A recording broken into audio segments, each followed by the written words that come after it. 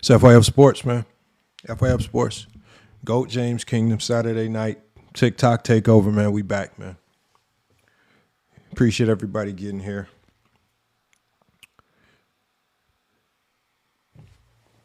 Make sure, as you guys get in here, again, the number one thing, as we always say, and it's definitely been helping because I've been seeing a lot of you guys on all platforms supporting, not just GOAT James Kingdom and FYF here on TikTok, but supporting on YouTube. Make sure as we get this show started, make sure we share the live. We got some good topics for you guys today. Obviously, as you know, the Isiah Thomas, Michael Jordan, back and forth, and comments and conversations have gotten started back up again, man. We're going to dive into it today. We're going to cook on it. And I want to see what y'all have to say about it, right? I want to see what y'all have to say about it because there's a lot of people outside of just Jordan and Isiah Thomas chiming in on this, other NBA players. And you know, this ultimately is a huge conversation for the community because it's about culture and how culture impacts players' legacies, how culture dictates what we think of players, and then also how culture can ultimately distort a person's mythology and what we ultimately think of that particular player. And I think Isiah Thomas, he exposed a lot of that. So we're going to be cooking on that. We're going to get through the intro as we normally do. As the intro plays, make sure you guys do what I always ask you guys to do, and that is to share the live. Make sure you share the live, get it out, especially here on TikTok, man. And if you miss anything in this particular live, the lives that we do here on TikTok, unlike some of these other channels, y'all, we do not hide the conversations. We do not hide the content. If you miss anything, it's going to be re-uploaded onto YouTube in full for you guys to watch, dissect, clip, do whatever you need to do, especially if you're a part of the FYF Sports community, man. But look, y'all, it's FYF Sports. It's GOAT James Kingdom, man. We're going to go ahead and push through this intro. And when we get through the intro, man, we're going to be bringing you guys up. GOAT James Kingdom will also be up on the panel, and we will get started and cook, man. It's FYF Sports. It's GOAT James Kingdom, man. We back for another Saturday night TikTok. GOAT James Kingdom, man. TikTok takeover, man. We back. Let me go ahead and get GOAT James Kingdom up here. And as y'all always know, man, y'all always should know that, you know, Johnny, man, always got something up his sleeve, man. I don't know what he got us up his sleeve with this topic today, but we definitely gonna cook on it, man. What's good, man? Peace, Lamont. What's good? We chilling, man. We ready to cook. Hold on. Salute to Wild Boy. Salute to King Shy Solomon, man. Salute to D Moore in the chat, man. Salute to everybody that's pulling up. Make sure y'all smashing that like button, man. Let's make sure we get this TikTok live. Let's try to get it to 10,000 likes, if not more than that. So make sure we are tapping that screen, sharing the video, tapping that screen, sharing the video, man. We're going to go ahead and get it out to cook. We got my homie Juan Boy up here. Salute to Juan Boy. Salute to Ochi Takes, man. Peace, Lamont. Can you hear me? Yeah, we hear you now. Can you hear me, Lamont? Yeah, you good. Can you hear Okay, us? all right, yeah, because, man, my internet always be, I can hear y'all now, man. As soon as I be joining TikTok, they be tripping, acting like I can't get no internet. Peace and blessings, brother. Oh, yeah, listen, Lamont. First of all, I need that graph. You need to go ahead and send that to me instantaneously. What graph? The graph that you just showed, that graph you just pulled up, that graph with the gold chain. Oh, yeah, I sent it to you. The promo. Yeah, I got you. Yeah, I got you. The promo graph. The promo graph. You got to send that. You got to send that one to me, brother. Okay, right? Yeah. And, listen, like I said, I'm always one step ahead of these Esther Jeffers, right? Remember, I told people about Anthony Davis, right? Now look at everybody. I told everybody about Jaylen Brown. Now look at everybody, right? I told everybody these things, right? So I already know the conversation, where this conversation will go tonight, because we know when Isiah Thomas gets to talking about the GOAT debate, it's officially a free for all. They are gonna come in here bringing every zested Jeffrey logic I've heard for the last 4 years on social media. So I got something special for them, because they don't like when we bring up the 80s. So we're gonna stick to the 90s tonight. We're gonna stick to the 90s tonight, because Isiah Thomas supposedly ain't got no fight in the 90s, right? It's all Jordan, right? It's all the Bulls, right? Oh, I can't wait, Lamar. This is gonna be so fun. Let me get my graph up here because you had a dope graph. I got to get my graph up here. Let me let Juan Boy up here. What's good, Juan Boy? Peace and blessings, Juan Boy.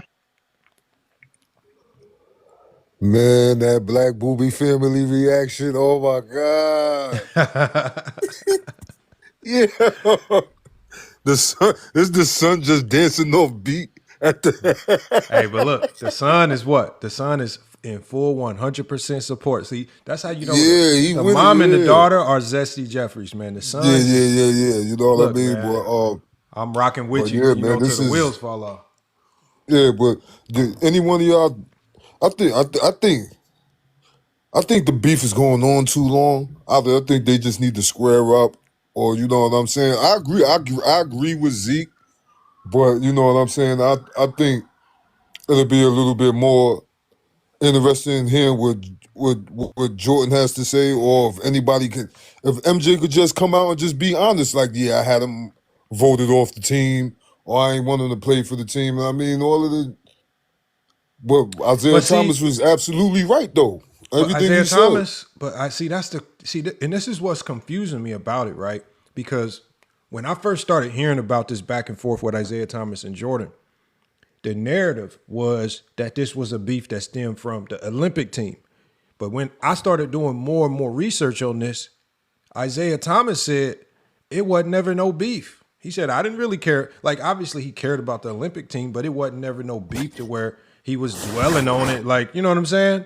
And he was Yeah, I like, know. it's all these other people trying to make it seem like, oh, I'm saying X, Y, and Z about Jordan because of the Olympics.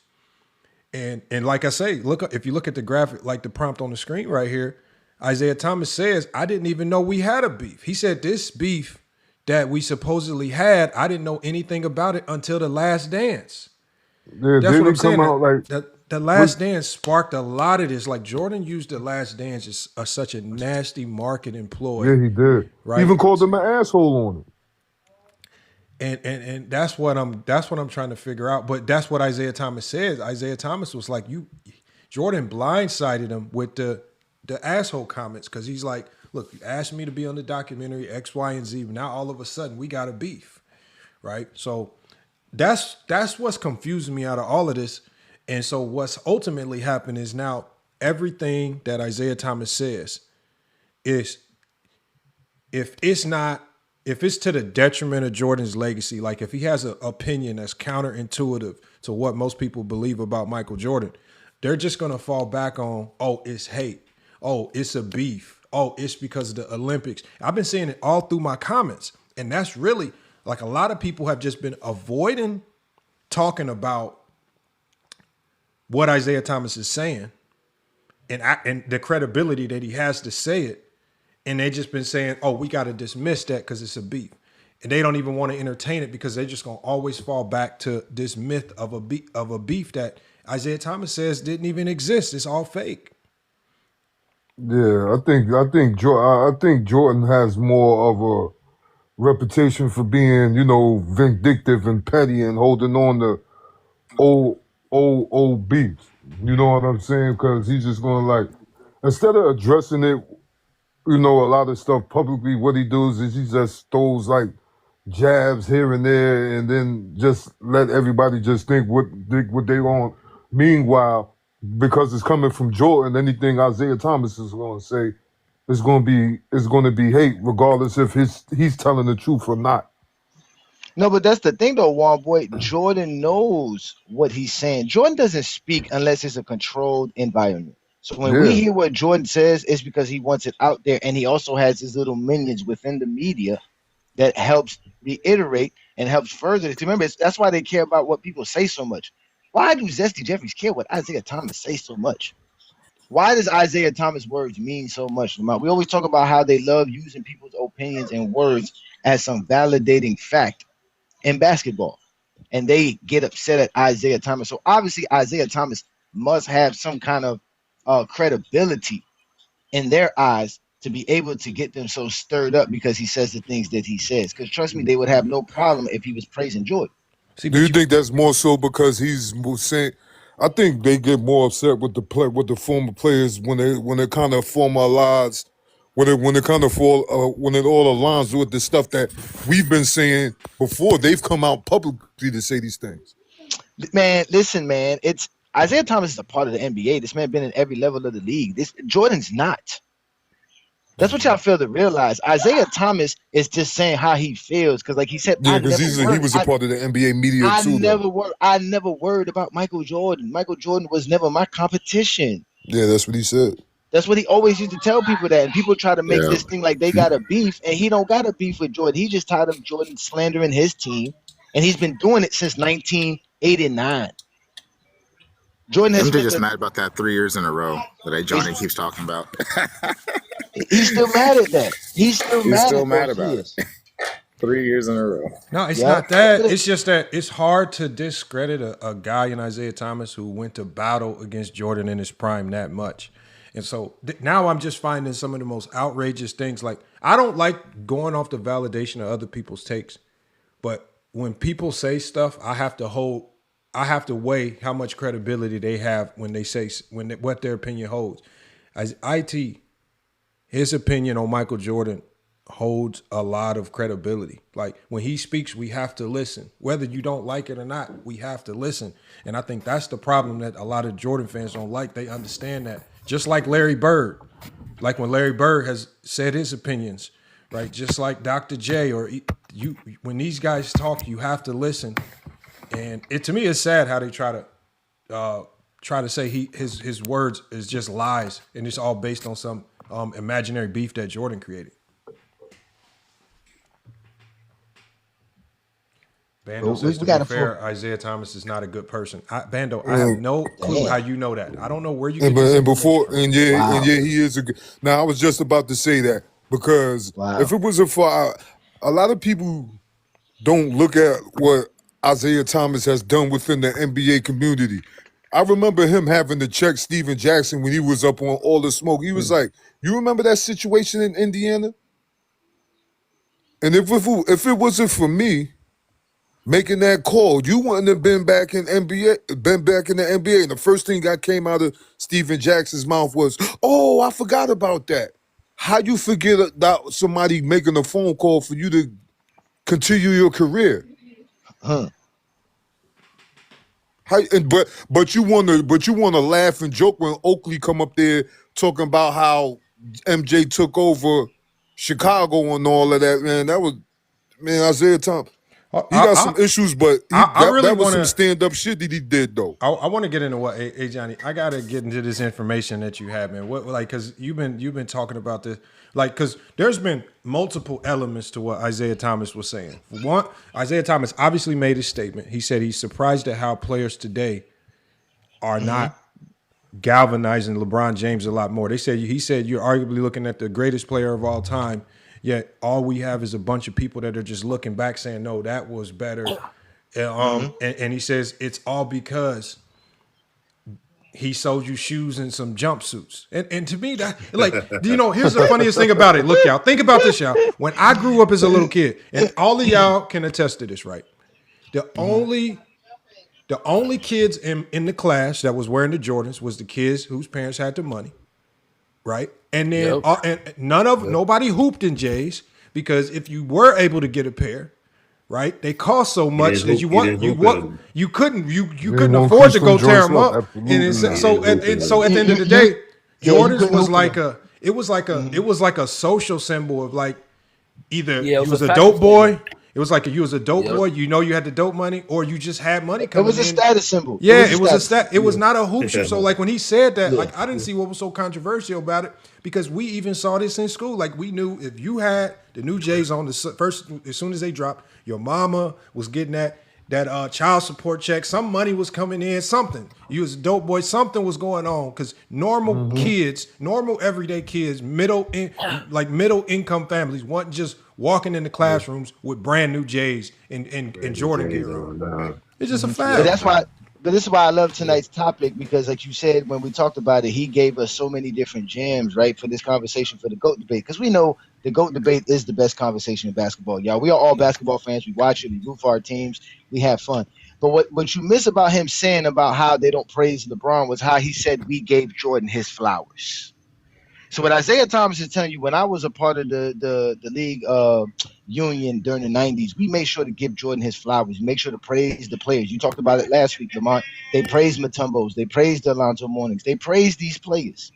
And today's players are not allowed to be praised. They're not even allowed to praise themselves. Because he was even saying they should be praising themselves. They should be talking about how good they are and how great they are. But what is the first thing you get when somebody tells you how great they are? They'll tell you what? Mike never had to tell somebody how great he was. He just let the people say it. Kobe never had to, Kobe never had to tell people how great he was. He just so the zesty Jeffries that have been bullying and dominating the basketball conversation for years have forced players to be scared to even just speak the truth. And that's why they hate Isiah, because Isaiah's like, y'all not gonna bully me. Like, I know history, I know basketball. I'm gonna tell it like how it is. Jordan got his flowers. We gave him his flowers in every bit of the way. So you have to allow these guys to get their flowers. And I always said this. I've always said we have to advocate for praising today's players and how great today's NBA is. And we can't do it because, like you said, the zesty Jeffries want to have this GOAT debate. And this GOAT debate says we can't praise today's era because what does that say about LeBron? If this era is go ahead, Six Big. Peace and blessings, brother. But hey, Lamont and Johnny. And hey, Juan, what up, man? New York good, man. What's up, my boy? What's going on, man? We gonna rap. We gonna rap one day. We got to, man. It's been a while, and I'm sorry. I had open heart surgery. You sound like you feel better, we brother. just want you you sound to like get you better. Feel better, though. We want you to get better. That's first. You sound like you're doing better. Facts. Yeah, sounds like you're doing better. I had open heart surgery, man. About I say 3-4 weeks ago. So it's been a little bit crazy for me. But so y'all excuse me. But I do lurk though, y'all niggas though. I do. I turn that bitch on and hear what y'all say. I just couldn't talk. But anyway, man, I was gonna say, hey, Lamont, where's the lie though? Are you right? Where's the lie from him? They were beating the shit out of the Bulls. And if you look at the head-to-heads, it's you know, I mean, the Bulls once, you know, when they were going, you know, far away when the Pistons got a little bit older. But I mean, where's the lie? He's not lying about nothing he's saying. Now, I will say, I've been one to say that, you know, the greatest player I've ever seen is Michael, and I know that. But Isaiah's not lying. And let me just take this a little further. Isiah was my GM for 4 years, man. It's 3 years with Toronto. We had lots of conversations. When it comes to somebody who's like a genuine great guy, there aren't very many that's more genuine than him. I'm talking about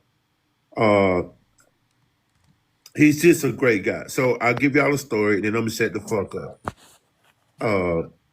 I was gonna sign an extension with Isiah.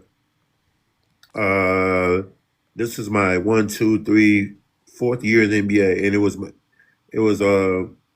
I was gonna get an extension. I was eligible for an extension. And then I was gonna sign. It was gonna be, I think, 48, 3 year 48, right? And so and you know, we were gonna it was the part of Toronto where we were gonna have, all right, we had just drafted Vince. We had T Mac at the time. Tracy was starting to come into his own. It was myself, Marcus, Popeye, Tracy Murray, all of us. Anyway, so I get into an accident. I get into an accident. As you guys know, you can read that up. I broke my arm in 7 spots in the car accident. So obviously that extension is off the table. I hadn't signed it yet. I'm in a sort of a mini coma, and when I wake up, guess who's there? Isiah Thomas. Now, if you want to know how I feel about that man, I mean, he was there. He gave me, I think it was like $600,000 bonus, and I didn't even play. He gave that to me just for medical bills. You talking about, and then when it was time for me to come back, I was trying to come back, and me and Anthony Mason had rehabbed. Rest in peace to A. Mace.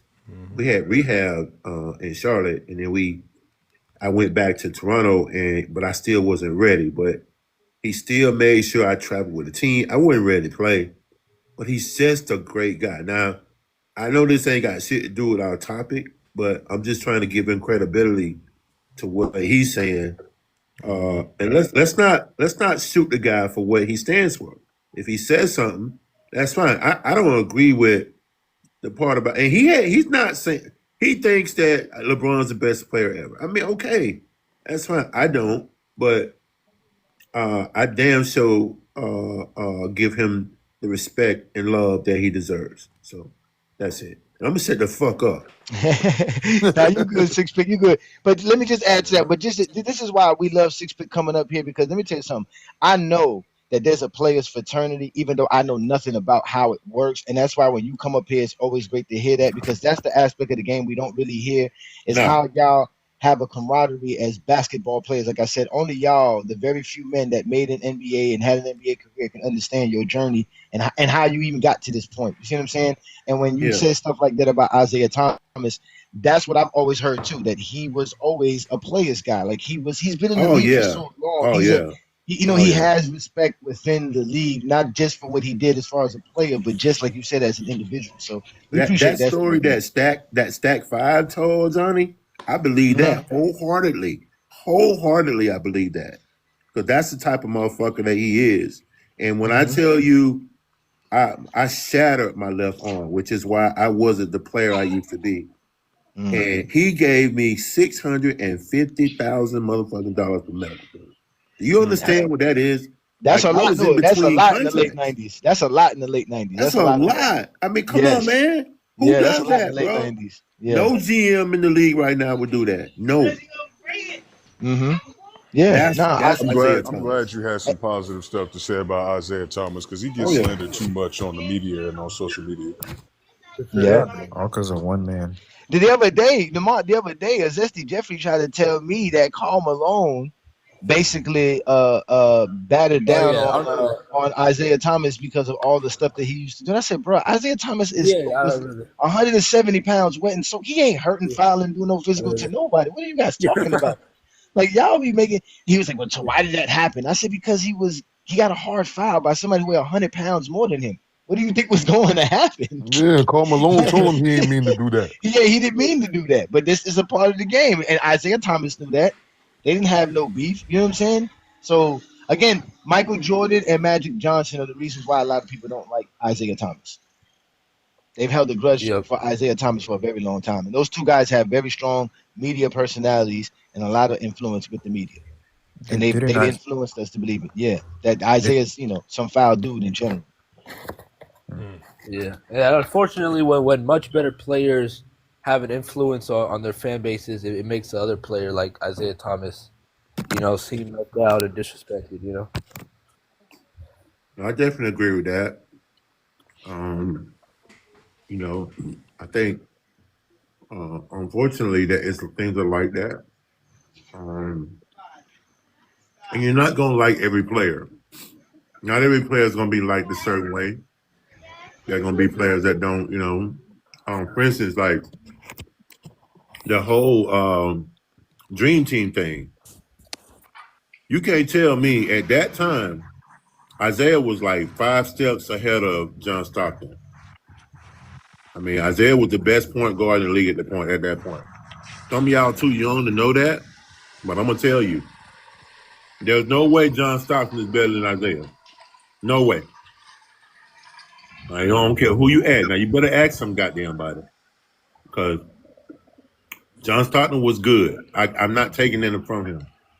But if you line up, okay, when we get ready to play, or anybody that know basketball or who played basketball, you line them up, they're going to pick Isiah every time.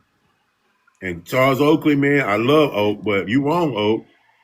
You wrong, and you just loyal to Jordan, and I get it. That's your guy. I mean, you're supposed to be. But call a spade, my nigga. Don't do that. Because Zeke was a bad goddamn man. You understand me? Zeke was a bad man. I think we all. Y'all young motherfuckers. I think Zesties love John Stockton because he lost to Michael Jordan and he took Isaiah's Dream Team spot. I think that's why Jesse Jeffries loved. I think we all respected Isiah Thomas, and even back then we knew Isiah Thomas was slighted. You Not know what I'm all saying? though. You're right, but not all. I mean, I see it all the time. No, I'm just saying though, at the end of the day, we all know that who was the better player. But but when it comes down to it, bro, let's just be real and let's just be men. If I don't fuck with you, I ain't got to play with you, bro. And that's just but it. Why are you the one determine who they fucks with asked who? him? Listen. They asked Jordan. They asked him, did you know what I'm saying? Do you mind playing with Thomas? He was like, look, if Thomas on the team, count me out. You feel me? And you can't be mad if a nigga don't want to play. If you know what I'm saying? That's just pettiness, right there. These are whether it's petty or not, nigga. If I don't fuck with you, I don't fuck with you. That's in real life, on the court or whatever. If I don't fuck with you, I don't fuck with you. It's simple as that. Yeah, I get it, dog. You're right. I'm not saying you're wrong, but what I'm saying is, I mean, at that point, you can't determine some guy who runs the fucking league and says who plays and who don't. You don't do that. You put the best 12 motherfuckers out there. I bet. Who are you to say at the end of the day, that okay, you're the one who determines who plays or not? Oh, I'm taking my ball and going home. Like, what is it? I didn't determine. I told you. That's what he did. That's because again, Jordan had the star. Jordan for the Olympic team. We get that. But my thing is this, Big Assassin. What did Isiah Thomas do to Michael Jordan by 92 for Jordan to have to feel that way about Isiah Thomas? Walked off the floor. Besides beating him.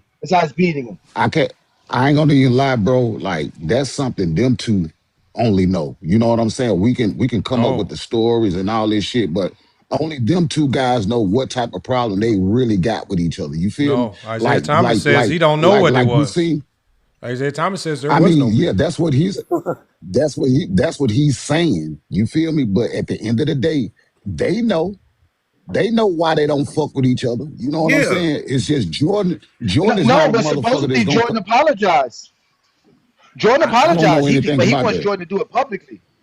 Now that's what he says. He says Jordan has apologized, but he don't want that kind of apology. He said that. He said Jordan had apologized. He did say he said he wants a public one. Also, he did say that. He disrespected him publicly. I'm about to say a lot of the things that happened between MJ and Isiah that got them into that little feud happened publicly, like the '85 freeze out thing, the '88 to '91 stretch where they were playing in the playoffs, the '92 Dream Team. All of that contributed, and that was public. So no, but it's behind the closed. It's behind the closed door. They had a relationship beyond that shit. You know, that man is from Chicago. You know what I'm saying? His nephew stayed with Jordan his rookie season. Like, they had a relationship outside of that, so we don't know what happened outside of that, bro. All we know is what we seen on on the basketball court. But I'm pretty sure it was something else besides a fucking win that got them feeling like that towards each other, bro. Yeah, and I don't deny that at all. I think that probably was, and I'm sure I know Isiah's whole family. I know his brother. You know, so I know Lord Henry. I mean, I've been around them, so I know. I'm sure it was something like that. But here's my point, and you got a great point, dude. I'm not scratching your point because it's a good point. But what I'm trying to say is, who determines who God is? Who says and who says, okay, well, you can't play, you can play. I like you, I don't like you. You good enough, but fuck you. Like, I mean, that's the problem I got with it. But the thing is, if they really wanted Isiah Thomas to play, they could have said, okay, Jordan, you ain't playing, Isiah playing. You feel me? They could have said, fuck what you talking about, Michael, and the best 12 going down play. They could have said don't blame Mike. So don't blame Mike. Mike said what he said. I don't fuck with the nigga. If he on the team, I ain't playing. They could have went on and played. Well, fucking Mike. Hold on, but I don't. Is that what Mike said? Because publicly, Mike said, didn't he say initially? He did. I know, that's exactly what he said. But didn't Mike initially say he had nothing to do with it? No, we talking about the truth. We ain't talking about the lies. No, Lamont. He said if Isiah is a part of that team, he would not play, and I get that. They had a beef, okay? But this is a monumental team. This is the greatest team ever assembled. So to me, like, you put all that aside, I'm sure, because I knew Karl Malone and Charles Barkley didn't like each other at that time. I knew that for a fact. But they still got along for that 4 or 5 weeks because they know, like, hey, like this is something new. So Hey, again, I ain't gonna even lie to you, bro. I don't care what we finna do. I don't care if we finna conquer the world. If I don't fuck with you, nigga, I don't fuck with you. And I can do it with somebody else. I don't give a fuck about you, nigga. If I don't fuck with you, I don't fuck with you. Fuck the Olympics and all that shit. I don't fuck with you. Yo, And you I'm see not how gonna you be change my talking when it come to Michael Jordan I'm fans? not gonna change my stance. No, I'm talking about in real life. This ain't got nothing to do Yeah, with no but you Michael doing all Jordan. this cussing and all of that stuff. Bros, don't You get do so all for mad the at the love of way I Michael talk. Jordan. We all men. We all men. If I yeah, don't fuck Yeah, with but you, this is totally, I don't TikTok, fuck you know with what I you. mean? Like, No, I but If I that's don't what I'm totally fuck saying with with you. big understand Hey, assassins. though. But that's what I'm saying. You make it You seem can't say like the these F word dudes 10 had times, like bro. how was Isaiah such a op? Like this, like Six Pick just said here that Karl Malone and Charles Barkley really didn't like each other. They actually battled each other. That's the truth. We know that. So they put that aside because, like he said, this is a bigger thing. Why couldn't Jordan put that to the side? Whatever beef he had with Isaiah, how come That's that what I'm cannot get trying to put to say, the side? Johnny. That's all I'm trying And Yeah. to I, say. and all I'm saying is, bro, I'm one of them type of niggas. If I don't fuck with you, I don't give a fuck what we doing. I don't fuck See? with you. Okay, You see, feel me? Lamar. So you See, trying to be Lamar, like this is what Jordan? hold on. So this Lamar, this falls He's trying to this be like falls in Jordan. line. Lamar, this falls right in line with what Rich Paul said about the drug dealers were Michael Jordan fans, the criminal fan base that were Michael Jordan fans. They utilize Michael Jordan as a symbol for their lives. This is not street. These are not street individuals. That's what Isaiah Thomas was like, yo, how do street people put me to the side? I'm really from the street. Jordan ain't from the streets. Jordan don't have That's this just street mentality of, you know what I'm saying? That nigga from This the is my Vice ops. hey Lord. Johnny, and You, that's the you thing know what I'm right there. saying? That's Like why. this doesn't make no Hey sense Johnny, that hey they Johnny, use hey Johnny. Jordan as this symbol of manhood. That doesn't make Yeah, no Isaiah, sense, bro. that's Isaiah's why whole good people. Isaiah's whole family is Vice Lords, man. Yeah, This ain't All got of nothing to them. do with the streets. that's This why. ain't That's got why nothing to do people. with nothing else. If I But don't that's That's what why you're fuck with a people. nigga, I saying, don't fuck. six. But that's what No, you're saying, Big Assassin. You're That's why. saying no, like bro, Jordan Yeah, is but you so, bro. using street That's why. yeah. terminology. I, You're using I'm street not, That's the reason mentality for this why. Yeah, for this you bro, using street situation, bro. Hey, mentality. bro. Johnny. I'm using a man Wait, mentality. hold on. Wait, hold on. Big Well, assassin. What no, did you're Johnny just not say because is a fact. Hold on. no, you're not because you know most of us here don't fuck with you, but you up here.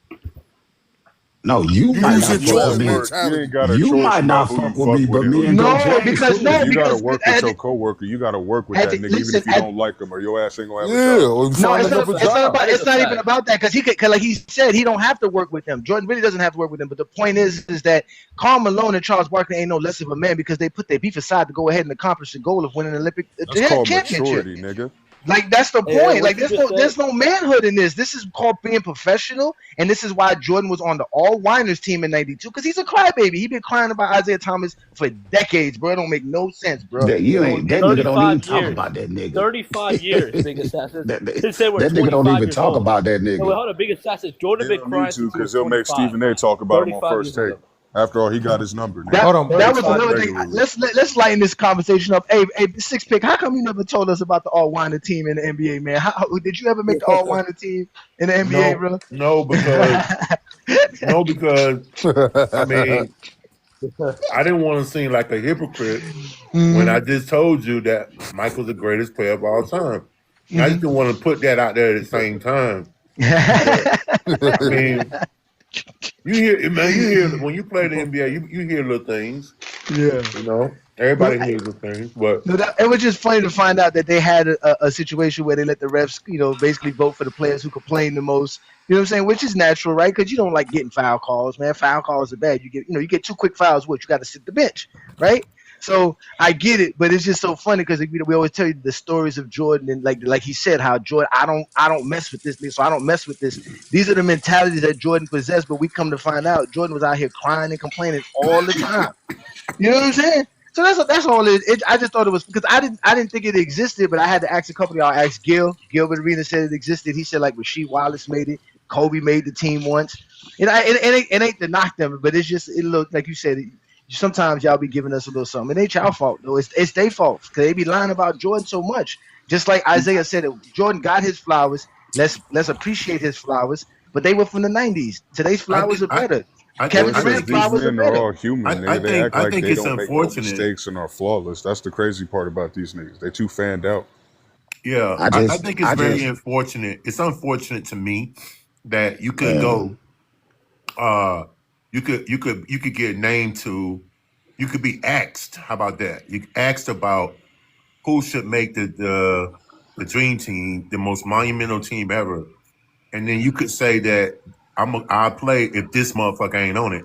But this dude is one of the top 5 players in the league. So like I mean, I just don't understand it, and I won't. I mean, I'm not saying Michael Jordan's not the greatest that ever put shoes on. I didn't say that. But what I'm saying is, you cannot deny that Zeke was at the time the best point guard or second best. He was, and then and way better. I thought very, very much better than John Stockton, and very much deserving. So, and everybody knew that. So yeah, everybody knew that. Bro. Like, but you now hold on. Oh, but you deny him that. Okay, he sat home and watched that, knowing that he's one of the top 5 players in the league. That gotta hurt, my nigga. That hurt. I ain't got nothing to do with that, my nigga. I know you don't. I ain't got nothing to do with you did, nigga. No, I'm just saying. I'm just saying that, like, as a matter of fact, like, if you don't play. It hurt. Whoop de fucking do, nigga. Oh man, it ain't the end of the fucking. It ain't the end of the fucking world. Don't get too excited, Six Pick. You are talking to no, but like you obviously didn't play the basketball. That's fucked up.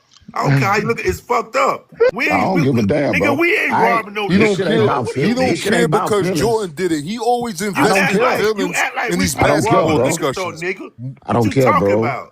Like, I don't care nothing about no nigga mad because they ain't make the fucking team. Man, go ahead, man. Go ahead, dog. But listen, Six Pick, like he said, has a relationship with Isiah Thomas. Man, come on, dog. But Isiah Thomas never said that. Isiah Thomas just said, "I'm tired of Michael Jordan talking bad about me." Man. He ain't never said he ain't mad at not being on the Olympic team. We know it hurt him. Come on, right here, Lamar. I know that's why. Hey, go James. Hey, go James. Didn't Jordan say he as a player, he felt like he was the second best point guard of all time? Didn't he say that? Of course he said that. Let me finish. He didn't like him. The nigga didn't like him as a person. He didn't want to fuck him. He didn't shy away from his talent. This ain't about that, man. It's about ball. Okay, it's about basketball, bro. Okay, it's about basketball. Big Chance is a big MJ Ryan. Bro, this is the thing. It's about basketball. I'm about to go in and keep coming around.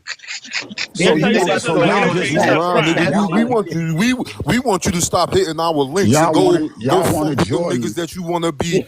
So you want to protect Jordan so much. Go fuck with them niggas and stop coming around us. Anyway, you sound like a Lil Wayne right now. You always sound like a Wayne. When it comes to Michael Jordan, you so fucking lame.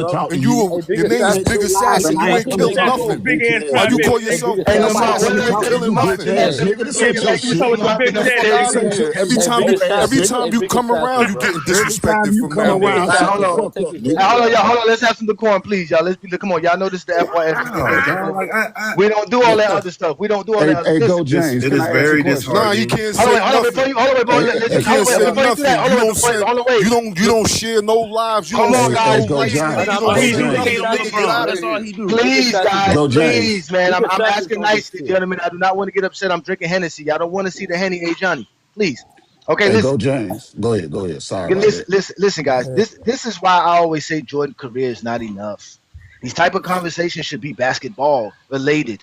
We all know how great Isiah Thomas is. We all know how great Michael Jordan is. What we are discussing is what Isiah Thomas said about basketball. Jordan don't got enough records. Jordan is being praised and being beloved, and he doesn't.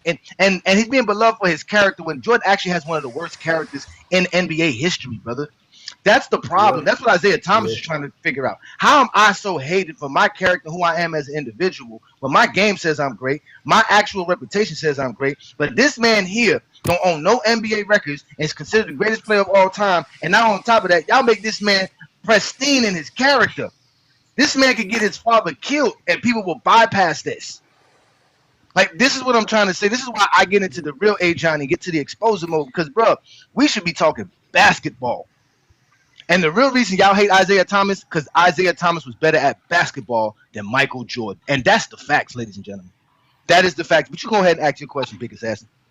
Now, my question was, when I came up here, did I say anything wrong besides disagreeing with what other people say? Did I say anything wrong, bro? No. It's your demeanor. You know that because you know I'm one of the big crash out dudes on the internet. Yeah, but you can't be very defensive, and we don't want to hear what nobody have we defend. done? No, this ain't. But then look, hold on. But Big Assassin, the problem is go ahead, we bro. got. Go ahead. So, see, because I think we made this more so about the Jordan Isiah Thomas beef. I don't think it was ever about that, and I think this is why we start talking about their personal beef so much that we get away from what he was actually talking about. And what he was, I think what he was actually talking about holds more. I think it holds more weight in this conversation because I think again what he was saying about LeBron James, a lot of people are running from. There are a lot of people running from his specific statements, right? Him not only saying that he feels that LeBron James is the best player he's ever seen, but also some of the things that he feels put Jordan at the top, like the shoes. Right. And when you think about it, the shoe narrative is actually a narrative that Ajani has heard in debates multiple times. When people debate Ajani on Jordan and LeBron, they always talk about his cultural impact, the shoes, the branding. Even Jordan himself was just on NBC talking about the branding. Right. And when we see what the branding actually was, the branding wasn't for basketball players. It really wasn't even for casual fans. It was for, like Rich Paul said, it was for the dope boys. And it was really the dope. It was Jordan's shoes were, like everybody knows, was a symbol. The symbol was if you was wearing J's, that means you had a little bit more money than the regular person, whether it was illegal money or whether it was legit money. And we know most of the people in the hood that we knew had the dope money. Regular, and this is why Gil said he got beat up for his J's, because normal people wasn't supposed to have them. Well, I'm gonna tell you like this. I was inspired by Michael Jordan's play to want the shoes. It wasn't T Money walking down the street in a pair of Jordans that made me want a pair of Jordans.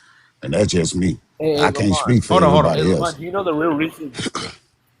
No, hey, Lamont, do you know the real reason why? You came up in the 80s, though, nigga. Dudes, like, you talking about niggas that came up in the 90s off of that. Like, niggas really a lot of the murdered dudes off of their that love shoes, Michael bro. Jordan play. A lot of the dudes that are from the hood that love Michael Jordan, they loved him because they thought he resembled a hood attitude when he wasn't from the hood. Anyways, what the hell? I think that's the biggest misconception. No, I don't know. No, King Shy, I don't think that's true. King Shy, that's not true.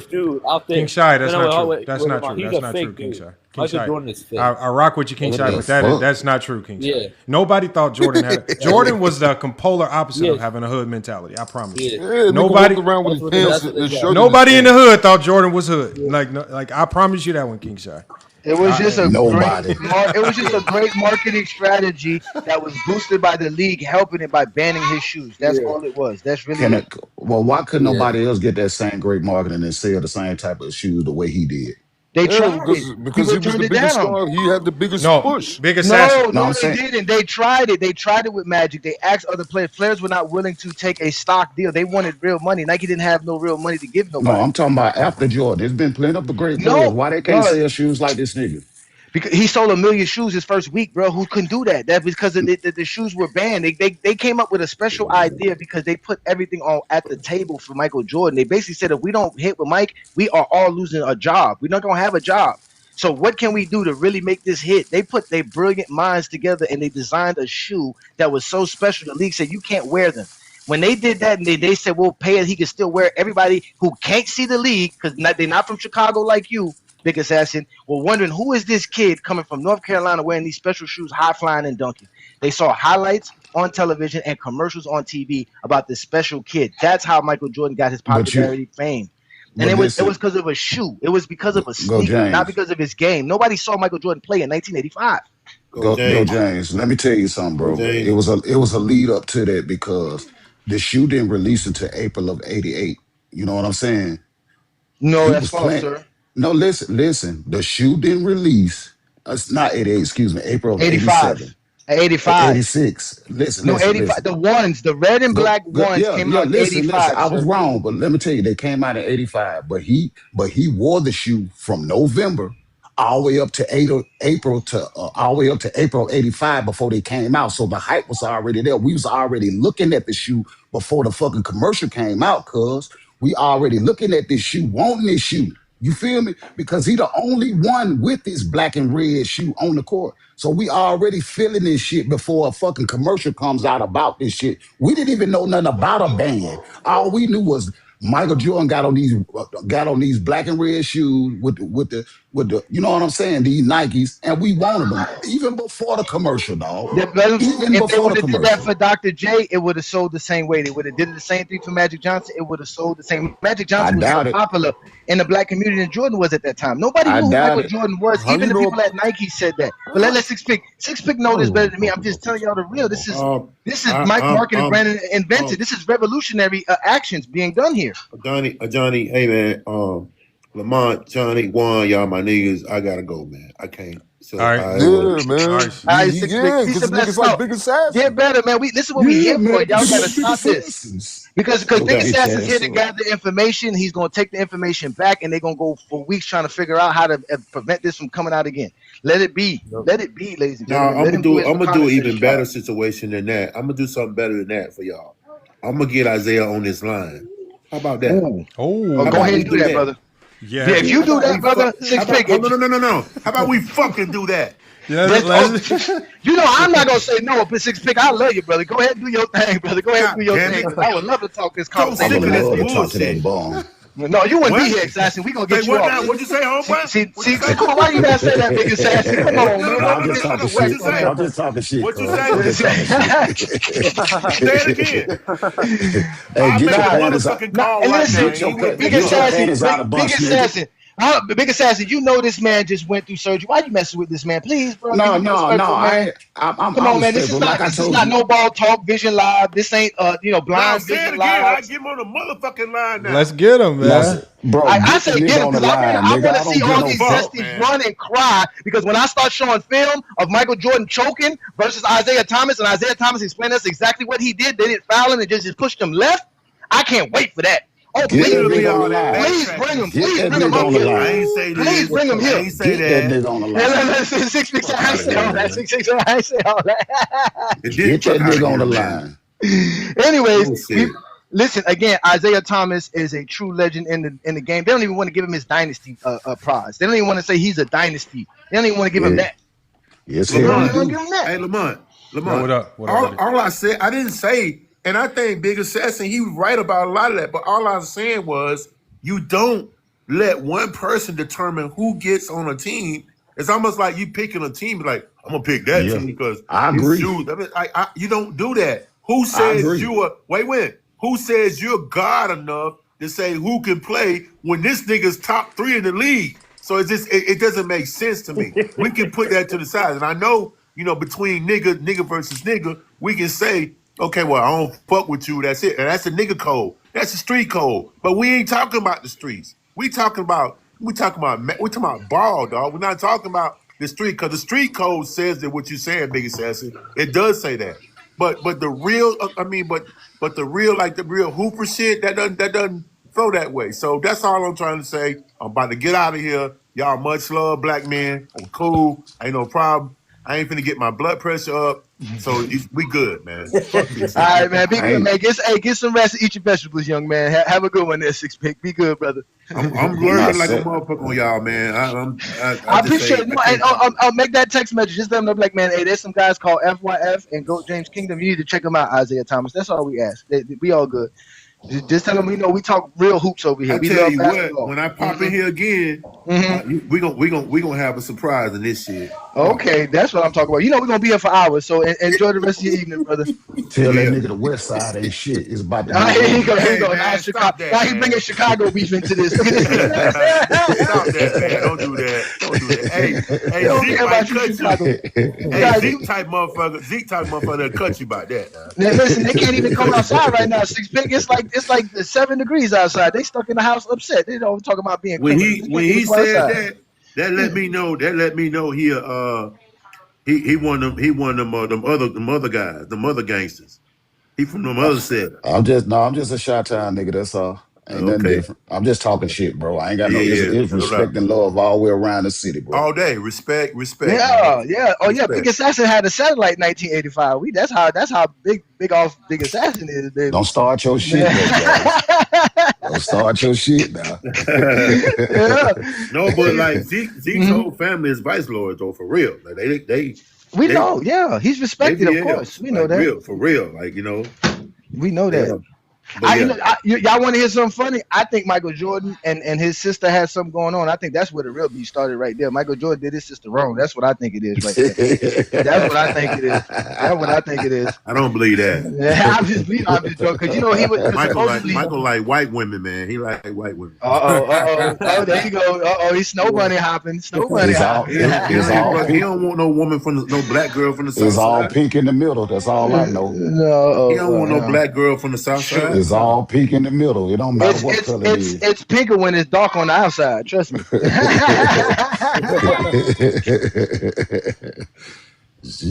Yeah, man. But hey, y'all be easy, man. Take care of me. We get ready to watch this football game, man. Lose some money. Appreciate it, man. Appreciate you pulling up, Six Pick. No doubt. All day, man. All day, Lamont. Peace. Yes, sir. Hey, man. Well, y'all be getting Six Pick riled up, man. I can't find my cigars. What a start to the night, Lamont. Oh, we an hour in. I know. We got this thing going good, man. Somebody was trying to get in and they dropped out. Or somebody I hadn't seen before. That's fine. That's fine. Y'all make sure to hit that membership for Lamont's channel on FYF, man. Join the fan club, man. And support. We'll bring you up instantly if you're a part of the fan club, and we'll kick out people like Big Assassin once you ask to come in. You just made one boy day, my dude. Yeah, they got one boy. You still paying one boy? I don't know why them niggas hate me so motherfucking much.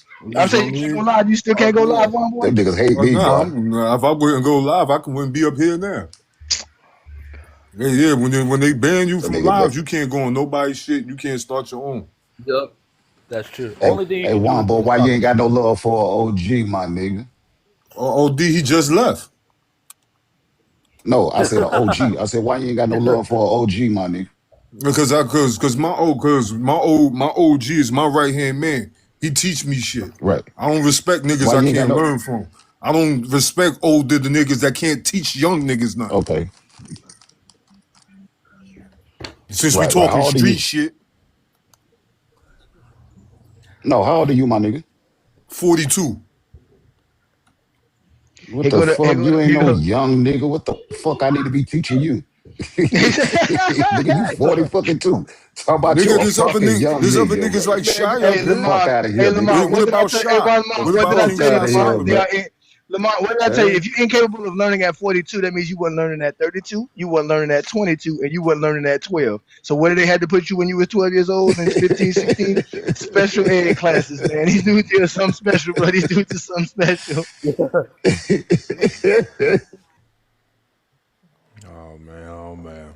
Oh man. Hey, but Lamont, you know the surprise I had was this. I don't want to be tossed up at 42. Figured it out by now, man. Nah, he's learned a lot. We all learned. Shit, I'm 44. Lamont's younger than me. They keep saying everybody keeps saying bring J-Bo up. I saw him, but he went away. Nobody know who the J-Bo is. Who is J-Bo? Yeah. I don't know. I don't know, bro. So all I'm saying is, look, if J-Bo wants to come up, you got to tell him request. He got to stay in there because he was in there, but he went away. So, hey, Lamont, I got a guy for you who he wants to talk about the. Hey, Johnny, I got someone that wants to talk to you, man. Who's that? I'm gonna let him know. His name is Ronaldo.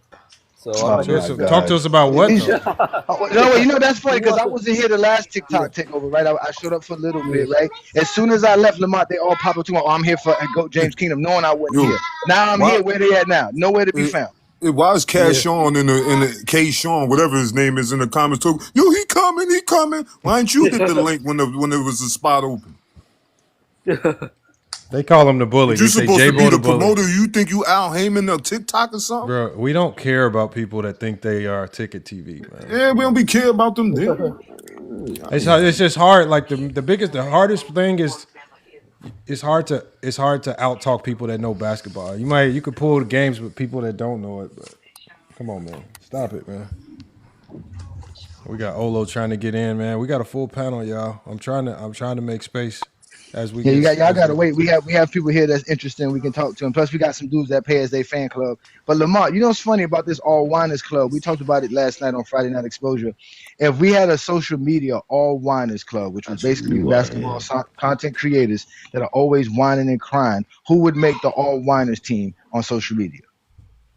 The social media. Hold on. So I think we will have to separate it. We have to do a TikTok edition and we will have to do a YouTube edition. Okay, so let's start with YouTube because YouTube is more important for us. TikTok don't pay nobody. How we gonna do it? How we gonna do it? We gonna split. Well, we can start. We can start off with you already know Zesty Fitness and Rants. That's the number one. Hold on. What I'm gonna do is based on our conversations. I want us to come up with a list, and then I'm gonna ask ChatGPT what the list should be as well. Okay, because I can already tell you 5 off the top. All right, so hold on.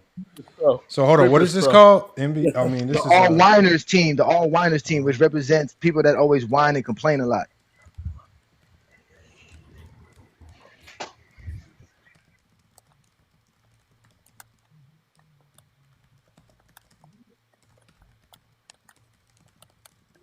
All right. So who you got? Who you feel should be on it number one? Oh, Zesty Fitness and Rants. Number one. He's always crying. Always crying.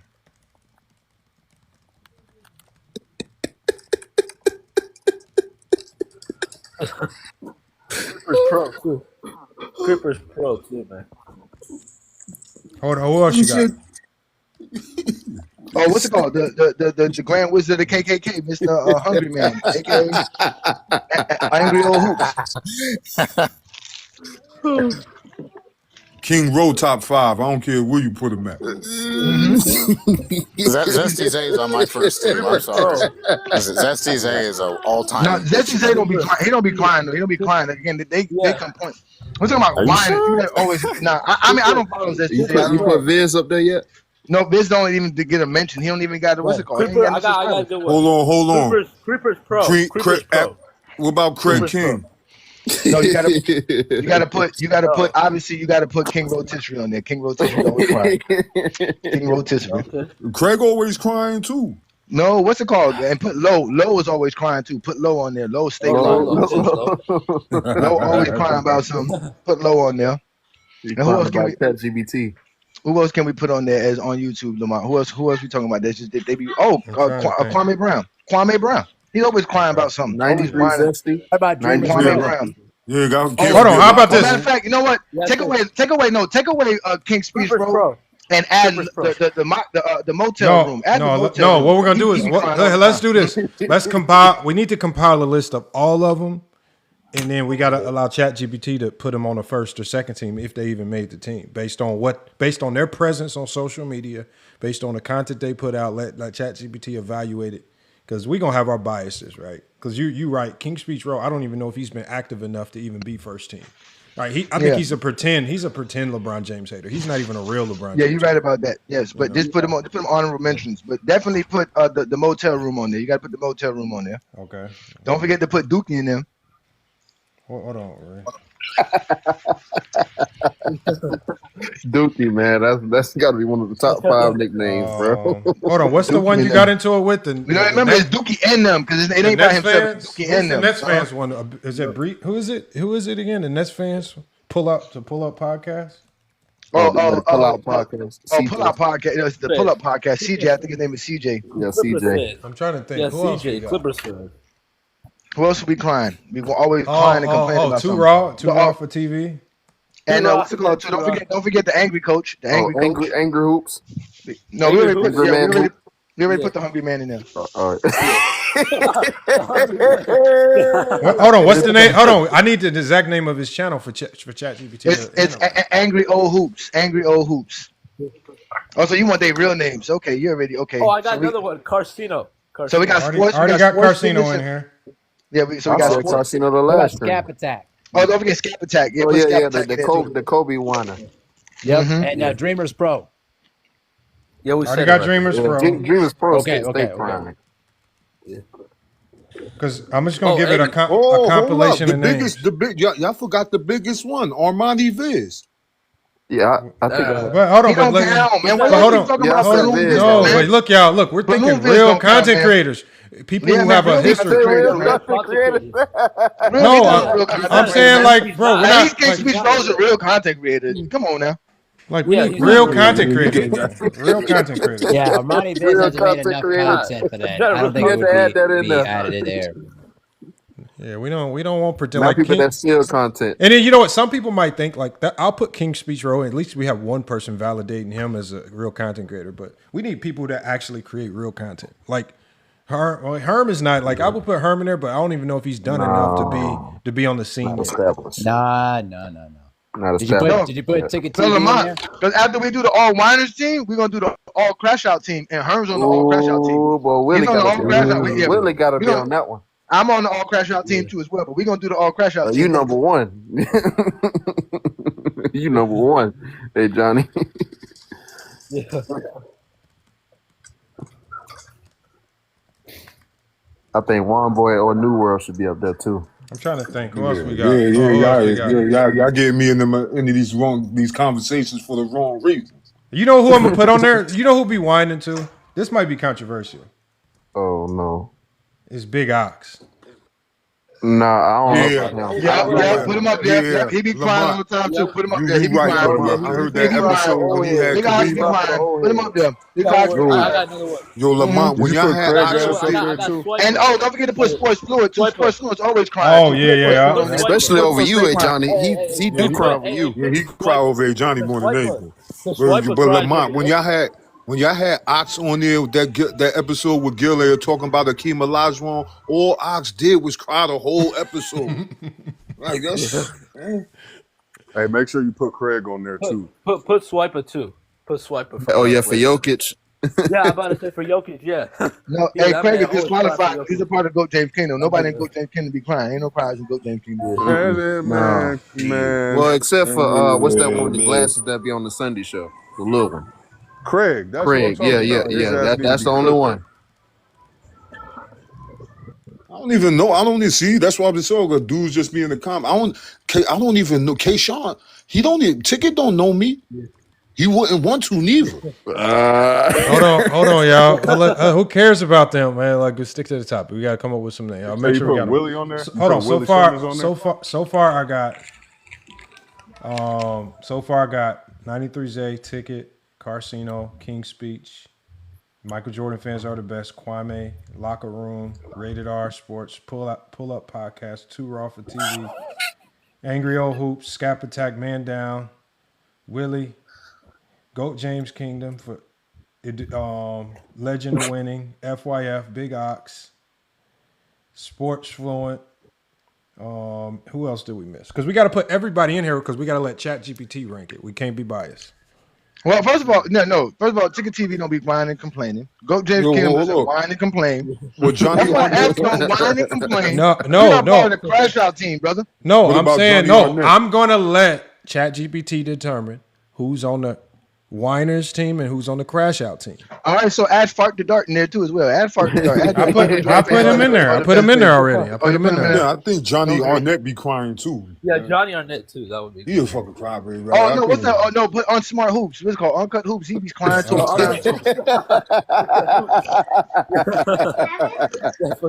Hey, Stay be crying about stuff. We're always crying about something. Isiah Thomas, this. They always be crying. Whining, just like Jordan, all whining team. That's what they all gonna be on. Watch. It's gonna be all this Zesty Jeffries. Damn near every one of the Wanderers team is Zesty Jeffrey, man. That's very or Zesty Beans. No. Put Mike Peak in there. Oh, hold on. Society. What's the name of his channel? Peak Town? Yeah, Peak Town Podcast. Peak Town Podcast. With the hold on. Peak Town created with the creator. And put We Done with the 90s in parentheses. Mm-hmm. Yeah. Okay. Okay, so hold on. Who else did you say? Score Society. Yeah. I can't even finish my peanut butter and jelly sandwich. MJ turning the ball over when he go left. Y'all gotta come explain this to me. I need one of you Zesties to come explain this to me. I can't think of nobody else. I can't think of nobody else. Society. That's you got Score Society. Who else? Welcome to Score Society. Basement boys. Basement boys. Those dudes. No, heck, bro, you just sound putting anybody in there, bro. What about players' choice? What about players' choice? No, that's not. They're a group. That's not even you can't even identify them with one person. Yeah. You put swipe up. You put swipe up there. Oh, I'm not putting low level people that ChatGPT can't find, man. You gotta have some type of track record. Mars, you know what Mars is? Put Mars. Yeah, put Mars. Players on there. I was gonna say. Hey, Ghost James Kingdom, thanks for reminding me. I was thinking that British dude, his name's Mars, right? But Mars, I think Mars is more like Crash Out.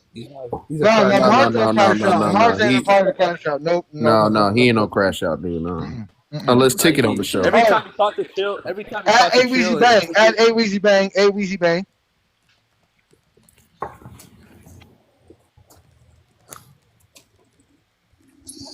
Okay, who else? A Weezy Bang.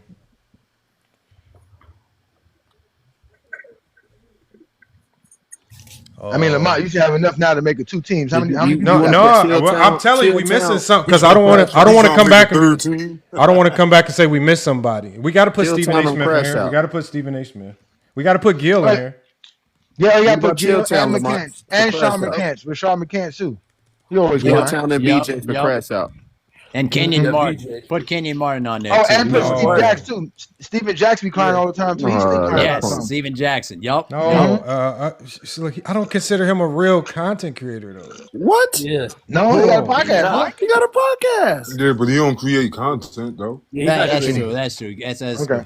We won't put Kenyon. Oh, you talking about like individual content creators? Okay. Oh, I'm just saying, like, bro, he just sits in front of a camera because somebody paid him to do something. It's easy to do. Bro, he's not. Like Gil creates content. Like Gil, Scap Attack creates content. Like people with real channels, man. Steven Jackson's only doing it because somebody gave him an opportunity. He don't edit. He don't do nothing. He don't create a thumbnail. I mean, bro, come on. Chill Town. You got Chill Town on there? Yeah, I got Chill Town. Okay. I said BJ, Brandon Jennings. Bro, he's not a content creator. He's part of Gil's arena. Yeah. He doesn't even have an identity. He has some crazy takes, but like he hasn't created his identity online like Rashad McCants has. Yeah, he's known for tapping his feet more than good tape. when he tapped that foot, it's over. Well, I'll say this though, Brandon Jennings is probably the most mentally sane dude on that show because Rashad McCants is ass. Okay, who else we got, y'all? Who else we got? Do we miss it? And also I think we didn't got all of them. Yeah, I think we got all of them. Yeah, I think we got the most. Go ahead, get the chat TBT fired up. Let's see. Okay, so I'm telling we got our names in there, Adrian Knight. That's what y'all always. Y'all come on, man. Y'all always be crying. That's why I say y'all be crying all the goddamn time. Just be crying. We just said that. We added FYF. We added Goat James Kingdom. Just be crying. All right. Let's see what the list says. Let's see what chat TBT says. Drum roll. Hold on. Should it do a first and second team? Yeah, first and second team. Yes. For sure. Please. We should see who makes the crash out team. Y'all got 15 players? Hell no. I'm like Big Assassin. I don't mess with none of these dudes. I ain't playing with none of them. I don't mess with none of them. I ain't playing with none of them. I don't mess with them. That's what I'm saying, man.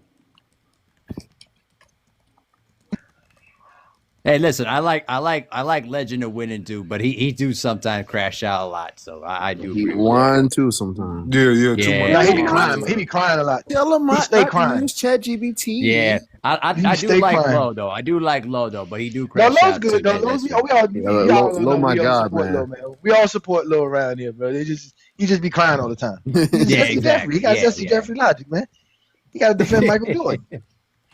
And Kobe Bryant. And Kobe, too, yeah. so. Kobe. Oh, and Kobe. Oh my God. Yeah. The Kobe thing is a little freaky. Yeah, we can't forget about the Kobe one.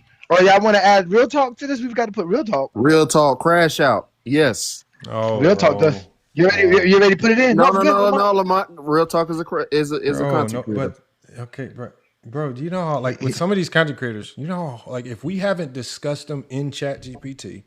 Or if it's not online. So there's two ways ChatGPT can look up. It can base it on conversations we've had in ChatGPT about these people, which we haven't even talked about, real talk, or things that you can find online. Well, you know what, Lamont, you deserve to be on this because you whining and complaining. We started off with like 5 or 6 names. You no, y'all, everybody. hold on. Now we had everybody you met. Okay, hold on. Hold on. What? But y'all got to give me his real channel name. It's Real Talk. I don't know what I thought it was Real Talk JT, but I was wrong. Okay, so if y'all don't even know his real channel name, hold on. I got Real Talk JLT or something like that. Real Talk JLT. Hold on. See, that's what I knew it was something like that, but I don't follow these. It's Real Talk It's Real Talk EJLT. Capital E, lowercase J. Oh, it's EJ, not JT. Real EJLT. EJLT. Okay. Yes.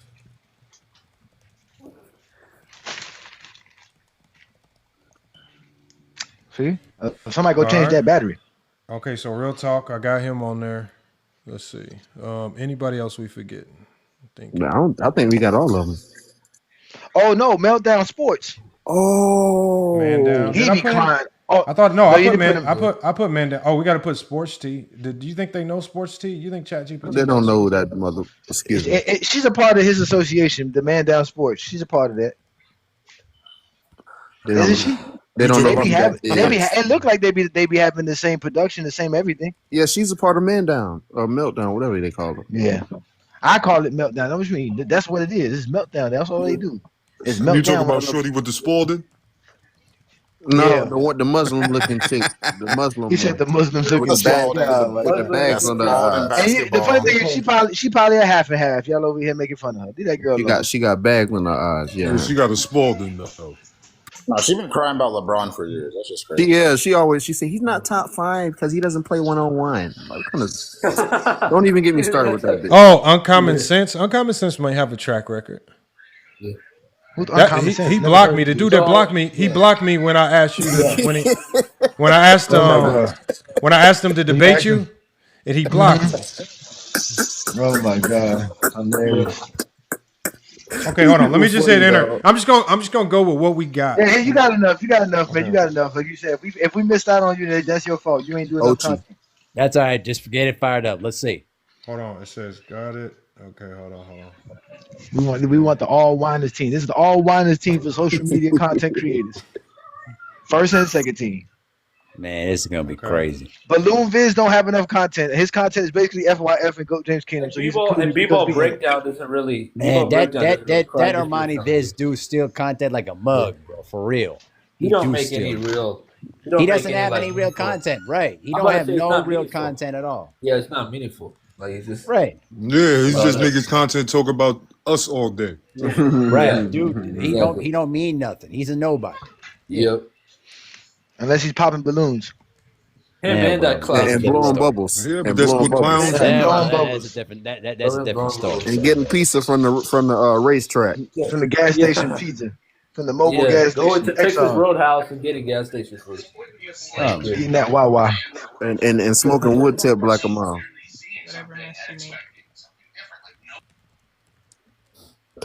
All right, that nigga Johnny was talking some selling crack.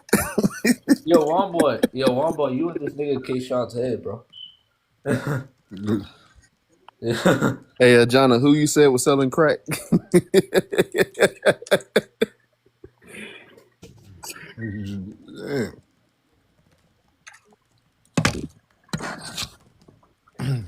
All right, let's see what we got here. I mean, I'm not wrong though, right, Olo? If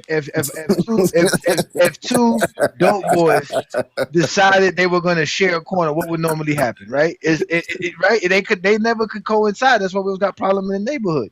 They can never cooperate. It's always about my side versus your side. So yeah, but no. And the matter of fact, they should have kicked Jordan off the team. Isiah Thomas would have played better than Jordan did in the '92 Olympics. I'll tell you that much. They could have kept Stockton and kicked Jordan off the team. There's no doubt that Isiah Thomas did belong on that dream. No doubt about it. Yeah, we can't. I mean, everybody. AK Sean, you a 6'6" basketball player. AK Sean was Ticket TV your teammate in the Dominican Republic. Oh, not with the triple single. We all know what Ticker TV average a triple single, right, Lamar? A triple single, Lamar. A triple single, Lamar. Man, y'all leave Ticket alone, man. Y'all leave Ticket alone. Nah, because K-Sean in the comments trying to be a cheerleader.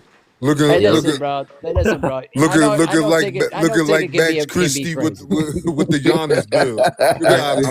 I'm gonna read it, y'all. I finally finished. I put it on deep. Here we go. I put it on deep thinking, so it definitely scoured the internet. All right, hold on. Should I share my screen? Yeah, if you can share the screen, try it. Yeah. If you're able to. Yeah, I can share my screen. All right. All right, I haven't seen the team. I don't want to scroll anymore because I don't want to see the team is selected. Hold on.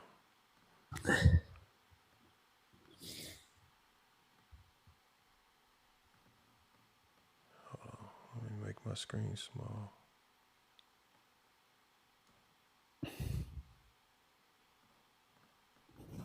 All right, here we go. Let me add this in. Hey, Lamar, I'm not going to lie, too. Isiah Thomas made the All-Winers team as well in 1988. Oh no! Look. The best players are always the biggest whiners. I mean, it's just basketball. LeBron James, Giannis. They had guys like Vernon Maxwell on the team. Jokic. When they said Tim Duncan made it, I was like, okay. Yeah. Oh yeah, he did. Tim Duncan made it. Tim Duncan be whining and complaining. Yeah, they was crying. Yeah, just ask Joey Crawford. Just ask Joey Crawford about Tim Duncan. Yeah, he'll tell you. Mm-hmm. Yeah, Joey Crawford was an asshole for that, man.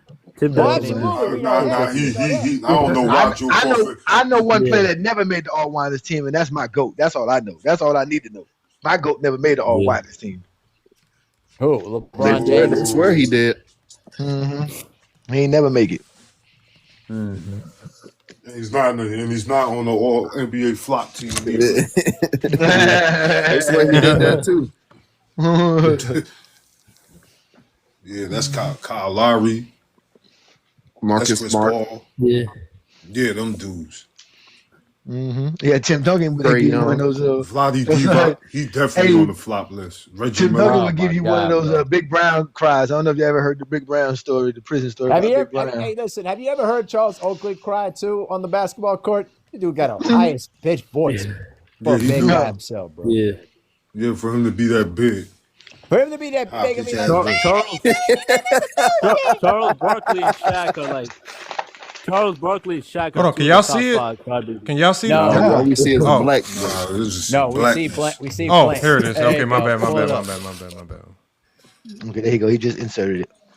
Okay, there we go. All right. You can move it over more to the right, Lamar. You can move more to the right if you want. Oh, there you go. There it is. There you go. Okay, so it says it's giving me a summary first. It says, before I read any names, I want to be very clear about what this segment is and what it is not. It says this is not about who is right or wrong in basketball. It's not about personal character, intelligence, or value as a creator. And this is not an attack on anyone's career or platform. All right, gave a disclaimer.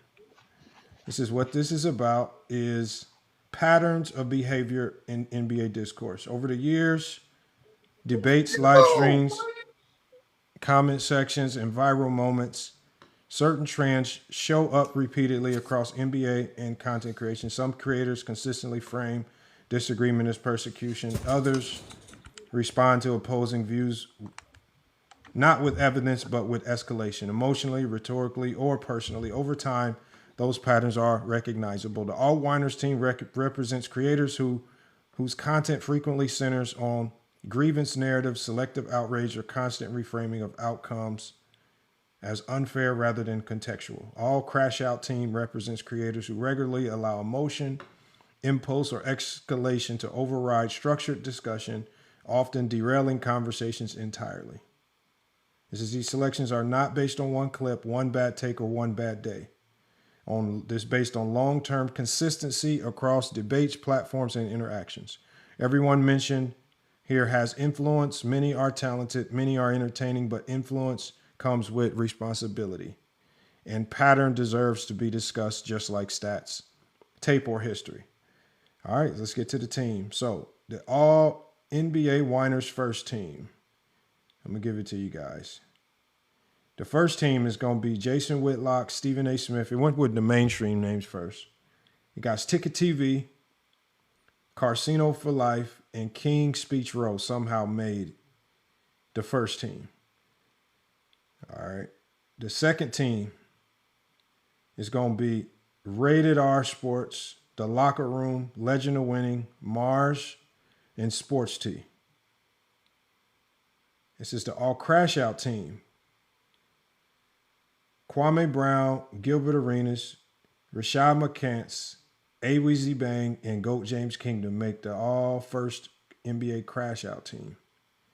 And the all Crash Out second team is going to be Big Ox, Uncut Hoops, 93's A, Scap Attack, and the Pull Up Podcast. So it says honorable mention. Honorable mentions are Imani Viz. Honorable mention due to repeated copyright-related disputes impacting content credibility and platform stability rather than debate behavior. Peak Town made honorable mention. It says Peak Town, honorable mention for movement-based provocation that is strategic rather than emotionally reactive. And it also says ChatGPT. ChatGPT, honorable mention due to being used as rhetorical device within live stream discourse rather than as an independent participant. So there we go right there, man. There's our first team, second team crash outs, and our first team, second team all whiners, man. I'm honored. I'm honored to make the first team, ladies and gentlemen. Thank you so much for all those who support Go James Kingdom.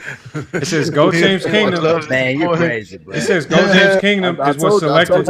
It says Go James Kingdom was selected as a collective due to repeated on-stream escalations and emotionally driven pile-ons that overwhelm structured discussions. So that's why you were selected, man. It says multiple repeated on-stream escalations, man. Repeated. It's repeated. We got to expose Dreamers Pro this. didn't even make the list, huh? Dreamers Pro didn't. Damn. Remember, but I don't think he's a whiner. But like, you got to think, how can you make this?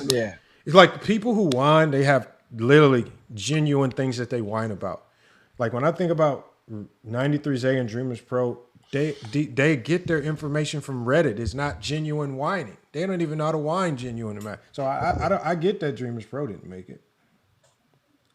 Okay. Yeah, Ticket makes sense. Casino makes sense. King Road absolutely does make sense. Absolutely. Yeah. Locker Room, Low, all those guys. Hey, what you think? Hey, what you think? Low would how you think Low would feel if we told him he made the all whiners team on social media? Low would definitely laugh. Low would probably care. He laughed his ass off too. So yeah, made the all whiners team. This week though, bro, like he basically put a bet on himself where if the Wizards win 23 games or more, yeah, he'd have to be shirtless with baby oil. Yeah, he'd be like, shirtless. Yeah, shirtless with baby oil. Like whoa. He did do that. Yeah, he said with baby oil. How do we get the baby oil? That's what he said. Bro, but that's what he said. That's what he said. That's what he said. Yeah. But Lamar, let's get to the real crux of this conversation about Isiah Thomas, right? Let's pivot back to the topic, ladies and gentlemen. Yes. Welcome to the TikTok takeover. He also stated something that I really thought was very important. Isn't it about time we do remove the Magic Johnsons, Larry Birds, I guess Dr. J, Wilt Chamberlain, and Bill Russell out of the top 10 due to the fact that they just played too long ago? There's no way we can't put guys like Stephen Curry, Kevin Durant, Giannis, Joker, in this top 10 discussion now and literally remove these guys, like he said, from the golden era of basketball. I don't think we can remove them because I believe that if, for example, if a futuristic era of basketball comes into play where players are able to accomplish or put up numbers similar to what we saw in the 60s, then we will feel dumb for taking them out. I don't think we can take them out, man. I think people just got to do a better job of applying context. That's it. And and the problem with context is you can't punish players for being born at the wrong time. You can only be great in your era. So whatever was great for them is just got to be great. I mean, I don't think you can remove them. I mean, to be honest with you, Kevin Durant just passed Wilt Chamberlain in scoring, right? He's seventh all time in scoring now. So by the end of his career, we know he's going to be probably somewhere near Kobe Bryant, and if not past Kobe Bryant. But because what he just shown that he passed Wilt Chamberlain for me, and he's been doing what he's been doing, I got him 11th now. He's just outside of my top 10, which would be just behind a Larry Bird and a Magic Johnson. But if he makes the All NBA team this year, and he has a nice little playoff run as far as getting some stats added to his playoff resume, I might have to put him right behind Kobe at number 8. Hey man, we can take Larry Bird out the top 10. We can take Bird out the top 10, man. Yeah, is it wrong to say that Kevin Durant was better than Larry Bird? No, but everybody don't have but that's a different ranking.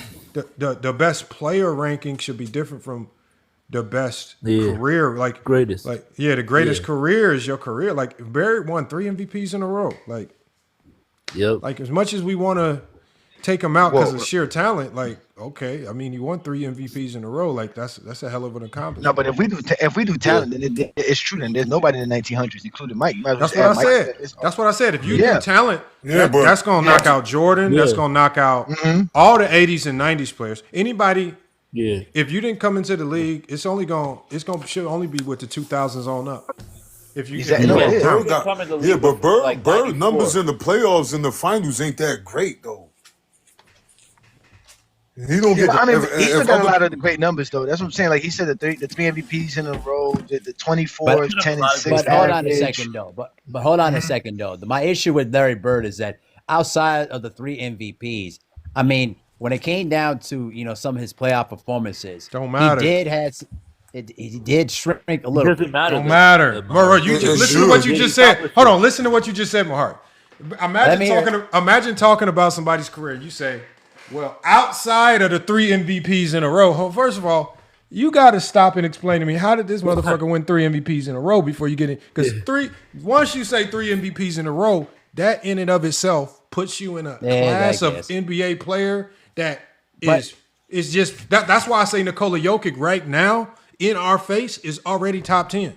Nikola Jokic already is top 10. If we just stop being biased and we remove all these lenses and about the optics of his game, what he's done statistically and accolade wise has placed him in the top 10. People are just too afraid to to judge him fairly. That's all. He's already top 10. You would keep Larry Bird in the top 10?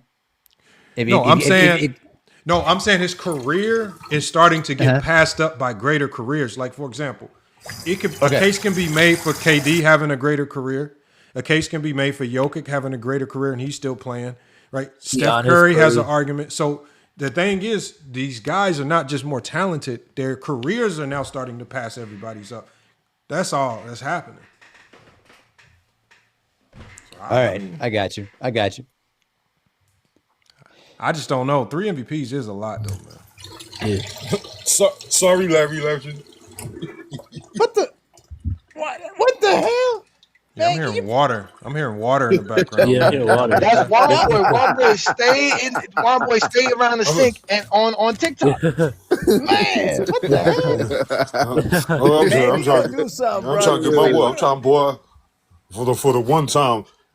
I'm trying to boil water. Everybody else be up here trying to cook raw noodles and all of that stuff. I can't run water to boil my water, and I just got to sit up here and listen to Big Assassin for 45 minutes. I can't run water. Okay.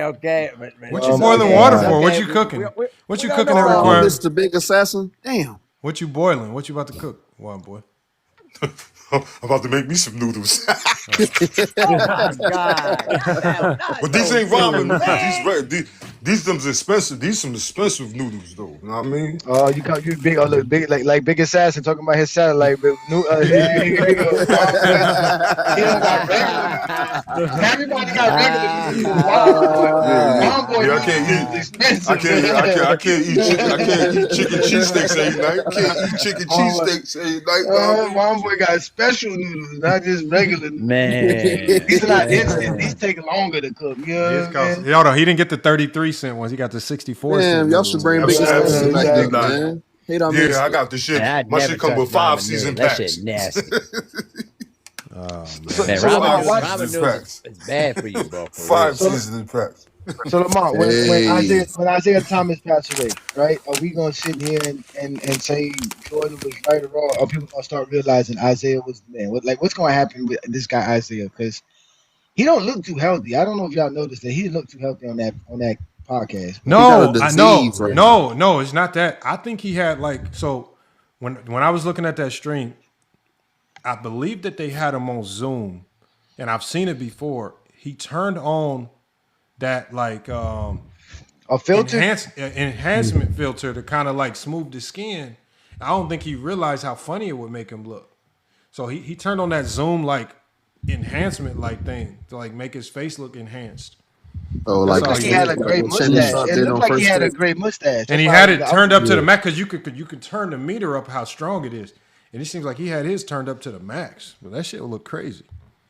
That just be people not knowing what they're doing with these filters, man. Somebody got to help them out, man, next time.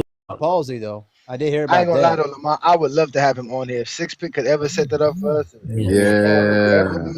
a discussion with Isiah Thomas. Get him on here.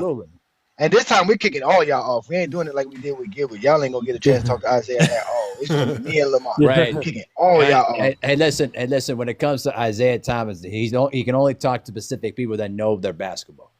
Exactly. That's how he is.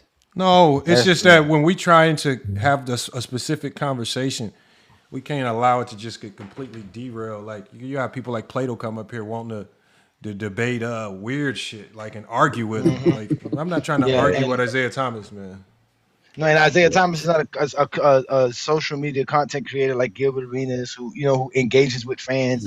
He's Isiah Thomas. He's Isiah Thomas. He ain't got no time for this. Right. If we bring him up here, y'all all get kicked off. Then y'all know that right now. Don't get mad. Just hit that button and hit that fan club. I know some of these dudes get very emotional. That's why we had the whole Wines team. Yeah, you just see what Big Assassin did. Right. Hey, I would love to have Scottie Pippen on the show too. Scottie Pippen deserves some time to. I could probably. I don't know. I could talk if y'all got Scott Williams to come on here. Yeah, you got to pay Scotty. We would have to pay Scotty. Scotty would definitely want money, though. Yeah. Scotty want money. Scotty want money. We don't need to have Scotty all week. The way Lamar defends Scotty Pippen, boy, that would be the person I call for. I tell you what, though, Lamar's the biggest fan of Scottie Pippen in this entire quartet over here. God dang. Yeah, but I've never. The only reason why is I've never seen a guy that was considered a superstar when he played get disrespected so much. Oh my goodness, bro! The disrespect for Pippen, especially one that won. I don't get it. Right. I don't hear him tearing down Ewing like that. I don't hear him tearing down nobody. But I don't know how you. And a guy that could and a guy that never won Defensive Player of the Year award and basically can dominate at both ends of the floor and can shut one side of the court down. Come on, man. So wait a minute. Is Isiah Thomas and Scottie Pippen the only players from the 1900s that don't get credit? The 19. They're the only two. They're the only ones. And Bill Laimbeer. No, Scott. No, and Isiah Thomas. Isiah Thomas doesn't get credit for one of the same reasons Pippen don't get credit. He didn't average enough points per game. If Isiah Thomas would have, in 5 or 6 seasons would average 27, 28, 29, 30 points per game, he would get his flowers. But because of Jordan fans so addicted to scoring, they don't know how to assimilate Isiah Thomas. Reggie wasn't that great of a scorer. They praise him. Yeah. But hold on. But hey, Johnny, they only know how to praise people that Jordan beat. If you were on Jordan's team or you beat Jordan, they don't know how to give you your flowers. Nope. Right. All right. That's true. Adrian Dantley was a great scorer. No one talks about him because he never beat Jordan or played with him. That's why I always told y'all every basketball discussion is predicated on the GOAT debate. On Friday night show, people were saying us how we should put Curry in the top 10. I said, well, how can we do that? We don't know how to measure greatness. It becomes the top 10. He was talking about the top 10 in scoring. Yeah, in top 10 in scoring. We can't measure greatness because greatness has been diluted by Zesty Jeffries. And that's another thing Isiah Thomas literally went to about how these players they have self-hate themselves. Dwayne Wade was a perfect example of this. A few weeks ago, we talked about how Dwayne Wade had to switch his GOAT argument because he's tired of having to defend how great LeBron James is to him. So anytime he praises LeBron James, the first thing people say, how can you say that? You got Jordan as the GOAT. So he has to say, well, I'm going to say Jordan's the greatest I've ever seen and LeBron's the greatest I've ever watched. So whatever stupid shit that he ever said. Whatever stupid shit he was saying. Well, you know what I'm saying? At the end of the day, bro, and that's what it is. Players can't praise themselves today. They really can't. They really can't say how great they are because you're going to have a bunch of zesty Jeffries that have access to players. Man, we didn't have access to Charles Barkley. We couldn't tell Charles Barkley how much of a bum he was in 1992. We didn't have access to this type of stuff. Players today are being bombarded by fans left and right, bro. And it'd be mostly zesty Jeffries because they love being in the comments. Let's go back to the Jordan Isiah situation at the top. Is that the topic of the show, right? Yes. Okay. But what Isiah Thomas said in the whole thing recently, yeah. Right. I do think that Isiah Thomas has a legitimate point about what he talks about. I think that a lot of times people have their own interpretations of what the GOAT is, but there's not a specific, guideline or even a specific requirement of what it is to be the greatest of all time. And I think the conversation has become so diluted. And another thing too here is that when I was watching it on Nightcap a couple of nights ago, when they were touching about this subject, they always keep bringing about the Isiah Thomas and Jordan, beef history. I'm like, bro, can we all just let this go at some point? Michael doesn't give a damn about what Isiah Thomas thinks at this point. So, yeah. But that's the point. Isiah Thomas is telling y'all not gonna bully me. I can say whatever I want about Michael Jordan, whether I praise him or not. You see what I'm saying? And y'all not gonna tell me I can't praise LeBron. There's no way you're gonna tell me. And he told you there was a standard. It changed with Jordan. That's what he kept telling y'all. The standard was the records. Y'all changed it for shoes and warm-ups. That's what he said. Yeah. That's basically what he said. Y'all changed everything of how we viewed the game for this one man. And it don't make no sense. It just don't make no sense. Because matter of fact, he didn't bring it up. That's another thing too. They act like he brought up the conversation. They asked him about the GOAT debate. He asked him. He just telling y'all how he feel. Right.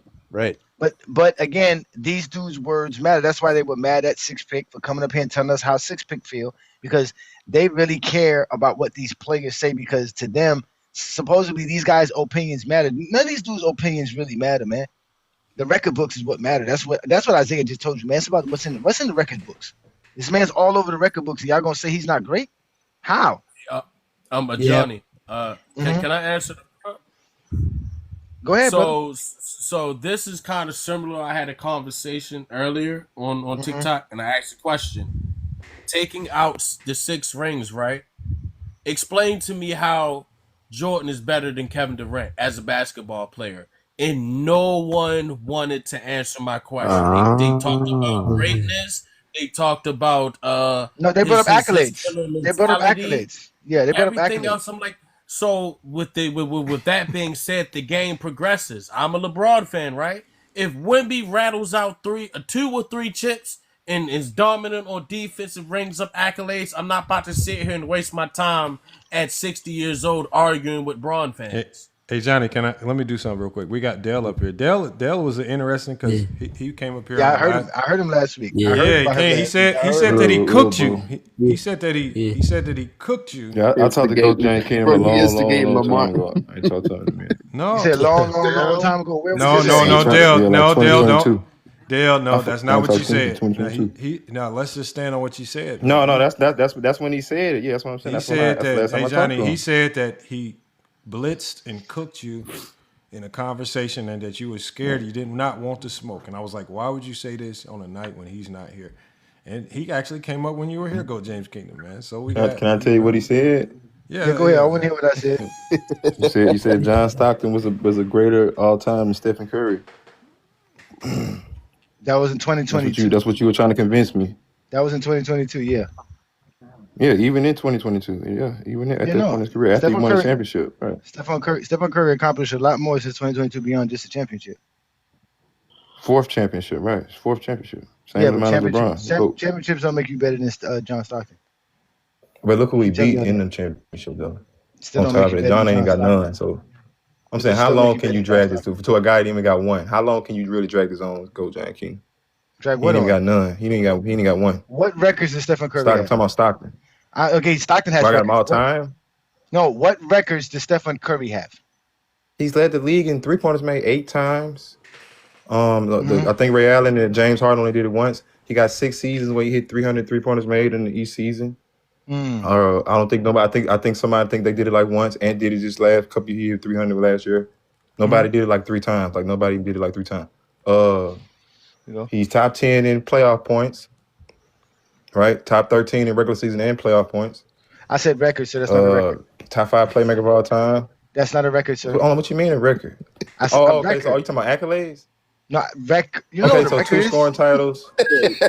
That's not a record. What you mean records? Records, bro. You don't know what a record is? 2 scoring titles in the record. He got the highest. He got the highest record. I can tell you what a record is. What you said earlier, him having the 3-point leading seasons, that's a record. Him having the most 3-pointers of all time, that's a record. Him having the most 3-pointers in the playoffs, that's a record. These are the records that he has. In the regular season and finals. Right. Okay. But Stockton has the all-time assist record. That's not going to be broken. All those 3-point records. But assist is not more important. But what you deem more important, that doesn't make the record. Hold on, let me just give you the record. Let me just give you the records for both players, Dale, so we can just at least you can start on the platform of understanding what their records are. So, Johnny asked you a good question. What are their records?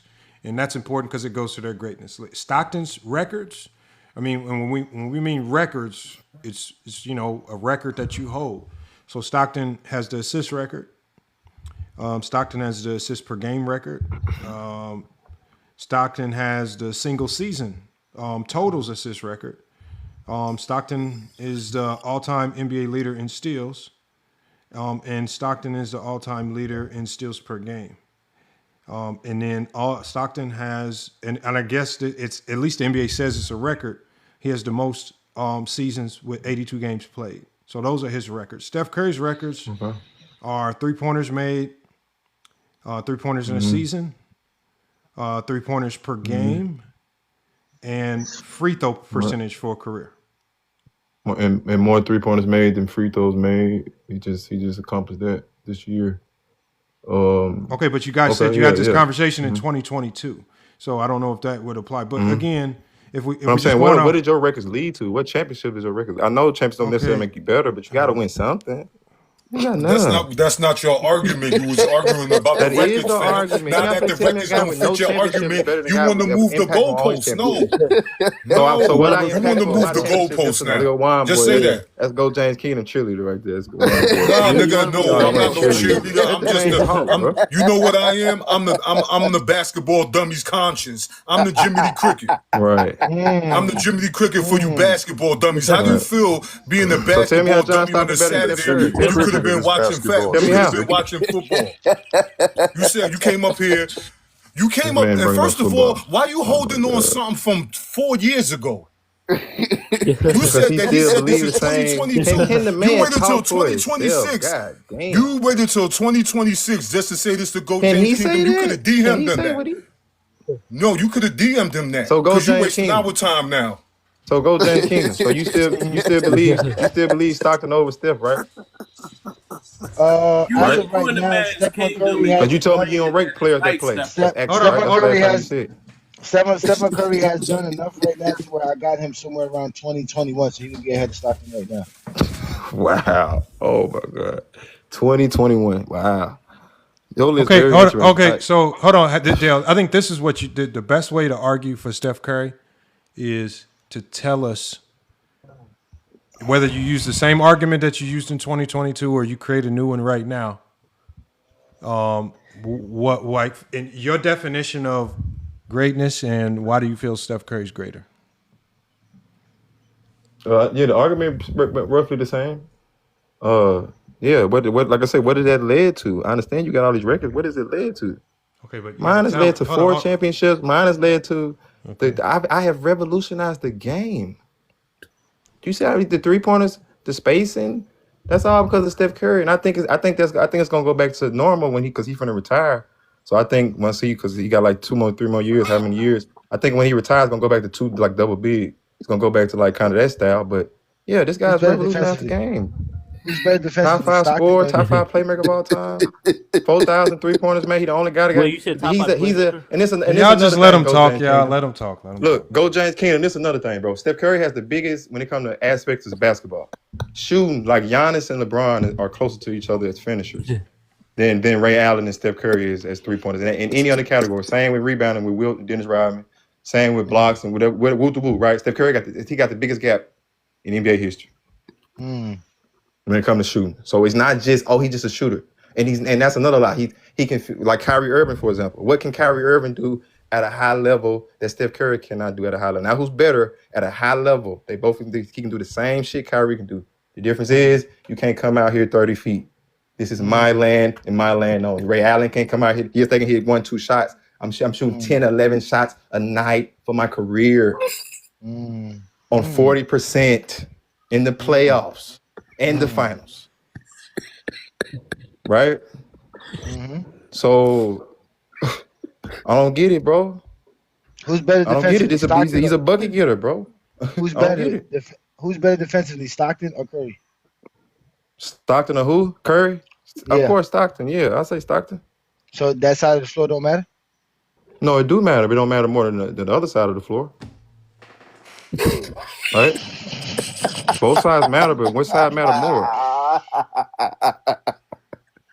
What's the goal of the game? To put the ball in the basket, right? Not to stop. Hey, Dell, to put the ball in the basket. Don't y'all like two-way players? Don't y'all like two-way players? I do like two-way players. Don't y'all like two-way players, bro? Yeah. You can't like two-way players if you're talking about. But you don't have to be a two-way player to be a great player. Dale, hold on. Dale, listen. Hold on one second. King Shy, hold on one second. King, I don't get it, bro. Dale, I think one of the biggest problems, He said we don't get it. Dale, one of the biggest problems with your logic, right, is that most of your logic revolves around you saying, oh, well, that doesn't mean as much or that doesn't matter. So you just literally, Johnny asked you a very simple question, and I don't even think he was trying to trap you. He just asked you about defense. Who's the better defensive player? You couldn't even answer it without saying, well, that doesn't matter as much. What makes your opinion on, you just said defense doesn't matter as much to diminish John Stockton's defense. It's offense, yeah. Okay, what I'm saying is, but I'm still, both of them matter though. Okay, both of them still matter. No, that's not okay. What you just said was you had to try to convince, and you didn't even give a convincing argument. You just said a blanket statement. You just said, "Oh, but offense matters more." The goal I can't believe y'all dragging this. I'm not dragging it. I'm saying I don't understand. You brought the conversation up. Now we dragging it. So can y'all answer my question? No. So can y'all answer? We're not asking. Can y'all answer my question? No, we're not. I can't Is this your live? Who sat here and wanted to have you interview us? Why should we be interviewed by you? Dale, why are you not telling us about? Why are you just not telling us? Like all you have to do is. This seems like a troll. All you have to do is tell us. Like a genuine all you have to do is. All you have to do is. You were calling this conversation about Steph Curry. So again, tell us, like when I asked you, and I'm gonna give you one more redo in this. I already told you what it led to. Hold on 1 second, Dale, so you can hear what I'm saying. I didn't ask you what it led to. Nobody cares what anything led to. If you want to tell us how great Steph Curry is, then just talk about Steph Curry. When I asked you the first time, you went to talking about Kyrie Irving. You talked about everybody else but Steph Curry. So again, remember competition Steph Curry, don't matter. Dale, hold on. Steph Curry is one of the most popular players in the world. You're going to have a lot of people on your side if you get this right. If you want to say you cooked a Johnny, right? Talk about Steph Curry. Go ahead. I'm going to give you one more chance. It's not necessarily about that, bro. Okay, go ahead and cook. Tell people why Steph Curry is greater than John Stockton. I'm going to give you one more chance to do it right. So Steph Curry's, everything I said about the three-pointers, it has led to 4 championships, 1 finals MVP, 2 regular season MVPs, 2 scoring titles, right? Out of them 4 championships, I beat LeBron James 3 times, right? Out of them 3 times, I didn't have Kevin. Now beating LeBron. Beating LeBron. That was my first finals appearance. So yes, I'm big on competition. I had beaten LeBron James 3 times in the finals. Now you talk about LeBron. Come on, man. Y'all some trolls, bro. You've been formulating this. You've been formulating For 4 years. Small boy, let him finish. He's only going to go out and say y'all ain't let him talk. Let him finish. Get him finish. I know. Jesus. So no, I want This to. is hilarious. What did John Stockton led to? Because he don't got no championships.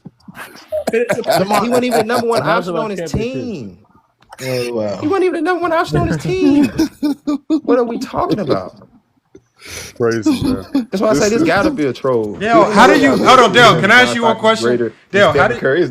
Dale, this is almost like. This is almost like a shoe-in win, and all you have to do is just talk about stuff. And you screwing it up, like. I guess, bro. You gotta do is talk about Curry, nigga. You ain't gotta talk about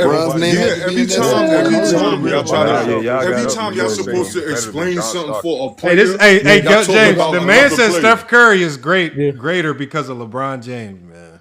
I'm saying, man. That's how we know it's competition. Hey, Lamar, not mention. Was you able to beat the best player from your era? Was you able to get over Jordan? I was able to get over the best player from my era. Mahari, this is not. Yeah, that matters. He says this in other TikTok lives. He sounds intelligent. That's why we keep telling y'all this is a TikTok takeover. This is not your normal basketball discourse. You must be able to talk basketball to be a part of this greatness that Lamar and I has established. This man just stepped up here and just told us a bunch of nonsense about Stephen Curry, about some shit that I said 4 years ago. Stephen Curry has reached 25,000 points since then, over 4,000 playoff points since then, 10 All NBA. I think he has 11 All NBA teams now. He had 8 back then. Dale, my biggest question now is, what the hell did A. Johnny say to you where you remember a conversation from 4 years ago? Listen to this tape, bro. This is a horrible tape. This is like a horrible, one of the worst takes ever, bro. And you've been holding on to this for John 4 Stockton years. Greater than Stephen Curry, bro. You remember crazy. And you remember that from 4 years ago?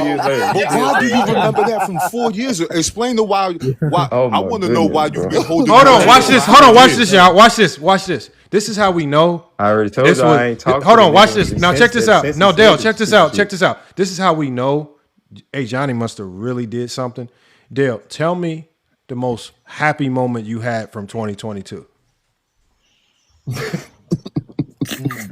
Man, I'm done, bro. You don't even remember, y'all. You don't remember. The other day, stop acting like you know basketball. When somebody but you really remember a conversation. Really trying to talk basketball. You gotta goof your way out. It's a bunch of goofies. Y'all goofing off, right? Hold on, are you crashing out? Is this a crash out? Yeah, bro. I'm actually trying to talk basketball. I'm not trying to talk basketball. Like Go James, like I told you. Other than LeBron, you don't know what you're talking about, brother. Respect me. Other than LeBron, that's the only respect I give you. Play the gospel song. After LeBron, you go. Straight you can't even tell us about a barbecue you had in 2022. You didn't have a family barbecue or cookout or nothing in the summertime. You know what? You spent time with family. Hey, you know what? Hold on. Fam. Did he leave, man? Why did he leave, man? Oh man, you just think that we can't laugh at his dumbass shit like that, man. Show the reaction video. All these niggas. Oh man, he left. They say the same. You gotta show the reaction video. Got my first brick. Hey, that's the crash out song from 2026. Back in 2022. Can I ask you a question? Who keeps the conversation all the way from 4 years ago? Like, come on, man. That's some petty grudging type shit. Nah, I couldn't listen no more once that nigga started saying, "Oh, the reason why Curry is better than John Stockton is because of LeBron James." Hey, I know. Lamar said it best. Lamar said, "I do something to these cats. I don't know what it is, but I really do be doing this. I do." Hey Johnny, you know what you do? You basically talk to their level in a more of an intelligent manner to the point where it makes them look dumb, and they hate that. And I put a mirror to their face. I'm the only person that put a mirror to their face. That's all it is. Nahari, I disagree with that. I can tell you the reason why Goat James Kingdom gets under their skin. It's because, right?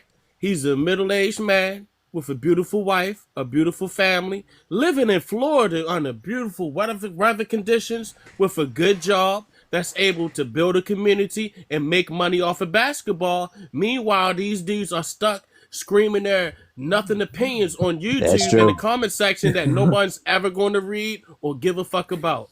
John is everything that they wish they could be, and they failed at being. And he a Heat fan, so he know he a Heat fan, so he know he with the shit. Experienced winning in his adult lifetime. Yeah, come on now. Damn, appreciate that, King Angel. Damn. Appreciate it. Damn. Hey, you know what? That should be an introduction, though. That should be an introduction before you start doing. But hey, Johnny, isn't that amazing? Hey, Johnny, that he couldn't tell you anything positive that happened in his life from 2022, but he remembered his conversation with you. I remember. I remember going to a family reunion with my folks. Remember that. Remember, I told you, Lamont, that this thing about basketball is part of the GOAT debate. What happened is that being a part of Stephen Curry allows you to be amongst Zesty Jeffries, right? The cool card, like you said, the dudes with status, the dudes with the J's on. You get to be around them. You get to be around the Kobe guys because guess what? Hey, at least I beat LeBron, y'all. Y'all know that I beat LeBron. That's why he kept saying these things about winning. He wanted to make sure we had to go to it led to 4 championships, and everything else that he mentioned was all 3-point shooting. So he's basically saying Stephen Curry's greater because he can shoot better than John Stockton, not how Stephen Curry plays the game of basketball. Like Lamont said, he can't even tell us how great Stephen Curry is as a basketball player, just the fact that he can shoot threes. It's sad, man. Like, and you know what? Argument. Yeah, you know, on Friday night show we had a dude step up on the panel. He called himself GJK Suck. Oh yeah, I remember that. Yeah. That's a what? That's the name. Yeah. He called himself GJK Suck, right? And I guess he thought he was gonna have a moment to expose me. So the first thing I do is I put him on the big screen like Lamont does. You just gave birth to him. And I gave birth to him. He came in the channel as GJK Sucks. He left as a Johnny Jr. Right? Because he said pause. I asked him for his name. He refused to give me his name. He specifically said that I don't know how to talk basketball because the only thing I talk about is Michael Jordan. So he basically said talking about Michael Jordan means you're not talking basketball, which we all know is the truth. I be talking about how that nigga yesterday, Johnny, that tried to cuss me out. Yeah, the dude from yesterday, and the dude yesterday. That was Helly. That was Helly. Well, really? he was so. Yeah, but why did they use fake profiles? Like that makes it even worse, man. Because they know what I'm going. Exactly. That's what. So they think I reverse it on it. That's why they hate me, Lamont. Because they trying to find Lamont. Imagine spending your nights trying to concoct a plan to embarrass A. Johnny just for that plan to fail horribly and give me more material. That's diabolical, especially hearing Olo laugh in the background. That hurts them the most. They hurts them the most. Yeah. So I told them that I said, listen, since you want to be A. Johnny and Goat James Kingdom so bad, because that's your name. Your name is Goat James Kingdom Suck, right? Since you want to be so bad, right? And he was saying how I'm entertaining and I'm funny. I was like, yo, if you're really funny, entertaining. I know this is off topic, bro. Did y'all see that clip from Jeff Teague's show? No, what happened? Oh, I gotta show you this, man. Oh, here, play it, Lamont. And Lamont, the surprise, the show's been going so well. The show's going so well while Lamont go pull up this clip for us, right? I got the Game 7 1990 film of Michael Jordan choking the game. Oh, yeah. We showed them 88. The one that people blame Pippen for the mind. We've showed them 89, and now we're going to show them 1990, ladies and gentlemen. So before the end of the stream tonight, you will be definitely witnessing the non-physicality and the choking of Michael Jordan. And letting these niggas know that LeBron is the best player in Game 7s. Yeah. Bill Russell. In the story, nigga. Bill Russell. That's where it's really on the line. You motherfuckers want to talk about the finals. How do you get to the finals, nigga? Yeah, it's Bill Russell and LeBron. It's Bill Russell and LeBron. Those are the it's Bill Russell and LeBron. Those are the best two. And then after that, maybe Kevin Durant. Yeah. What you mean? Tyrese Halliburton had how many game winners in one playoff run? Y'all better put some respect. How many did he have in one generation. playoff run? How many did he have in one playoff run? I think three. Yeah, three. That's which was tied for the most, if I'm not mistaken. That's pretty crazy. Yeah, that is. It seemed like every series he had a game winner. Jordan in the playoffs. I'm about to say he had 4. I thought he only had. I thought it was. I thought it was about 2 or 3. No, every series he had a game winner. The Bucks, Cavs, Knicks. Yeah, he had 4. And I think one in OK. Don't forget the N13 on Giannis. That's what I'm saying. The Bucks. You know what Zessy's will say though? They'll say what Jordan didn't need a Game 7. You can say because Jordan couldn't push nobody to a Game 7 as well. Yeah, because he lost a lot of games. He lost series He lost a lot of series in 5 and 6. Yeah, exactly. 6. You Yeah, he don't get lost credit and for not 3. making it to game 7 when the rounds only went to 5 or 3. I'm sorry. No. He's getting swept or losing in 4 or 5 Swept games. We got to get the broom, man. But I like Jeff Teague's podcast though. I think Jeff Teague's podcast is one of the good ones. He has his homeboys and they be laughing and it be fun. They be relaxed. They get to talk about stuff. So it's up there with they like us, and he don't bite his tongue. He don't lie. You know what I'm saying? Especially be him. Yeah, because he talk about when he get cooked all the time. Yeah. He do. But he has a ring, so y'all like with Derrick Rose, he's talking shit about Derrick Rose. A ring he don't even give a fuck about. Y'all can't poop on Jeff T because he has a ring, right? All the crooks is and that's a ring he don't even care about. I can't wait to see what Lamont got though, because I ain't see this. I don't know what happened. Hold on, I'm about to play it, man. Oh man, this was funny as hell. Hold on, let me share my screen. Oh man, because this reminds me of so many Zesty Jeffries, man. They are funny, man. They are some funny dudes, bro. Talking about that, that's what I was saying. That the dude was saying how entertaining I am and how funny I am, and I was telling him how pathetic his life is. That an average man who lives in Florida, who's just a LeBron fan, makes their world. Like I actually become their entire world in circumference. Like it don't make no sense. Bro, they get obsessed, man. They never seen a LeBron fan so cool, Lamont. They never meet a cool LeBron fan in their life besides GOAT James Kingdom. That's why they upset. That's why they don't like Juan Boy, New World, and King Solomon Shine, OT Takes, and Olo and them, all the guys who likes his King Angel and stuff. They start calling them they call y'all cheerleaders and stuff like that, getting real disrespectful. They call me the yes man. And then another thing too. That's how you know they've been watching us, because I don't know if you noticed this, Lamont, because I crashed out on Peter Bag Juice for calling people goofy. You ain't noticed they've been trying to call us goofy. Yeah, they've been trying to call us goofy more lately to try to get a crash out of me. Bro, that's what it's come down to now. It's just come down to them and just making a muck of the conversation to try to get a moment. Because to them, that's them cooking you. If they can get you to crash out, that's them. That's their way of saying, "Oh yeah, I cooked them." Like think about that. Well, when I crash out, it's a wrap for them. I get put on the all crash out team, first team, baby. Yo, James Kingdom. I told you gonna be number one in something. I need my trophy, Lamar. We need to make a trophy. Crash out. Oh, look, here it is right here, y'all. Bro, this shit was funny as hell, man. Make sure I mute your mic. We gotta hear this, man. This shit was funny. Let me mute up. Yep. All right, hold on. Here it is. Shout out to 520. My son is a super fan. He's currently battling along with COVID. Can y'all send prayers to little homie? Dicks in my ass. Thank you. Prayers up for little homie, man. Man, nigga, why are you? Do you hear what that shit say? Big dicks in my ass, man. Derek is childish. That's crazy. Derek thought that was so fucking. Derek is dying, by the way. I'm like, what the fuck? Derek is dying, by the way. That shit's crazy. And see, I'm glad DJ read that shit out, because y'all niggas always be saying, "Be here, you gotta chill, motherfucker about to die." Dog. I'm like, what? That nigga said big burners up to Lil Dixon. Yeah. Hopefully go. All right, bet that's crazy. Nigga, die. See how y'all did my nigga DJ? I told y'all. That is wild. And then, y'all supposed to be scared of these things. They talking about Derek Rowland. Just talking about, do you see what they're saying? DJ was like, big dicks in my ass. I'm trying to read to make sure I don't fuck it up. Oh shit, somebody balance up serious? Fuck y'all. Now I'm trying to think that die. That is wild as fuck. I want to see a JT Terrell versus that matchup on the 1 seed. I think your boy's scared. That's fire. Fuck y'all. All right, move on, man. Fucking super chat. All hell shout outs. Niggas gotta die now. That nigga said thank you. Damn, that's crazy. That is crazy, man. Oh man, bro.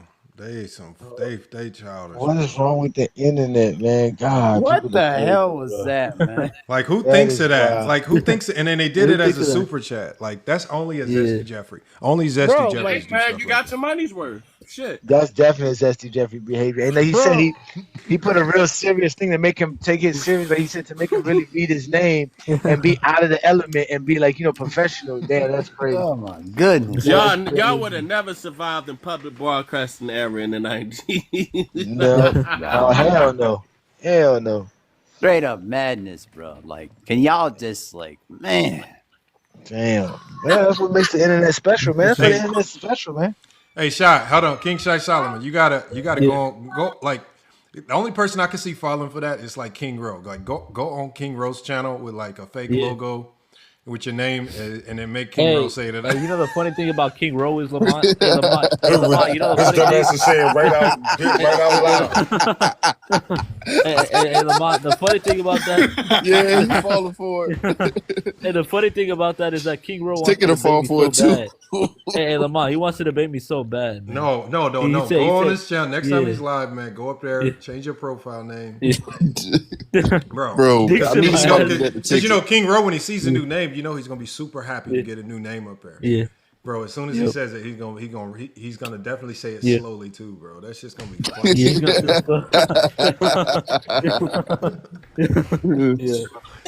Man. He gonna say well, Dixon? sometimes you just get got. I mean, Dixon, man. He said we got somebody new up here on the podcast. He gonna say the name. Oh man, that's gonna be funny as hell, bro. Oh man. He gonna blame you right after. They got a sabotage, it's probably Lamont. Go James.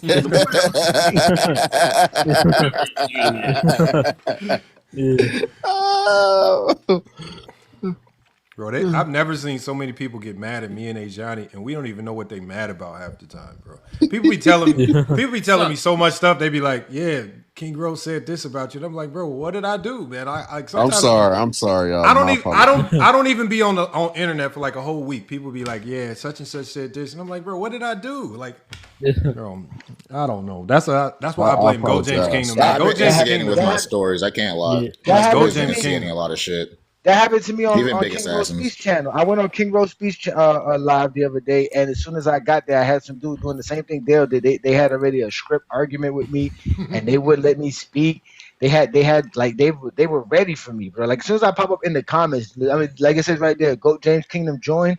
They be like, "Oh, look who's in the comments, y'all." Like they are, them dudes be spending nights. I'm telling you, I be keeping these dudes up at night. At night, it's sad. I'm a nightmare. You go playing those away games, Johnny. Hey, What no, you it's facts mean? though, because every time I shared it this time. I shared it this time. I shared it. Ochi got the clip. They were so man, upset. these Zesty Jeffries ain't here to make money. They ain't here to make content. They only here to prove you wrong, man. Yeah. They need that one up on you and Lamont, hey Johnny. They Wow, need it. But they can't. Arguing with the nigga.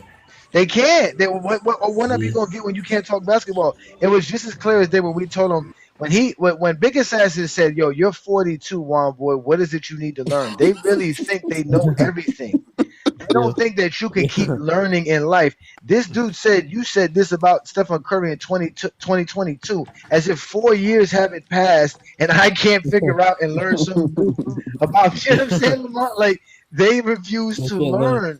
They live in the past because they have horrible lives, brother. Like there's no way their lives could be good and they can't live in the present. That's the point. Salute to True the King in the chat too, man. True, man. We got to get you up here one of these days, man. True's over here.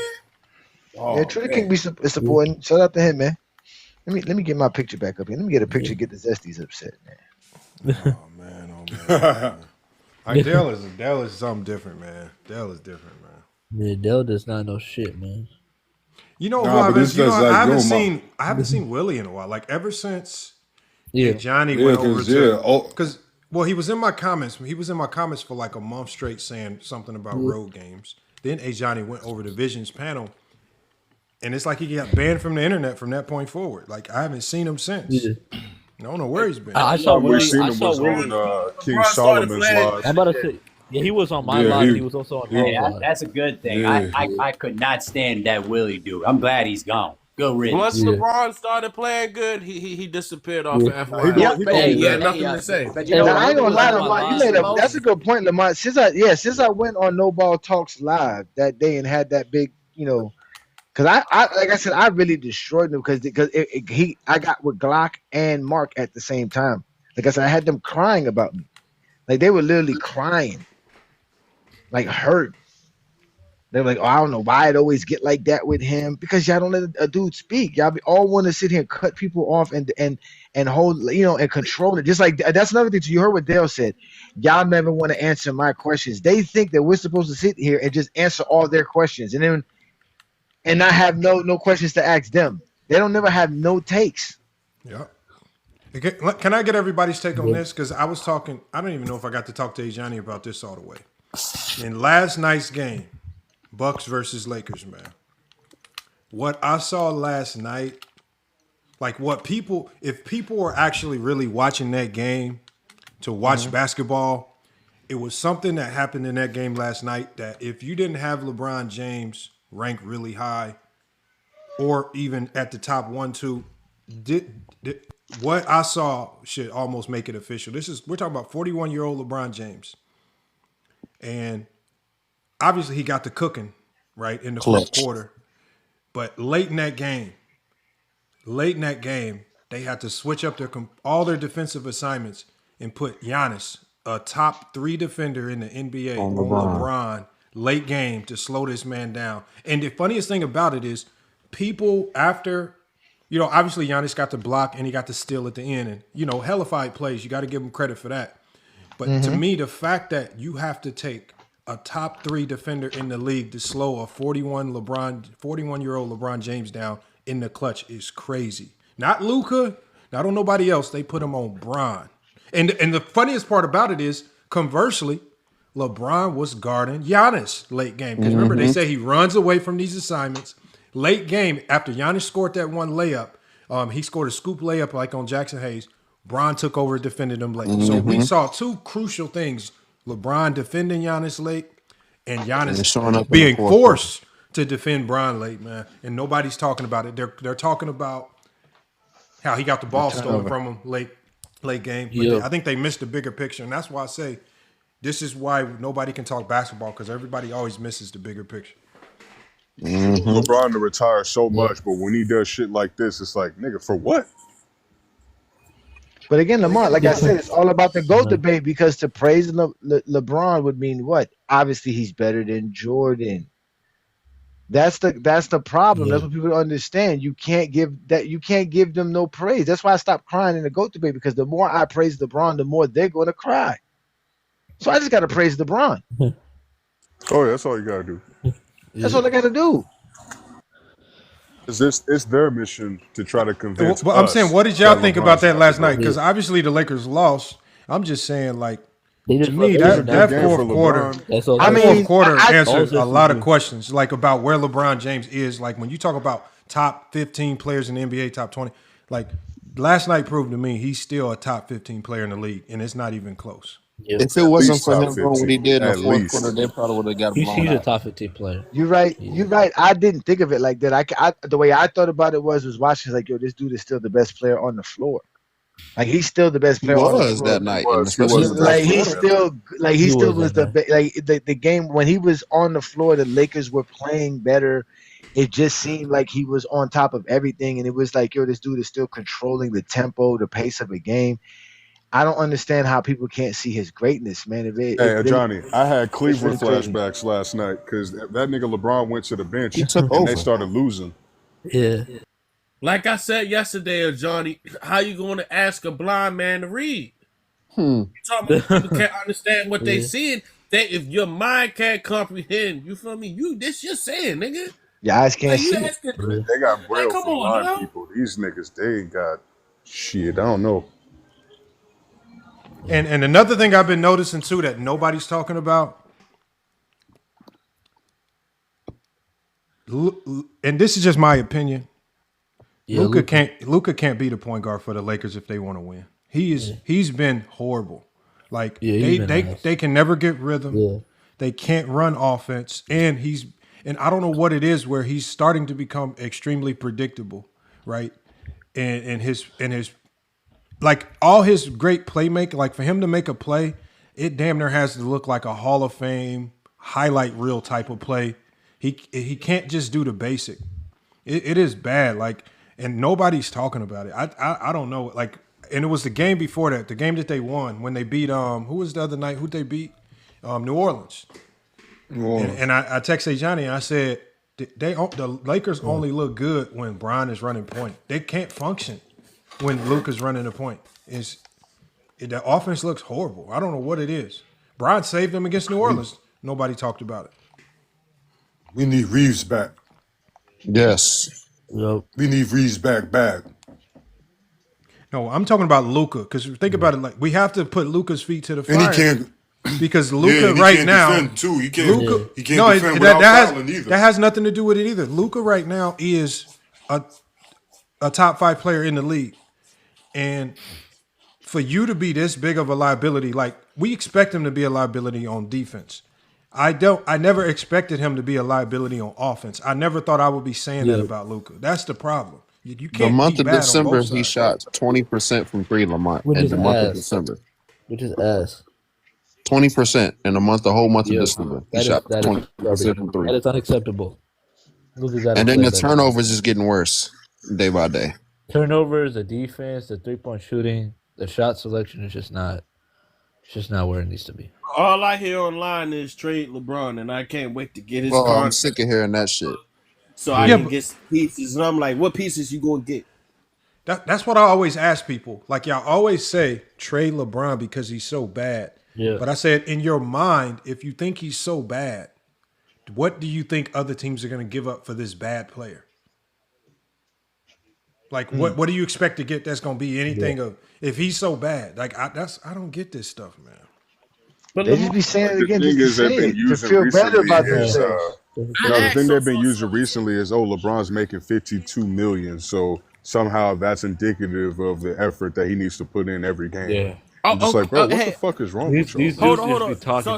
Hold on, King Shay. So that was going into my next point. So I even played the let's make a wish, right? So I was like, okay, LeBron is an older player. He's 41. At that age, he has his wife, his kids, everything established in LA. Let's just say you can get LeBron on a $25 or $35 million a year deal. That's damn near middle of the pack star player or whatever. You're not going to take that. No, man, we just need some new pieces. I'm like, bruh, you ain't going to take LeBron on a $25 million deal? That's damn near a bench player. No, man, we just need to open up the space. We need the cap space. I'm like, bro, you sound stupid. Bro, the only way you can't. The thing is, you can't get anywhere. The Lakers are over the cap. You have to trade salary for salary. So it's just dumb, man. Like they don't understand how this works, Lamont. Like you want to get rid of a second team All NBA player just because you don't like the nigga? They think that if he leaves off they books, then they just going to have $50 million magically to sign players. But with how the CBA works, it's not going to happen because you're still over the cap. I want to ask one of them. Hopefully, we can get one of them up here. There's one of the people that say LeBron James needs to retire, and like all the people on YouTube that say it, right? I don't know. I just want to ask one of them, and I even asked Crunch this in a similar sense about Bronny, because Crunch was saying Bronny James is the worst player in the league. He was like, I'm going to make it a mission to call this out because we need him out the league. And so I basically asked Crunch, I was like, well, let's just pretend that you were successful and Bronny gets cut tomorrow. He's out the league. I was like, who's the next worst player in the league that you now want out because he's so bad? And he's like, I don't know. And it's just like, that's what I'm asking all the LeBron James haters. Once he retires,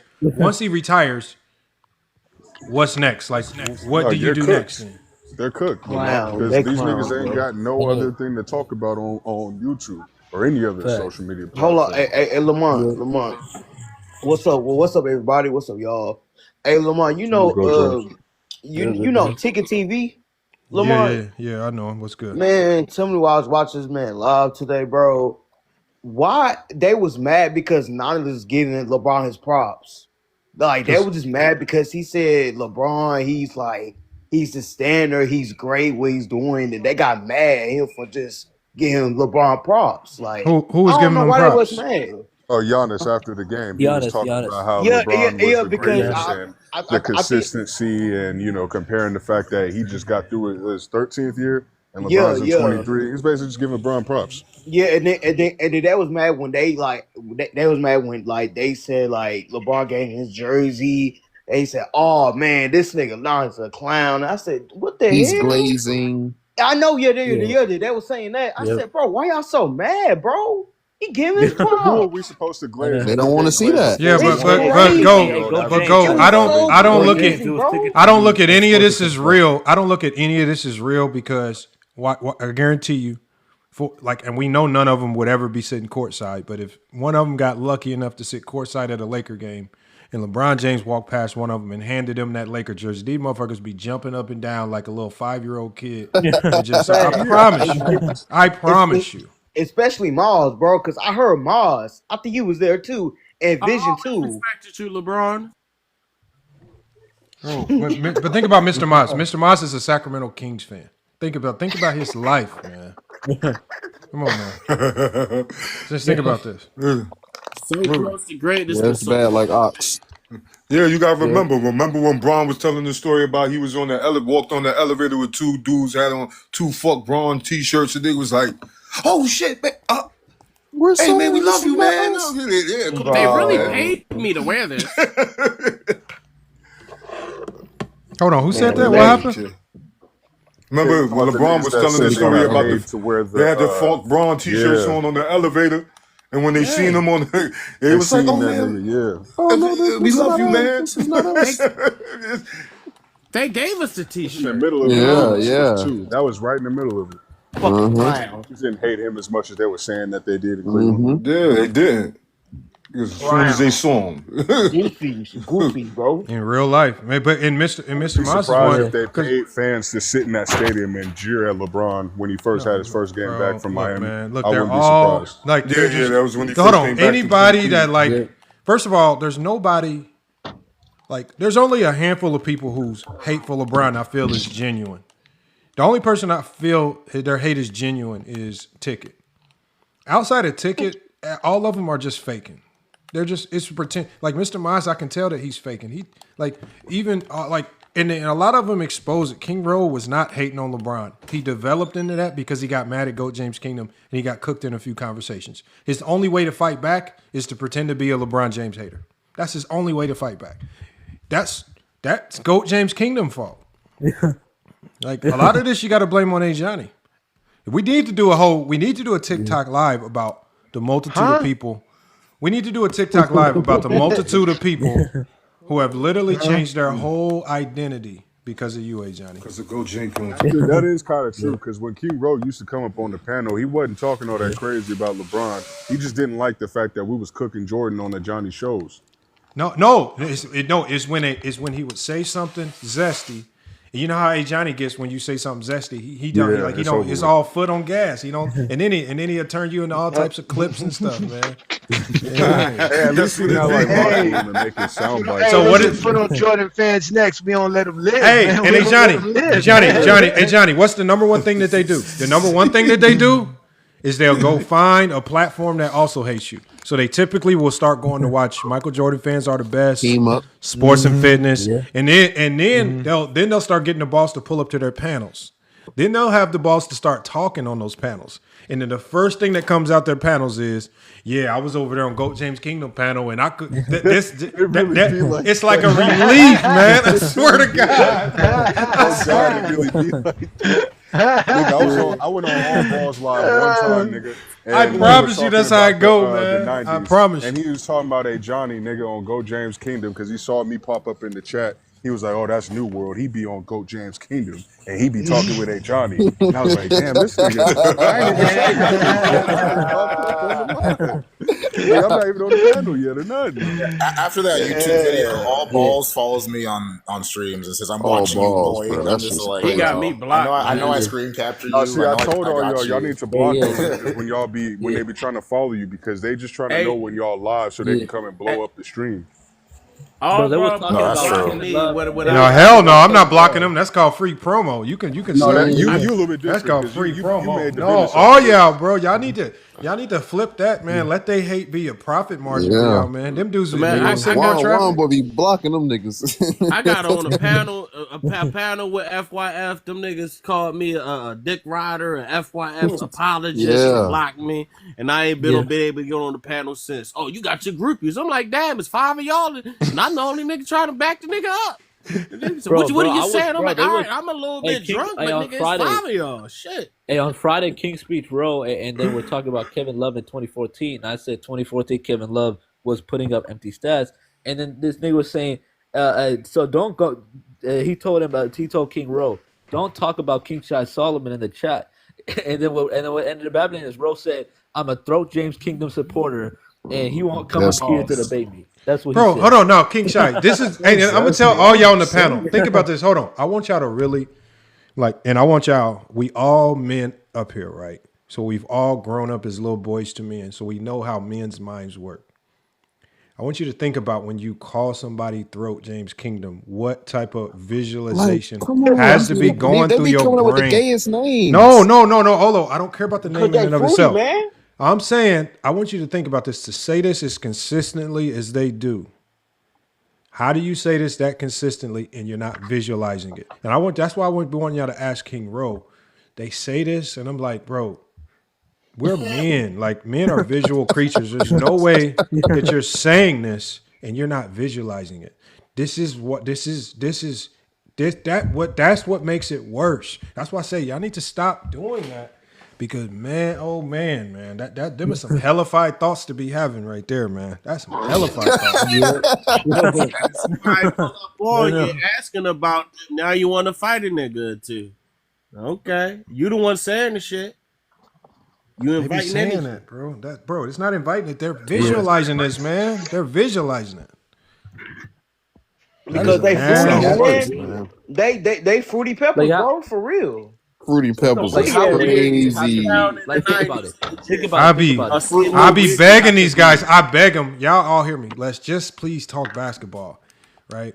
And even with 93 Zay, man, like, because 93 Zay, y'all really didn't go in all the way, because even his name with that, like, the Zay, it got that little Atlanta swag to it, man. Y'all could have really went in on him, man. It's just like, who named himself that? 93's like y'all could have been doing all types of jokes with that Zay name, man, with that extra zest. I said 93 Zesty. 93 Zesty.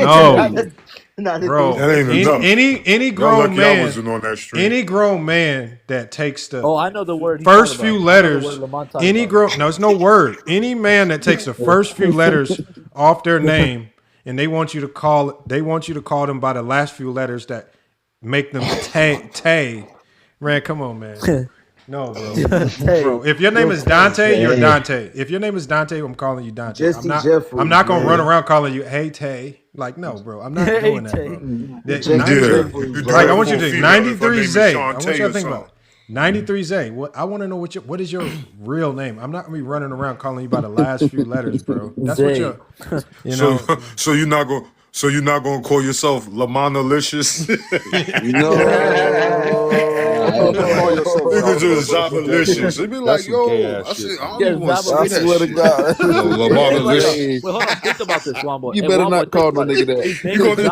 He called himself Zabalicious. That's what he called himself on the joint. Think about it, Zabalicious. You got the one dude calling himself Daddy. Like, yo, I don't even feel like you yeah, you pop up in my chat, Daddy, son. I'm like, I might just block you. Because I'm gonna address you. How you expect me to address you when you name yourself Daddy? Nigga, my pop's dead. Waste no time.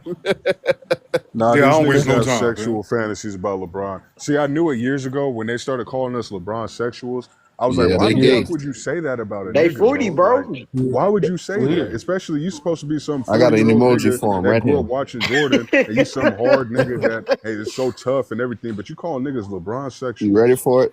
There it is. That's why the term Zesty Jeffries stuck with them so well. They taste the rainbow. They taste the rainbow. I had a bunch of names for them before that. None of that stuck, but as soon as I said Zesty Jeffrey, the first day I said that, everybody understood it. It was just the rainbow, understanding. So complete understanding. They are zesty, man. 40 They ain't even basketball fans. That makes it even worse. They're drug dealers. They're deadbeat fathers. They're degenerate gamblers. Special ed They sell students. crack. That's exactly what they is, bro. They the worst human beings on earth, bro. Bro.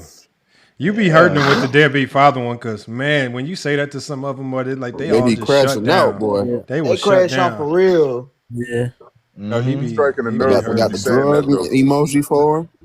Cause they know they know who they hang around. Remember, they be what does they say? The dudes that I hang around don't be like this. They know the dudes they hang around do be like this. So now imagine you laughing at me calling somebody a deadbeat dad, then you're gonna go sit next to this man in the live talking to him like it's normal.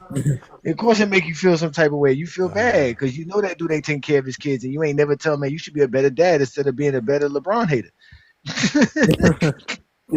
Yeah, that's what I be saying, man. That's what I be telling them. I be like, yo, you wasting your time talking about the GOAT debate, nigga. You about to be in court. You about to be in divorce court. You better worry about your marriage instead about this GOAT debate. Lamont, you ready for this film, man? Let's put this film. Oh, we ready for the film. The film. Let's get the film Yes, going. sir. I Let's get that love going. the film. Hold on, what is this? What is this again? This is Game 7, 1990. This is where Michael Jordan, all he has to do is win one game, and he can make the finals and never lose. He can be 7-0. Yep. Okay. That nigga a fraud, bro. But instead, he jacks up he jacks up 27 shots to score 31 points and lose by almost 20 in this Game 7. So what are the key things we're looking for, Lamont?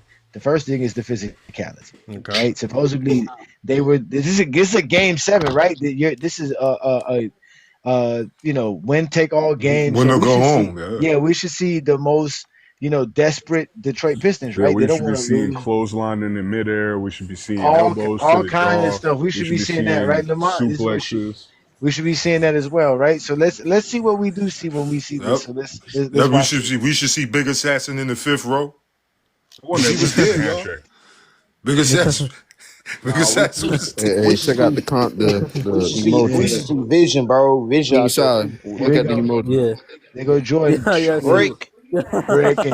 I see that shit, man. Zabalicious. What type of name I got the is that? zesty emoji. I found Come on, it. y'all. We on the film now. Let it ride, y'all. We on the film now, man. Let them go, man. Look, Lamont. Isn't that foul baiting there, Lamont? Right here when Jordan does this pump fake and he leans forward in the shot right there. You see that? Yeah, that's foul. By their definition. Yeah. I told you. Right? He leans into his defenders. But they don't call a foul there. So what happened? Why wouldn't it? Like when you just hack Jordan, like Lamont said, that's not what's his called game. That's not how Joe Dumars played basketball. Look at Jordan shooting threes, breaking. Jordan can't shoot, bro. I'm sorry, he can't shoot for shit. Turnover, garbage. And any of these plays, you seen them being physical. Nowhere. Bro, remember, that was one of the first videos I showed King Rowe because I told him, I was like, bro, when you watch, there's not this physicality. And he got mad. And just the more games you watch, the more you will see this physicality. I was like, bro, they were just playing real defense. If teams were disciplined, it wasn't as crazy to slow up Michael Jordan as you thought. You just got to be disciplined because he's relentless. He wasn't going to stop shooting. And so undisciplined teams will fall prey to Jordan because they didn't know how to stay locked in on him. The Pistons just stayed locked in. Hey, look, Lamar. This is supposed to be somebody with a post game. Look at this.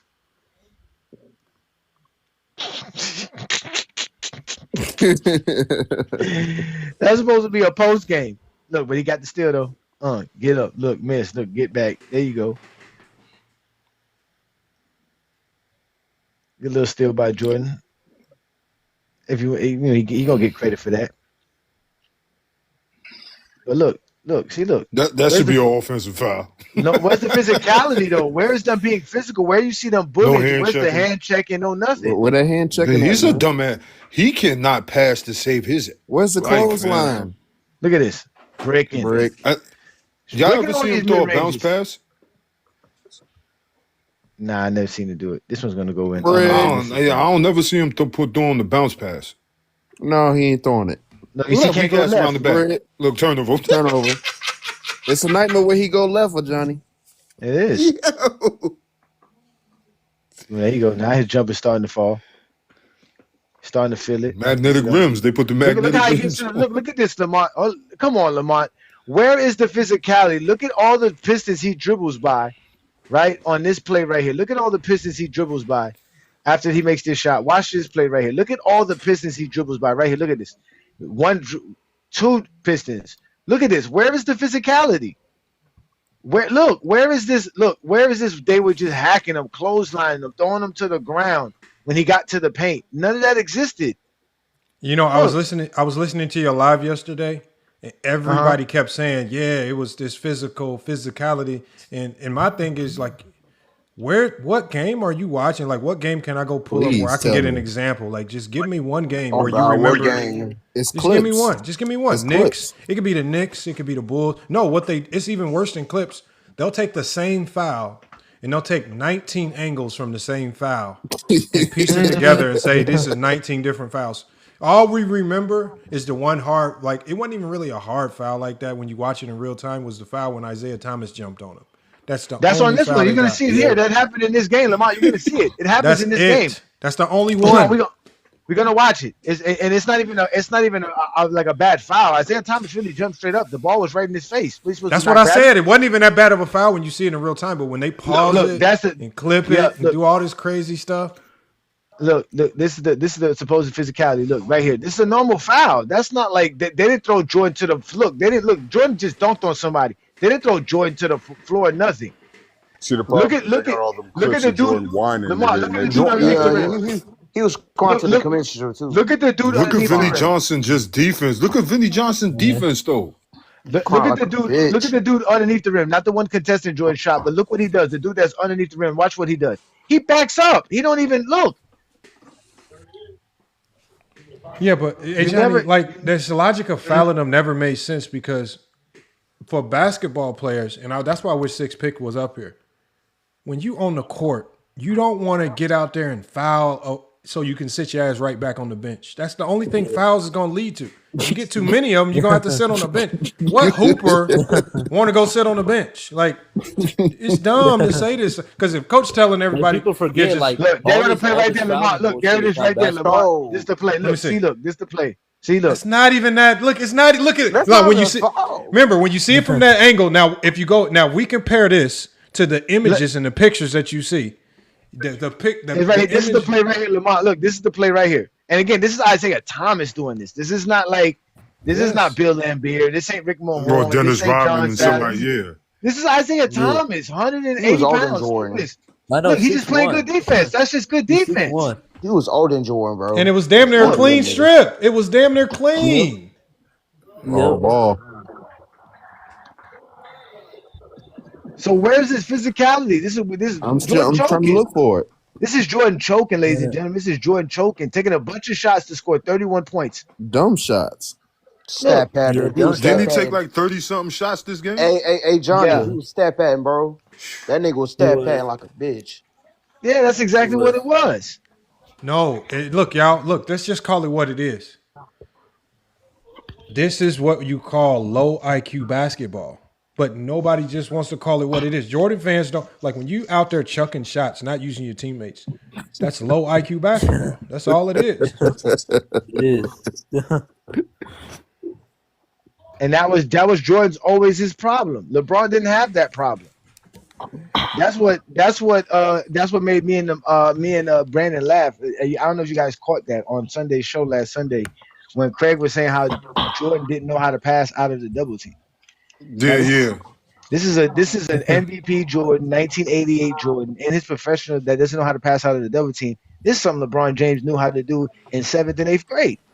And the crazy thing, you know the crazy thing about it, because when you watch now, that was what y'all was watching in 88. You still see that throughout Jordan's entire career, even in the Seattle series.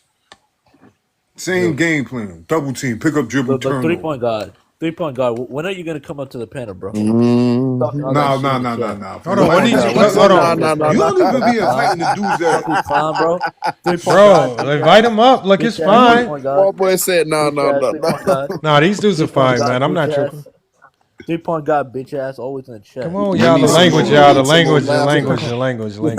We need more laughter, man. Always in the chat. Storyboard call you a clown. You know what dude. he gonna be like? Hey, you a clown, nigga. Come up here with the Michael Jackson for Hold on, what did 3-point guy do? What he do? The 3-point guy. No, can I tell you what happens, Lamont? This dude, he's always in my chat in my lives. He's always talking about Go James Kingdom money. He's always talking about Stephen Curry being top 10, the greatest shooter. All this. He doesn't want to go. So annoying, he paid. So he paid. So Go James Kingdom wouldn't pay. Come up. Yeah, he paid. He was like, as soon as he said, "Let me get this nigga $20," so he won't pay.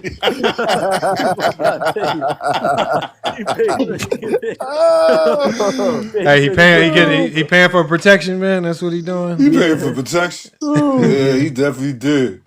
Yeah. Hey, look, man. Nah, 3-point guy, cool. 3-point guy said something in the chat. He said, "Where's the 5th best player of the '90s?" Well, I mean, this is the problem. 3-point guy is this is 1990. I mean, like, come on, man. Yeah. You know, we're reasonable over here. That wine girl banned me. Yeah, but you said one girl banned me. Hey, did y'all know ChatGPT created an image of 3-point guy? No, we gotta see it. We gotta see it. You gotta show it to us. We gotta see it. It did. Hold on. Let me see if it can come up. Let me search it. Let me search it, man. Search chats. 3-point guy. 3P. Man, that dude sounded like DJ Jazz getting thrown out the window of Fresh Prince of Bel-Air when he got into that bus accident. Ah! Ah! You know how Uncle Phil threw DJ Jazz out the window when he say something stupid? Ah! Oh, yeah, here it is. They sent him when it's time to go. He said, "Get the hell out of my house, nigga." I remember that one time Hillary threw out Jazz. That was funny too. That's how that dude sounded like when he got into that accident mid-debate. Ah! Yeah. Man, it's hard to watch Fresh Prince now that Will Smith didn't tarnish his reputation, though. Yeah, that's a fact. No, 3-point guy, you did see it. I put it up on the screen with the night it happened. We gotta see it. No, I don't have it in here. I deleted it. Oh, shit. I might have it saved on the computer, but I don't feel like fighting it. He's not that important. Unless he come on the Think about it. Lamont, think about it. But Lamont, think about this, right? Think about this, right? His name is 3-point guy, but he's a 50-year-old couch potato. Think about that right there just lets you know everything you need to know. Is he really 50 though? Because I think a nigga that got 3-point guy his name has Curry as the GOAT. So if you got Curry as the GOAT, you obviously one of these young niggas. Like, there ain't no way you a 50-year-old nigga with 3-point guy as your avatar name, nigga.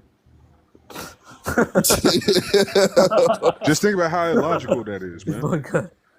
Hey, 3-point guy, you got a one spot available, man. Yeah, bring your ass. Shay roasting your ass. And right I don't now. even think they be 50. You can tell when somebody's 50. He ain't. He's 50, a young man. nigga, bro. There's no way he's 50. He's not. He's not, man. He's 15. He's 15. Bring your ass. Bring your ass up here. 3-point guard, nigga. And that's another thing I hate, Lamont. They make it personal where we have to start talking about age and experience as if any of this matters when we're talking basketball, bro. It don't. Yep. It really don't. Hold on. That'll be like think about it like this. You know how you have those like 6-year-old chess prodigies, and you have a 75-year-old motherfucker walk up to him talking about, yeah, I'm better because I'm older. Like that. Like none of this matters, man. It's just about how much you. It's just about how much you study the game, man. Like just study the game. Anybody. They always say you didn't watch. Like, bro, we got TVs. We can rewatch. Like you watching it on a grainy TV in 1989, 40 years ago, ain't no different from me watching it on YouTube, man. Stop. Yeah, and the other thing is, Best Take is one of the young dudes that actually knows more ball than some of these. Best Take. Oh yeah. He took. I like him too. Yeah. They're never gonna always. They're always gonna be against Best Take because he's not gonna lie. Like his eyes tell him that LeBron James is one of the greatest. Like you can't Bro, you can only lie so much about LeBron. He like Kobe and Mike. Like he got Mike to go, but he'll tell the truth and shit like that. But yeah, I don't know about that telling the truth shit, but he tries. It's his opinion. It's his opinion. Yeah, it's his opinion. You know what I mean? Yeah. His opinion. Yeah. So what you said was that Kobe didn't score enough points in this season, And I went back and fact checked. Well, this is what you got to stop doing. It's time to unfollow. Time to hit the unfollow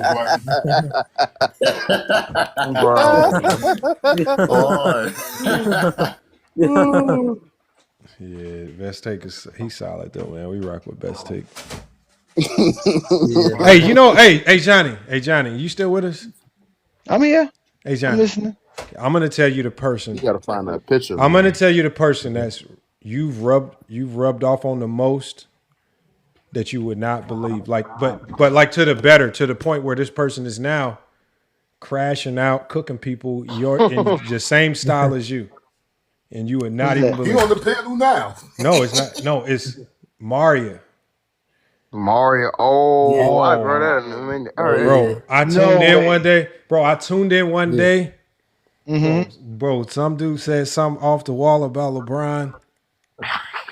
Bro, cussed him out. Just went in on his whole life. I said, oh, shit. I said, man. I'm talking about. Hey, is she still a John Moran fan? Yeah, the Grizzlies. Oh my God. No, everybody gonna be fan of somebody, but I'm saying when it comes to just the pure basketball talk, bro, if you go up there and you say, I'm talking about the mute button on ready, I'm talking about everything on go, man. Yeah. I said, damn. Man, that's crazy. And you know, she's supposed to be doing a show with Mars and Real Take. I mean, whatever. Real Talk. Real Talk. Real Talk. Oh, that nigga funny. Her name was Maria. Mm-hmm. I heard about her because she used to go back and forth with Locker Room back in the day. Yeah, me too. I didn't know she was that big of a content creator. That's why she stopped messing with Lamont. That's not true. Because of that. She still rock with me. Yeah. Yeah, I got no issue. I be rocking with. I be messaging her and talking to her all the time. She cool. I think her and Locker Room got beef because she had been in Locker Room chat. I be watching this shit though. Yeah, they used to really go at each other. I think it was around that 2020. Yeah, right after we got Luka, that's when they really started going at each other.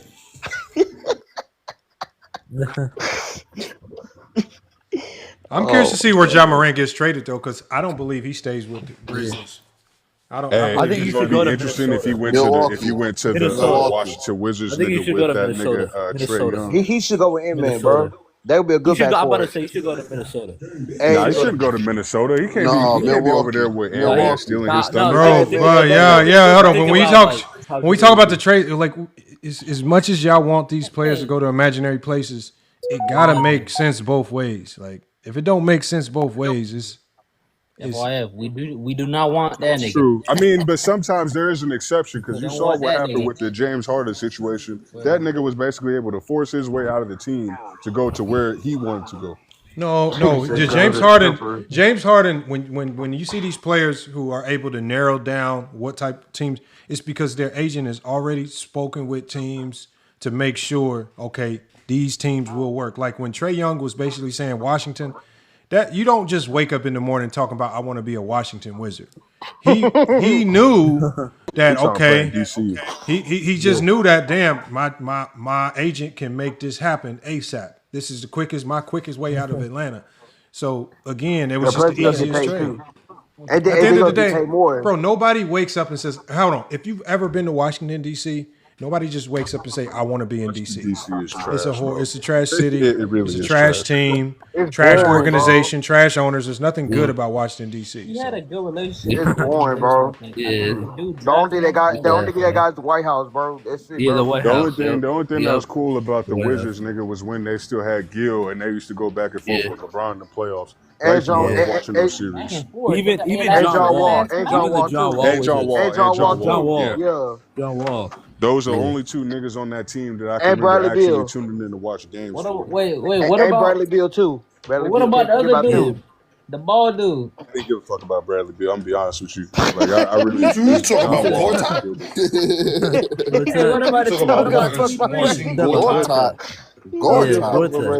He said Gortat. Nah, I ain't talking about Gortat. What else he talking about? Yeah, the only ball dude on that team was Gortat. I'm talking about number 23. The real number 23. Go ahead, bro.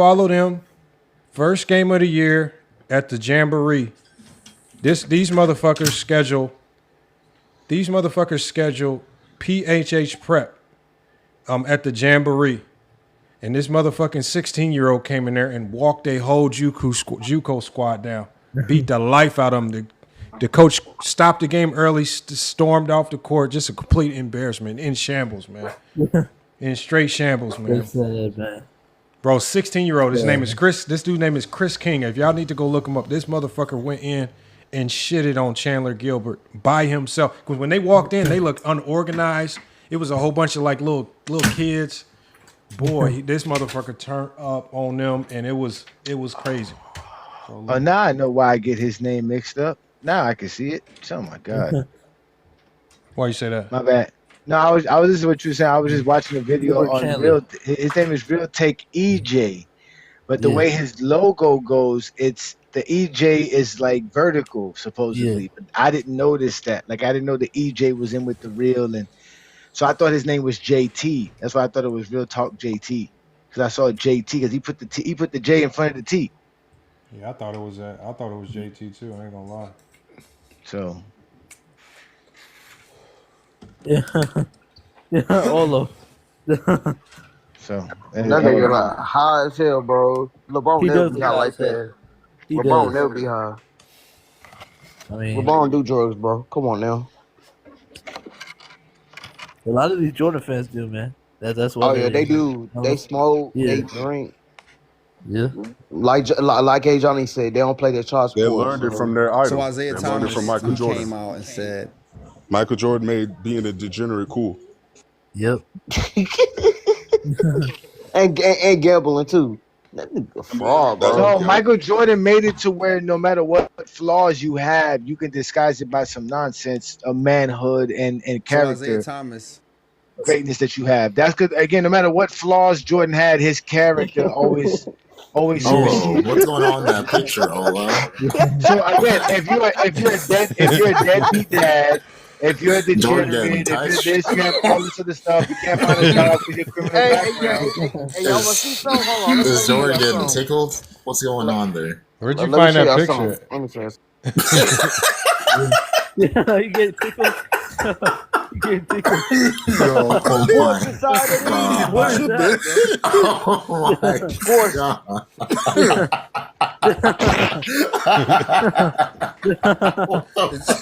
With the tongue out and all that shit. Bro, who the fuck took that picture? Yeah, what who is the this, fuck bro? took this shit? Why you got? She looking at him like, fuck off, you Wow, son. Yeah, he says. Hold on. Check this out. Hold on. If you, boy, I'm surprised people with AI tools ain't really reverse engineered that. They could have turned that into something crazy. Wow. Oh my God. Wow. Hold on. Check this. That was great. Hey, y'all, check this out. Fox. This is what the other Isiah Thomas said, y'all. Right. So Isiah Thomas, he came out and said, Kobe Bryant is his GOAT. Kobe's my GOAT. Kobe to you is best basketball player of all time. Yeah. He's a real hooper. See, I say he's a real hooper because he emphasized to say LeBron. No, that's just Score Society glazing Kobe. Hold on. I'm gonna give you the full clip. Hold on, let me find a full clip for y'all. Yeah, because he does say LeBron's the GOAT, but that Kobe's his GOAT. No, but they asked him about Jordan. Like, obviously, we heard what he said about Kobe, but they asked him a very specific question about LeBron and Jordan, and I liked his answer, right? Because it was an answer that Jordan fans hate to hear. So Isiah Thomas, he came out and said, Kobe Bryant is his GOAT. Right, let me try to find it, man. I gotta find it. Hey, why does Score Society Loki kind of sound like a twin man? Nah, man. The Source Society, he gonna learn his lesson too. He keep thinking he's gonna be some kind of mediator. He's trying the H30 way, trying to the Zesty Jeffries do not care, bro. They do not care. They do not care about logic and none of that. Just like what's it called said. Biggest hat says either you down or you not down. They don't have no in between game. It's either they mess with you or they don't. And if they don't mess with you, they don't mess with you. Is Diddy looking at his reflection in Jordan's bald ass head in that picture? What's going on? Diddy was happy that Michael Jordan agreed to follow him to the after spots late night. That's what he was happy about. You see, Jordan's like, don't worry, I'm gonna show you how we do this. Let me show you. Yo, go James, bro. That's devious. Yo, go James, bro. Oh, look at this picture. Oh, hell no. No. Oh, hell no. Look at that picture. Oh, hell no. No. Yo, look That at is not my bro. goat. Man, what is Jordan doing? Yeah, what is he's this? doing? Oh, no, bro. What he's doing? No. Hey, check this one out. Check this one out. Yes. Check this one out. That's not Jordan, though. That's not Jordan. No. Fucking exposed. Hey, look, y'all. This is why y'all live stream be getting banned, man. Y'all can't come doing this over here, man. This is why y'all got banned. Hold on. But what is that on A Johnny's screen? What was that, A Johnny? On my screen, nothing. What the hell is that? Something weird was on your screen. Hold on. Olo, stop showing that, man. Y'all, this is how y'all be getting banned.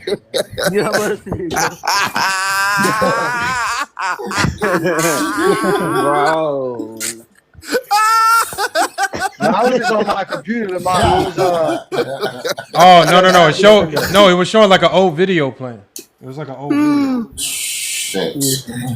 Oh, yeah, I mean, I'm Isiah watching. Thomas, he came out and said Kobe Bryant is his GOAT. Kobe's my GOAT. This is the right. Oh, here it is. No, this is right. Yo, Lowe's in the chat.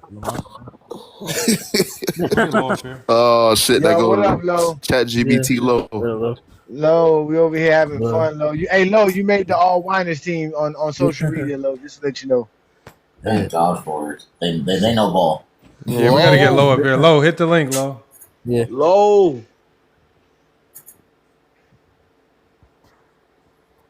No, Low cool. Low been doing this thing. Yeah. Oh, Low asked whose team? There's no link, Low. You know, like The Low All Winers team. No, Oh you know my God, he's so petty. not the Bro. link. You know what he mean. You know what he means. Yeah, not the link. Like, See what I'm saying? That's why you made the All Winers team right there, because of stuff like that, Lo. Right there, exactly that. Oh, here he Always is. crying. Right here. Hold on. We gotta. we got him up.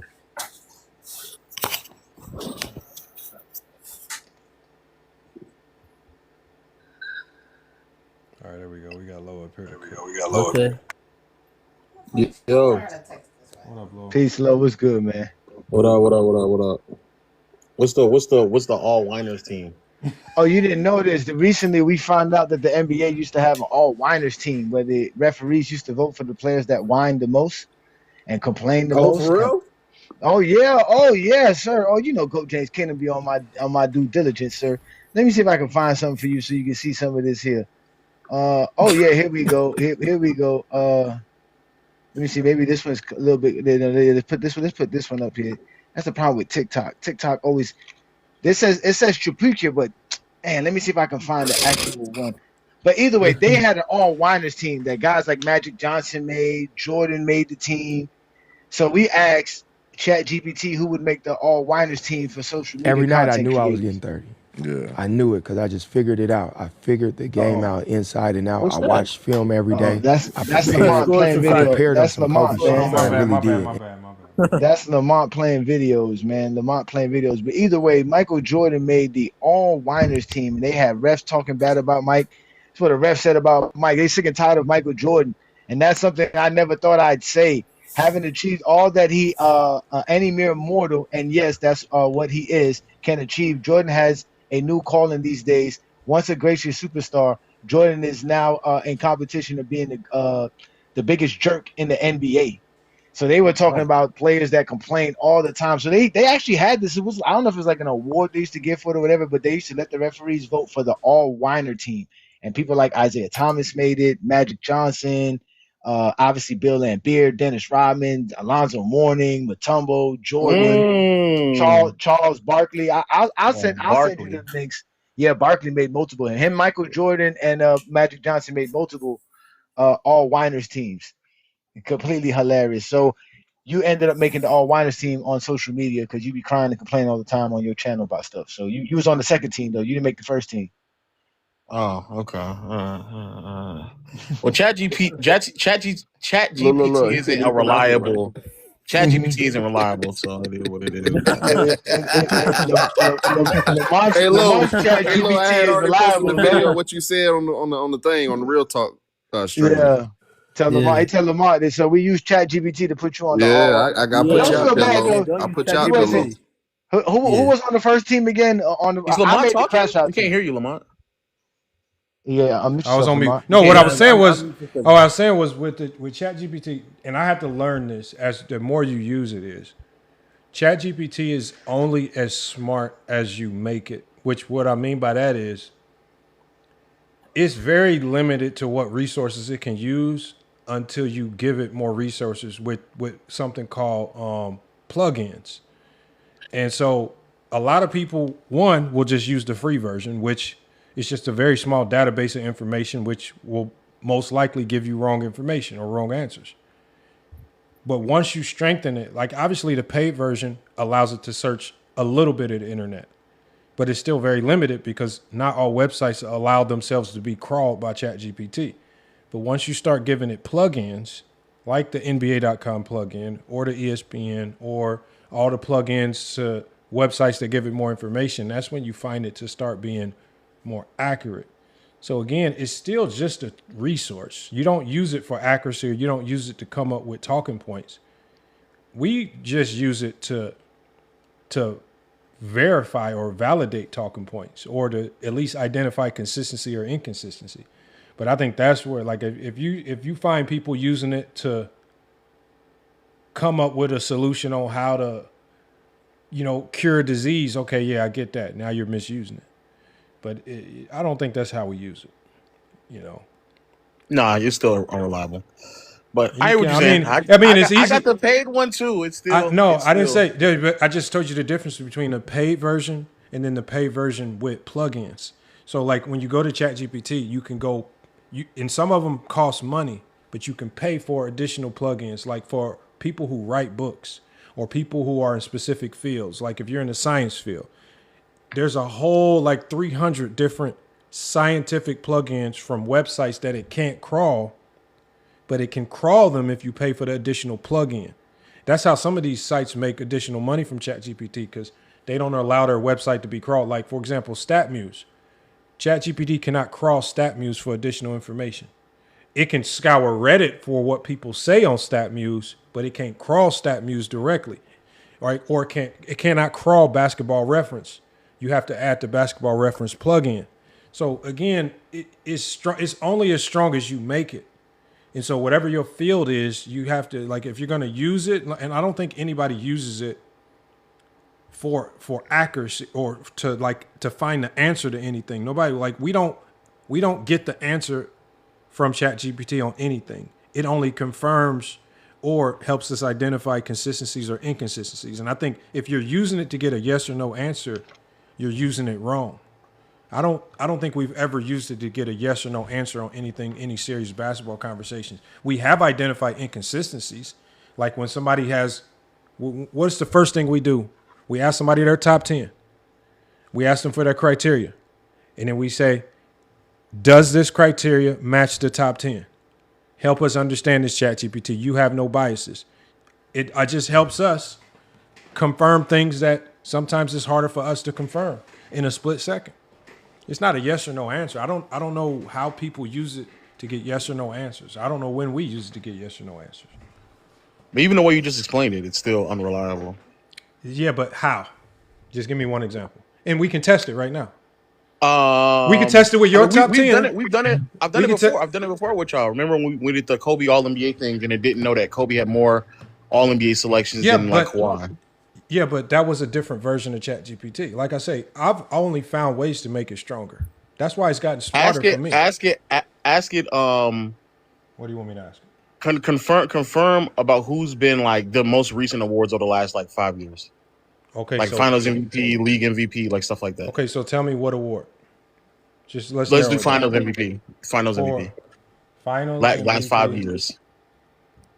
in NBA for the last 5 years. All right. The other thing I've noticed with ChatGPT is the more stuff you give it, the harder it is for it to retain. So last year's Finals MVP, do we agree that it was SGA? Mm-hmm. The year before that, do we agree that it was Jaylen Brown? Yeah. The year before that, do we agree that it was Nikola Jokic? Yep. Do we agree that it was Steph Curry the year before that? Yeah. And Giannis the year before that? Yeah. Okay. So now ask it what is Shay's and Tatum's resume? No, ask it. But okay, so this, like I say, resume is a very broad term. You have to be specific. Like, if you just say resume, that's too broad. It's just just ask it. Ask it. Just see what it comes up with, though. Okay. Ask it what Shay. Okay. Resume. What is SGA's resume? Yeah. Okay. It's just so broad. It's gonna say I played in the NBA. Okay, so hold on. Let's start. Hold on. Hold on. I'm gonna tell you. This is what it means by it's too broad. What's the first thing that it gives me? SGA's real name, Shai Gilgeous-Alexander, born July 12, 1998. Position, point guard. Height, 6'6", 195. Drafted, 2018. Career path, 2018, 2019. Again, it's too broad. I just said narrow it down because I know if I just say resume, it's going to give me a whole bunch of stuff. Major NBA honors and achievements. If that's what you wanted to hear, that's why I say we should have narrowed it down to that. But it does have a category for that. What does it say in the category? Okay, it says the NBA most valuable player. Is that accurate? Mm-hmm. It said led the league in scoring and guided OKC to the best regular season record. Mm-hmm. NBA Finals MVP, NBA champion, NBA scoring champion, all NBA team, multiple selections. Mm-hmm. Are we good so far? Yeah, we keep going. Okay. Multiple time NBA All-Star. Is that accurate? Yes. Okay. All NBA selections, right? And it says he's a top tier guard status. NBA All Rookie Team in 2019, right? Strong start to NBA career. Do you agree? Anything? Yes. Right. Yes. Multiple Player of the Month and Player of the Week awards. Multiple times recognized for this excellence. Do you agree? Okay. So it continues. It says he says his career averages, regular season averages, approximately, and it just approximates this, 25 points per game for a career, 5.2 assists approximated, 4.8 rebounds approximately. Playoff performer, it describes him as elevated his scoring and playmaking in the postseason, known for his scoring versatility, mid-range drives, timely threes, clutch play, and leadership. Do you agree there? Okay. Do you want his legacy and historical notes? No. What did it say for his numbers? Which numbers? Which ones? the regular numbers. Regular. Okay, I just gave you it said it approximated his averages. Here, let me go back up. So it says it says career regular season averages because it has the swiggle sign, which means approximately, right? Because obviously it's always changing because he's playing games. 25 points per game, approximately 5.2 assists for his career, 4.8 rebounds, and it says before, but it says it says not in, basically it says before 2025, 26. So it's just basically saying these are all ever-changing numbers because he's still playing games. How much? How long? Hold on. Legacy and historical notes. Fourth player in NBA history to win. It says he was the fourth player in NBA history to win MVP, Finals MVP, and scoring title in the same season. I don't know. Yeah, the March ChatGPT is different, though. You got to understand this. It says, hold on. It says he's the second Canadian NBA MVP. Fun fact. Is that accurate? Or unless you guys know any other Canadians that won MVP other than Steve Nash. Yeah, it should be accurate. But he says he's the first Canadian Finals MVP. Fun fact. I don't know. I don't really care about the fun fact. This is all his resume. Do you want to know his contract status? Because it also has contracting status. Damn. I told you, Lamar ChatGPT is not like the rest of us. Mine's is like Lowe's. It's gonna give you generic answers. It's gonna be false. And I pay for mine too. No, hold on. We can even ask it. We can What's even his ask it contract? its opinion. We can literally even ask its opinion on what he might do in the future. Or I don't know if that'll align. I don't know what y'all be wanting to know. What is his contract? It says he signed a record-setting supermax extension with the Thunder, right? 4-year, approximately $285 million, making him one of the highest-paid players in league history. Mm-hmm. So you got yours pretty up to date because that's all the way up to 20 this last summer.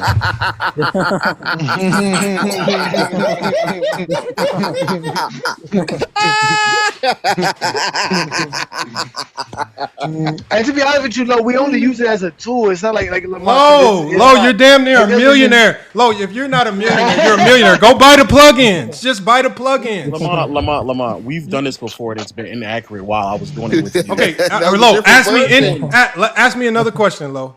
Who's the primary defender on Magic Johnson in the 91 finals? Oh shit, here it is. Okay, hold on. Who was the primary defender on Magic Johnson in the what? Because not only does Lamont ChatGPT come up with stuff, it'll get aggressive with you. It'll talk back to you. It'll roast you. It'll roast you, bro. We've seen it do it, but I don't know what Lamont paid ChatGPT, but his ChatGPT comes straight out of Gary, Indiana. I don't know.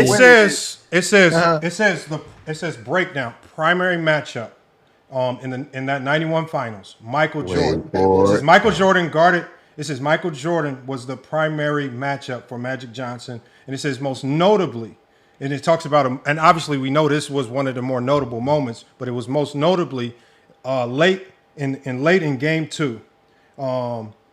It says Pippen did handle some of the assignment. It says this series is often cited. It says, but this series is often cited about Pippen's all-around defensive dominance, also with Pippen guarding James Worthy, and it basically says a coming out party for Scottie Pippen on one of the biggest stages. But it says the primary defender on Magic Johnson in that series was Michael Jordan, right? But it alludes to what Pippen was doing off ball on James Worthy. Who was James Worthy the leading scorer of that series? Because it says, for the Lakers. I believe he was. Yeah. So yeah. Lamont? What exactly does it say? Where? Okay. There's a lot here. Just read it. I'm not gonna read all this. Just read the first 3 sentences. Just read it. They hate ChatGPT, bro. Primary. Put it on the screen. Hey, look, this is how you made the all winders. Share the screen. This is how you made the all winders team. No, this is how you made the all winders team. I'll share my screen. I'll share my screen. Hold on one second, y'all. Jesus Christ. I gotta hold on. Let me close all my tabs, y'all. Jeez. Hey, Mahari, you could ask that question. Hey, Mahari, you could ask the question after. What question? What, the Wizards question? The Wizards question, yeah. Hold on, y'all. I was downloading stuff. Hold on. Yeah, while you do that. Hey, Lo, can you hear me? Yeah. Okay, I gotta ask you a question. Who the hell brought you up with that Wizards gamble? Like, what the heck is that all? Oh no, the Wizards thing is just I don't think they were going to win 25 games. That's it. That's it. Okay. Lamont, what are you typing? Yeah. No, he's just Oh my God, Lo, what are you doing, Lo? I told you. I just told. No, I'm not sharing what I have on the. I'm not sharing what I have on the screen. I can show you. Look.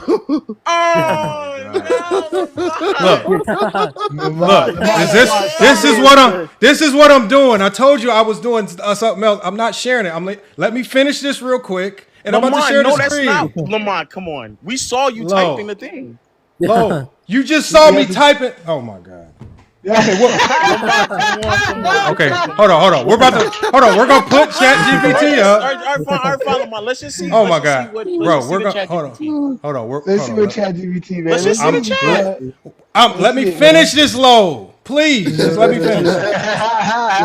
No, just hold on a minute, man. Let Lamont Jesus finish. Christ. Hold on. ChatGPT has literally answered every one of his questions. They always think it's some deceptive. I just want to behind see it. what it says. That's it. I'm about to look. Here's the one thing. Here's the beauty of my ChatGPT, Lo. Nothing is deleted. Whatever we just typed in is still there. It don't go away. You're not the first. You will not be the last to be proven wrong by ChatGPT. Wait 1 second. Wait 1 second, Lo. And as I told you, everything we typed in, it don't delete. This ain't Microsoft Word where I can go delete. You're beating around the bush. We saw you type something in chat. We literally saw you do it. We saw it, Lamont. I saw it. We did see it, Lamont. I seen it. Come on, Lamont. We saw it. You can just show us, Lamont. We just want to see. Come on. We just want to see. Please wait. We need to give Lamar's ChatGPT a name. It needs to have a name. It's got to be like a ghetto name. We got to give it like a street name, bro. We got to find a way, man. Yeah, Hollywood Herm. Hollywood Herm is crazy. We call it Hollywood Herm, man. Hollywood Herm should have made the all winders list too, but I guess he don't got it. Oh wait, okay. To the Wizards, it was just a bet. There's a Wizards fan in my lives I do all the time, and he's just a Wizards fan. He go on about the Wizards, and I'm sitting there trying to tell him, I promise you, it's a no. It's a no. They're not on pace to win 25 games, right? No, right? No, bro. But then because they got Trae Young, Oh, I was like, all right, now the bet is off because that's a caliber. But he might not even play though. So you can't cancel the bet though. No, you got to eat that if no 25 wins. No. You gotta honor the bet, regardless of the fact that Trae Young got traded to See, this is why you made the all winders team. This is why you made the all winders team, second team. Come on. Hey, just like Jordan. Bet, bro. But he might. But then again, Trae Young. But I can understand if he doesn't play because Washington might be holding him for more trade, you know what I mean? That's what I was thinking. That's what I think Washington was going to do, trade him. Or maybe they hold up Trae Young and try to get the number one overall pick again. That could because you don't want. Yeah, because we don't want Caleb Wilson or AJ Dibanash to go on the OKC if they look up and get the first pick. You know what I mean? Bro, why do y'all keep thinking that AJ Dibanash going to OKC is going to be a good thing? I don't think it's going to be a good thing. I don't think it's going to help. It's not going to help OKC. It's not going to, and it's only going to hurt AJ Dibanash. Hey, Lamar, can I be honest with you? I don't even think OKC. Yeah, because it might because I don't even think they'll get the number one pick. They got Caleb. Yeah, but Caleb Wilson would be a better fit. I don't think the Clippers will be bad enough for the OKC to get number one. I don't think so. Yeah, they started. No, it doesn't matter. What I'm saying is, think about what Golden State got all those top draft picks. Yeah. Oh, hold up, your man, Lamont. Let's talk about Denny for a minute. Denny been cooking over there. Am I tripping or is the thing not on the screen yet? Am I tripping? Yeah, it's not on the screen yet. Come on. Magic. Hold on. It's here. Hold on. Now hold on. You actually made me take myself off the screen. Hold on. God damn. Yeah, we don't need to see you. Yes, y'all do. Hold on. Yes, y'all do. Hold on. You can take out the screen. We need to see Lamar's face. Hold on. No, because I lost my goddamn logo. Let me fix my camera. Boop. There it is. Boop. There it is. Okay, Lo. So what do you think now? Hold on. Where's my camera settings? We should have Lo read it. Hold on. No. We should actually. Hold on. No, we're not reading nothing until I'm done. No, we're not reading nothing. You know why? What's on the screen is what's on my screen as well. And it doesn't say what he just read off. What he said he read off. This is not on your screen, Lo. You're lying. You're lying.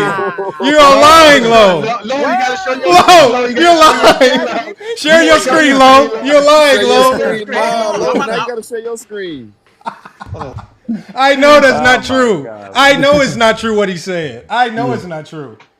Oh, this is becoming great. Oh, this is It says right here because all this is. Hold on. Let me make it smaller. No, I didn't make. Hold on. This is not smaller. I'm just moving myself because I gotta find my goddamn camera, man. Goddamn. I told y'all I don't like doing this shit on TikTok because it fucks my screens up when y'all tell me to do all this dumb shit. Then they get mad at me. Hold on. Now I gotta fix my Lamar's shit. computer too. I don't know what kind of computer Lamar be using too. Lamar's computer. No, I'm using two screens. I moved. I'm sitting here moving my screens around. I'm sitting here moving my screens around for low, then move my whole image outside of the area where I can even pull it back in. Damn, now I gotta delete it out. Lamar, we don't need to see you, Lamar.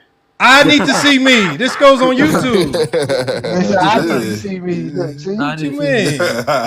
You got the logo up. You know what though? Bro? This would be like removing Olo's laugh from when we like, bro, we're not removing. Yeah, we need yeah. Thank you. Look, I had to add this shit back in.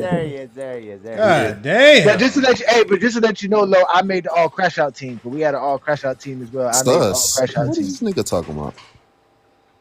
Mad sus. Adrian Knight's always He been in the comments crying all day. It says, hey, whining like it says, hold on. No, hold on. It says right here. No, it says, breaks it down. This is what actually happened. Game 1, Michael Jordan opened as Magic's defender. Result, Bulls lost Game 1. Magic controlled the tempo. Game 2, Phil Jackson switched the primary assignment to Scottie Pippen. Games 2 through 5, as I mentioned earlier, when we talked about Game 2 being a key point. Pippen guarded Magic most of the time. It says games 2 through 5. Jordan helped, switched late, or picked his spots, but Pippen was the main matchup. It says why people remember Jordan. Hold on, let's read the whole thing, Philo. Hold on, did I lose it? It says why people remember Jordan. This is why people remember Jordan. Jordan did guard Magic in stretches, especially late possessions, momentum moments, select crunch time sequences. We all remember the overtime when Pippen fouled out. That is a fact. Why Pippen was the real answer. Size and length, 6'8", 6'9", could absorb post-ups and chasing transaction, took away passing angles, blah, blah, blah, blah. We all know this. It says bottom line. It says bottom line. Jordan, primary defender early. Pippen, primary defender when the series was decided. So, again, it just gives you more context to what we already know. Was Jordan the primary defender? Yes. But was Pippen was Pippen? No, we're reading it right. Hold on. Yeah, who does it say was? Hold on. And I want everybody to hold on 1 second. Low. We're talking to the people. Hold on. The question was this: who was the primary defender? Yeah, it says right here, bottom line. Who was the primary defender, you guys? Bottom line. What does it say? It says Jordan. Says Jordan. It says Jordan primary. I told you, but it says contextually, the primary defender when the series was decided was Pippen. Scottie Pippen. So again, you don't get mad because it's giving you layers of context. You just want these blanket one-word answers, and it's not a blanket one-word answer because we can even pull up video of Magic Johnson saying it was Pippen's defense that screwed him up for the rest of the series. So there is some type of context to that. But if you want a blanket answer, yes, Jordan was a primary defender. Don't know what that particularly means. I don't know if you're trying to say Jordan was playing good defense. We watched the film. He wasn't. He was getting barbecued. So I don't know why you would want to tell anybody he was guarding Magic because when we watched the film, he was getting cooked.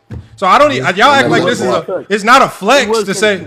It's not a flex to say Jordan was guarding Magic. It's not a flex. He was getting barbecued. One side of mashed potatoes. I don't know what flex this is like to say that, and like this logic. Hey y'all, hold on. This logic was popularized by Mars. Mars thought it was a flex because they think like they only see like they come up with these takes that they think are so nuanced. Yeah, Pippen wasn't even guarding Magic. Yeah. No, Pippen was guarding James Worthy, who was the Lakers' leading scorer. But Pippen was also the best off-ball defender.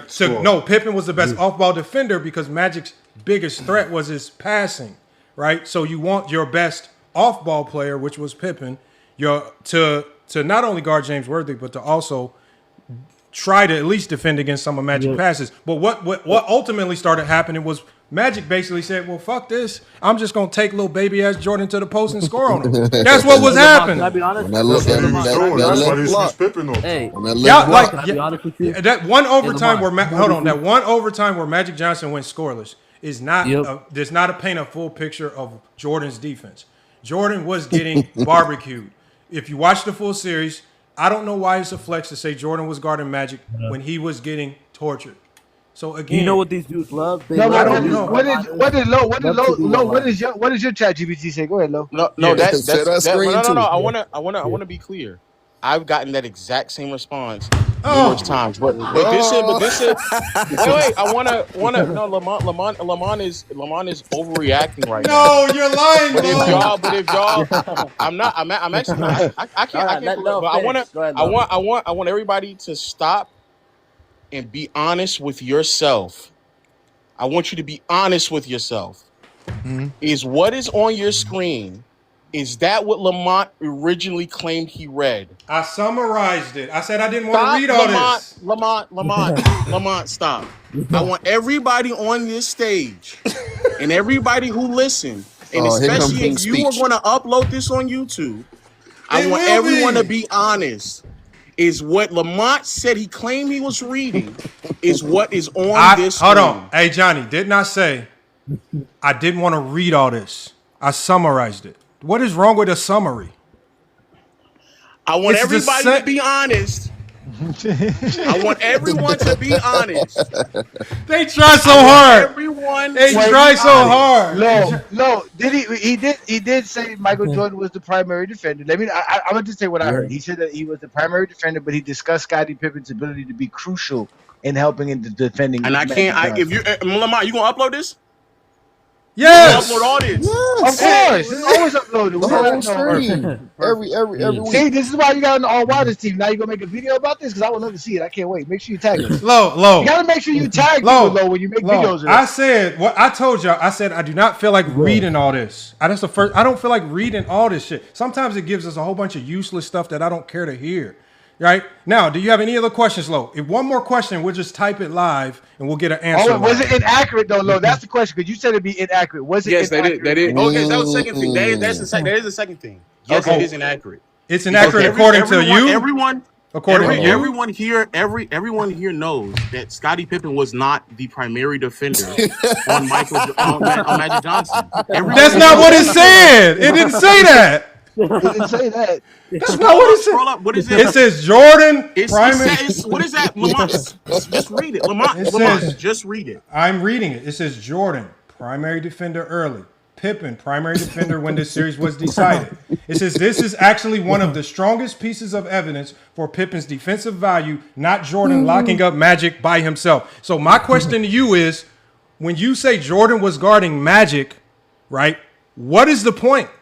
Like, what are you trying to say? Because he wasn't doing a good job. It's not anything I'm trying to say. I'm just asking you the question. Can you scroll up to what you typed in so I can make sure the next follow-up? Do you want scroll up? Can you just scroll up to see what you typed in so I can know what the follow-up is? Okay, I'm gonna start. Lo, you got to answer questions.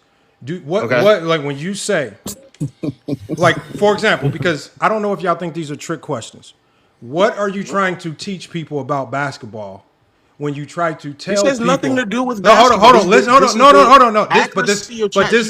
This question is about basketball. No, this question, because I've always wanted to know this, because the first time I heard this was with Mars. When y'all tell people that Michael Jordan was the primary defender on Magic in 91, right? What are you trying to teach people? Because when you watch the series, you can clearly see that Jordan's on-ball defense on Magic was not significant at all and only turned Magic into a better offensive player. And two, you completely miss all the other defense that's being played by Scottie Pippen. And I don't know why it actually takes Magic Johnson himself coming out to say what? Pippen was the defender that changed the series. So when we have Magic, I'll pull that video up right now. Lo got it. But what Lo is saying is that the problem is that what you told specifically originally, you have to ask ChatGPT exactly what you wanted to ask. The real question that Lo wants to ask ChatGPT is who guarded Magic Johnson the majority of the series. Guarded. No, stop. You're allowing him No, stop. Lamont, stop. Lamont, stop. Lamont. Let's find out. No, we're gonna ask it. We're gonna ask it. We're gonna ask it. We're gonna ask it. No. I'm gone. Why? No, stop. This is a pointless question. No, it's not pointless. It's not about what I may think about Michael Jordan's defense. It's just all we're talking about right now is the accuracy. Are you saying that this statement is not accurate? Are you saying that this statement is not accurate? Lamont, all I'm asking you is to go up and show me what's the first prompt that you put in. That is it. So I then know what the follow-up is going to be. Are you saying that this statement is not accurate? If you're asking me what I need to know, I know that's not. Scottie Pippen was not the primary defender between games 2 through 5. He wasn't. What was the first Lamont? All right. I'll see y'all later, bro. I gave you on this 3. Bro, let's see. No, Lamont, what did you do? I didn't do nothing. That's crazy. Because the crazy thing is because we watched game 2 though. Everybody that's up here. No, we watched game 2. My problem is, why does everybody think ChatGPT has a generic answer for everybody? No. Everybody's ChatGPT is personalized to what you talk to. Lamont. Lamont. You know, Lamont. There's no way his ChatGPT is going to say the same thing Lo says, man. There's no way it's that thing. No, hey, Lamont, you know how you said earlier about the what you call it when these dudes like King Speech Row like to bring up Throat James Kingdom. King Speech Row is talking to me. He's saying.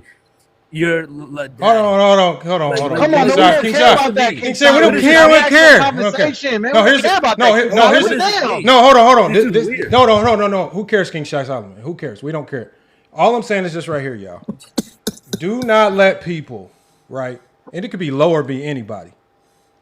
Because ChatGPT, like, there's a lot of people that want you to believe what they say, but not what actually happened.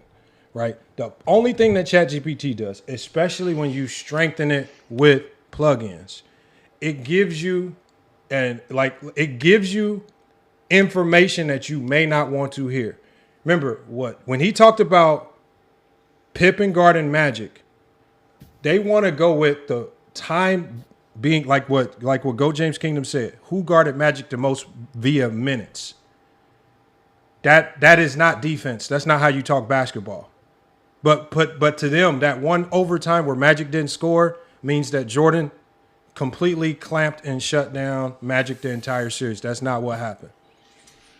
Well, no, this is the thing, Lamont, because after game 2, Jordan did go back as the primary defender to Magic Johnson, but they still used Scottie Pippen in spurts to guard him as well. So it wasn't like that's what ChatGPT is basically saying. Jordan is the primary defender. Do you have minutes?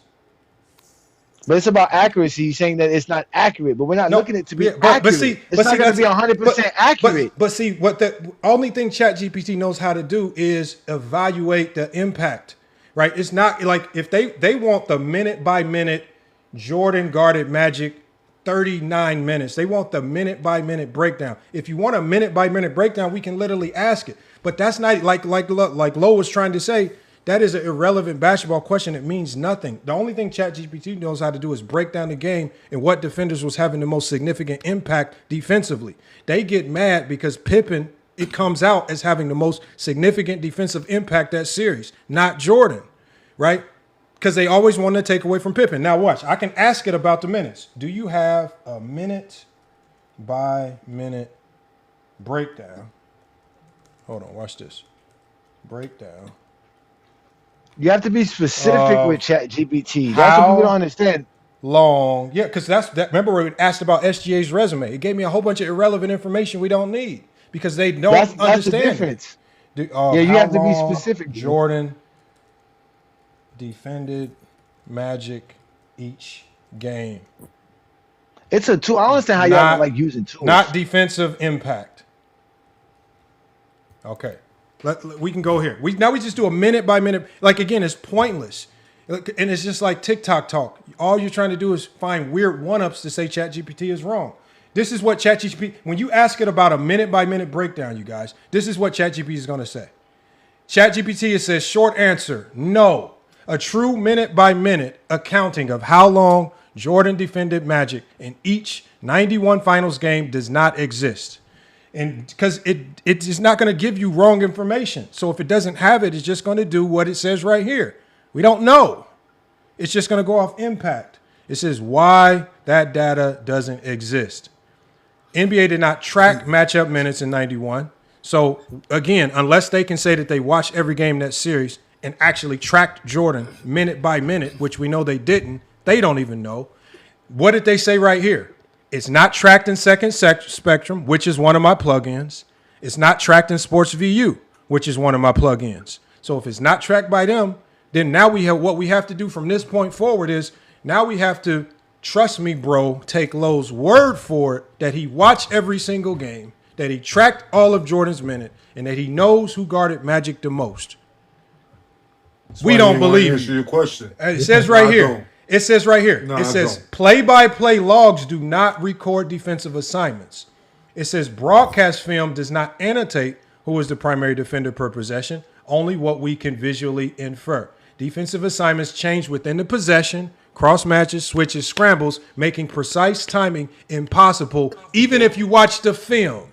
So again, when they want these silly breakdowns of minutes, we literally just asked it.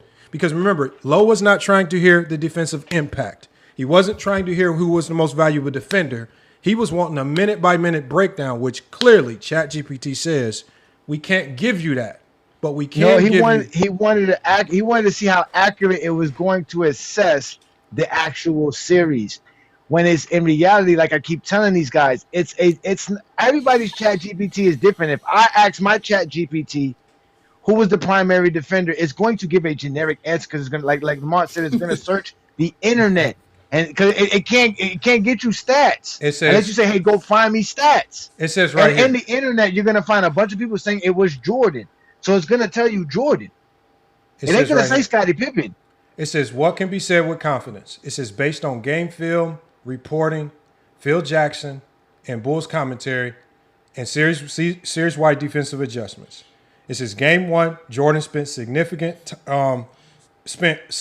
early time on Magic. Games 2 through 5, it says, Pippen handled the majority of primary coverages.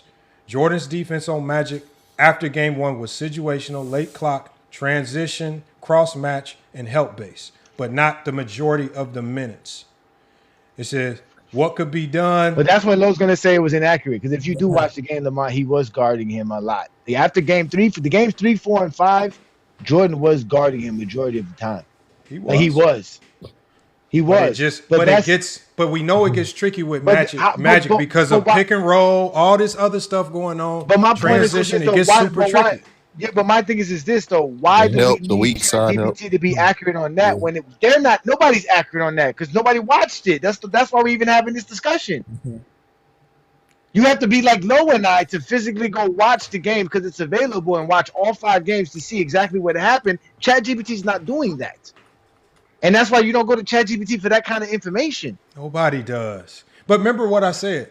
They think that we go to ChatGPT for yes or no answers. No, we go to, it's typically to confirm, right?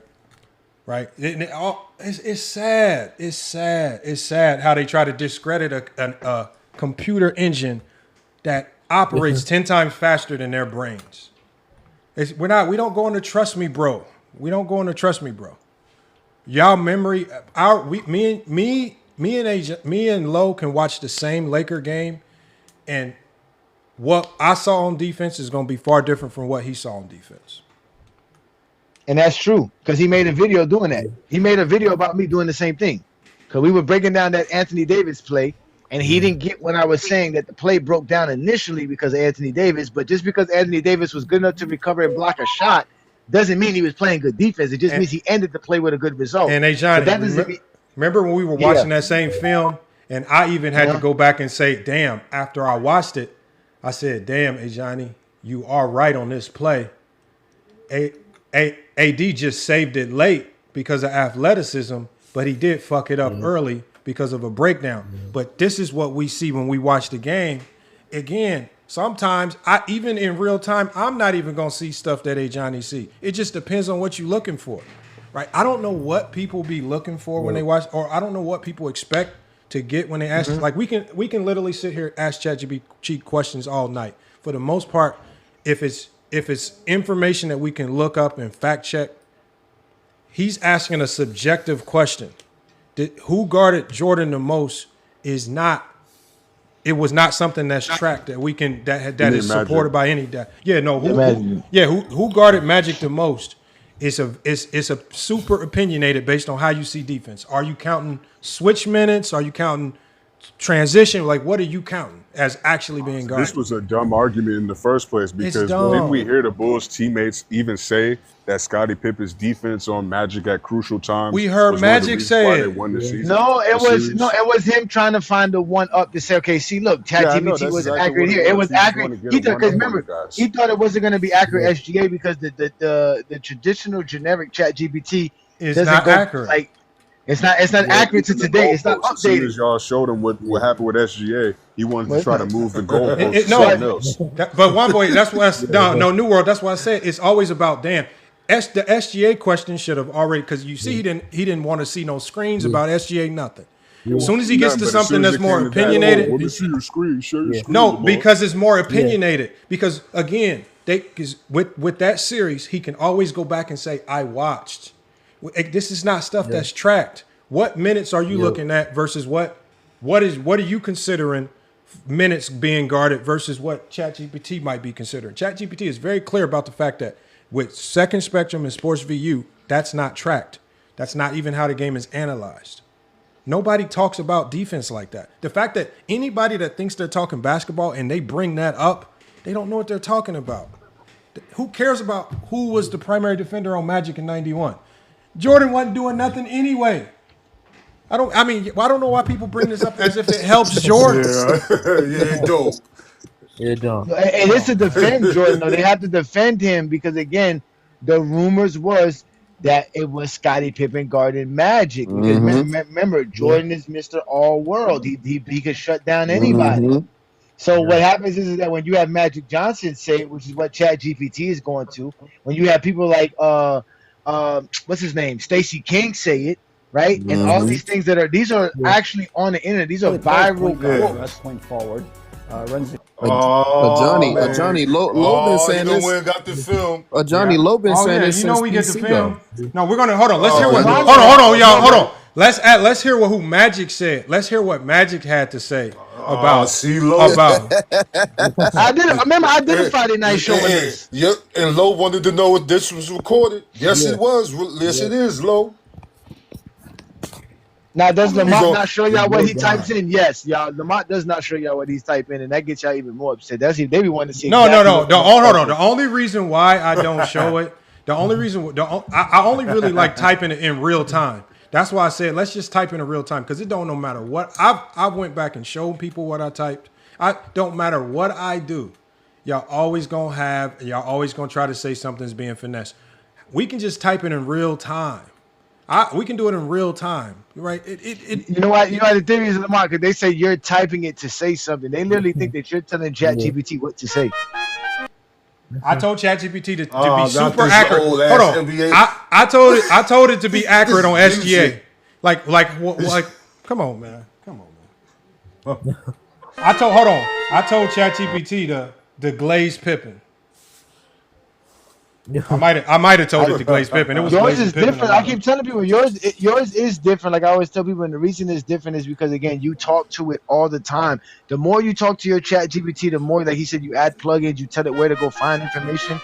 The more it's gonna know. Hold on. Lamont's ChatGPT knows a lot more. Hold on. That means you see how mine's when I shared your screen, it said, according to Second Spectrum and Sports VU, it can't track this information.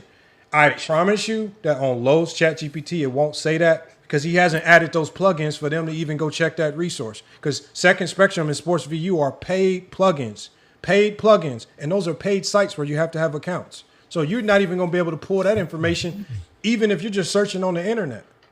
So again, Lo, that's why you made the all whiners team, man. Y'all be whining a lot, man. All you Jordan fans, every last one of y'all who be having Jordan as y'all go be whining.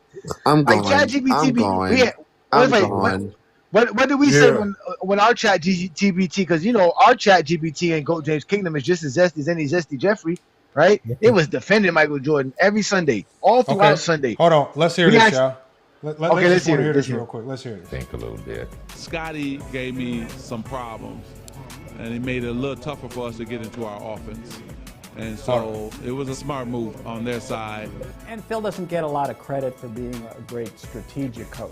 The notion is he's chanting and he's involved in mysticism or Zen or something. But Phil's a basketball guy. And one of the things he's done, and I always wonder why guys don't do it more often, is sort of the kill the head of the snake thing. You try to take away the best thing they do. Not necessarily go after the best scorer, but get after who initiates the offense. And it allowed then our big guys to battle with Divac down there. Horace could roam a little bit and find his way. Make it smaller, Michael then was able to gamble a little bit at times and get in the passing lane. So we found a little thing that really disrupted their tempo. And sure enough, they just dominated from then on. And the Chicago. Hold on. ChatGPT, y'all. Hold on. ChatGPT just said games 2 through 5. What did it say Pippen did the rest of the series? And then what did Magic just say? Magic Johnson's talking about, this is everything in this video is Magic's talking about what happened after game 1. Because game 1 was the Lakers' best game. He just said from then on, right? Let's just pull it back. Y'all be thinking Pippen's a joke, man. Career and even before my career, so I knew the style of player he was, and I knew what I could do to prohibit him from being as effective on the basketball court as he had been throughout his career. Magic was like 6'9", playing the point guard position. But here was this kid, Scottie Pippen, I thought for the first time, that was able to match him size for size, speed for speed. We rarely had someone of Scotty's athleticism and length who could guard him 94 feet.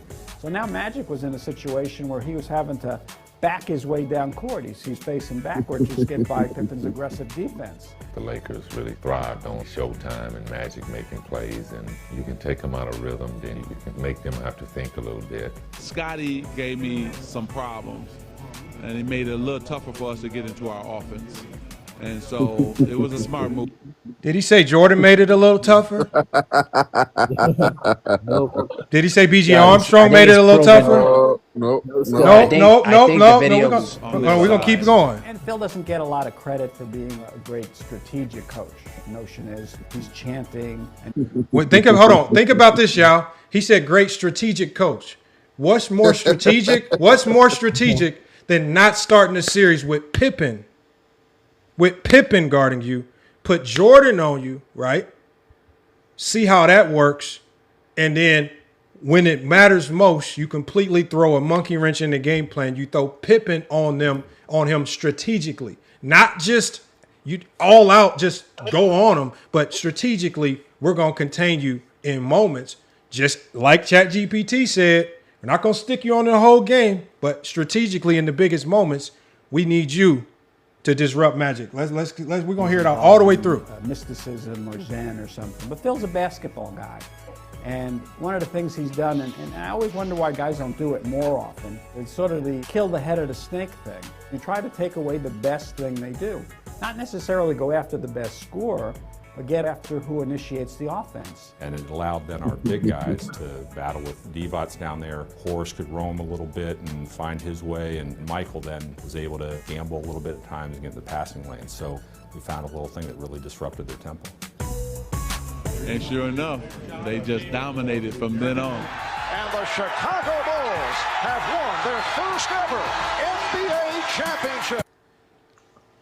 That sounded a lot like what ChatGPT was trying to imply to me. That's what it sounded like. Yep. It was. Something messed up that he never won a Defensive Player of the Year award. That's just crazy. Hold on. We didn't even hear the beginning, right? Because I'm assuming in the beginning, they might even show Jordan getting barbecued. Hold on. No, he didn't. Let me see.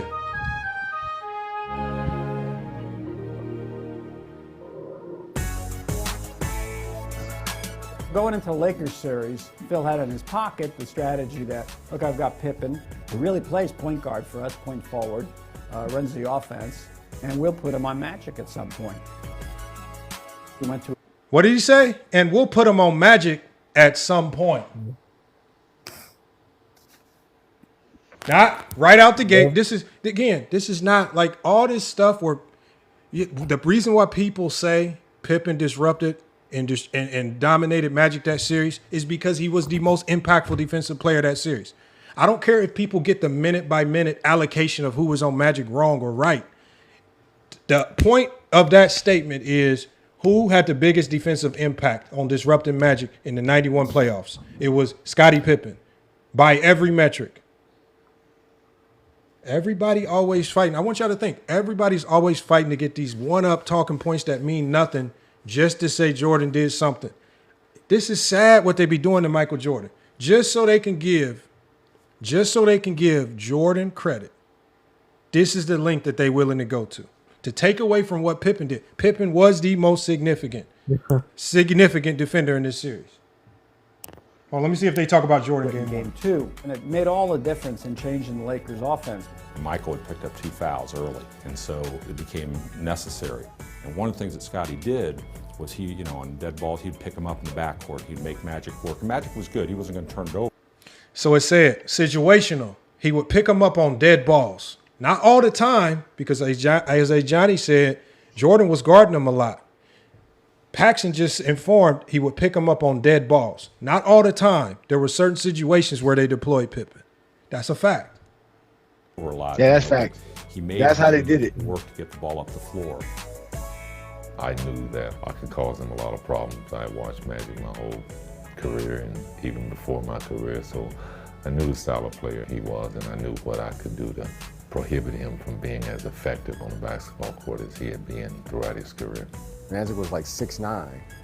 Bro, look, y'all, man, bro. To me, if I'm being honest, ChatGPT was damn near 99.9% correct in its assessment of that series. Now, if ChatGPT would have known that Lowe was asking a frivolous question of minute allocution, it probably would have gave him the very simple answer early is we don't have minute allocution. I don't know why you just don't ask the point. But that's the point, because primary defender is supposed to mean that. That's why when he asks who was the primary defender on Magic, because by saying the primary defender means that you were responsible for guarding Magic the entire series. So that's what he was saying, because in reality, they make it seem like because of these things that we hear from these little clips that Mike never really guarded him, right? And that after game 2, it was all Scottie Pippen. But in reality, they still had, again, like I explained when we did the show, they had to have Jordan on Magic because Jordan couldn't guard no one else. Jordan can't guard no James Worthy. He can't. They sometimes put him on Vlade Divac and get cooked by Vlade Divac. And you definitely couldn't have John Paxson guarding nobody else but Byron Scott. So you had no choice but to put Jordan. And like you said, the way to slow Magic down, if it does get too crazy, was we're going to put Pippen on him. And Pippen could slow them down. You see what I'm saying? And that's what they did. Strategically, they would. But they would trap him with Pippen too. Even when Jordan was guarding him, they would use Pippen to trap him. And Horace Grant to help Jordan. Yep. Hold on, let me share my screen one more time. I'm watching the game right now. All this is available on NBA.com. Horace Grant helped hold on, hold on, y'all. And just for the sake of just, you know what, just to fulfill a silly request. Hold on. Let's just go ahead and fulfill a silly request real quick. Hold on. You should always fulfill it, Lamont. It's just so satisfying. No, because we waste time. People, again, it's called filibustering at its finest, man. That's true, but he didn't like the SGA. He didn't expect the SGA. He didn't think it was going to be accurate on SGA. Let me zoom in. Hold on. Let me zoom in so y'all can see in 4K. So remember, this is the SGA topic we asked, right? So hold on, let's see. Remember when we were on the SGA topic, and it was all right about SGA, right? Then what did Lowe? Hold on. Now, when the SGA topic was over, remember, and I'll go to the top of the thread. I'm gonna go to the top of the thread. This is what was the first question Lowe asked me, you guys? Finals MVP for the last 5 years. That's the question I asked. Did I have to add any extra sauce onto it? No. Okay, let's go to the next question. What is SGA's resume? Right? Hold on. Remember he asked me. Remember he asked me even dumber question. Hold on, let me move myself out the way. He said, "What is?" Remember, I told him. I said, "That's too broad. You got to narrow it down to something else, man. Because we've been doing this ChatGPT for too long. I know when that's just something that's just way too broad. What did it give me, y'all? Personal early info. Do you want to know his mama and daddy's name? Do you want to know what the hell do you want to know? What's the next? Hold on. And then look, it gives me a whole bunch of stuff. Now they expect me to read all this stuff line by line verbatim. I gotta summarize this stuff because y'all ask these broad, long-winded questions. The ChatGPT has to give me endless pages, a whole bunch of silly stuff, right? So just so we know it's no finesse, what was the first question that he asked me after all the SGA stuff, you guys? Scottie Pippen and Michael Jordan. Okay, so that means to get the answer that we saw, I would have had to finesse it. What's this question right here? Hold on. Y'all can't see it because the screen is too low. Who's the primary defender? What did it say? Where is it? Oh. Who was the primary defender on Magic in the 91 finals? These are look, y'all. These are the questions I ask it, and when you get the answer that you want, you get mad at me. Come on. He ran away before you could cook him, Lamont. No. That's what I said. It wasn't even about the cook. We're not trying to cook, Lo. We want to have a conversation. No. What happens is I'm not going to pretend that I can access and contextualize information faster than a supercomputer. And just because you have a dumbed down version of ChatGPT, yes, as I broke it down, there's 3 layers: the free version, the paid version, and then the version where you add paid plugins. I explained that very clearly. And then you want to say, oh, I have the paid version. I'll get the same. Even the paid version can give you flawed results if you don't overpower it with something called plugins, you guys. I'm giving y'all that. I'm telling y'all that right now. So I'm not going to just send y'all out there on dummy missions thinking that you can just go with the paid version of ChatGPT and all of a sudden you've solved every problem in the world. If you want sports plugins, just go to your settings and go add sports plugins. Hold on. I'll go to the sports plug. Here, let me go to the sports plugin screen right here. I'll show y'all how to add them. I need to do that for mine because you need to teach Brandon that because Brandon will possess it. Because the thing about Lamont's ChatGPT, while you do that, Lamont, when people go in on your ChatGPT and they fit to go back at him, like to really roast other people, that means your ChatGPT is very special. Because when Brandon be cussing out his ChatGPT, you know what it does? It gets like it gets real defensive. Like, I don't know why you're mad at me. This is just the information that I have. I'm just trying to do my best, blah, blah. But your ChatGPT be like, oh, it's not my fault that you're an idiot and I'm smarter than you. Look, you guys. Hold on. Look, you guys. Yeah. So look, when you download ChatGPT, y'all, there are a plethora. Remember what I said. These are all plugins, right, that you can use to make it stronger, right? These are some of this is how it works for you right here. But you can go to these apps right here. Look at all these apps that you can add, right? You can add a plethora of apps, right? We can go to sports. Hold on, basketball. Let me just type in basketball. Let me type in something think of something that we can type in. Like, let's go to another topic that we don't know nothing about. I'll be right back. I got to go to the restroom. I'll be right back. Yeah. Right. Like music.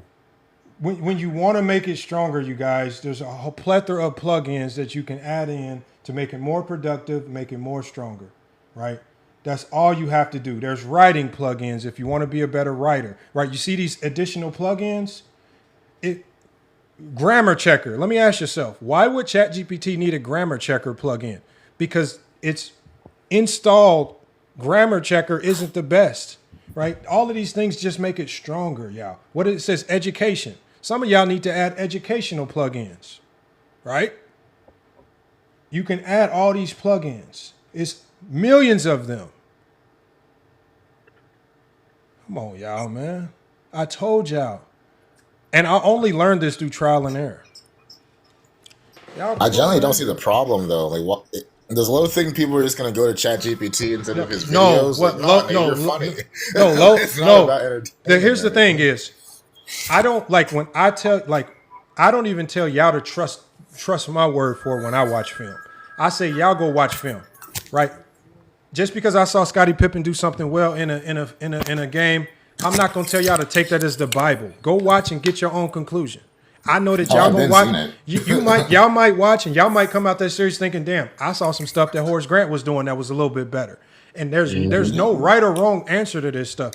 But people, if you think you can outthink ChatGPT, I'm not dumb, You're y'all. delusional. Bro. I'm not dumb.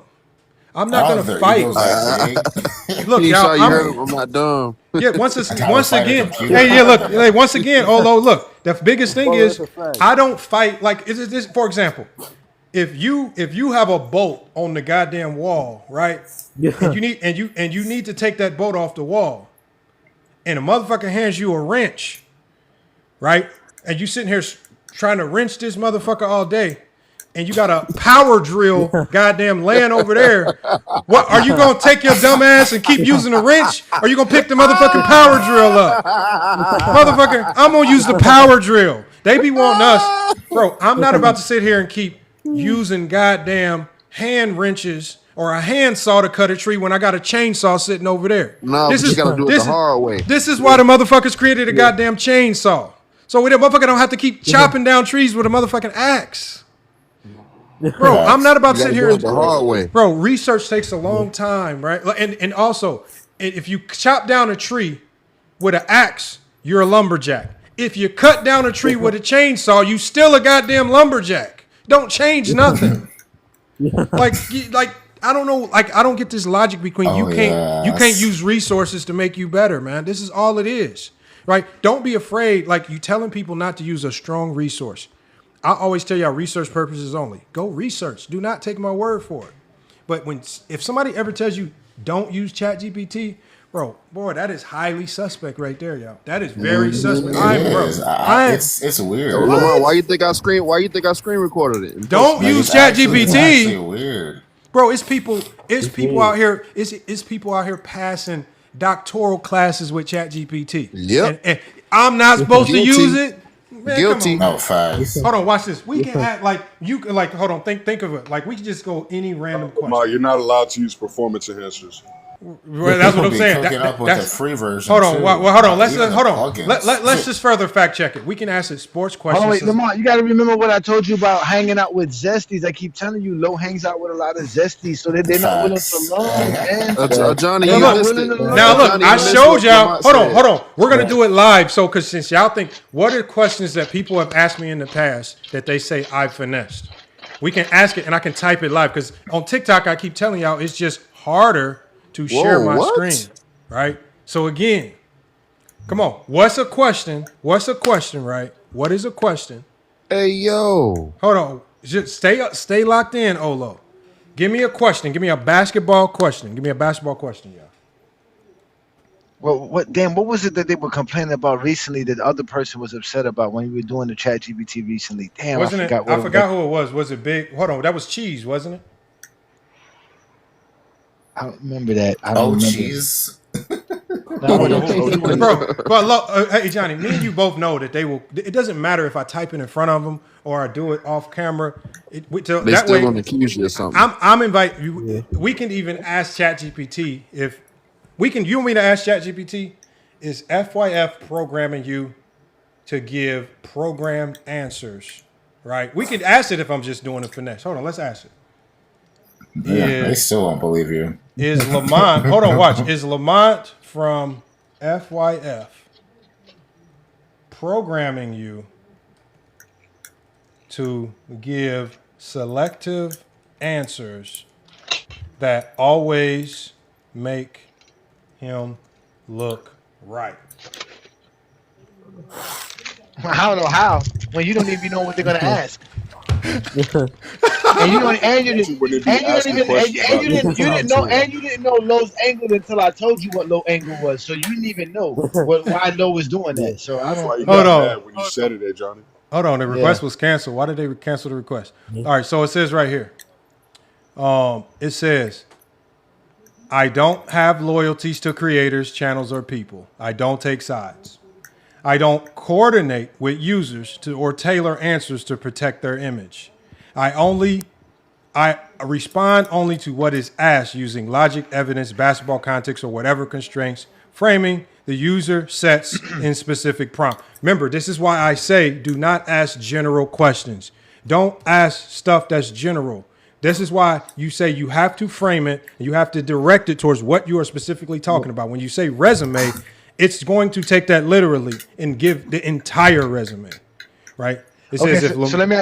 Okay, my bad. Go ahead. No. Go ahead. We get the point of what it's trying to say. Ask ChatGPT. Yeah. Does different users get different answers, even though if they might ask the same exact question? Can different users of ChatGPT get different answers? And what was the rest of your question? Even though they ask the same exact question, verbatim. Though they ask the same question. Question. And that's just common sense. We could both search the same thing in Google, but if you've been looking up certain things that I haven't been looking up, we're gonna see completely different things. I agree with you. It is personal. It literally says yes. It says different users can receive different answers even if they ask the exact same question verbatim. It says that does not mean manipulation or bias. It's how probabilistic language models work in practice. Right. And then again, they be wanting me to read everything. It tells why. Right. It says probabilistic generation is not a script. ChatGPT does not pull from a fixed answer bank.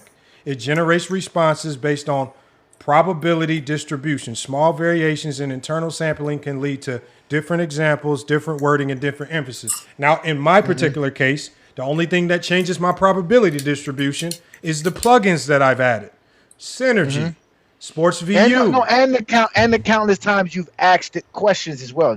You understand what I'm saying? Yes. So every time you ask it to go search something that it never had it before, it's going to remember that search, that information, and everything. So the next time something similar comes up and it needs to find that same information, it'll just pull from it. Yeah, it'll pull from it. That's why your ChatGPT always tells people about LeBron James's 20 All NBAs. No, it's one of the reasons why. Watch this. It's one of the reasons why we can type stuff like this. Do you remember King Speech Row? Watch this. This is why. What is it?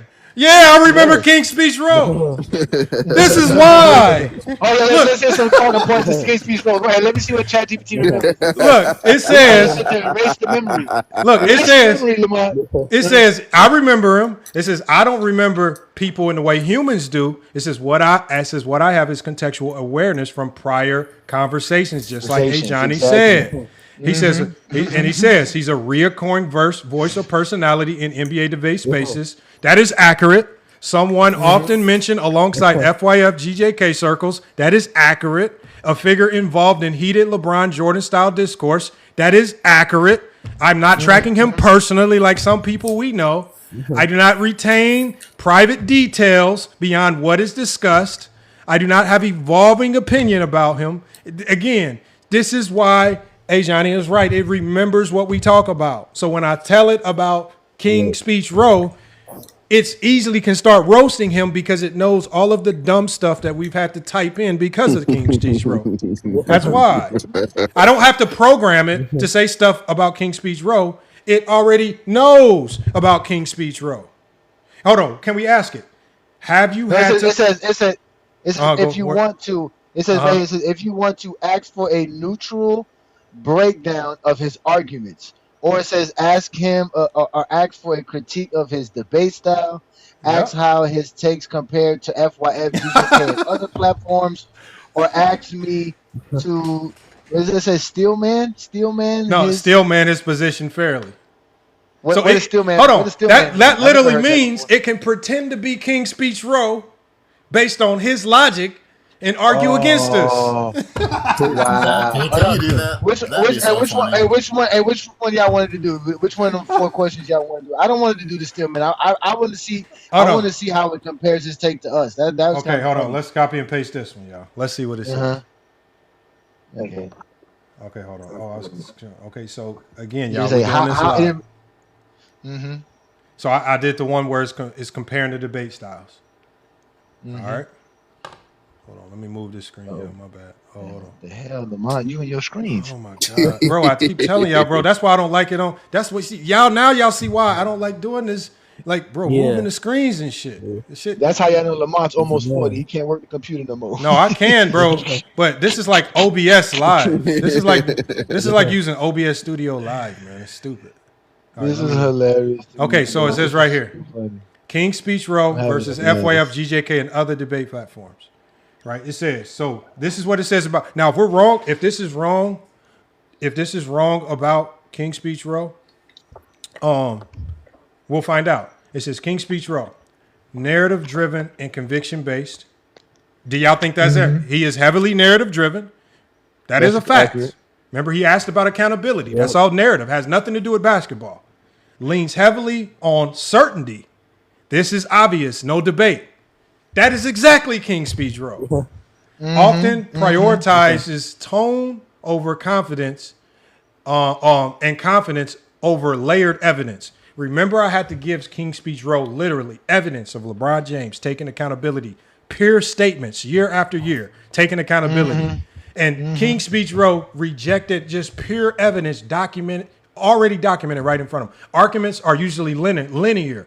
One main point repeated forcibly. That is exactly him.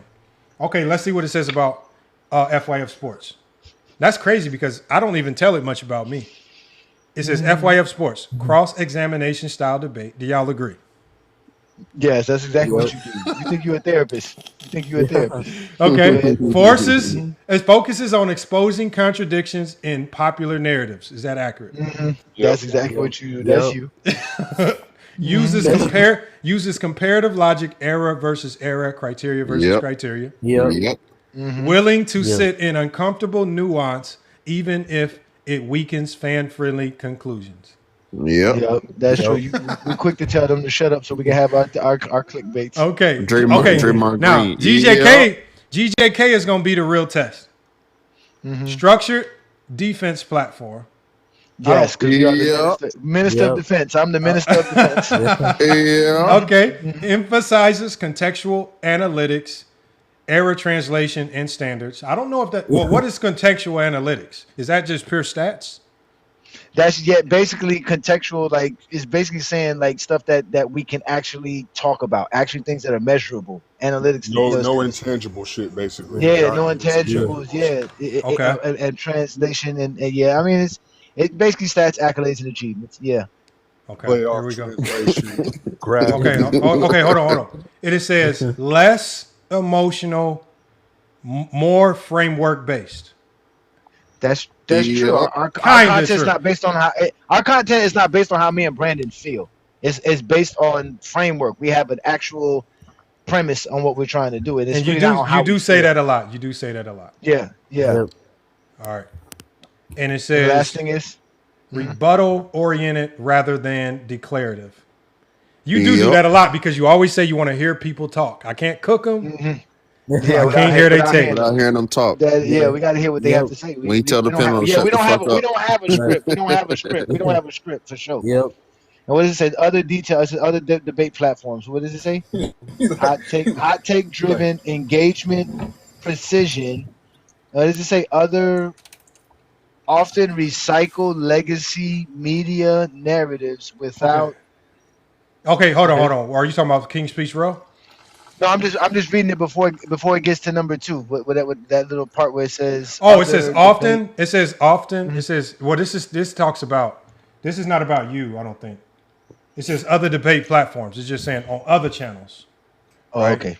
So other debate platforms, but when it goes down here and it gets back on King's Speech Row, it says use of stats and evidence. So it says King's Speech Row. Selective stats used to support a predetermined stance. That is very true. Facts. That's facts. Often dismisses counter stats as analytics talk. That is facts. That's relies more on eye test plus legacy consensus. 100% facts. All factual. And it says for me, FYF uses stats to interrogate narratives, not confirm them. Facts. Emphasizes what stats do not say as much as what they do say. I do that with analytics a lot. Regularly highlights the misuse of on-off plus-minus rings and MVP counts. That is true. You kind of like MVP count. No, but you like MVP counts. They got that one kind of confused. I know. I think it meant finals MVP counts because that's what I definitely call out. Oh, okay, no, you highlight you highlight MVP counts, not the misuse of it. The misuse of the misuse of the misuse of analytics. Okay, yeah, you're right. Okay. All right, and then what it says about GJK. And it says GJK. Shout out to them. Shout out to them putting in GJK. GJK deep dives into advanced metrics, playoff translation, and lineup context. And I don't know if about advanced metrics unless you're breaking them down. No, but you do know. But you do know your analytics. No, Brandon did that. No, Brandon did that early on in Go James Kingdom. Brandon loved the analytics. He used to always have videos about it. Oh, I think it's combining you two because it's considering. Yeah, of course. Yeah, yeah, okay. It is both of us. Yeah, it is both of us. Strong focus on burden of proof. That's a fact. Boy, you better come with some less tolerant of anecdotal shortcuts. That is true as well. That's it. We cut that shit short. And it says so. It says let's see what it says about King Speech Row. It says King Speech Row. It says King Speech Rows. Standards can shift depending on player, common, and fan-driven debates. Remember, I exposed them on Scottie Pippen. I said, you'll come over here and say one thing, but you'll go on those Jordan platforms, man. You'll sit like a chameleon. You'll be fine with anything. Winning, clutch, or killer instinct may be emphasized unevenly. That is a fact. Aggressively calls out double standards. Y'all know that's true with FYF Sports. Reuses the same criteria across players, even when it hurts a preferred argument. That is true. And then GJK, it says attempts to lock in criteria first, argue conclusion second. Facts. And then penalizes inconsistency more than bad outcomes. Oh, for that sure. Yeah. Oh, for it sure. says audience relationship. It's breaking King Speech Row down to a science, y'all. And look, y'all, I'm not pro. Again, I'm not telling it nothing, y'all. Y'all watch me do this in 4K. It says King Speech Row speaks to his audience, reinforces shared beliefs, high resonance with fans who value certainty and identity. FYF speaks against the audience when needed, willing to alienate segments to challenge groupthink, debate first, comfort second. That is facts. And then GJK speaks with an audience already engaged in detailed debate, less casual fan and more basketball nerdy oriented. Oh, but look, it's not being biased about our popularity. It's giving us our strengths and weaknesses here. All of us, not just King Speech Row. Okay. It says King Speech Row's strengths are clear, confident delivery, strong rhetorical presence, effective for live debate energy. That is true. We like his energy. That is facts. That is facts. It says weakness. He's vulnerable to cross-examination. Bro, he breaks down under cross-examination, y'all. This is why he fell out with Go James Kingdom. Let me make this a little larger. Hold on, let me do this to make it easier. That's why he fell out. He could not tolerate Go James Kingdom anymore. That motherfucker y'all thought I'll cross-examine him. Boy, Go James Kingdom cross-examine him worse than me. Oh, yeah. I got questions for days. Okay. I got all that. And it says less adaptable mid-argument. He will struggle. If you catch him struggling, he gonna just struggle. It says he gonna try to switch it up. Yeah, he gonna switch it up. Excellent. It says FYF. It says excellent at dismantling narratives, strong logical traps, inconsistency exposure, and high replay value for debate breakdown. See, look low. There's a high replay value here, low man. For you to break this down, it's high replay value here, low. We always put out the film. It says now, hey, Johnny does talk to me about this a lot.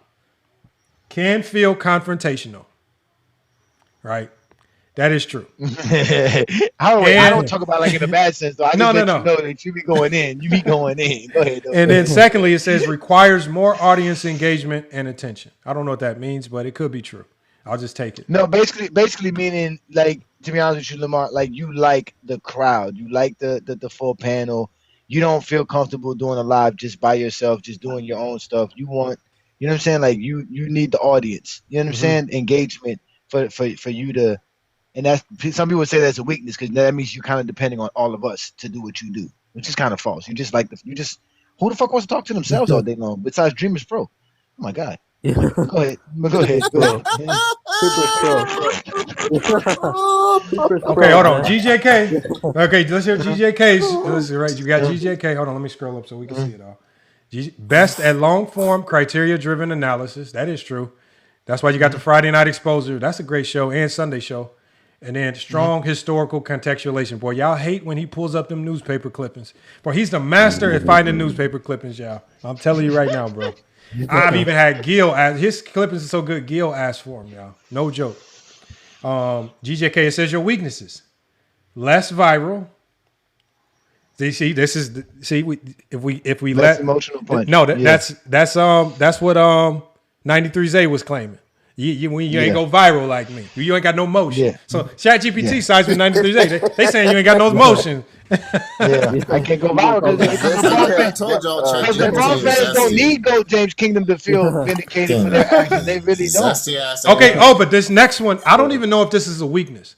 Heavier cognitive load for casual fans. Bro, you be hitting them with so information sometimes, bro. Like that conversation with Mez, like you did this to Ticket. That might be the best example. You was hitting him with information so fast, he didn't really know how to respond. Like when he was throwing out shit and you was like, yeah, X, Y, Z. You hit him and you was responding with exact answers so fast, Ticket even had to stop and say, hold on. Ticket asked I gotta look that up. No, he asked the question. Hey, Johnny answered it in a split section. Hold on, I got to look that up. Hold on, how do you ask a question and you don't even know how to answer? Like that's how crazy it is. They also wait a minute. So when the GJK City Girl groupies get disruptive, is that them giving Glock time to research the information that they didn't know about? That's why they do that to me all the time. Oh, Lamar, you just gave me a piece of the puzzle right here with that one. Yeah. Because you know, in that debate, that's why. Remember, we had the conversation. They kept acting like they didn't understand when I said Jordan underperformed. They kept making it seem like, what are you saying? Are you talking about the playoffs? Are you talking about the regular season? Are you talking about the whole playoffs?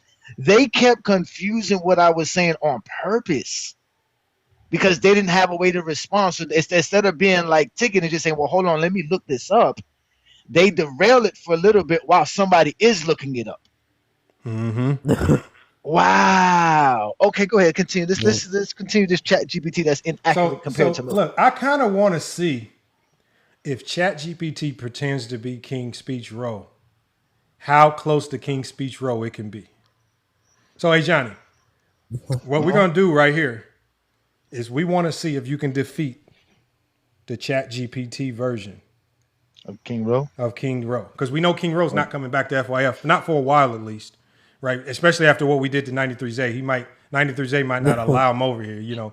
So, again, I told him to click the link. So, again, we got to use, we got to use the faux King Speech Row because we can't get the real one. We got to use the faux King Speech Row. So we're going to go King Speech Row. But so we're going to use the ChatGPT King Speech Row. Best argument versus GJK. And what's a narrative on LeBron that he talks about? Oh, LeBron got the most coaches fired in NBA history. We're talking okay. Hold on. Take accountability. Okay, on GJK in on it was on his live. It was on his live. On his live. Okay, what was the point he was making? That he was showing all the records LeBron had, and one of them said LeBron got the most coaches fired in NBA history. Panel, and King Rowe claims LeBron got the most coaches fired in NBA history. Okay, so we got the ChatGPT King Speech Row.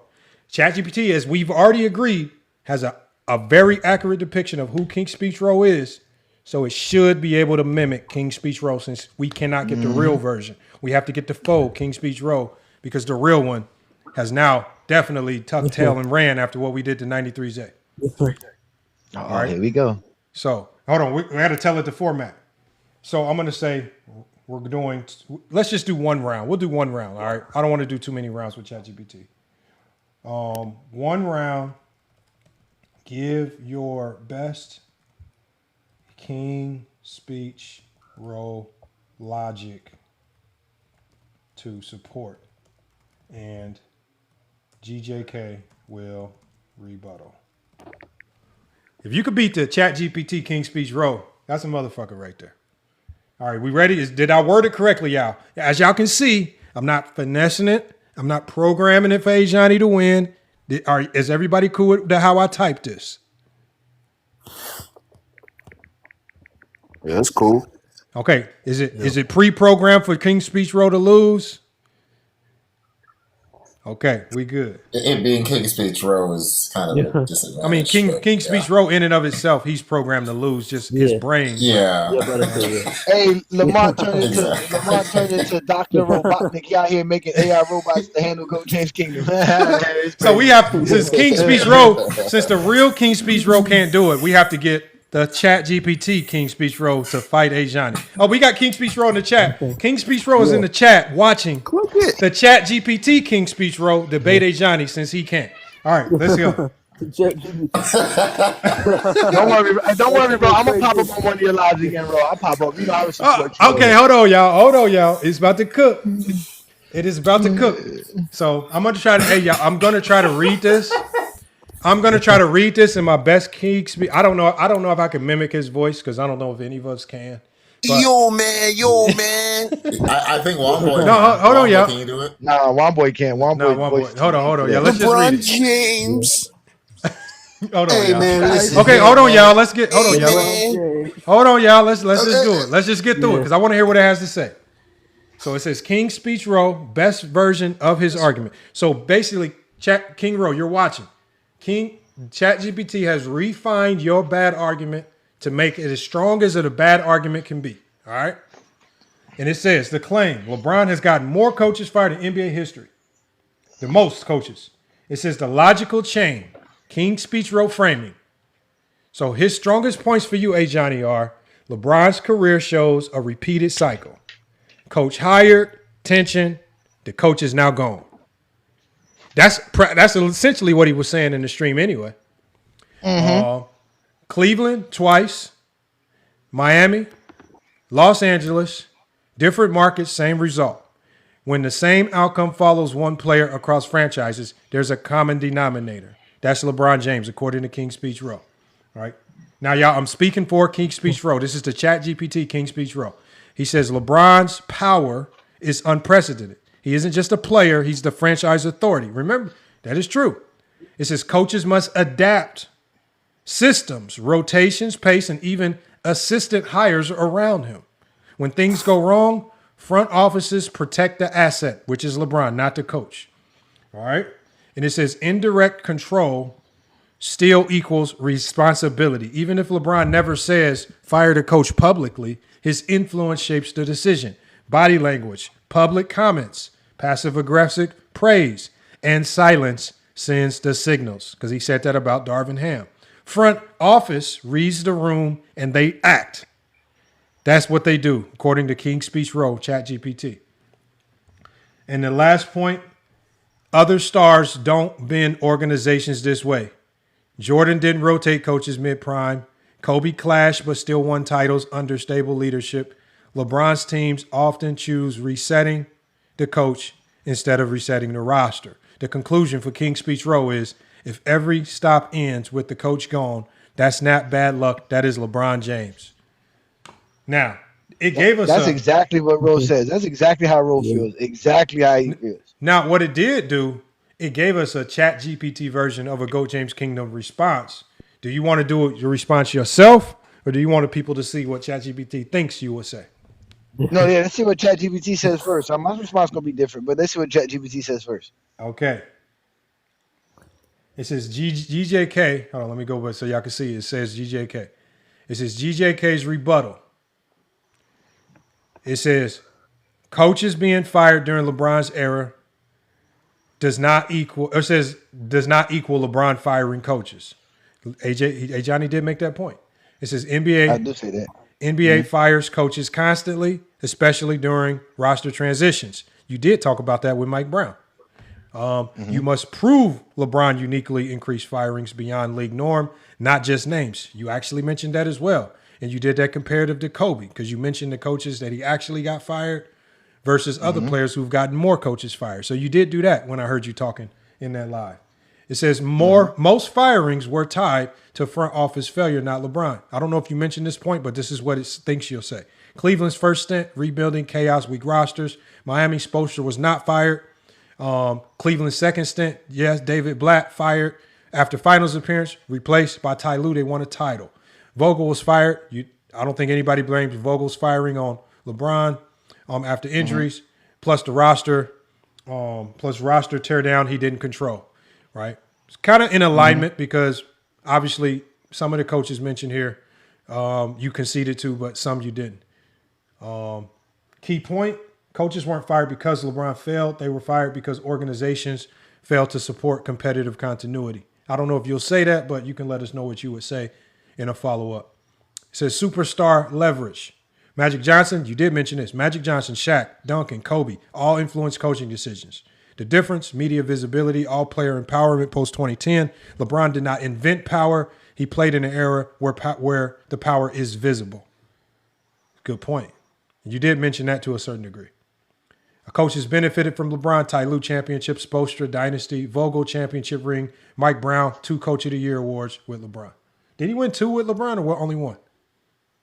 Oh, Vogel won 1. No, it says Mike. It says Mike Brown. Mike Brown ain't win no championship. No, not championships. It says Mike Brown. It says Mike Brown. Did he win 2 Coach of the Year awards or 1? I think 1. I think he won 1. 1 okay. With LeBron. Yeah. But he has 2 Coach of the Years, but he has 1 with LeBron. Yeah, where's Low at? Hold on, y'all. Hold on, Low. Where's Low at? We got Low. We found an inaccuracy, Low. We found an inaccuracy, Low. There's your 1-up, Low. Yeah. Hold on, y'all. And everybody's inaccurate sometimes. I slipped up and said Jordan was the GOAT yesterday. Okay, let's see. Okay, getting fired after a title or finals run is not evidence of sabotage. It's evidence of unstable ownership. So it says for you, logical inconsistency. If LeBron gets credits for titles, coaches were carried. If coaches are fired, suddenly LeBron is to blame. You do. That is a correlation I can see you making. Same event, opposite interpretations. It's a narrative bias. So it says the final scorecard. King's Speech Row wins on rhetorical clarity and pattern recognition. GJK wins on burden of proof, context, and league-wide standards. It says, bottom line, King's Speech Row presents a plausible sounding narrative. GJK dismantles it by showing the claim lacks casual proof and ignores NBA norms. So again, even in the AI battle between the AI Johnny and the AI King's Speech Row, it says that the AI Johnny dismantles King's Speech Row by showing the claim lacks casual proof and ignores NBA norms. So even in the AI world, King's Speech Row, you can't get a W. You're not going to get a W in the fantasy league that we have. You're not going to get a W on your channel with all the people you teamed up with. You can't even get a W. You can't even get a W with the goddamn AI King's Speech Row versus the AI Johnny, man. Hey Johnny, hey Johnny, first person. Real kissery chicken. Listen, I'm undefeated as an AI. Right, I'm even as a robot, I'm undefeated, right? But Lamont, my premise was though to start off was, bruh, you sit here saying LeBron has the most of all of these, and y'all don't even know who has the most for real. Y'all don't have a list. You didn't even give me a top 10 list. I was like, yo, he told me LeBron James had the most teammates traded in NBA history. I said, okay, if that's the case, give me the top 10 most of all time. You can't do it. He was like, I don't know what that. I said, so how you know LeBron's the most? You don't even know the top 10. And then that's when I said, I know Kobe got more coaches fired, and they hate when I say that because they don't like to count Phil Jackson getting fired. He got Phil Jackson fired. He got Dale Harris fired. He got D'Antoni fired. He got Byron Scott fired, and I think he got even another. Hold on, he says King's Speech says you ran from Bronx Born. Who's that? Huh? Another. Oh yeah, Bronx Born's a big fan. He's a crazy. None of these, bro. These are all. Listen, these are all dudes who don't have their own lives, their own channels, and attach themselves to people who go live. He's another Dell. He's another Dell. A dude that heard me say something 4 years ago and been waiting to have a conversation about it in 2020. King's Speech, man. King's Speech. Just because you don't like A Johnny, but you cannot co-sign everybody, bro. Yeah. You cannot. You got to stop co-signing these randoms, man. Just random people, man. It's making you look bad, man. Ro don't know these dudes for nothing. Jesus Christ. Ro be in Brazil on his phone. He don't know these dudes for nothing, man. Oh, hey, Lamont. Yeah. Who is that? What's up? Jalen, quick question for you, man. That's who? Jalen. Dale or Jalen? Jalen. Oh, what's up, Jalen? What's up, Jalen? You're the one that sound like T Perfect, but you're not T Perfect. Question for you. So, I have a weird take. I want to see if you agree with it. I think the two most impactful players in order on the Lakers for the last maybe 11 games, 7 to 8, 9, 10, 11 games in order are LeBron and Jake LaRavia. You agree? Hold on, say that again. What was the question again? I think, well, this is my statement, so I just want to see if you agree. So I think in order, the most two, not better, but impactful players on the Lakers right now for the last maybe 11 games, 8, 9, 10, 11, are LeBron in order and Jake LaRavia, number 2. Well, you know, that's funny because I sent a text to Johnny during the Pelicans game, and I said, remember what I told you about? I said that this team is best when LeBron James is at point. I said Luka's killing them at the point guard spot. Bro, yes. And I said, actually watched these and I never thought I would be saying this about Luka because he's a really good player. He's definitely a top 5 player in the league, but he's so predictable now that it's ridiculous. Exactly. And a lot of it can, you know, for Luka to have that predictable style, your coach needs to be so creative with the 4 others. Exactly. And that's what I think that's where Jason Kidd was somewhat superior in Dallas because he got so creative with Derrick Jones Jr., Lively, and some of these guys. He got super creative with their movement. They weren't all just standing kind of watching. They weren't just standstill targets. And I don't know if it's in JJ Redick's playbook or repertoire yet to know what to do with the other 4. But at this point, the Lakers would be better off taking him off point because to me he's kind of killing them. Now, and again, this is not me saying that Bron is a better basketball player right now than Luka. Of course. But for this team to win games, Luka cannot run point. Not the way he's playing point right now. And that to me that's a mixture of JJ and Luka combined, but mostly Luka because his turnovers are horrendous. And boy, his playmaking right now, boy, when teams stop him, I mean, it just looks bad. It looks awful. So again, you are right. The LaRavia take is, I've noticed that with Austin Reeves out, if Jake LaRavia is not playing crazy on one side of the ball or the other, they lose. So you are right there. I would say impactful because Luka's going to be Luka. Luka, with or without the turnovers, is going to get to his numbers. But it just feels like no matter what, like he can have 28 in the first half, the Lakers will still be in some close It's empty battle. I don't want to say I'm not going to say it's empty, but I'm saying is, like I'll always hear the announcer. I'll tune into the game in the middle of the second quarter. Luka got 22 already. I'm looking at the score like the Lakers got 29 points.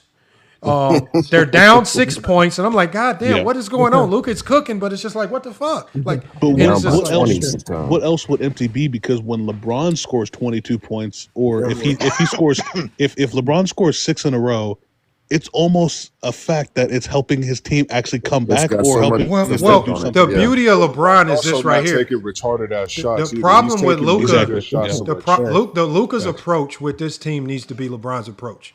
When LeBron initially comes in the first half, you can see that there's a concerted effort to play make and get others involved first. He doesn't really hit the switch until third quarter, fourth quarter, like we saw against the Pelicans. He activated in the fourth. Even against Milwaukee, he activated in the fourth. But when you see Ayton having some of his best games and some of these guys getting touches, it's because LeBron's the one facilitating. That's facts. That's so facts. That's so facts. So facts. And look, this is. I think JJ's a really good basketball mind, but he's not a very good coach. I don't think JJ's a very good coach. What? What? No, Dream. What you're saying? Here's the thing. I think JJ is a better 7-game series coach than he is a regular season coach. Because on the regular season, you're on the fly. You got to be willing to see some bullshit and fix some bullshit very quickly. But in a 7-game series where you can lock in and be like, okay, this is who we're up against. This is what the scheme needs to be to beat them. And this is what it's going to like. I think he's a better playoff coach than he is a regular season. I think he will be a great coach. The man is in his second year as a coach. I was about to get out. I just got the job, B, as Chill says. But to add to what Jalen was saying, I would take out Jake LaRavia, and I'm not gonna lie, even though I've been saying he needs to hit them corner shots, Yeah, he Vando's was breaking them impact, too. Vando's impact is bigger than anybody else outside of Ooh, LeBron. especially when them threes coming down. Yeah, when he hitting his shots, it's definitely. But the thing about Vando that be coming up is that Vando is so disruptive when he's on defense. Like when Yes. he really be making teams question things when they like in their offense, and it's so weird. Like he makes a player pick, and like keep their dribble when they didn't want to keep their dribble, or he makes them pick up their dribble when they wasn't ready to pick up their dribble. But He makes them make a pass that's kind of like. Okay, they feel like they got to make that pass because they see Vando because Yes. Vando be all over the place. So it's kind of like his impact be really not seen, but the fact that he don't be hitting that corner shot on a consistent basis is Be what keeps needing him it too. off the floor. But his impact lately has been really, really good, man. And But he get boards too, you think Johnny. He get them you think boards it's bigger too. than you think it's bigger than Jake's though? Because It's bro, like always Jake been is doing huge. No, everything. Jake I'm cracks not the saying it's glass bigger too. than Jake. I'm not saying it's bigger than Jake. Okay. I would agree with you because I always tell y'all this. It's not really about the Lakers' defense. It's about their offense. They always lose Gotta when make shots. But Jake LaRavia hitting his shots, yeah, that definitely helps, especially without Austin Reeves, without Ruby around, without any other shooter around. They're the only shooter you can put on the floor. So I get you there. I get you there. He's been very impactful. But I think what Vando's been doing is understated as well because again, his thing is all that hustle stuff, but he don't get like the deflections. Like there's like I said, the thing about him making somebody pick up their dribble before they wanted to. Right, because don't show up on the stat sheet. that don't show up on the stat sheets, or him making them keep their dribble because they Hey Johnny, develop. I had to ask this question. I had to ask this question because King Rowe is still in the chat saying that LeBron got 9 coaches fired, right? So I asked it. This is what I asked it. I said, in all honesty, how many coaches would you say LeBron is responsible in a significant way of getting fired in his career? And there says short answer. It says short, honest answer. About 2 coaches, maybe 3 most. That's what I told them. That's exactly. It says can reasonably be attributed to LeBron James in a significant way. It says anything higher than that drifts into a narrative inflation. It says below is a clean breakdown with strict standards, not fan logic. So it says my standard for significant responsibility, a coach counts only, is the team was competitive. The firing was not driven primarily by ownership, injuries, or roster collapse. LeBron's presence/influence plausibly tipped the decision. If those aren't met, no charge. So it says Mike Brown, 2010, but it says fired after LeBron left. It says verdict, not LeBron. Remember, they were saying in the chat that that's what I said LeBron got him fired, but LeBron wasn't even there. But there was somebody. Remember what I told you about King Rowe? Somebody could be yelling something, and as long as it agrees with his wannabe logic, even if it's wrong, he'll sit there and tolerate it. It was a fact, as Johnny was saying, that Mike Brown was not there when it happened. It was after he left to Miami. So again, you're wrong. So you're wrong there. Let's go to Paul Silas. It says Paul Silas in 2005, fired during LeBron's rookie era. Typical rebuilding instability. Verdict, not LeBron. Eric Spoelstra still coaching. Won titles with LeBron. Verdict, myth destroyed. Now, it does say with David Blatt, there's a check mark here. Yep. Fired mid-season despite strong record. Clear disconnect with players. Ty Lue, LeBron's preferred coach, was then installed. Immediate title runs follow. The verdict is yes on David Blatt. I don't think Johnny fought that. Yes. Yep. It says Ty Lue in 2018. Roster chaos, front office collapse. LeBron leaves shortly after. The verdict was that was not LeBron. Even Ty Lue has even said that had nothing to do with LeBron. Let's go with Luke Walton. Fired after front office overhaul. Roster did not fit LeBron. Lakers were in a rebuild with leadership structure. The verdict was that was a front office decision. Now, it says Frank. Yeah. It said, that was Magic's decision. It says Frank Vogel. It says this is a gray area. And then actually being honest with Frank Vogel, because I can see where this one could go 50-50. It says Vogel won a championship, then lost the roster due to the Rush trade. That is 1,000% facts. It says LeBron supported Vogel publicly, but did not fight the firing. The verdict is partial, but the front office bears more blame. I definitely agree there, right? I don't think Bron wanted Vogel gone, but he didn't cry about Vogel getting fired either. So they gave him partial responsibility. So gave him half of the responsibility. And it says realistic range, 2 to 3 coaches max. And it says why most coaches were fired, claim fails. Coaches are fired constantly in the NBA. LeBron's played across multiple eras of instability. Many coaches benefited from LeBron. Rings, Coach of the Year awards, etc. It says fans count any firing near LeBron as his fault because that's lazy logic. So bottom line for King Speech Row in the chat, LeBron is not innocent, as A Johnny even admitted, but he is also not the coaching Grim Reaper as King Speech claims. So it says if someone claims LeBron got 6 to 7 coaches fired, King Rose says 9. The correct response is, just like old boy said in the chat, because I salute to the dude in the chat too, because he asked the question before. Chat GPT even said, it says name them and prove the causation. And he asked King Rose Speech in the chat, and he said name them. And King Rose Speech has yet to name them and state the causation. King Rose Speech, bro, you are so predictable, man. That is crazy right there. And it says, for King Rose Speech. So again, King Rose Speech, we're still waiting. Whether you come up on the panel or whether you stay in the chat, name them. Hey, Lamar, he said yes. No, name them. No, we need him to name names and what was the causation, because this fool said that he got Mike Brown fired in 2010 and LeBron wasn't even on the team. Okay, I know that, but and while we do that, ask him how many coaches got fired while Kobe was on the Lakers. Yeah, and I want to hear his answer. And the only reason why I like to see, they hate it when Johnny asks a counter question like that, but those questions also expose, are you being consistent with this irrelevant information? Because if getting coaches fired matters, then let's see what it does to Kobe, and are you going to be honest with Kobe? If getting coaches fired matters, are you going to be honest with Magic Johnson? Are you going to be honest with Michael Jordan? Right? Or are you going to be honest in those instances? Right? Let's see. Because if it matters, it's going to matter for all players, not just LeBron. That's why I say King Roach's speech is the king of irrelevant information. He said can't say the same with Michael Jordan online. Oh my gosh. Yes, I can. I told him that they were mad. I told him Michael Jordan got Al Beck fired. He got Doug Collins fired. He got Phil Jackson fired. And then he got Doug Collins fired again. Wait, Michael Jordan got Phil Jackson fired? That don't sound right. That's what they say, right? Why did Phil Jackson leave in 98? He got fired, didn't it? By Michael Jordan, though? Well, he was on the team with Michael Jordan, though. Are you saying that as an actual objective statement, or are you just using like their narrative against them? I'm using that narrative. Did King Rose Speech say he was coming up here? He did say he would. Yeah, he did. Okay, King Rose Speech. All of a sudden, you're not at work. You're not watching the kids. You're not doing like nothing of significance value. Just you're typing in the chat. Just click the link. Come on, man. Come on. 93 Zay is gonna be okay. He ain't gonna be too mad, man. Jeez. 93 Zay. Yeah, he's still gonna have his. He's still gonna be able to pay for. He's still gonna be able to pay his promotion and for his views. It's all G. Yep.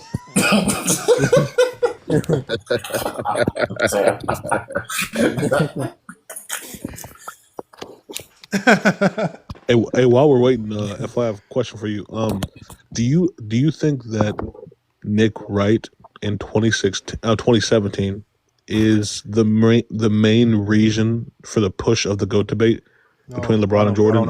I'm thinking about that. I'm gonna be honest with you, bro. I wasn't following Nick Wright like that in 2016. I don't even follow him like that today, so I have no idea. In 2017, from about 2005 to about 2020, before I started YouTube, my favorite things on ESPN were obviously Stuart Scott, right? Yep. People like that. There were a couple shows that I liked, like PTI. I love to watch PTI. Came on in the afternoons. Sports Reporter sometimes on Sunday, even though they could get boring as hell. But outside of that, I wasn't following Nick Wright. That's what the show name was. Sports Reporters. That was the show name. If anybody on Fox, I really wasn't watching anybody on Fox. The last show I remember watching on Fox, and I believe it was on Fox or HBO, was the Jim Rome show. Because Jim Rome, this is when Jim Rome got fired from he got fired from ESPN, and he took his show somewhere else, and I watched him. But I really it was almost like PlayStation versus Xbox. There was a time frame where if you were an ESPN guy, you were an ESPN guy. You were not going to Fox for nothing. And if you were a Fox guy, you weren't going to ESPN for nothing. So Again, Did that's you why I used to said, watch Skip and Shannon? No, I wasn't. Like again, that was Fox. I wasn't. The only time, That's what started the GOAT debate, sir. even by the end, I didn't Mhm. really. That was mostly during the YouTube era. Like, yes, I would see clips, but I'm not tuning in to watch Skip and Shannon on Fox. Oh dang, yeah, I was tuning in. But when Nick Wright came on, and go ahead, man. So Jalen, I'm sorry, just to let you know, Skip Bayless started the GOAT debate. Oh, I thought, okay. After 2007, Skip Bayless created the GOAT debate because Oh, wow. everybody from there on said LeBron was the next thing. He wouldn't allow it. He kept having to remind people what Michael Jordan was. So he was the one who created all these little narratives. And even Stephen A. Smith was even brought on to challenge him until Stephen A. Smith snake himself just took his whole platform and ran with it. Oh, my bad. While we wait on King's Speech Row to come up here. Again, this is for the chat. This is for the panel. Are there any questions that we would like to ask ChatGPT that you guys believe I've finessed and we can get a clear and honest answer right now? All my plugins. There's going to be again, if you want to, if you feel like you've been slighted by ChatGPT, we can fix it now because as you guys can see, it knows King Streets Row like the back of your hand, right? Some of you guys, it knows you too, whether you know it or not. It even knows Dream a little bit, right? Now Dream's in the ChatGPT algorithm on FYI. It know me. It's accurate. It's accurate. So, hold on, you want Dream? You want a quick refresher or what the breakdown? Don't wake up Juan Boy. Don't get Juan Boy started. So you better behave, Dream Dust. Yeah. He said no. Nigga, I ain't sleep, nigga. I'm just trying to find something. I know you're not sleeping. That's what I'm saying. But don't wake don't wake you. You know what I mean. Don't get Juan Boy started now. Make sure you hold on, but Adrian Knight, we just saw. We literally in real time just saw ChatGPT make a mistake. Here's the beauty of us, though. We understand that a small mistake, like we're not like Vision and some of these idiots on TikTok, that as soon as something is misquoted, it takes away from the overarching point. We saw that it made a mistake about Mike Brown. I can understand how it made a mistake like that. And I'm not going to say that because of that one minute mistake, because we can type in and say, oh, you made a mistake with Mike Brown. It's going to immediately correct it. It does not take away from the overarching point that 99% of the time is giving us very good information. So you guys don't like the information because it hurts y'all narratives. That's the only problem. And they think they think that one mistake is their proof of them having a chance to, like you said, to go against ChatGPT. He says King Row has not requested. Has he requested up yet? No, he hasn't. Oh yeah, he has not requested up. It would show me. It would say somebody's requesting. It ain't nothing. It's a hoax, man. He won't come up. He won't come up. It's a hoax, you know. I just want to know how many coaches got fired while Kobe was on the Lakers, so I can make sure. I want to know. I want to know who these coaches. I want to know who these 9 coaches are. That LeBron all got fired. It would have to be the rookie coach, Paul Silas, Mike Brown, Black, Tyronn Lue, Luke Walton, Frank Vogel, Darvin Ham. Yeah. So that's 8. Again, he keeps saying no spot. Bro, we'll make a spot. Just request, man. Yeah, like that's the problem. He's faking it. He's faking that. Okay, can somebody drop? Because King Row's speech is gonna play dumb until somebody drops, man. Can somebody drop temporarily? I can tell he's doing exactly that. Can somebody just drop temporarily? Because he's gonna play dumb. Somebody played you yesterday. Somebody did you yesterday in impersonation of you. That's what they said. They say, we not dumb. You think me and they Johnny dumb? We not dumb. We know y'all trying to play dumb. There we go. But hold on. In real time. Hold on, but in real time, look, y'all. In real time, we literally saw it. We literally just saw it in real time, bro. We got people, hundreds of people asked to come up in the panel before. There we go. There you go. There he is. There he is. Standing ovation. I've been on the real King Speech. The real King Speech Row is here. And he's going to name the 9 coaches. And he's going King Speech Row, you know, in your league, Rudy Gobert's like a top 10 player in fantasy. Yeah, which he is in that. That's horrible, sir. Bro's like in the other way, in the points where he gets a lot of rebounds. So the comments say King rebounders are strong in fantasy, regardless. There's no downside to rebounding. Mm-hmm. Okay, so King's Speech. Again, I just want to know, like, so again, the name of the Name the 9 coaches, and then not just the name, the causation. and the causation. The So causation. I'm glad that y'all lost. I'm glad that y'all lost sleep over this, right? We didn't lose sleep. We just it's just basketball. Oh, I lost some sleep over this. Please, the filibustering. Yeah, Please, the filibustering. Explain this to me. I need to get my sleep back. Explain this to me. The filibustering, man. The filibustering. Let's go. No, filibuster. No, look. I'm gonna show you what I posted. No, man. Just tell us the names, man. Okay, man, bro. You know he got a Reddit. He got a Reddit. Name the coaches. He got a Reddit. You gonna try to dance around it? Name the coaches one by one and why. Name the coaches one by one and why. Name the coaches. Name the coaches one by one and why. Name the coaches. Okay, so with the Lakers, Vogel. No, hold on. Who's the first coach? Who's the first coach? No. I'm working backwards. Okay, just name the first coach. It doesn't matter. Just give me a Vogel, Walton, Ham. Okay, hold on. Vogel. Hold on. Vogel. Okay, how did LeBron get Vogel fired to you? Again, this is the deal. The coaches that were fired on LeBron's watch. Okay, no. That was not the. No, you're lying now. Wait, watch like timepiece? No, you said coaches that. Hold on, y'all. You said coaches that LeBron James got fired. Yeah. No. How did LeBron get Vogel fired? Can you see my screen? No. See my screen. Hold on, King Roll. We have you. You're recorded, King Roll. No, King Roll. So now it says 8 head coaches fired. Bro, right? Oh my God, bro. Oh my God.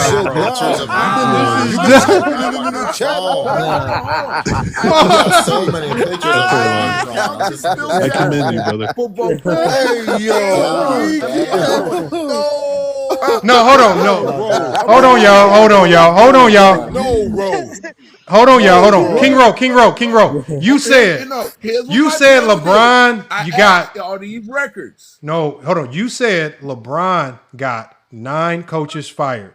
This is what this shows. Okay. So hold on. See, LeBron, you can't. This game of telephone ain't gonna work. You see 8 on my post, right? This is what I posted yesterday. Johnny knows. You posted that? And it. Yeah. So that was in this. Hold on, y'all. Let him finish.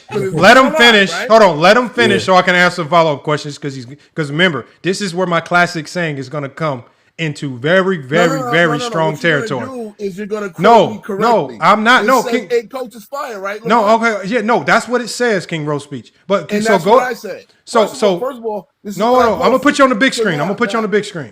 You got to really because the boy. Okay. Oh yeah. Okay. There you go. Okay, go ahead and cook. No, oh my bad. Let me put him back up. My bad. I got it, Lamar. Don't worry. Just worry about ChatGPT. That is crazy. What's crazy? Okay, go ahead, King Ro. Go. So I just said Vogel, Ham, Walton. We got Byron Scott, which I mean not Byron Scott. I'm sorry. Mike Brown, Silas.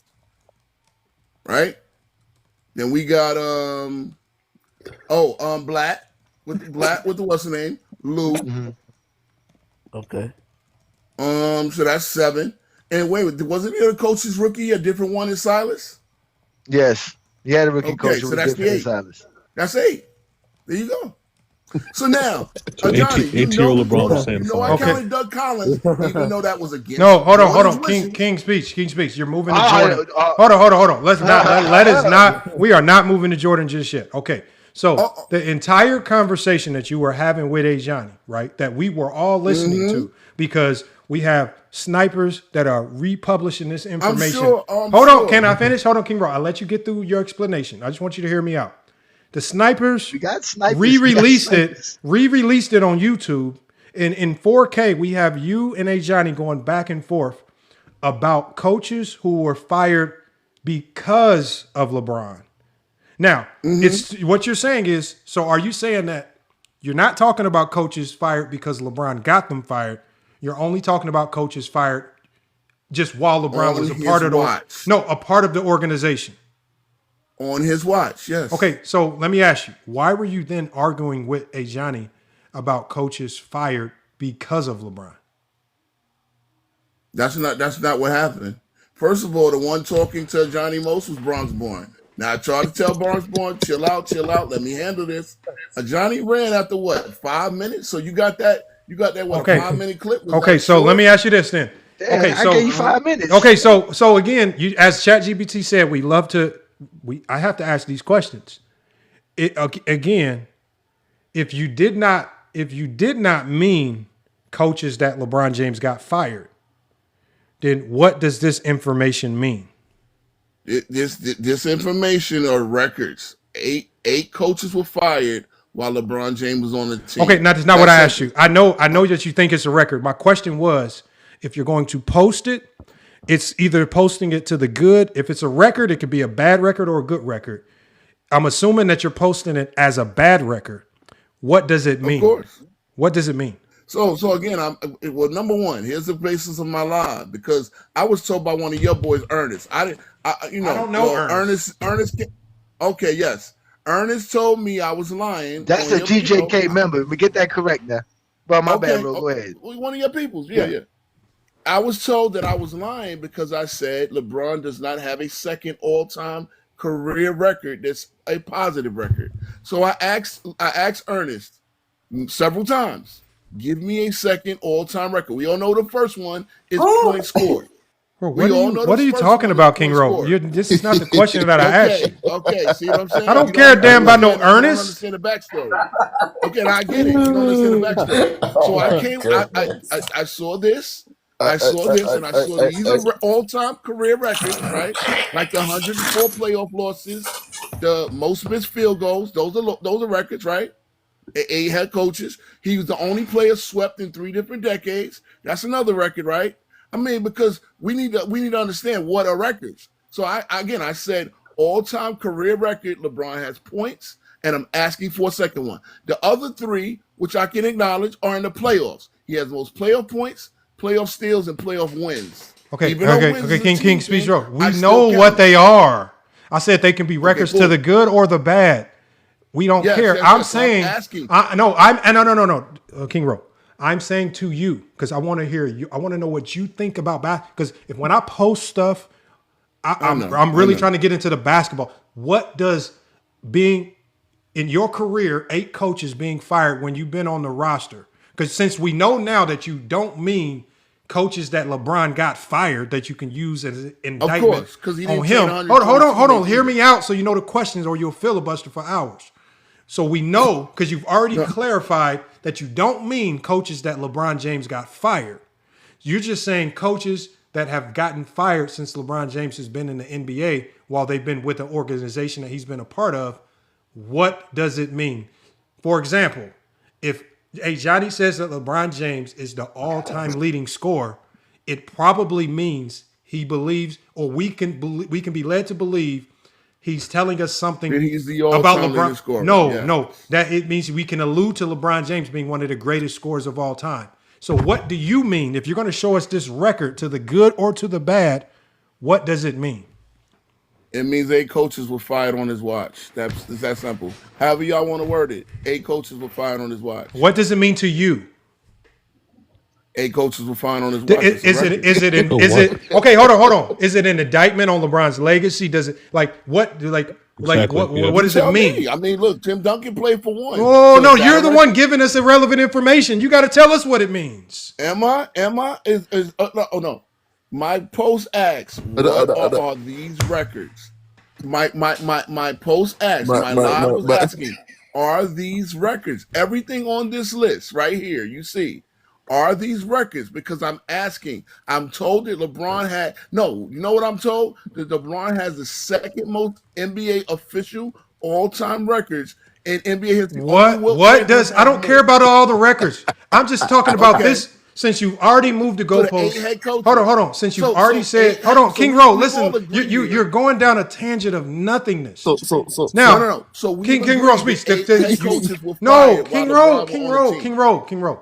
So again, you just said that you did not mean to say LeBron got the coaches fired, because that takes us into a different conversation. So now that we've nullified that direction, since you now, because that's what they were arguing in the chat. I'm glad y'all getting mileage out of it. So hold on. So no, we're not. King Ro, we're just talking basketball. Don't take offense. You said hold on. I'm asking you. 8 coaches being fired over LeBron James's 23-year career, right?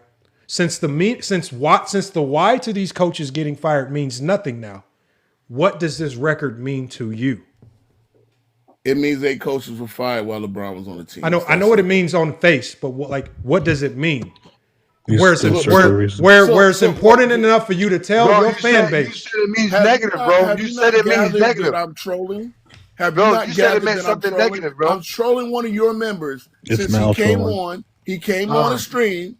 He came on a stream. I won't tell you whose stream it was, but and called me a liar because I said LeBron has 1 career record. So I'm trolling LeBron fans. This is what you kind of do. You troll Jordan fans, don't you? Bro, hold on. King Rose speech. Do you know that this is the 1,000% worst troll job in YouTube history? This got to be the dumbest thing I've ever seen in my life. God damn. I went to just look at that shit. That's the crazy part. Hold on. Put a 1 in the chat. Put a 1 in the chat. All 76 of you guys. Put a 1 in the chat if you feel King Rose successfully trolled us. And this is a hell of a troll. And we are all been fooled. Before I got here, Lamont. Put a 2 in the chat. Put a 2 in the chat. Put a 2 in the chat if you feel. Okay, I got you. Hold on. I'm talking to the people. King Speech. Put a 2 in the chat if you feel that this was the worst troll job ever in basketball human history. Did he troll us? All your sycophants gave you 2s. Now we sycophants. Now we sycophants. Now y'all all sycophants, y'all, because y'all don't agree with this troll. You know it. I know. You know it. See, I know. Lamont. Unlike they never tell you when they open. They never. I can tell you when I agree with you, which I agree with you a lot. So we agree on a lot more than you realize. No, I know, King Bro. We ain't knocking you. We're talking about on this point right here. It's all good. No, hold on. First of all, King Bro, and this is just me talking, and I could be wrong. And if I'm wrong, I'll own it, and we'll let the film be the film. But I heard your conversation with Ajani. I know that you were. Okay. I know with 100% certainty that you guys were talking about coaches that you felt LeBron James got fired. I know that with 100% certainty. The fact that you've now come up here because you can't prove that, to change the argument to say, just coaches that got fired, the coaches that just got randomly fired while he's existed, is a very different conversation. And Ajani wouldn't have come up there and argued you that long on that. This is why Ajani was selective in talking about. This is why Ajani was talking about the Darvin Hams. Why he couldn't sleep last night. This is why Ajani was talking about the David Blatts. Coaches who we know, even the LeBron fans know, we can all reasonably deduce that these coaches, LeBron may have played some role in getting them fired. This is why he was selective. Hold on. This is why Johnny was very selective in the 3 coaches that he was talking about, because we all know, even if you're a LeBron fan or not a LeBron fan, I think it can be agreed on that those coaches, LeBron might have played a role in these coaches getting fired. And I think a lot of people would go 50-50 on Vogel. But for you to say that you had 8 coaches, because this is why he even argued Mike Brown, and you said he got Mike Brown fired, and he wasn't even there. But this is why and once you found that out, today, you've now reduced it from 9 to 8. No, you didn't. You literally just reduced it in the chat. No, hey, Johnny, if you watch how slick he was. No, hey, Johnny, if you watch how slick he was, just in the chat, hey, y'all, in the chat 10 minutes ago, he typed 9 coaches. He came up here and said 8 because he got corrected. How would I type 9 coaches when you see my live said 8? When you see what I posted on live, I see you type 9. Hold up. Somebody I'm gonna else go back said and try to 9, screenshot. And I was asking him, who are you talking about? Because we also were talking about Kobe and Mike. Now, I included Phil Jackson for both Kobe and Mike, knowing full well that Phil Jackson, that Kobe did not want, at least Mike didn't want Phil Jackson fired. So I included that. But he got him fired. It was because of Mike he got fired. Hey, Olo, these dudes are always stuttering. No. Mike tried to save his job. Mike did not want to come back without Phil Jackson, and you guys know that. But I still counted it. He still got him fired, though. It's still less than LeBron. He still got him fired. Jordan only quit because he got fired, but he still got him fired. They got rid so of I Phil still Jackson counted it for though. Mike. So we ain't even got to argue because I still counted it. So that's 5. But I'm saying Kobe still got more than LeBron. By the way, this is what I looked up for Byron Scott's hiring because they thought Byron Scott. Hey, Ochi. Can you send me the link to that video? Because what I'm gonna do is I'm gonna take the. Hold on, King Row. No, it's not about that. Hold on. Hold on, y'all. Hold on, Ochi. Hold on, y'all. King Row, this is not about you. Ochi, I need you to send me the. I need you to send me the link to that video because what I'm gonna do is I'm gonna take the transcript of that conversation. I'm gonna give that transcript to ChatGPT to evaluate if King Row is just intentionally lying to us all with his own words. All right, give me that link to that video. I'm gonna take the transcript. What's the link to that? Hold on. What's the name of that video? I'm gonna look it up right now. It actually might be one of the last ones. It's Ochi Clips now. It's Ochi Clips. Yeah, it's Ochi Clips. Great. I love the promo. You gonna get clipped next. Hold on, Ochi Clips. What's it called? Ochi, I love the promo. What's it? Hold on, Ochi. It's called Johnny Cooks. Johnny Cooks. Hey, King Row, ready to get Hold on, Johnny. Hold on, is it a video, Ochi? Is it a video or is it? I think it's that last short right there. What you hear as a LeBron hater? Hold on, right there to the top left. The top left, Lamont. The top left. That's it. Hater. He's a what you hear as a LeBron fan? My God, he's a LeBron hater. I don't see it. One right there. The first one. Hey, King Shy. You remember this? Hold on, where? Right next to your big. Right next to your big forehead, Lamont. You see it.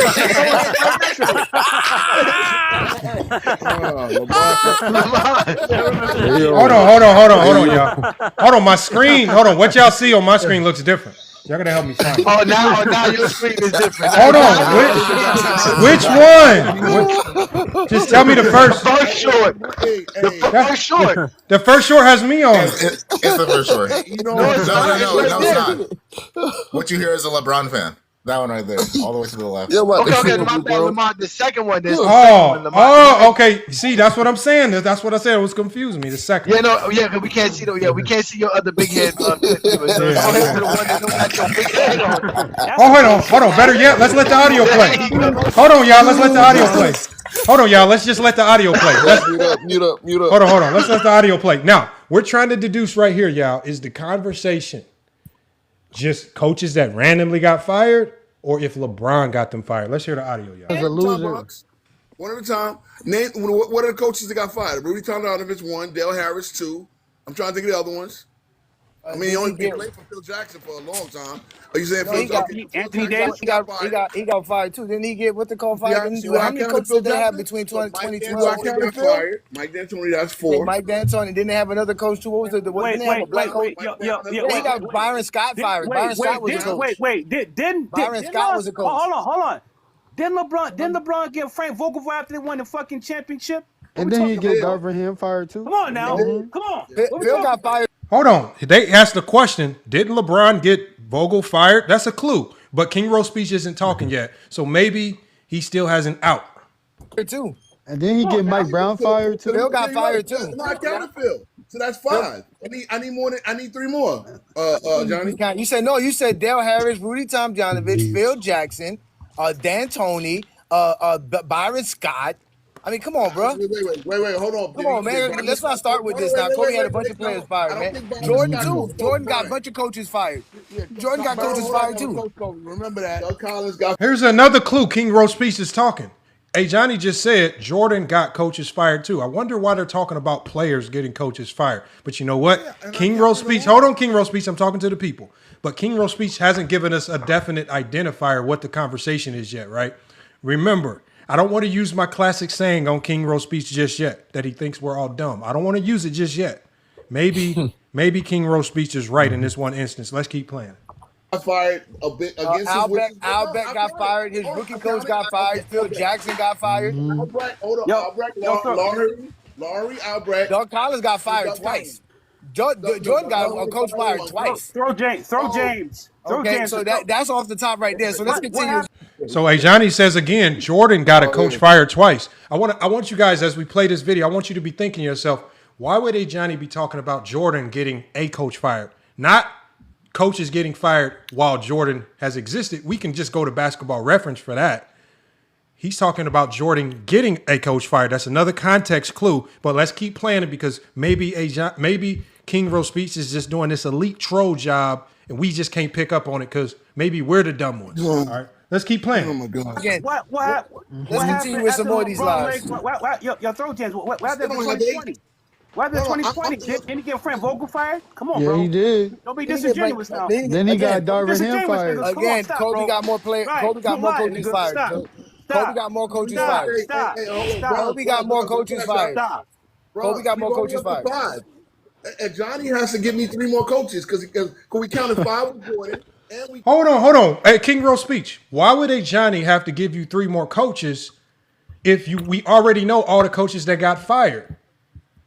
This is not an argument how many coaches have gotten fired. Hold on, King Rose Speech. King Rose Speech, that's a rhetorical question. That's a rhetorical question. That's not a hold on. King Rose Speech, please hold on. I'm talking to the people. King Rose Speech, I'm talking to the people. I'm just a rhetorical question because I don't want to hear you filibuster until this is over. So King Rose Speech says that he was just showing the record to show us all the coaches that got fired while LeBron James was there. But the only thing Johnny has been talking about in this video is coaches that Kobe got fired, not coaches that have gotten fired while Kobe has been there. Please hold on 1 second. Please hold while I'm talking. Please hold while I'm talking to the people, King Rose Speech, because this is not to you per se. This is to the people.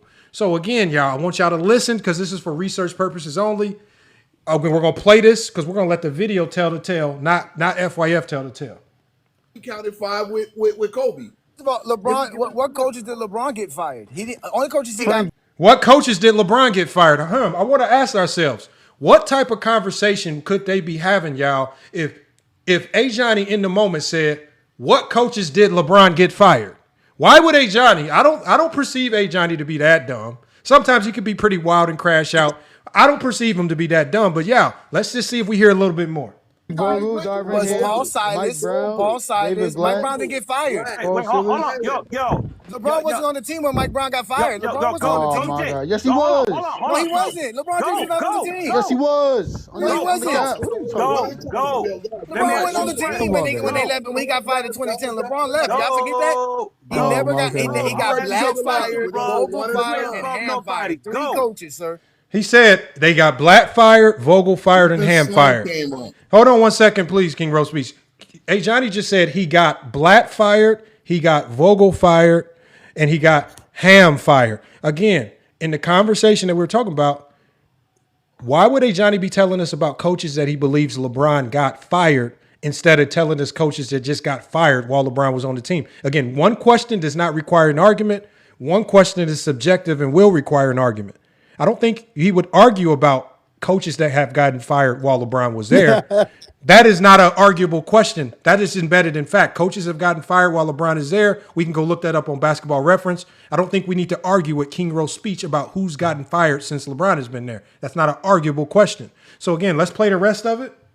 Go. I'm not recognizing no Zesty Jeffrey with a Nick tag. I'm here to talk to Rose, sir. Look, not you. This guy. Look, y'all. Listen to whatever, sir. You are a coward. Nobody thinks he's dope. You think he's That's a bull. That is now. Hold on, y'all. Now, chat.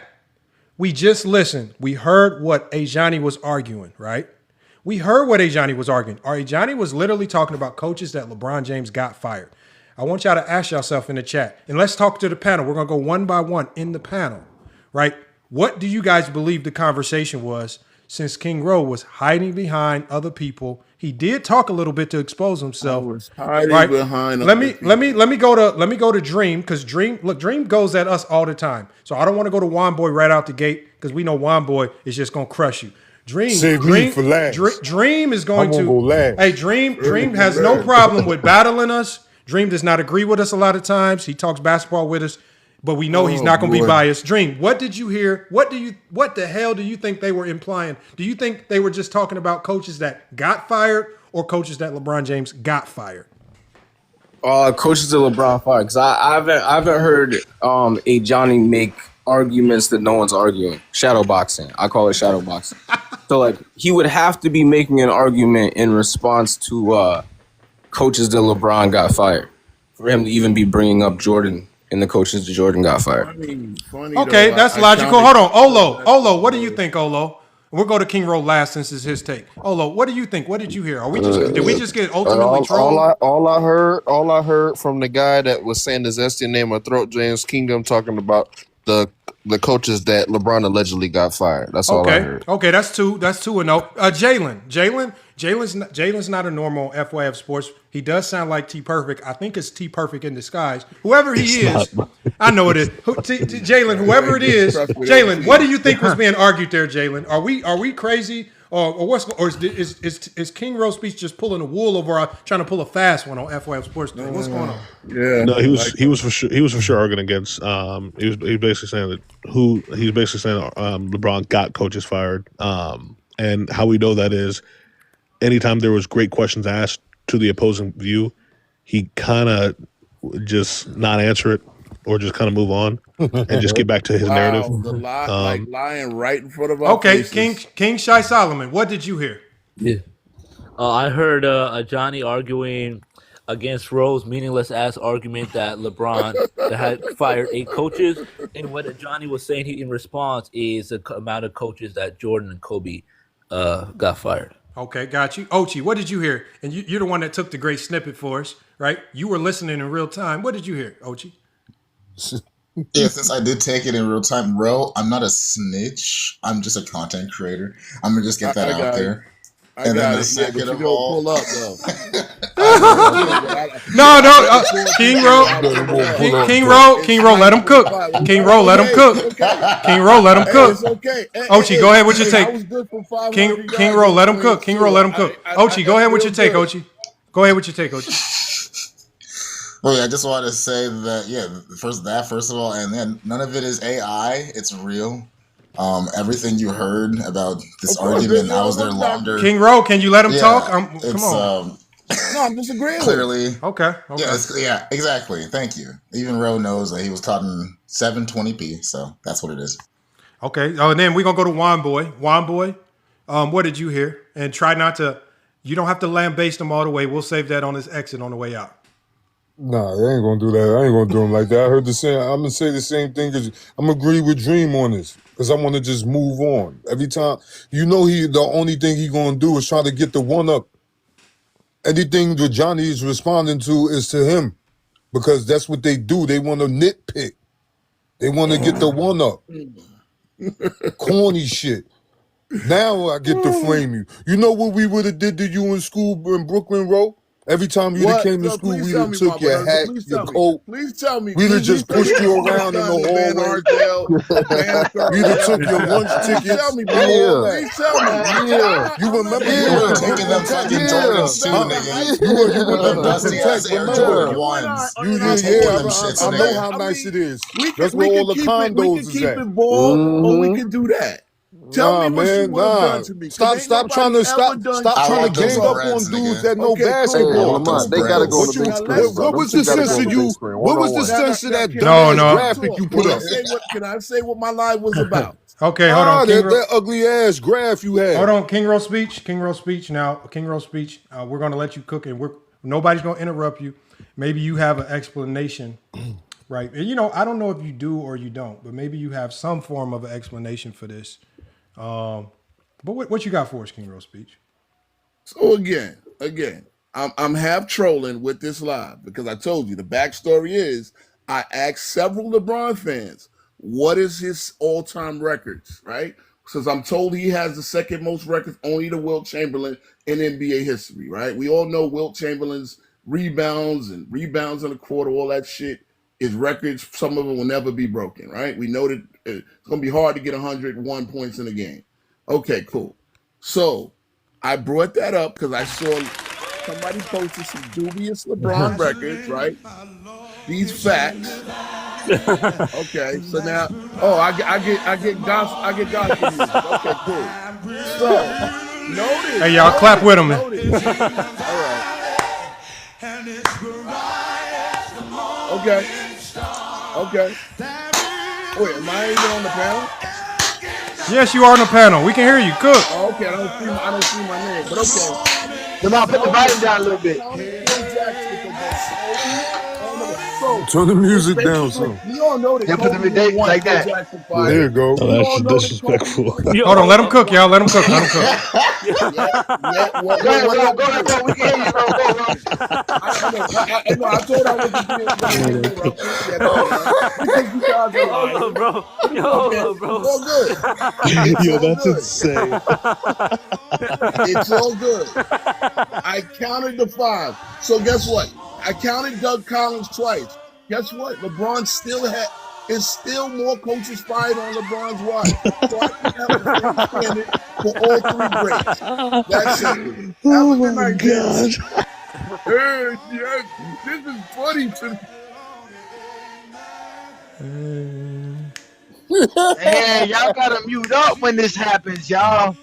We lost him, Lamont. Damn, man. Y'all gotta mute up, man. Y'all gotta mute up, man. Damn, man. Y'all be messing up the clips we had. We just had a good clip, man. So we caught him in 4K live, y'all. Look, so when look, y'all. So look, y'all. In 4K, when we say that King Rose speech be lying, in 4K, we told y'all we play clips. We don't shy away from things that we say on tape. We don't back down from our takes.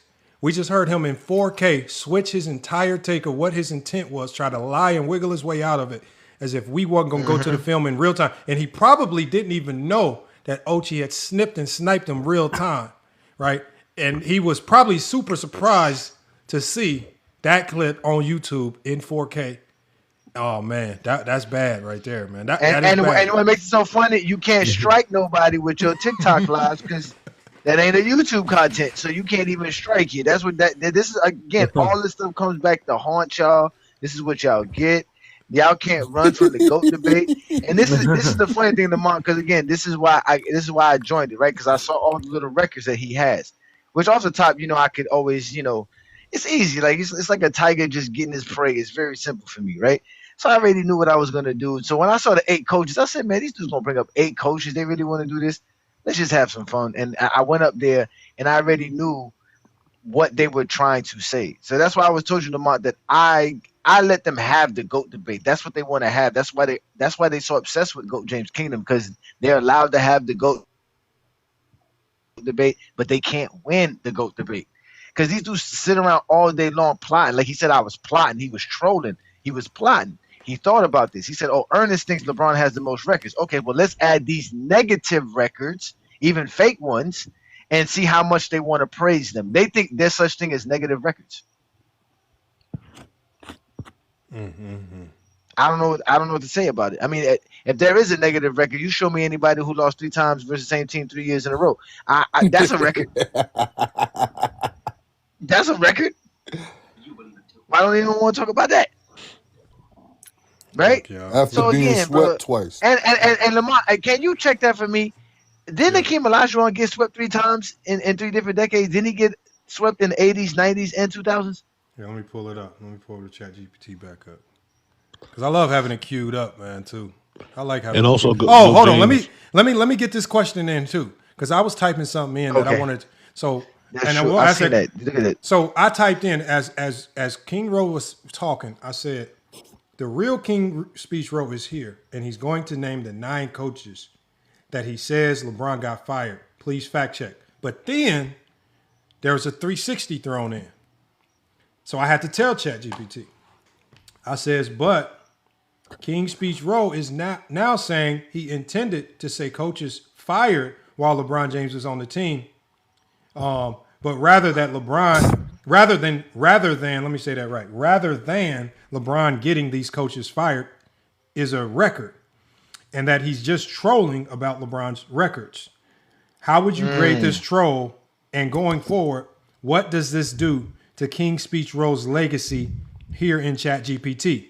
He's now lying even after we have documented on live stream him arguing with GJK about this conversation.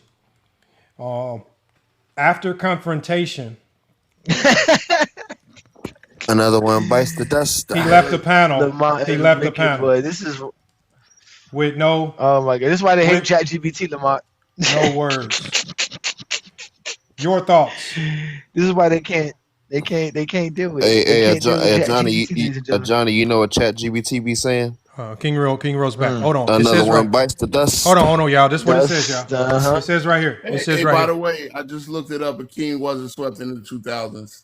Okay, we got you. His one season with Toronto, they got beat in Okay. 5. We'll get on that next. We'll get on that next, King Speech. Hold on 1 second, Thanks King for coming Speech. up. So the question is, y'all saw the question that I asked. Here's the answer. It says, claim A. What was argued on the panel? LeBron James got the most coaches fired in NBA history. It says that claim requires causation. It was argued as LeBron's responsibility, not coincidence. It says that claim is false, unproven. This is claim B, the revised claim after confrontation. I meant coaches who were fired while LeBron James was on the team. That is a completely different claim. It lowers the burden of proof. It reframes responsibility as coincidence, and it turns a casual accusation into a timeline stat. This revision appears after the pushback. It says that matters for King's Speech Row. So we're going to grade the troll. This is grading his troll ability. The troll effectiveness here, he gets a 4 out of a 10. That's a 40%. That's an F in school, King's Speech Row. It says why. That's LeBron. It says, that's LeBron. Hey, that's LeBron's. That's LeBron. Please, King Speech. Please, King Speech. Please, we're reading this. It says Wyatt. Hold on, King Speech. King Speech. The confusion. King Speech. Let me read this. It says why it partially works. Hold on. It's actually giving them a little bit of credit. It says it creates momentary confusion because in the moment we all looking at each other like, what the fuck is this motherfucker talking about? It gives an escape hatch after losing an argument. That motherfucker hit that escape hatch crazy than a motherfucker. And it reframes the debate emotionally. I was trolling y'all. Look, y'all, I was bullshitting y'all. This ain't real. It says why it mostly fails though. This was mostly a fail, as people in the chat agree. It says the original argument was explicitly casual. The panel discussion was on responsibility, not trivia. The retreat contradicts the documented live stream, and leaving the panel without clarification undermines the troll defense. A good troll is internally consistent, similar to Herm. When Herm trolls, Herm does not back off his troll. He's going to hold on. He's going to stay on the panel until we kick him off the panel. It says this one retroactively rewrites intent, which weakens it. So again, summary for King's Speech Row. It says short-term impact, it hurts your credibility, not your popularity. You're still good with us here on FYF Sports and Go James Kingdom. Yeah. It says gives opponents a receipt-based rebuttal going forward, and it lowers trust for future statistical claims. We never trusted you to begin with, but we really don't trust you now. Come on, Lamont. Hold on 1 second. Let me finish it. And it says long-term impact. Your arguments will get dismissed faster, even faster than they already were. Panels stop treating claims as good faith, and narrative first, evidence later label, this sticks to you. It says it doesn't kill your legacy, but it definitely changes things a little bit. And so the end solution for you, we're not going to read it all like Lowe would want us to read it all. We're just going to go to the bottom line. The original claim didn't hold up. The post hoc I meant something else defense doesn't align with the record. As a troll, you're below average. You need to talk to Herm about getting better there. And as a debater, this round hurts credibility, not relevance. And again, it refers to I overstated it. Here's what it actually meant and why. That actually stores more credibility than pretending it never happened. And again, that's the summary for you, Herm. So you're a below average troll. You lose a lot of credibility. And like we no longer can trust any stat that comes out your mouth without significant research behind it. But go ahead. We'll give you a second chance at giving your closing statement. So just quickly, because I heard y'all talking about y'all want another guy to get swept in 3 decades. So officially, with Toronto, they lost in 5. The last 2 years, they didn't make the playoffs despite 45. They had 45 wins and 0-1, but that wasn't good enough to make the playoffs because the West was that stat. So 2000, 2001, and 2002, Hakeem Olajuwon did not get swept. So LeBron probably is the only guy to get swept. And you know what? For LeBron being the only guy to get swept in 3 decades, what does that mean to you? He got swept in 3 decades. Yeah, but what does it mean? Like, how does it impact? How does it impact his legacy? Asking, is that a record? No. If it's a record, what does that record mean to you? That he got swept in 3 decades. Does it demonstrate anything? No, just asking, is it a record? Okay, so like, for example, when Johnny brings up player of the week, a player of the week demonstrates greatness within that week. He had a hella fight week. Or player of the month means, damn, that month, this motherfucker would look like the best player in the league.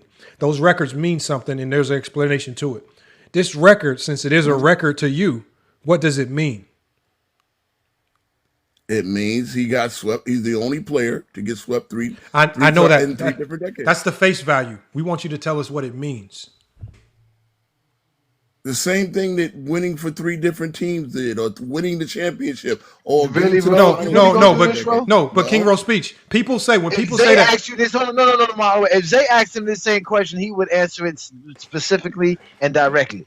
He wouldn't be filibustering. Zay don't ask No. questions. For example, King Rose. If I say that LeBron won championships with 3 different teams, my reason for saying that is to display LeBron James's extreme versatility, his ability to adapt, in different systems under different coaches or with different teams. That's unprecedented. As we see players switch teams in this era, and we see how difficult it is for a guy like KD, who's been one of the best players of this decade, to go from winning championships with Golden State, and we see him struggle with other teams like the Brooklyn Nets, and it's a struggle even with great players. And now we see him with Houston, and it's hard to say if they'll even win a championship, and it's going to be another struggle there. LeBron being able to do that on 3 different teams demonstrates his adaptability, his versatility. So when I ask you a question about a record, I'm asking you, what does losing 3 playoffs in 3 decades, what does it mean? I expect a basketball answer. Please answer.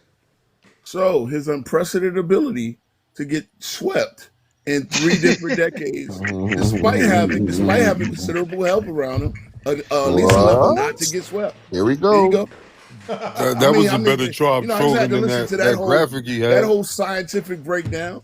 Well, his ability to get swept King Rowe, in 3 different decades. King Rowe, man, why do you get on live panels and do this to yourself, man? No, I mean it got to mean something. Okay, I know. King I know. Rowe. See, here's the thing, Lamar. King Rowe, hold on. If you have kids, would you want your kids to rewatch this? I know what I'm doing. No. Would you want your kids to rewatch this? Would you be proud?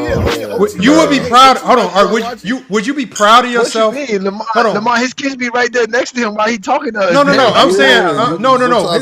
No, I'm not talking about 5-year-olds. I'm saying when you have grown kids and they're adults and they want to say, I'm proud of my father, would you allow them to play this video as a demonstration of how proud they are? Oh, hell yeah. Because they understand where I'm going.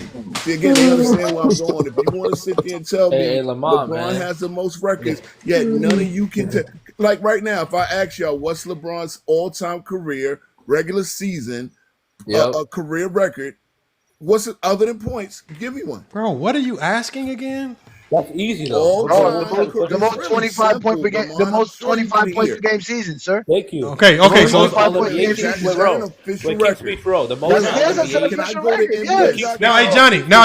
Hey Johnny, simple question. Most All-NBA. Hey Johnny, hold on 1 second. NBA.com don't show records.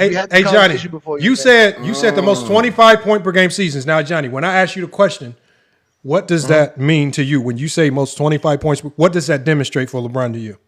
The greatest score of all time. Okay, so quick answer, decisive. A lot of great scoring seasons. So well, King I Rose, made mine quick. Come on, no, King Rose, King speech roll. This guy, bro. King speech roll. When I say Shaq got swept 8 times, Shaq's ability to get swept. Shaq's ability to get swept 8 times. He got swept 5 times in the 90s, 5 times in the 90s, 5 times in the 90s. He got swept 3 more times in the 2000s. That's it. He got swept 8 times. Why do you guys, but King Speech Row, why do you guys only talk about the negative? Why you guys only talk about the negative? That's all you guys do is the negative. Hold on, y'all. Hold on. King Shy. King Rowe. Hey, y'all. King Rowe is bad at this because I'm telling y'all this. He's bad at this because he is not a LeBron James hater. He is a pretend LeBron James hater because he has a beef with A. Johnny. You just need to end this beef with Oh A my Johnny. God, bro. This is Bro, all fake. I've known A You are Johnny horrible since at this. No, listen. This is Lamar, fake, yeah, hold on, man. wait, Lamar. I gotta figure something. I'm gonna ask you this, Lamar, so you can put it in the chat GPT if we can figure this out. More chat How GPT. if Rose's intentions was to troll us by saying, well, okay, if LeBron James is second in all time for records, how is an argument against that by adding fake records? So basically, he's adding records that don't exist. Okay, So hold on.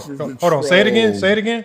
So say, all right. So he says tell him that since you gave a row of 4 out of 10 for his troll efforts, can it help us understand how he was going to use that troll to explain that LeBron James doesn't have the most records when he's adding more records to LeBron James by trolling?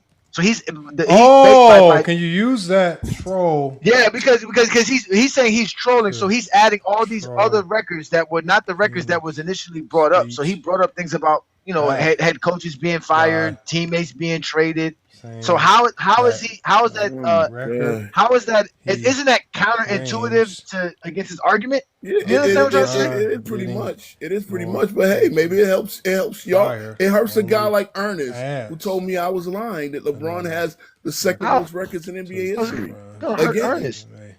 I mean, but you just gave him more records to add to it. We didn't say they were all good. Right. It helps Ernest. He just said they were records. Ernest literally came back on stream to call me a liar. Oh, look at that counter. Oh, he got you recorded. No, this is not good for you, King Speech, bro. Okay, hold on, y'all. It says I'm off, Lamont. Thanks for having me up, man. All right, salute. So it says everybody mute yourself. Mute yourself. So it says your counter. It says this counter troll, right? This counter troll of basically, if you just say that, look, if it's his intent to mention another record that we were not privy to of LeBron getting 8 coaches record, it says. So let me get this straight. You're saying the record isn't that LeBron James got coaches fired, but that coaches keep getting fired while LeBron James is on the team. It says, congrats. You just added another LeBron record. So valuable, the franchise resets everything around him. That's not an indictment. That's job security for LeBron, not the coach. And it says, this troll definitely works. So it given A Johnny an 8 out of 10 on this potential troll. And it says, King Rose speech, you tried to troll with a negative record and accidentally invented a new GOAT stat. Man, King speech, man. Jesus Christ. Man. Oh, my God. Getting fired on your watch is a GOAT stat. Yes. No, because, King speech. King speech, listen to what it said. It says, congrats. It says what this means is LeBron is so valuable, the franchise resets everything around him. That's not an indictment. That's job security for LeBron, not the coach. It says, again, you tried to troll with a negative record and accidentally invented a new GOAT stat for LeBron James. Give me the top 10 player other than Wilt Chamberlain, the consistent top 10 player that has been traded. No, seriously. They don't fire players that are valuable. So, okay, LeBron, we admit that LeBron's a great player, right? Hold on, King Rose rebuttal. We all know LeBron has job security. He has speech job rebuttal. They get him to fire. Is that they to draft his players. I know. You guys are so stupid. You don't even realize. Hey, it's all good, bro. King Roll. No, it's funny because King. King Roll, can I be honest with you? Shut up, bro, man. Bro is the truth. You got the IQ for 5-year-old kids. You got the IQ for 5-year-old kids. You got the IQ. Okay, hold on, y'all. Let's give him some grace. King Roll. Okay, King Roll. Let's give him. It's Olo. Hold on, King. Hold on. Yeah, we've seen you in a room full of Jordan fans. Hold on. Okay. Who cares about why you talk about other people's lives on FYL? Hold on, King Shy.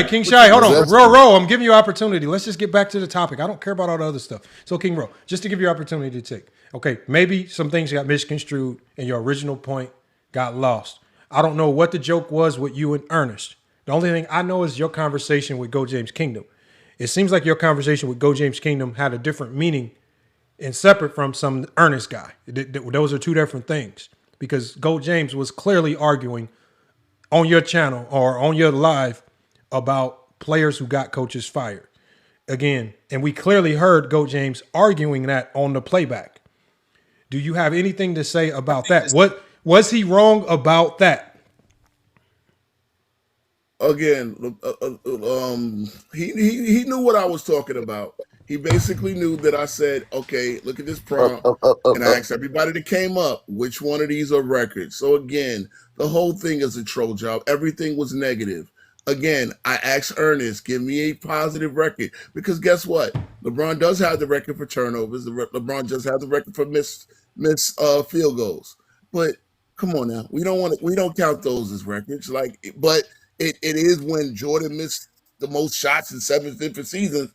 The bottom line is, if you're going to tell me the man has the most records, tell me what are records, because that's what I'm asking. What are the official records that LeBron has? And if so, please name them.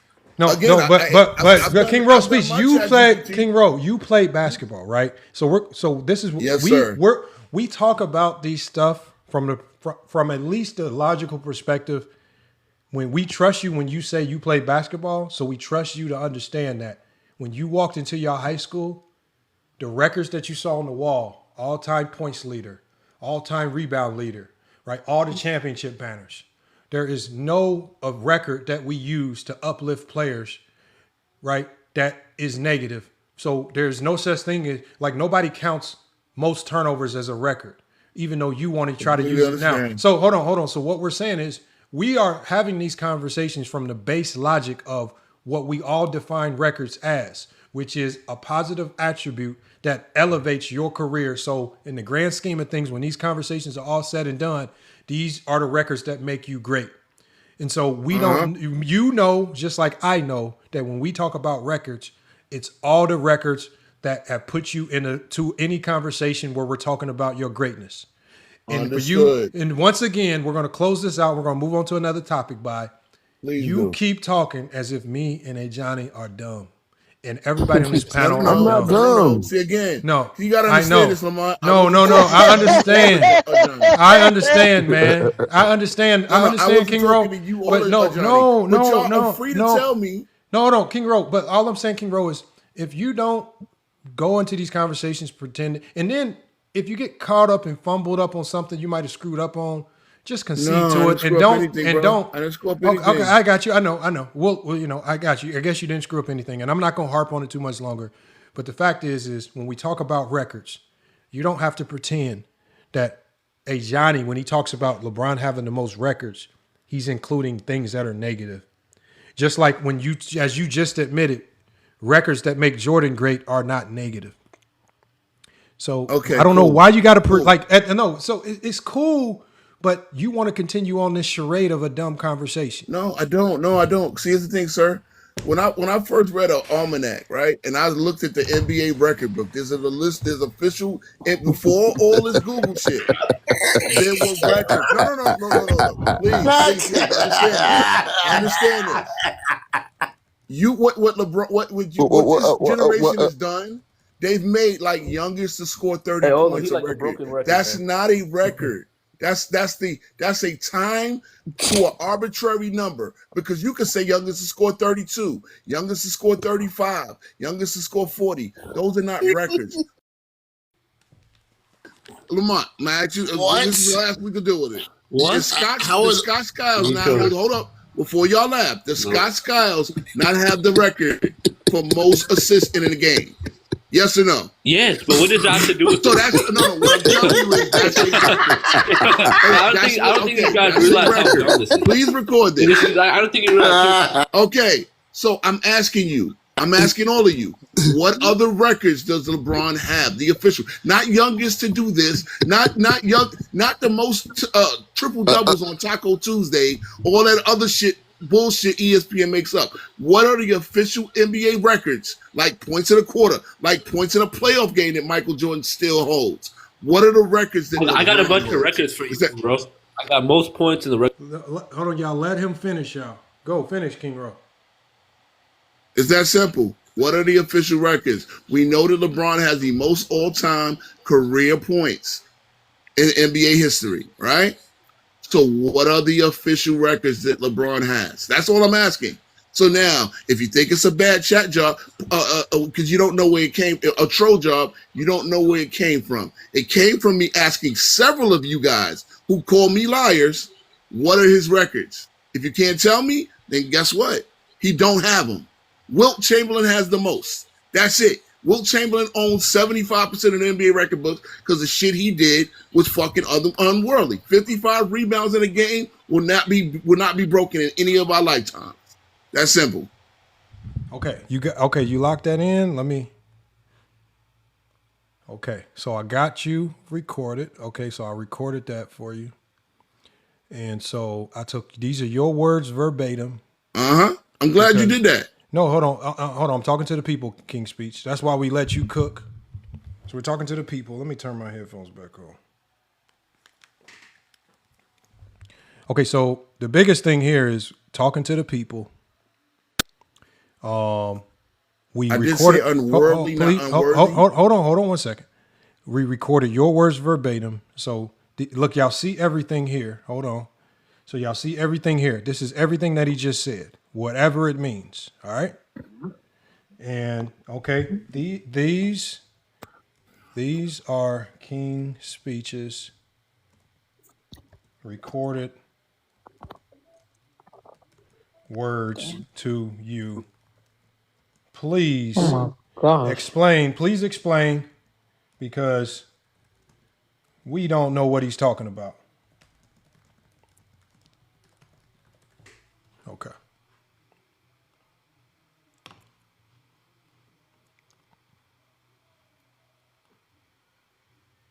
All right, everybody can come off mute now because I'm not recording anymore. Okay, so Where did he go? Who? Yeah. Who? Where did he go? Me? King Speech. No, he ran. Yeah. Oh Okay, my. so this is what it says, y'all. So I just recorded his words because I had to let it pick it up automatically because there's no way for us to decipher these long filibuster speeches that have nothing to do with what we're talking about. And it says right here, it says what King Speech is trying to argue. King Speech is drawing a distinction between official NBA records and versus milestones. He's basically saying if you can't name a record like Scott Skiles' assist or Wilt Chamberlain's records, then LeBron doesn't have real records. That sounds reasonable, but it's based on a false assumption. False premise. He's implying that only single game spectacle records count as official. That's incorrect. The NBA records, and as Johnny always says, the NBA records what a record is, not King Speech. If it's in the NBA record books, it's a record. Single game records, single season records, career cumulative records, playoff career records are all official. Scott Skiles having 30 assists doesn't invalidate Kareem being the all-time leading scorer until LeBron, Stockton being the all-time assist leader, or LeBron holding career records. They all coexist. And so, again, it just basically, just breaks down all the silliness here that he's saying. And I don't even want to read it all. And it says, King Speech is right that Wilt dominates the wild single game stuff. He's wrong that LeBron has no official records. He's conflating record type preference with record existence. And that's what he's doing. And as Johnny says and we've seen multiple times here on FYF Sports, what do? They have to try to erase stuff from other players' careers so that the GOAT that they have even has a shot because they don't know how to argue for Michael Jordan. So instead of arguing for Michael Jordan, they have to tell us why a lot of the stuff that LeBron did doesn't count and why it doesn't count. Facts. Horrible logic. Horrible logic. Out to deduct, man. It's just like they just use a bunch of negative shit because they don't know how to talk the game of basketball. And they don't know how to praise these. Lamar, just the other day, they had showed weird, Anthony Edwards was the third fastest to 10,000 points, and who was the first fastest? LeBron James. It's a record. I was coming to show him. Yeah, it was. These are all and not records. only that, LeBron has the most. He has the most player of the weeks and months, but they don't care about that, obviously. The first to do something, the most of something, the highest of something, the only of something is a record. And even exactly the oldest, the youngest, these are all records. Yeah. They get mad at that. They don't They like the count by the idea of that. NBA. Yeah. They upset because Jordan doesn't have enough records. Bro, this is Will bro. Chamberlain got more records I than just that, can't bro. believe they just sit up here and be lying to us like that, man. I don't know what. Lamar, this is what I've been telling y'all about the GOAT debate. Yeah, It has to but be think about it, though. rectified so that we can appreciate this. That's what Isiah Thomas said, Lamont. Yeah. He said records, everybody's judged by records. What records do Jordan really have? What statistical records? He said statistically, what does Jordan have as a record statistically? He has the most Hey, points can I be scored in a honest with you playoff guys? game. That's it? The more I'm listening to these dudes, I'm starting to realize that their idol isn't Michael Jordan. It's Jim Carrey It's with all bad. these damn lies. With all these damn lies, it got to be Jim Carrey, man. I mean, these But dudes look, cannot stop lying. but here's the beauty of this, King Shy. There are much easier ways to argue that Jordan is the GOAT without doing all this silliness. Yep, that's a fact. Why are you doing this? Like, it just makes you start. Yeah. You just start to embarrass yourself. Now you have to make up lies to Yeah. cover up what you did on the live stream. I know. And he knows we watched it. He didn't think we had to film. Yep. I was trolling, bro. I was trolling. Yeah. Now he's That's trolling. the Lamont, I only was film of it, though. trolling. That's the whole point. Lamont. That's the thing too. That's the only Yeah. record of it. Right now, no one would know of it. Everything would be what they say it was. And So that's keep it why we're saying 100. He's a fact. You see what Keep It 100 said? What did he say? That's a Let me fact. see. What did he say? He said, "Yo, Lamont." He says, "I don't think they know they lying. They believe the lie so long it becomes true to them. That's what happens."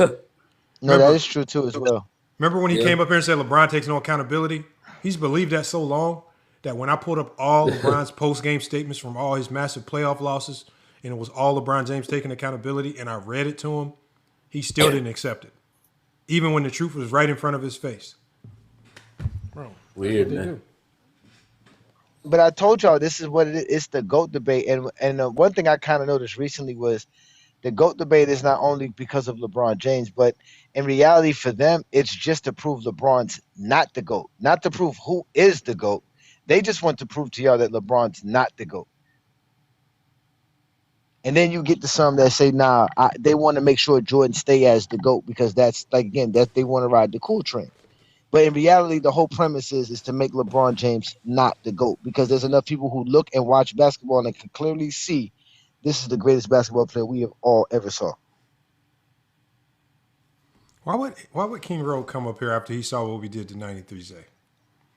And then come up here with something that weak, man. Y'all better start coming with some strong material, though. And Rose realizes, man, that none of this is really like this doesn't like Ro don't lose no sleep over this, man. So shout out to Ro for that. That's what the guy can give to Ro. Ro can have this conversation all day long.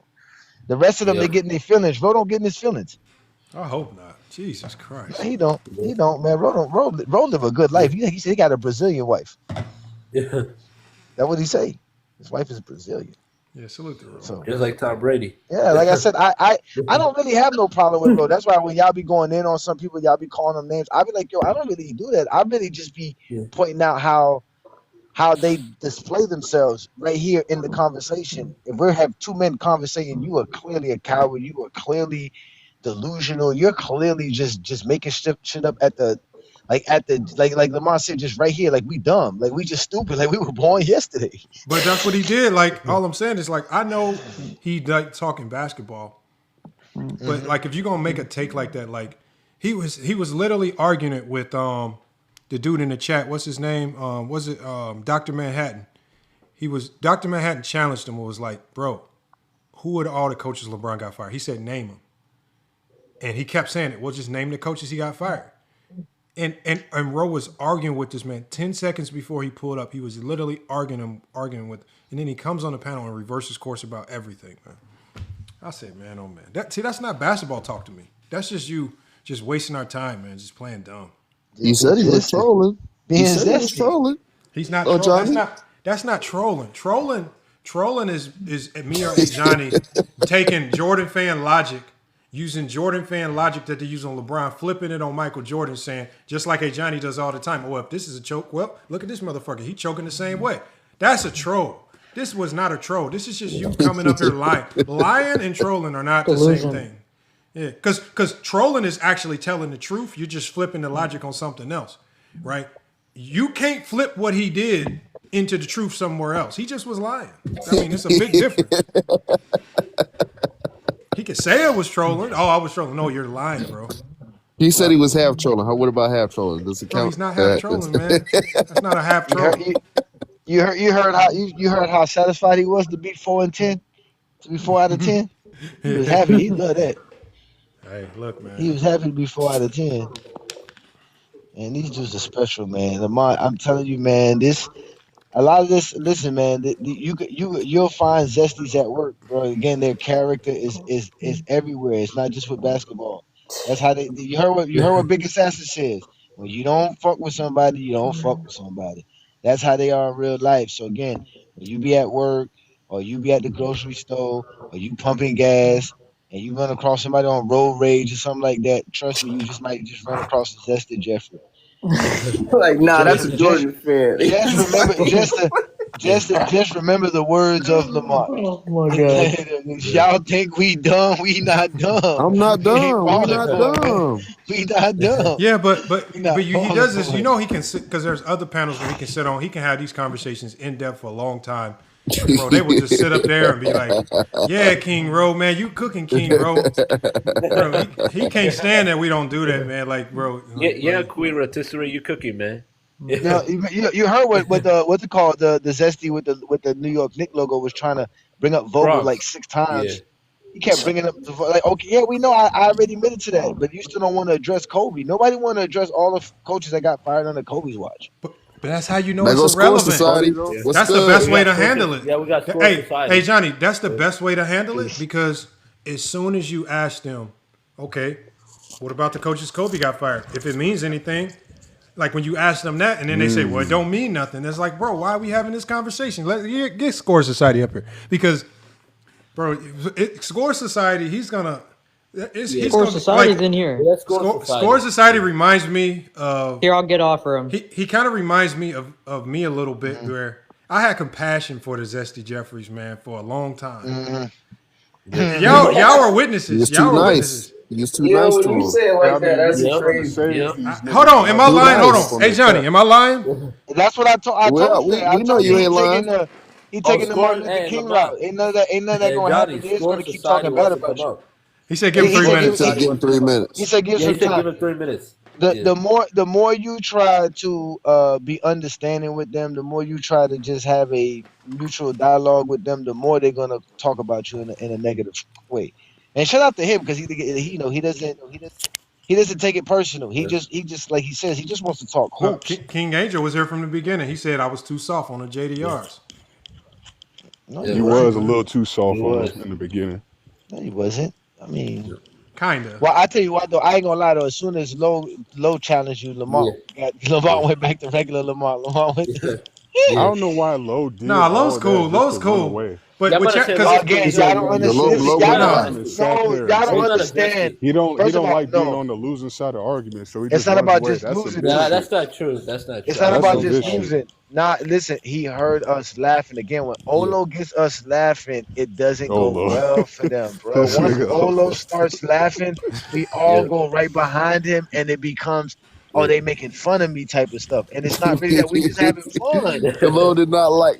He did not like that. I'm going. But look. Hold on. Zesty behavior. Low got slightly zesty today. Slightly, because he got no. Hold on. Think about what he did. He asked ChatGPT a question he didn't think would be accurate.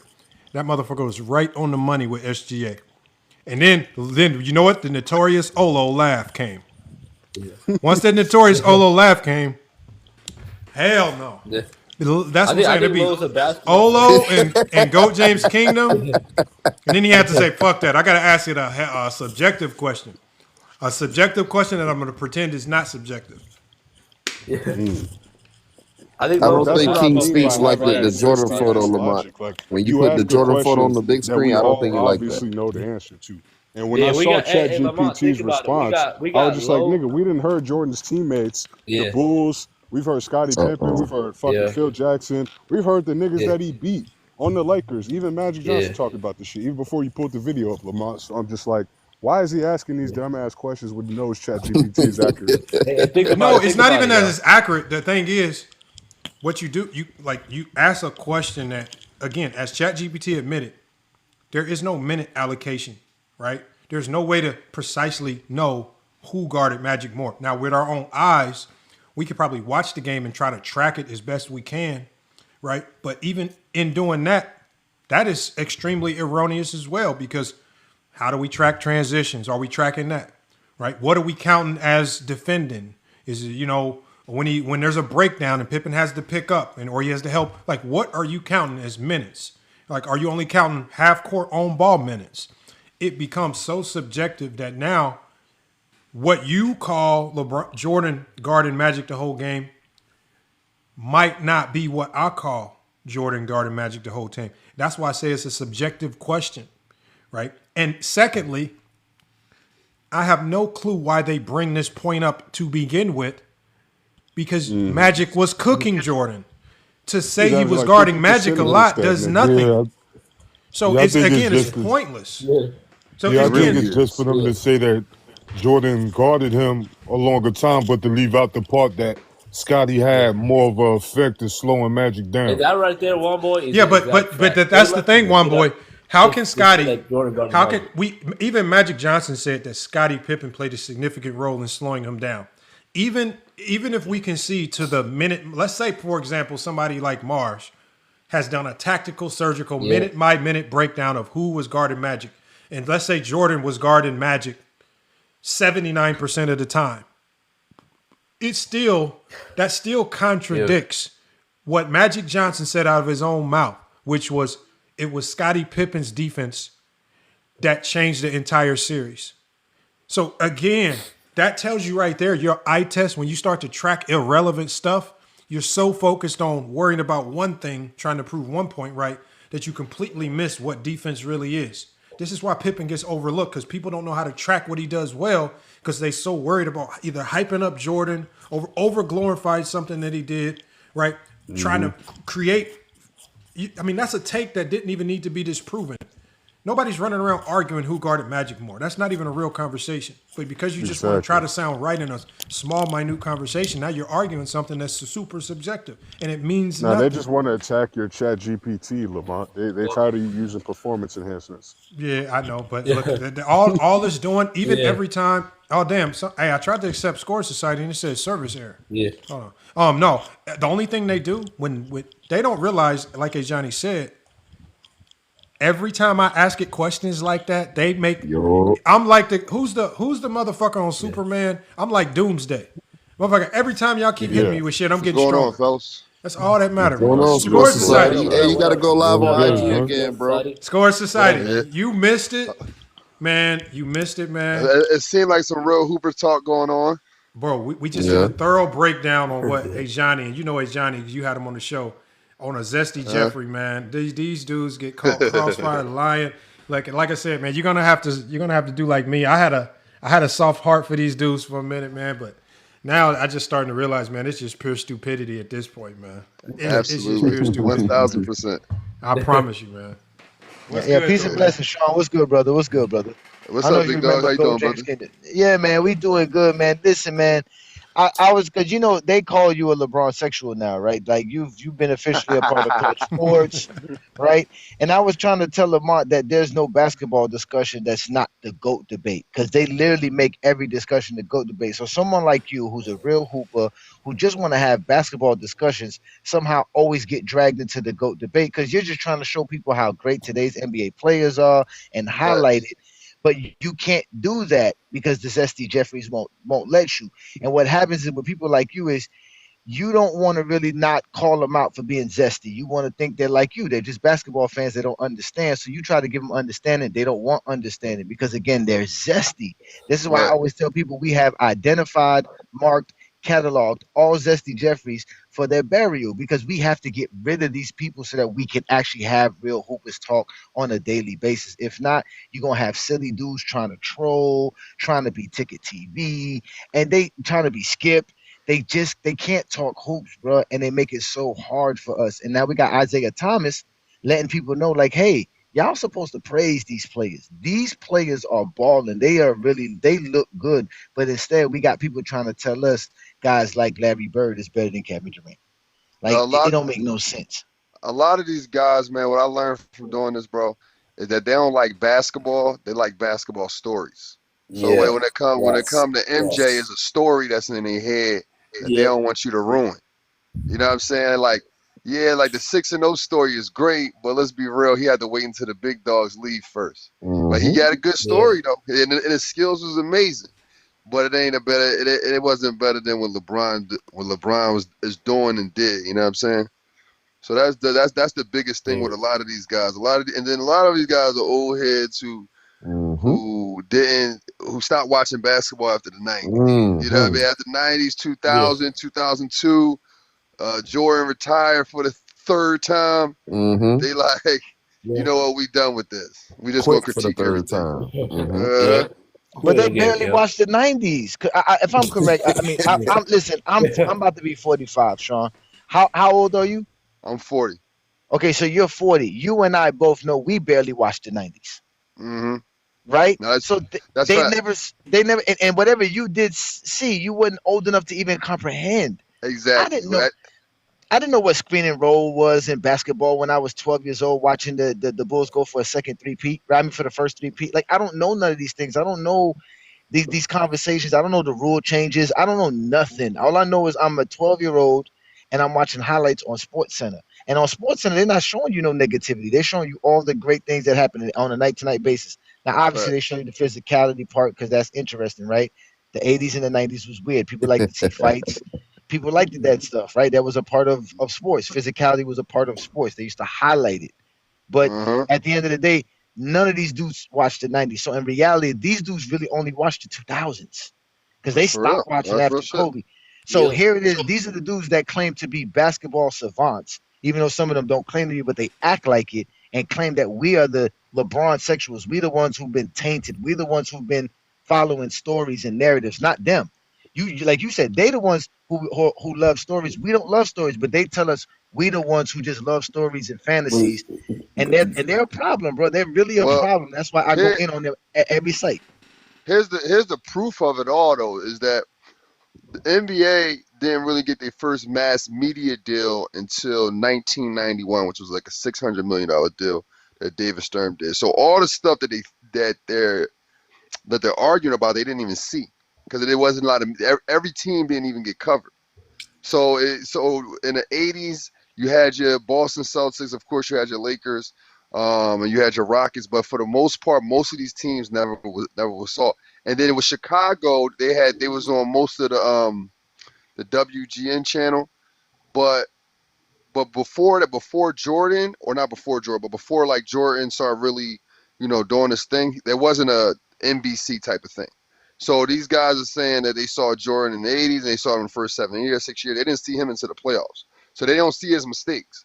So even the guys who say, oh, I went back and watched ESPN Classic. ESPN Classic is not playing the games where Jordan shot the ball 25 times and made 5 shots. They're not showing those games.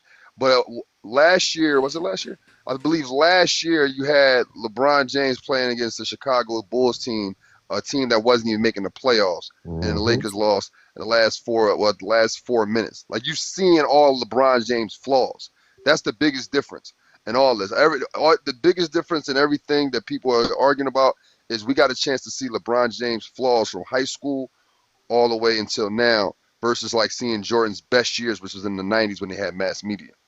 Wait, so Go James, you said like when you were 12, you didn't even understand like the game enough to like respect it. Like if you were like in your if you were like in your mid 20s, your 30s at that time, and you did understand the game, how much respect would you have for a guy who won 6 championships in 10 years in color TV? If I was 30, outside of basketball, he was the biggest athlete in the world. Okay, if I was 30 in 1992, that means I was born in 1962. So that means by the time I was 10, I would have been able to understand Bill Russell and Wilt Chamberlain, and I probably would have been fascinated with Wilt Chamberlain because of his phenomenal Kareem. And then Kareem would have, and then Dr. J would have showed up. So I would have been. That's what with all the black exactly. players. That's what those players tell you. That's what Isiah Thomas tells you. Why do you think he throws Kareem in your face before he throws LeBron? He just been able to see LeBron, but They all knew it was Kareem. But like he said, we gave Jordan his flowers because we saw what Jordan was doing. Nobody nobody told nobody at the time that Jordan was at his ascension that you can't praise Jordan because of Kareem. Nobody did that. Because if you did that, there is no Jordan to talk about. Jordan would have had to play another 10 years before he would have got praised. We would have had to wait to praise Jordan until 2022. You know what I'm saying? Like we would have to wait to praise Jordan. Nobody was trying to wait to praise Jordan. We was like, nah, because there was like Sean said, there's a new media fan base that are bringing new fans to the league. They don't care about the past. They never did because they're casual fans. The Zesties that fell in love with Michael Jordan never knew the history of basketball. And the NBA made it sure that we wouldn't even know the history of basketball on top of it. They basically erased anything before the merger. They basically tried. That's why you have people still to this day will tell you that modern basketball started in 1976 when we're in 2026. Yep. I make the argument that Kareem, like if someone made the argument that Kareem's the greatest player of all time, I would listen to him. Just because I do respect Kareem that much. But like, I just think like I'm jealous of the people who got to see that. Like if I understood basketball the way I do right now, and I lived in the middle of the 90s, and I got to see that, I don't think I would have seen anything better than that. And I think that's why some Jordan fans, they live on that hill of nostalgia. Like, yo, I saw a nigga win 6 championships in 10 years, and he was the best player every single time. The dream. That's how you know it's a nostalgia.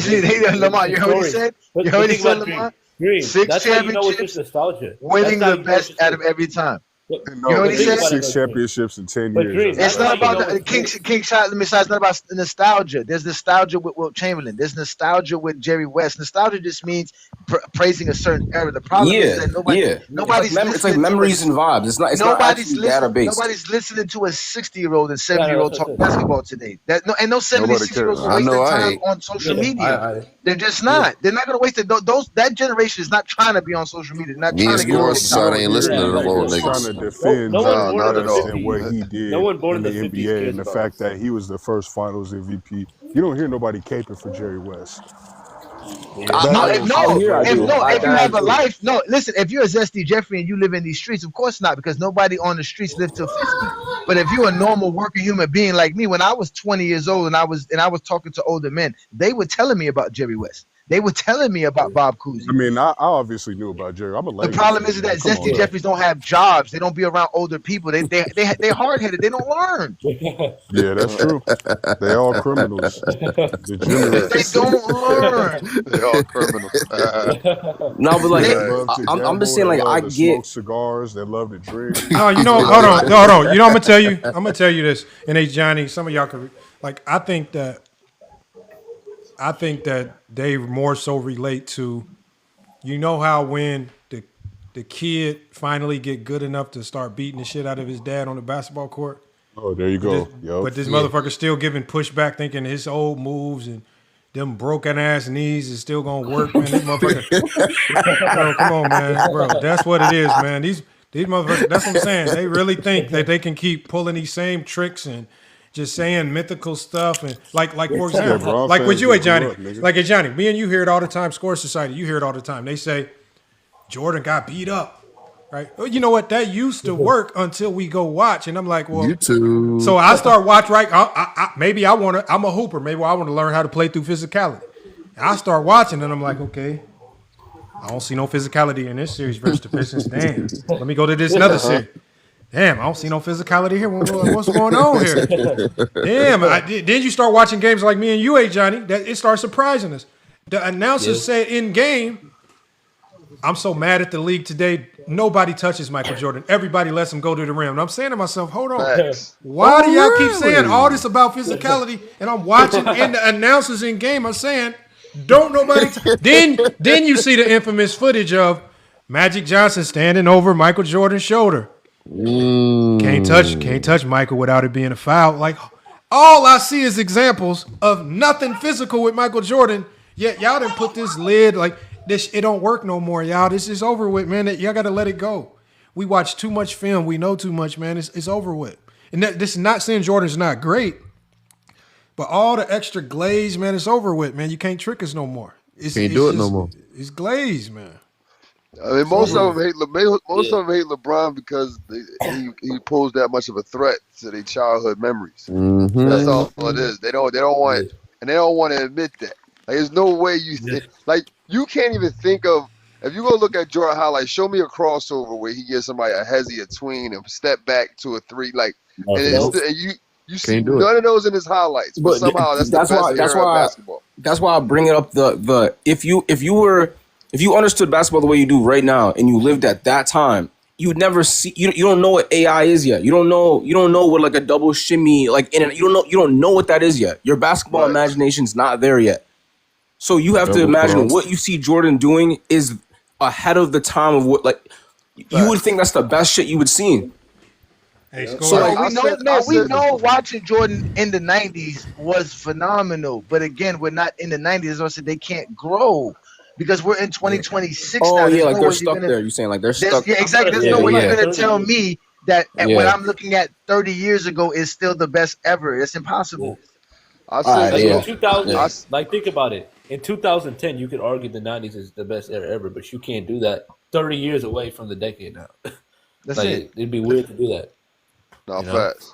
I mean, even in 2010, King Shot, that's a little bit too much. Like, really 2000s, because that's when the players were still trying to get adjusted to the zone defense from the illegal defense in the 90s. So that's really the only era that you could say that. But if you grew up watching 2000 basketball, obviously you're going to say 2000 basketball is better. But I'm just talking about from the perspective of a nigga who grew up watching the 90s shit. Yeah, I said 2010 because it's obviously that decade removed from, the 90s and all that. Yeah, like 2010s, bro, you can't be saying the 90s is better than the 2010s, bro.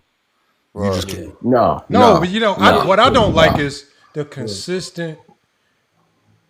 Like, it almost feels like they only watch the game to try to find reasons why to say it's not better.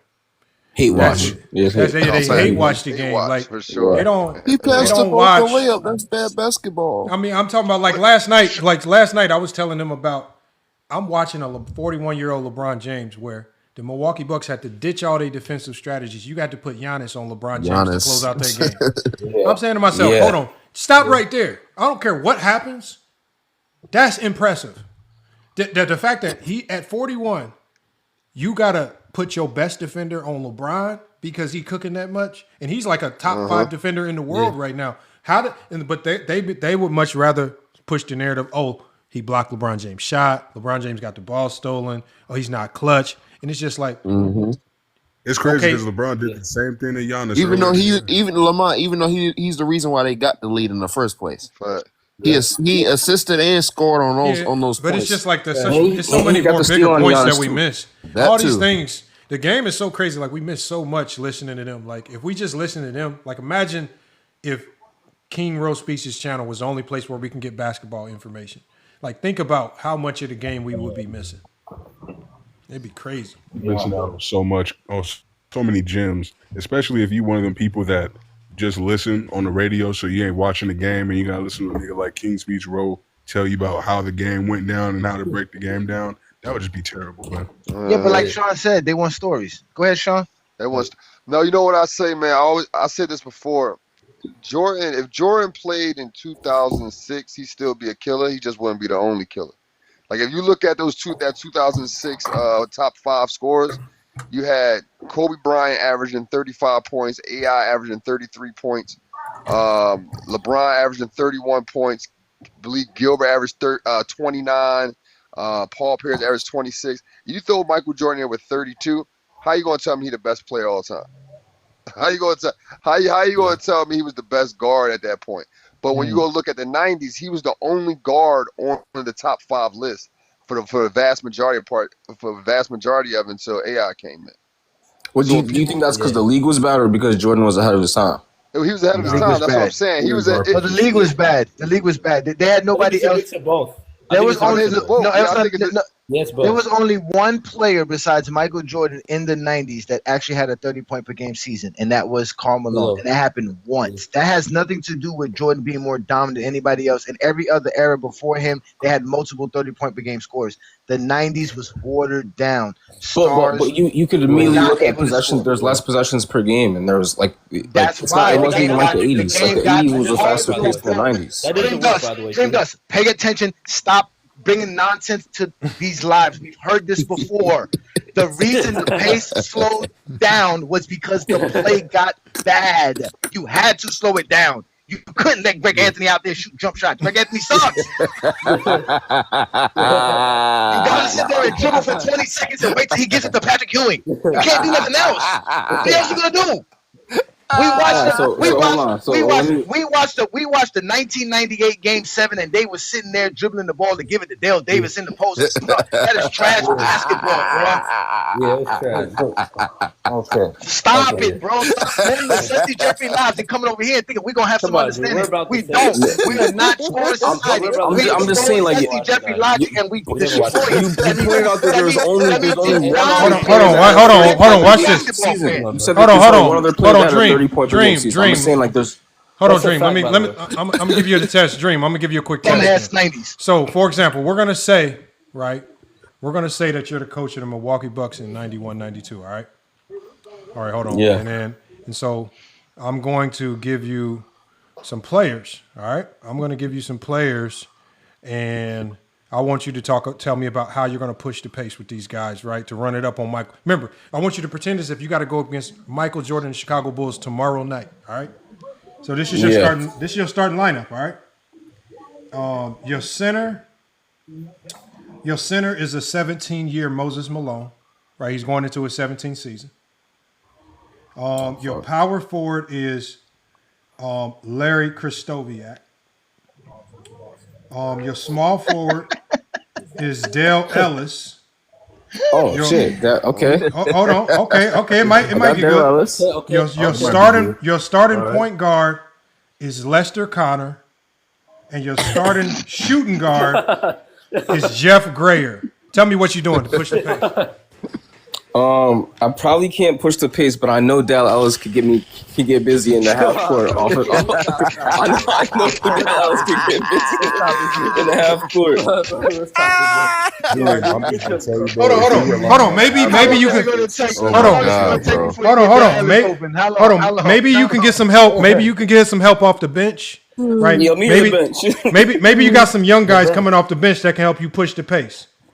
Your backup power forward is Dave Popson.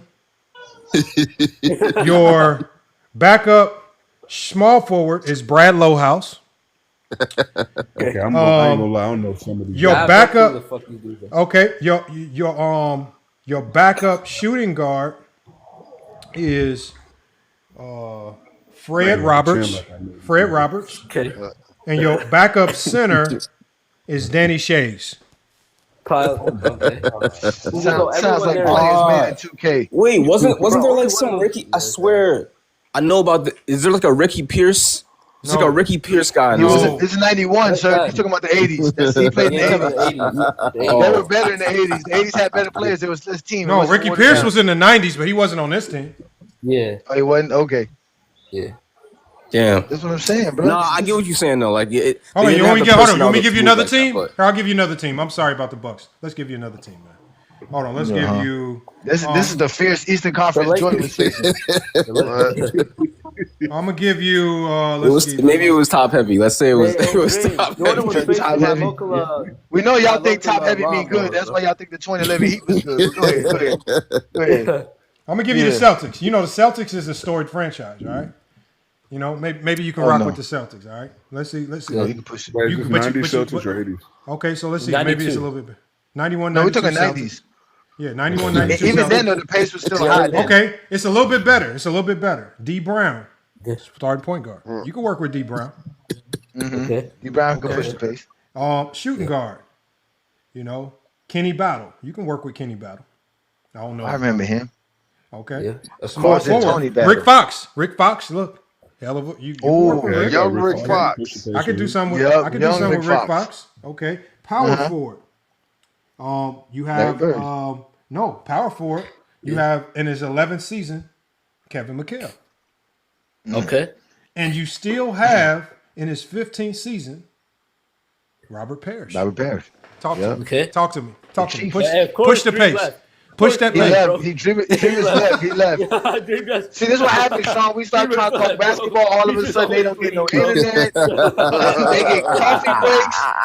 They get coffee breaks. All kinds of stuff start happening. They start talking basketball. Every time. Look. Another one bites the dust. Low left. King Speech left. And now Dreamers left. Dreamers left. No, Lo got mad. Lo got mad because he thought I wasn't sharing the screen. But this lends to what Sean said. This goes to what Sean said. They love these stories. These are stories that they've heard in conversations with other men, and these are things that they've believed because they've never checked it. So the idea that we just got to accept the pace was slower, and they can't explain to you why the pace drastically went down the way it did during the 90s. They can't explain it. They just chop it up to, that's just what happened. And because of that, now we got to say, well, those guys couldn't score 30 points per game. No, they were scrubs. They couldn't score. The game of basketball is about possessions. Welcome to Score Society. And I never heard an offense say, hey, we're going to be a great offense by slowing down. Never. I mean, Sean, you can let me know if I'm wrong. You play hoops. Only thing that's good slowing down is defensively. I want to slow you down defensively because the less possessions you have offensively, the better it is for me. Another thing people don't account for back in the 90s is that they didn't train that way neither. Like if you played back in the day, when you walked into practice, you was on a separate side from the big men. So the big men didn't have handles, and the guards we focused on giving post entries. So they didn't have the same skill set. They didn't have a crossover. They wasn't looking to shoot 22 times a game. The reason why it was slower is because everybody was trained to get a ball to the big man. That's why I say Jordan was ahead of his time, because he was the only one who was allowed to do fadeaways. Even fadeaways was crazy. Like if you shot a fadeaway in practice, your coach fuck around and throw you out if you wasn't Jordan. So Didn't Lamar say that? The skill set was totally different. That's why it was a lot slower, and he didn't have a lot of competition when it came to him on a nightly basis in the 90s. I told but the problem I have with that too is though the pace was fast in the 80s, and the reason the pace has always been fast because, like you said, defensively. Because as a guard, how can I get my shot off in a half court set? I'm really not. We're just gonna be throwing it to the low block. So teams used to push the pace with the guards. That's why I used to see teams pushing the pace and in transition, pull up for 15, 20-foot jumpers, not 3-pointers, but they used to do that all the time. Like people don't understand that the Mark Aguirres, the Alex English, the Isiah Thomases, the Bernard Kings, these guys used to get down the court real quick and shoot the ball.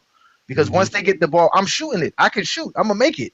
Like they knew what spots they used to be able to get to. George Gervin, I'm shooting this, or I'm driving it to the lane, right? If you were big enough, right? But what happened in the 90s was they kept looking for the next big man. They kept looking for the next big man, and what they kept getting was bum after bum after bum. And what you had was a bunch of smaller guys saying, "Well, I want to be Mike." So now and not only that, you have some that say, "I want to be Magic." Because people forget Magic. Yeah. A lot of those guards who came into the league in the 90s were Magic fans. Not really Jordan fans. Kid, you got all of them. Penny Hardaway, even the big ones. Penny Hardaway. All these dudes were Magic guys. They all wanted to play like Magic. Even Scotty said, "I wanted to be Magic." Yep. So a lot of people didn't want to play like. It wasn't until the 2000s that you get the Kobe's and the Michael Jordan type of players. But still, the game of basketball has always been played. Again, I keep telling people it's a game of finesse and it's a game of speed. It really is. So offensively, you always want to push the pace offensively. How much do you think the expansion teams contributed to the pace of the 90s being slower, Johnny? A lot, because now you said what? What did you say? You're having less. We think the pace of the 90s. Yeah, it messes up because you're slowing the pace down, because now what you're doing is you're adding more non-skilled players who can't really run.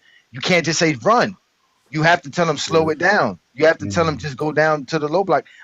It doesn't make no sense that you're trying to get a shot off to Dale Davis or Antonio Davis before you go to Mark Jackson. Before you understand what I'm trying to say? But that was because you can't trust Mark Jackson. Mark Jackson can't really get his shot off. He can't. Those dudes can't really shoot like that. They were adding a lot of players to the league just to get players in the league. That's really it. Wait, so honestly, there's just a myth around the 90s. It's just the early 90s was a faster era. Everybody had a skill set back then. It was either you was a good shooter. If you could dribble, your job was to dribble, like he said, and get the ball into the low post. If you could shoot, they would tell you not to dribble. They will tell you, we're going to get you. We're going to get you the ball in the spot that once you get the ball, you have to shoot it. If you get the ball, if everything is executed like it is, you shouldn't have to dribble. That's what a coach would tell you. That's why you had so many set. Yeah. That's why you had so many set shooters like Fred Hoiberg and Jeff Hornacek, and that's why you had so many set shooters like that in the 90s. Because most of the time they told you to go off screens and catch and shoot. Mm-hmm. That was it. All that step back, pull up on three, that was insane. It's for society.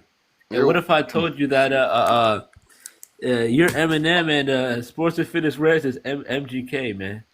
Who's MGK, man? Who you say? Sports and Fitness Reds, man. All he does is make videos. Bro, I'm telling you, but I keep telling you, King Shy, I keep telling you, what y'all doing is he's a loser. Y'all be King Shy, why do you always want to talk about that? You see, you clearly see Sean ain't paying attention to Zesty.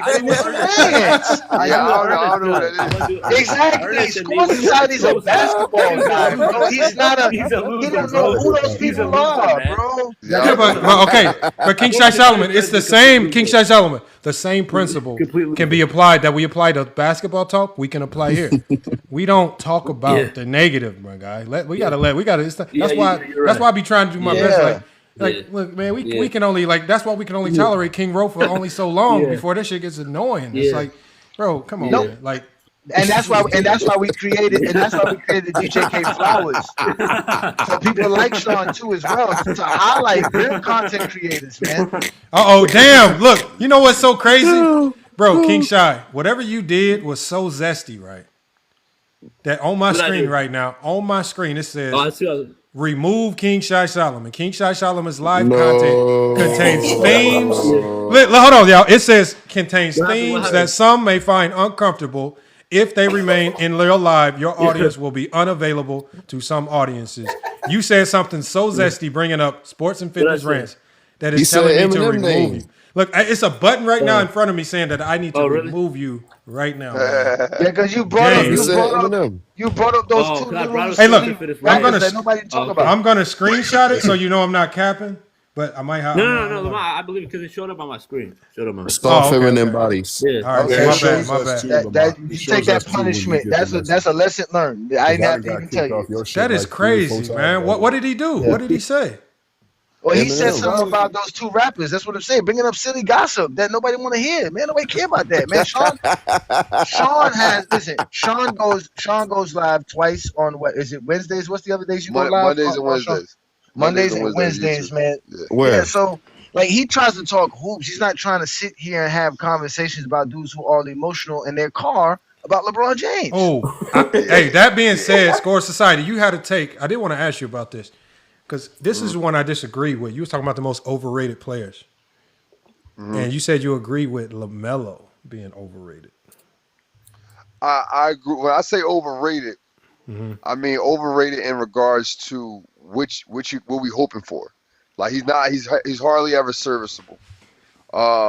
He's not going to win he's not going to win games. I think not overrated in skill set. I think he's a great player. But the way he plays, it reminds me of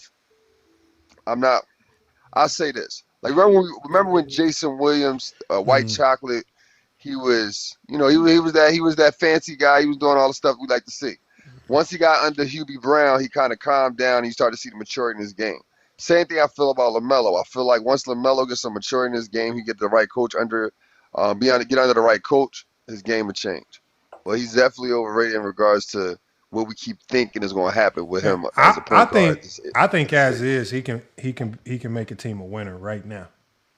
Right? Let me think of the team. So I'm a big believer in just guys who no matter what team they've been on, it turns into a winner. Like his style has been weird everywhere he's been, and even with Charlotte. It's just hard for me to put their ability to win games on him because, man, that team has been so bad, bro.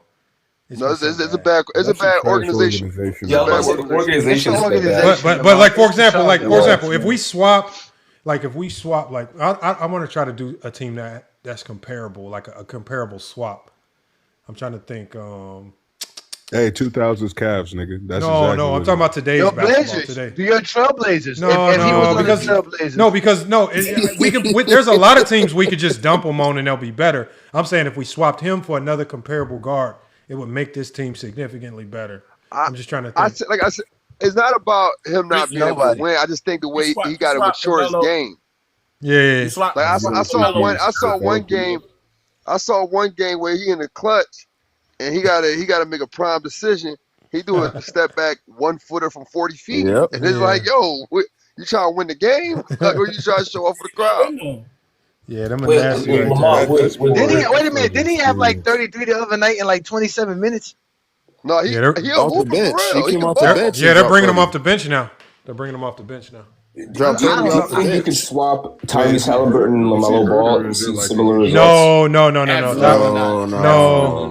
I think Tyrese is on a whole nother playing field. No, I can't put them on the same level. You can't send nobody to Charlotte, man, and be. Trust me, you can't, bro.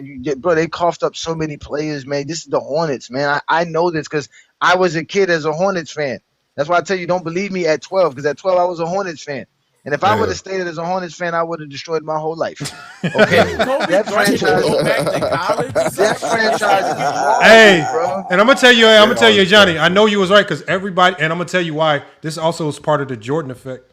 A lot of people in the '90s were Charlotte fans because they had the coldest. They had the coldest starter jackets. They had the coldest jerseys. I promise. No, and they had all the stars going to their team. Remember, man, when they picked up Larry Johnson. Listen, man, y'all don't know how good UNLV was. Oh yeah. Besides the Fab Five, matter of fact, I think UNLV actually had more players drafted than the Fab Five. No, but they were more. They were popular. Like coming in, the popularity of the Running Rebels, right, with Larry Johnson and them. That they came in popular. Then he went to a team that was culturally popular. Because Charlotte, there was nothing special about Charlotte other than the starter jackets, the colors on NBA Jam, the game behind me right here. I'm gonna tell y'all right now. Yeah. Charlotte, the coldest team, hands down. Alonzo Mourning and Larry Johnson, the coldest team. They made them it was so many cultural things that just made them stand out to us as kids. I mean, so that drove them. They fumbled Larry Johnson. And mind you, they lost both those players. They lost both of them within 5 years, 4 years. Both those players were gone. They fumbled. Now, both those guys hate.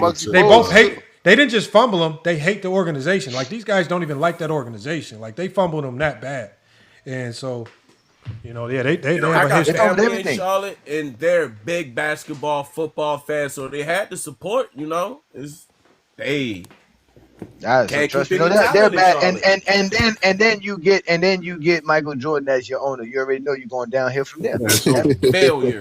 Charlotte, y'all. Hey, Charlotte is just have you ever drove through Charlotte, bro? It is a very, very depressing city, man. Boy, it's a sad city, man. It's sad. It's very sad. I don't know. I've been to Charlotte. No, I'm telling you. I've never been to Charlotte. I was glad when I drove to North Carolina because I don't know what South Carolina do with their highways, but they don't fix none of their highways. Their roads are all messed up in South Carolina. Because as soon as you leave Georgia into South Carolina, you into just like messed up roads, and then you leave South Carolina into. I kind of like Charlotte, North Carolina. Go, James. Nah, Durham. I just drove through. I've driven from Miami to DC a couple of times. Durham roads are trash, nigga. Oh, Durham is stuff. Yeah. Trash. So you gotta go through the states. And South Carolina is a messed up state riding. I don't know about y'all, but I had a bad experience. Nigga, it's trash over there. Yeah, but it's a lot of good takes, man. We gotta get Score Society on more, man. We gotta cook. Man. Yeah, that's what we need to start bringing on better basketball. How can I get on your show, man? I want to come on your show and talk hoops with y'all, man. I want to come talk hoops with the real hoopers, man. Yeah, Score Society. I don't know hoops. Man, let's tap in, bro. Let's you already know the dates and the days we do it, so we just figure out a day you're available and then we can make it happen. Ain't about nothing. Yeah, I'll let you know when I have one of those shows I actually do. Yeah, man. But let me ask you this because I got somebody in the comments who was questioning my basketball knowledge about offense and pace. Now, am I correct, Sean? If you have an offense, you wanna have a high pace on offense. Am I correct? You want to push the pace. You want to have a lot of possession, especially in the NBA. Absolutely. The more possessions, the better. More possessions, the better. Okay, and do you go by 100 possessions or by a 48-minute game? You go by the 100 possessions. You want to see how many possessions you get. Bless you. No, but you want to see how many possessions you get within a 48-minute game, correct? With the 48, absolutely. That's what I'm saying. You want to be able to get as much possessions within 48 minutes. You're not just trying to get 100 possessions. You're not calculating what you do within 100 possessions. You're trying to calculate. Exactly. 1,000%. Okay. That's why I just want to make sure. What's their pushback? I mean, I'll get it. What else would you want to do? I mean, there's no real. Give me a second. Give a second. It wouldn't be nothing else. No, hold on, wait. No, that pushback is this. My bad. I'm sorry. I was just talking to my son right quick. The pushback they have this obsession with offensive rating and defensive rating. They believe judging an offense by 100 possessions, which basically eliminates the pace of a basketball game, is a true determination of great offense. Not what I said, which is creating a faster pace. So as an example, a team that can score 120 points per game to them is not as good as a team that scores 99 points in 100 possessions, because that's the most points per 100 possessions. Like it's the most silliest logic to me. I don't go by those analytics. I go by 48 minutes. A basketball game is 48 minutes. You win within 48 minutes, not by possession. The pace of the 90s. You're saying they're trying to judge today's game by the pace of the 90s. Is that what you're saying, Johnny? No. What I'm saying is that if you play, when you say 100 possessions, that's pretty specific. Mm-hmm. No. That's how rating goes. Rating basically takes your points and divides it by 100 possessions. So it tells you how many points you put up within 100 possessions. But that eliminates the pace, which is what I'm trying to say. The best offenses have more than 100 possessions in a game because they create more possessions. I was confused about that argument, Johnny, because I wasn't sure if because I don't give a damn about these advanced analytics, my nigga. Like I just need points, rebounds, assists. That's all I need. But I'm gonna ask for you, confused about the argument because they were talking about this pace with 100 possessions. So I was thinking, does it have to do with the 90s era because they didn't really have very many games over 100 possessions, or was it like related to? Yes, that's what happened. That's what happened. But by 91, 92, the league started going under 90 possessions to the point under 100 possessions per game, to where the point it got to as low as like 94 possessions per game, right?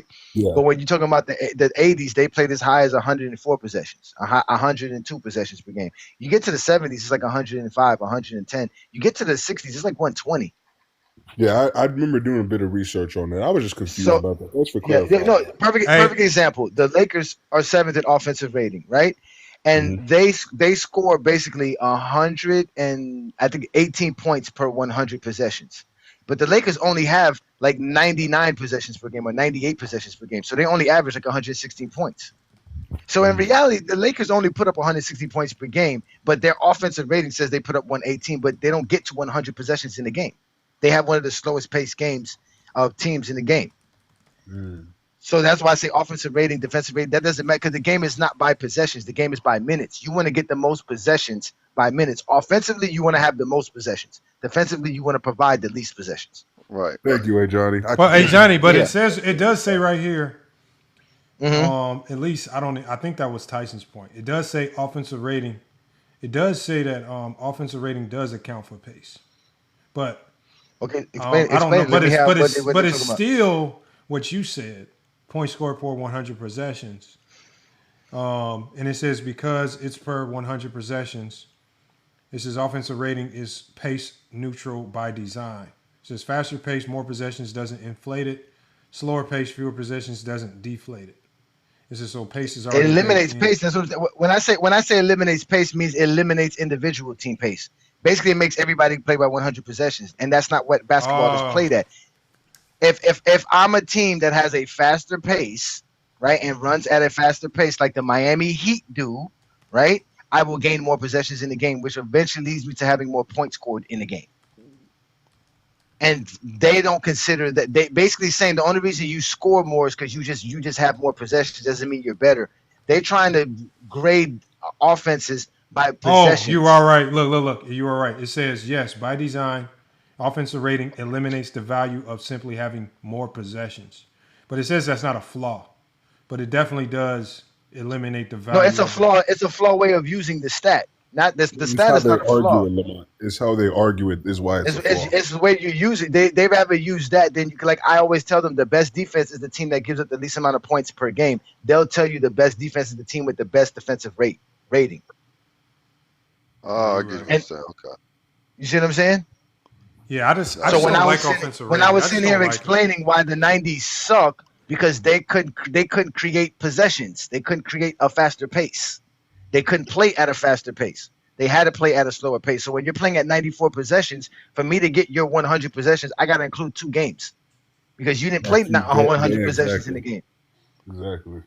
I always thought it was flawed because it's like, hey Johnny. Overall, you're right because it says right here the common mistake, and you just said it.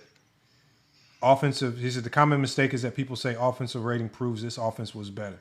And he said that's the most common mistake. And he said it said it's just better at telling you who's better per possession. But that's it. And it says offensive rating answers one narrow question extremely well, but that's it. So, yeah, it definitely is not being used the way people want it to be used. Especially to tell you, like, that's why I said you're better off using who scores more points.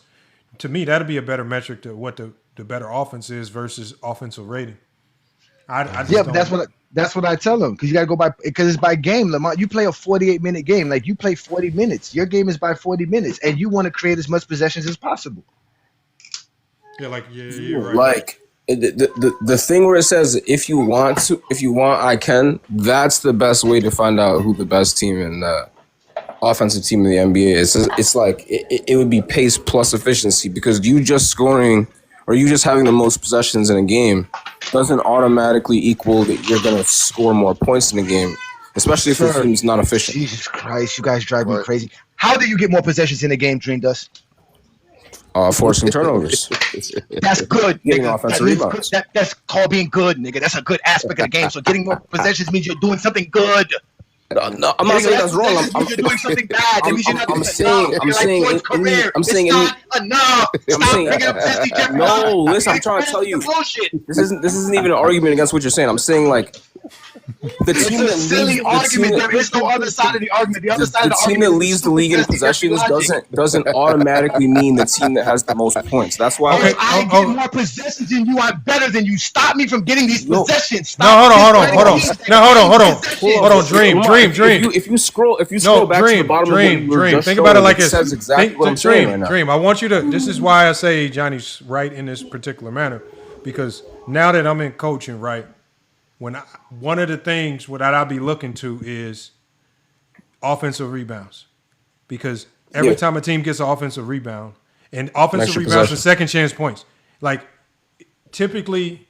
There's a few categories that you can always look to. Turnovers give the other team what? More possessions. Offensive rebounds gives the other team more possessions, right? Every time a team wins and loses, most coaches are looking to the stats that gave the other team more possessions. I promise you. Mm-hmm. Right? Yeah. And that's what kills you. They also look to their team's ability to rebound, which also helps you get more possessions. Everything goes back to what A. Johnny is saying. Just having more chances to score. The first thing they talk about when they break down the game on whatever platform it is, they always talk about, what team got out rebounded, how many points were made off of turnovers, how many second chance points off turnovers. Because even if you play bad, for example, a team can shoot 35% from the field, right? But if they get more possessions, they can beat you by 20 just because they just had more possessions.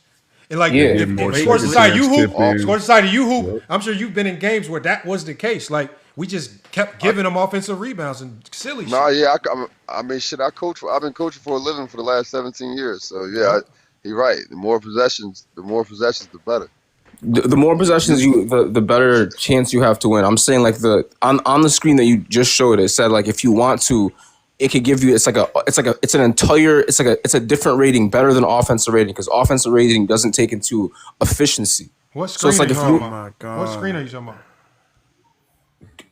That thing that's in the parentheses, that's the absolute best way to find out who the best offensive team is. Where parentheses? Efficiency and pace.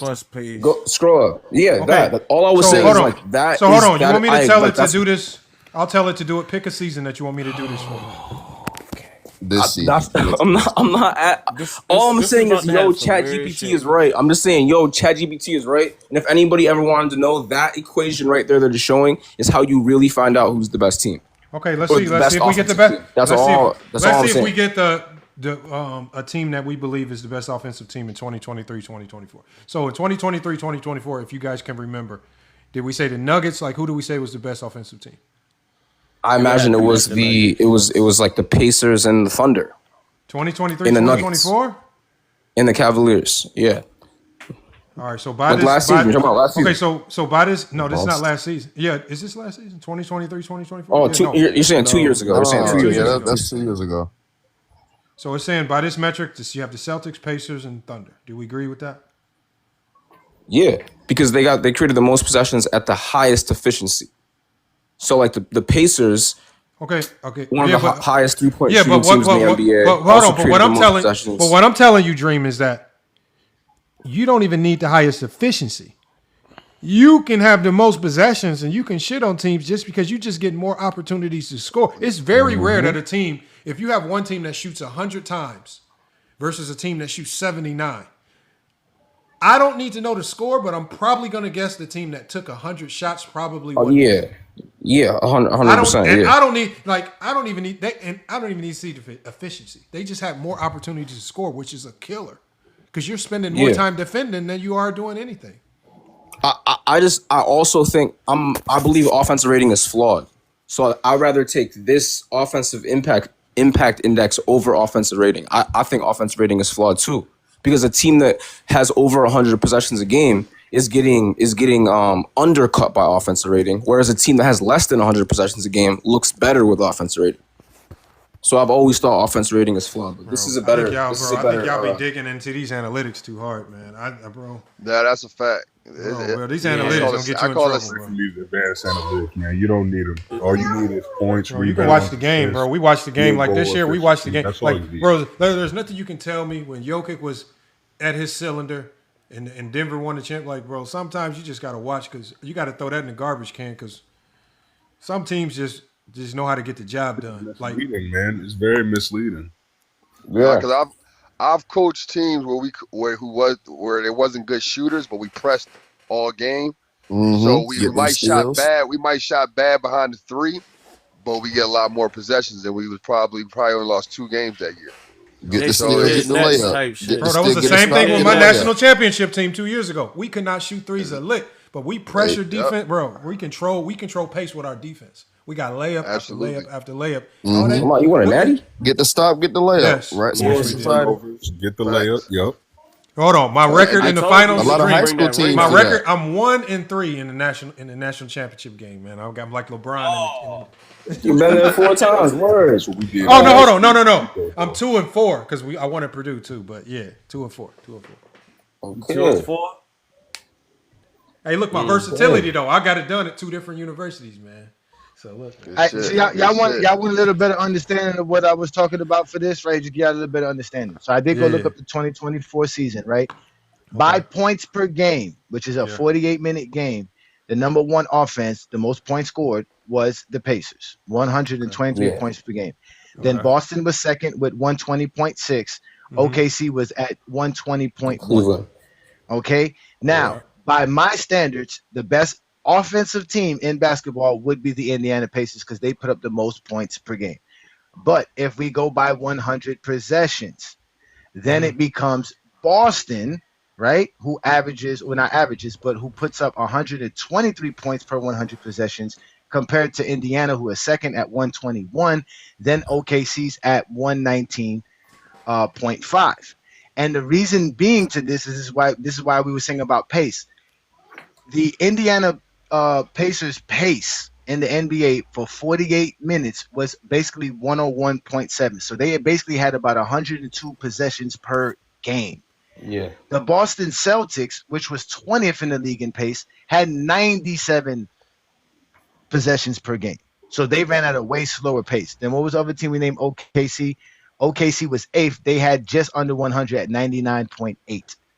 So if the game was played at a 100 possession, if they end every game, okay, y'all reached 100 possessions, this is the end of the game, yeah, Boston would be the better team. But the fact of the matter is, Boston has to play more than 48 minutes to get 100 possessions. Yeah. Yeah. It's crazy. All three of those top teams. So that's why they don't have 123 points per game, because they don't gain the extra possessions that is needed to get that 123 points. That's why they only average 120 points per game, because in reality they only play at a 98 possession pace. Yeah, like if you have over 100 possessions, it hurts you, and if you have under 100 possessions, it makes you look better. Offense, 100 possessions helps you. Again, the more possessions you get on offense, the better. The least possessions you give the offensive team on defense, that's better for you. Yeah. That's the point. That's why they don't like it, because in reality, what they're saying is that obviously if you have a lot of possessions, you're going to gain more points, and obviously the team with the least amount of possessions is going to give up the least amount of points. So that's why they don't like to go by points per game, because they like to, again, they don't know how to appreciate greatness. I mean, it's just simple 1+2 logic. Like, this shit is so ridiculous, man. Yeah, the analytics that matter were the analytics that Sean and Lamont brought up. Second chance points, offensive rebounds. That's all you need. Points off turnovers. That's why I say the ones that matter the most. Yeah, that's why I say simplify the game. Like, and that's why. Again, it all. Why you think the Celtics are number one, Lamont? It keeps tying back to what Go James Kingdom says. He says Jordan don't have enough. When he says that statement, it means that they have to move so far past just common traditional stats that we typically use to measure good and bad teams, that they have to dive into SRS, T. Are they going to T? Are they saying the most silly metrics, game score?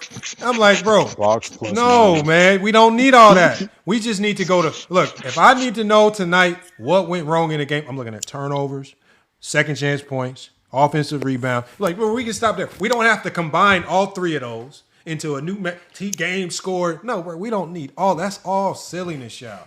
It's all stupidity. Yep. And this is the desperation they have to go to, all to just say, trying to make the case that Jordan played tougher competition or he performed better in the game. Bro, that is not, bro, you know how we know somebody performed better in the game? When I watch Nikola Jokic get a 60-point triple-double, do you think I need some type of game score to know he performed better than a motherfucker? No. Jesus Christ, man. Yeah. That's how dumb they are, man. That's how dumb they are. If you try to use analytics to prove that Jordan's better than LeBron, and not using analytics to like prove LeBron's better than Jordan, it's like you're lying to yourself, because the analytics are on LeBron's side. If you really know your analytics, it's on the analytics are on LeBron's side. Well, they only use the same 2-3 analytics, and they try to segment it by years, nigga. Like, that's the thing. Like, they'll say, oh, this year, Jordan had a better PER than LeBron did in this year, and I'll be like, what the fuck is the point of that? Yeah, portable. Remember portable, Johnny? Remember who told you portable? Who told you that one? That dude Penn the PC. That make my neck itch every time I hear that. That is a portable, man. Are you just trying to sound like you smart or something? I have a big vocabulary. You don't need to use words like that. Just use the regular word. What you mean? Just use what we all know, versatile. That's what I actually. You sound like you're saying a player. Because I never heard of a team say, I'm not drafting this player, or I'm not trading for this player or signing because he's not portable. It's either a player fits the system or doesn't fit the system, right? And if you're a multi-versatile player, you can kind of play in any system. So again, if you're talking about a player that's portable, you must be talking about a versatile player, which is basically almost any NBA player. Look at this. In today's NBA, you got to sound like it's smart. Hey, look at this. Hold on. Hey, Johnny, have you heard these? Like these are the terms, y'all. I typed in the chat. I said, what are the craziest, most silly analytics that people use to try to sound smart in basketball talks? They said the number one is Raptor. Motherfuckers bringing up Raptor. What the fuck is? What is it? Nigga bust that out. Hold on. And number two. Oh, and number two, they using. Who said this the other day? They using one of y'all as an example. Who said this the other day? Got cooked. On and off. They got cooked with -6. That was Dream Dust, no? Oh, I did not say that. No, do not. Don't put that on me. Don't put that on me. Remember, and they were saying that LeBron need to be benched for it. They said they should put LeBron on the bench, and I was like, "How is LeBron playing?" Dream, man. I think that was you, Dream. I think that was you. Nah. Y'all gotta own it. Hold on. Bench LeBron because of plus minus. Yeah. Who was that, man? Who said that? King Rose said that. All of niggas. I don't remember now. I can't. It's on the live though. No, Lamont, it was. Oh, defensive box plus minus. prove. No, it wasn't King Rowe. It wasn't King Rowe. It wasn't King Rowe. It wasn't. You sure? Defensive block. When you No, it asked wasn't that King nigga Rowe. who had the plus clutch for the whole team, he couldn't tell you. Clutch net rating. I don't even know what the clutch net rating is. All these dumb stats, man. Shot quality. Yo, these are all dumb. We heard of that, Lamar. It's shot quality. We heard of that before. Lineup adjusted. The of shot. EPM. Usage weighted. True shooting percentage. Look, they even said, look. I've heard this. I've actually heard this. That has heard this one. Which one? This one? Yeah. Non-garbage time. Yeah, I've heard this too. Oh, yeah. Like, what's your offensive rating against on top 10 defenses? Oh, somebody up here just said empty. In the clutch. Somebody up here just said empty calories. Bro, I told y'all there's no such thing as empty calories. That doesn't exist. Advanced stats by he doesn't impact winning. There you go. That one. Advanced stats. That we heard that earlier when Dell tried to ask us what was John Stockton's impact. What did it lead to? Remember that. Where did all of that lead to? Hey, look, y'all, to save this, y'all, I had to save this thread right here for low on the side over here. Hold on, y'all can't see it. I'm gonna move my screen. Yeah, save it for low, man. Look, I got it saved right here. I got it called the low thread. Look, see, look, because I already know this is just to remind low that look, we're row. SGA, the information is accurate. Bro, that motherfucker was just asking, just testing ChatGPT for no reason. He kept moving the goalpost, nigga. Hold on, SGA resume wrong. Then the final question was a nail in the coffin for him, man. Who was the primary defender on Magic Johnson in the 90s, man? Right, and we can give it the answer, man. And just to remind him of what the answer was, man. Hey, he wanted you to share the screen. Hold on. Right to remind him, who did it say? Just to remind him, who does it say? The primary defender on Magic Johnson during the 91 NBA Finals was Michael Jordan with Scottie Pippen. And I told him I didn't providing situational and secondary coverage. But he didn't want. I told him I didn't want to read all this super long, drawn out breakdown, so I just summarize it. But I told him, man, why do y'all test ChatGPT, man? Why do y'all test this gangster, man? Like it be wrong, man. Like it ain't heard every trick in the book, man. We've been doing this for a while. We didn't put ChatGPT through a rigorous training, bro. Y'all cannot trick it, man. Hey, Johnny brought ChatGPT on the live stream, man. That was cold right there. I got to figure out how to do that. That was cold. Nah, don't stop trying to steal our stuff, man. How did he turn on the voice? Stop trying to steal our stuff. I don't know how he did that. I have Shout out to my partner. Shout out to Brandon B. Lee. He coming back tomorrow, too, with more. Oh, that was cold right there. Hey, why ain't B. Lee on the crash out team? Because that nigga be crashing out, too. It just take a lot more for him to get it. But whenever you ain't there, Johnny, this motherfucker B. Lee, he be on some shit, man. Shout out to wait till tomorrow's show. We're gonna show y'all LeBron. Because they say we talk about Jordan so much, we're gonna do exactly what they want. LeBron. We're gonna talk about LeBron. Just for them to mention Jordan to us. Why? Just for them to bring Jordan up to us. Hey, y'all showing the game 7? No, I mean I'm not even gonna ask. I'm gonna wait till tomorrow. Okay, you already know we about to show. We about to show. You know LeBron. The game 7 is LeBron. Ain't game scared 7. That's the king. That's the king. LeBron knows how to push it. LeBron push it to a game 7. He pushed it to a game 7. I think LeBron's only lost one game 7. I think so. Because he didn't go to 7. No, he lost 2. What was the other one? Against Detroit in 06. Oh yeah, no, you're right. They did go. No, that went 6 games. That was 6 games. I thought. That was 6 games. Yeah, that went 6 games. One game. You sure that went 6? No, he lost. That went 6 games in 06. Yeah, he lost in 6. Oh, if I'm correct, I could have swore that he pushed Boston 7. No. When he beat them, that was in 7 games. And the next year in 07, that was 7 next games. game. LeBron only lost one game 7. No, that one was only 6. He beat him in game 6. He went ham in game 5. That was 7. That was game 7. No, you gotta mix. You gotta flip up. You gotta mixed up. No, he beat Detroit in 6 in 07. Yeah, game 7 was 06. He played him. I remember saying that because I remember LeBron taking them because they had 3 all defensive players, 2 all NBA players on their roster, and LeBron took them 7 games. Yeah, when they had Ben Wallace, because they always love to say, "Oh, they didn't have Ben Wallace in 07." Yeah, it went 7 games. I was like, come on now. Y'all know I'll be on my thing. No, you're right. No, I just got mixed up. Damn, we've been on for a minute. We got to shut this. We got to start shutting this one down. I didn't even realize. You're right. Y'all right. This went Johnny, fast as hell. It was flipped. This went fast. I did not realize we were live. Lamar got a text from his fiance. What you doing? You still talking with Johnny? No, I didn't get. No, I just realized I'm looking at the timer. It's 7 hours, bro. I didn't even realize it. Hey, we was cooking. Yeah, It we was nice cooking having 7 hours Six Pick on here, plus. bro. If The he last could one really you did get was 7 Isiah hours too. Thomas, if he could really get Isiah Thomas on here, bro, I'll literally just shut up and listen, bro. I'm just trying to hear Isiah Thomas. Yeah, I ain't gonna lie. If we do get Isiah Thomas, none of y'all would be up here. To be honest with you, no disrespect to any one of y'all, it would just be Lamont and I, and y'all would Oh, I love ain't got it. no Trust problem me. with that. And y'all can Have ask fun. questions. Y'all can ask questions in the comments because we'll be reading and listening, and that way we're asking what you guys say. But yeah, definitely, man. Again, No, because you can't let nobody disrespect that man. That's pure. and he don't. Yeah, nah, and we that's just it's a once in a like. We got to make sure we do it right because that got to be multiple clips. We would have to focus on pulling gems out. I'm talking about gems that will go viral. That would be I'm sure he has some stuff that he has not told the world, man. We got to ask the right questions to get it out. Oh, my first question is gonna be like, was it true that Jordan rules was just push Jordan left? That has to be the first question.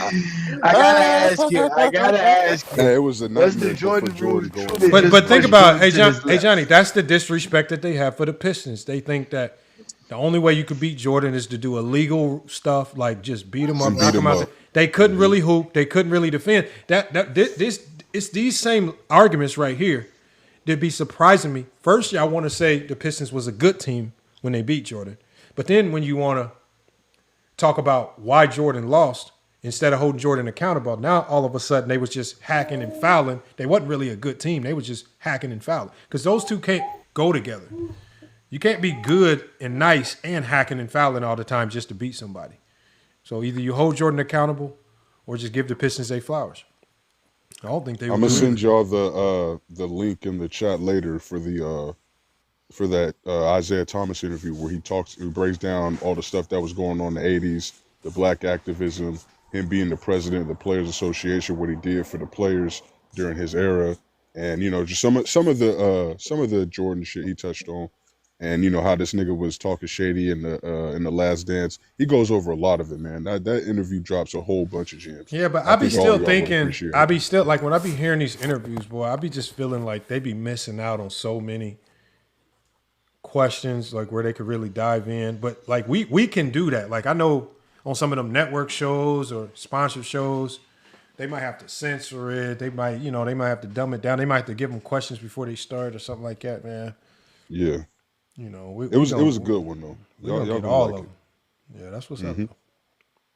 Yeah, we should definitely do that, man. But again, shout out to everybody who did show up. Shout out to Lo, man. Lo is busy, so shout out for Lo for coming up here. We didn't try to get you upset, but you did go at Lamont, so Lamont had to defend himself. Shout out to King Speech Row as well for showing up with his nonsense.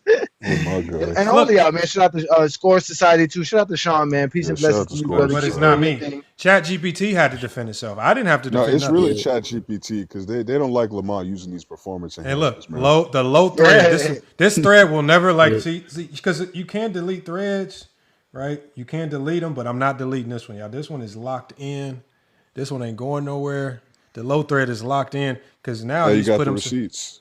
He's put he's gonna do a video on this, Lamont. He's gonna clip it. He's gonna. He can't. Like no, he's not gonna show He's not gonna show you showing the what you showed us, but he's gonna clip it. So just be prepared. No, I know he's gonna clip it to make it seem like I didn't want to show it. I just feel like when you ask that question, this is just you wasting time to avoid the because what happens like this. Think about this. If, for example, if in the middle of the stream you saw that you were wrong about SGA. Look, y'all see all the information right here. He didn't think it would be accurate. Now. He saw, okay, then all of a sudden, we get to the Scottie Pippen question, right? I ask it one very simple question. Who's the primary defender on Magic Johnson in the 91 finals? It's right here on the screen.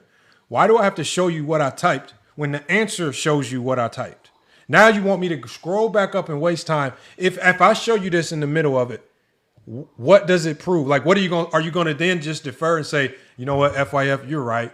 ChatGPT is on top of his shit. I may have to reconsider. All you're going to do is move to something else or give me another question to try to prove it wrong. And then we get in this endless cycle of just one question after another, trying to bait it into being wrong about something. That's all it turns into.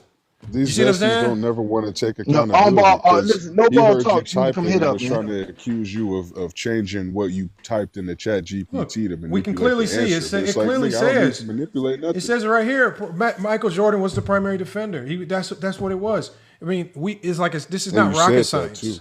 These are not. And I told him this. I said, "What do you want me to read all this verbatim? Waste time? Like it's not wrong. It's giving you the answers, man. And look, it even cites his sources. Like look at the sources it has up here. All types of sources. Even tells you where you got the information from. And check out Tyson, man. Shout out to Tyson. GJ came in, but he says ask ChatGPT what's better to a way to rate offenses by points per game or by offensive rating. It told you that. It says it's not really offensive rating doesn't really tell you who's the better. He says let me go to another thread. I can't do it on Lowe's thread. Okay. No, but you already went to that one. You remember you already asked that. Broke it down. No, I didn't ask that. I didn't ask that question specifically, did I? You didn't ask that, but it said that. It said that people who use it as that is not really the right way to use it. But I mean, you could ask it. Go ahead. Okay, what's a better way to determine? To determine the better offense. The offensive rating or points per game.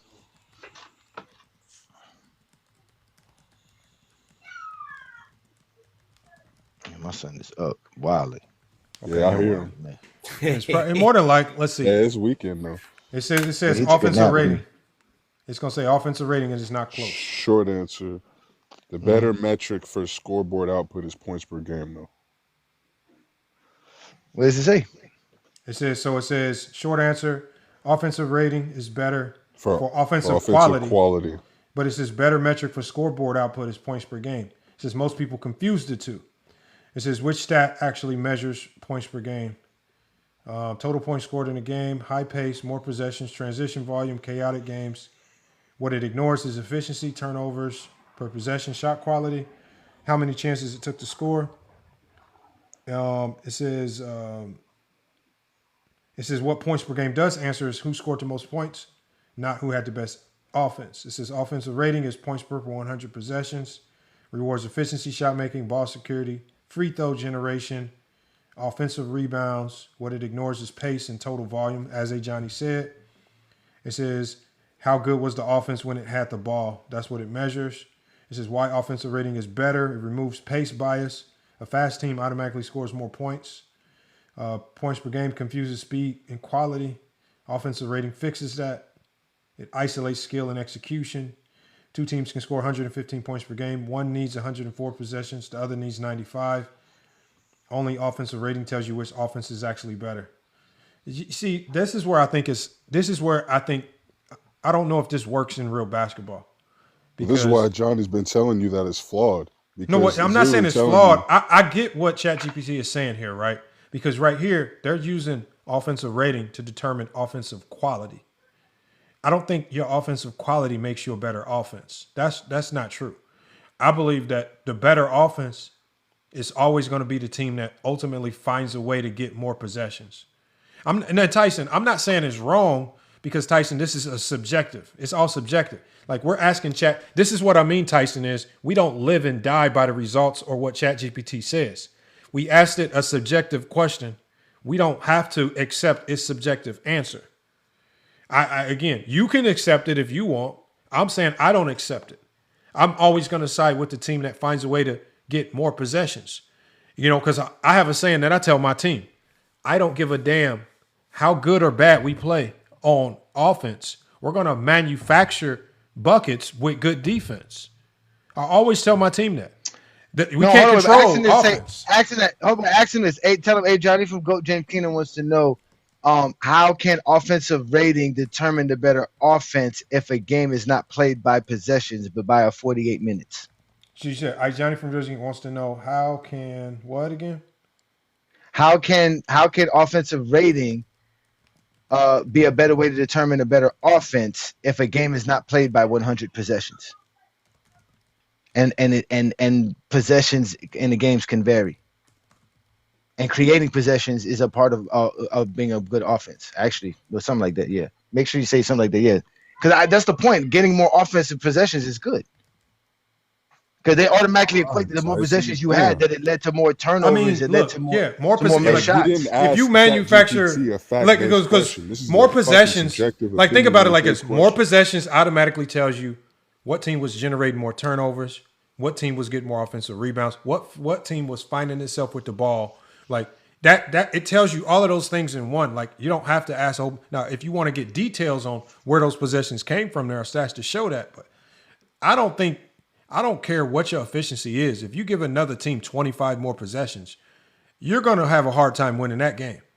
I don't care what your shot quality and efficiency is. Hold on. That's 100% facts. If a nigga is scoring 94 possessions and my team got 120, nigga, it don't matter what the quality of the offense is. It says that's actually a great question by Johnny.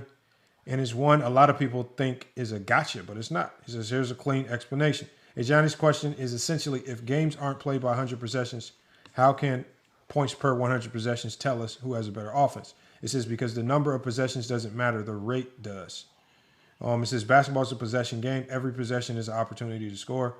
So what we're really measuring is how often do you turn a possession into points? How many possessions happened? The 100 in offensive rating is just a scaling factor, not a claim about the game length. Simple analogy, miles per hour doesn't mean you drove for an hour. It means at this speed, how fast are you moving?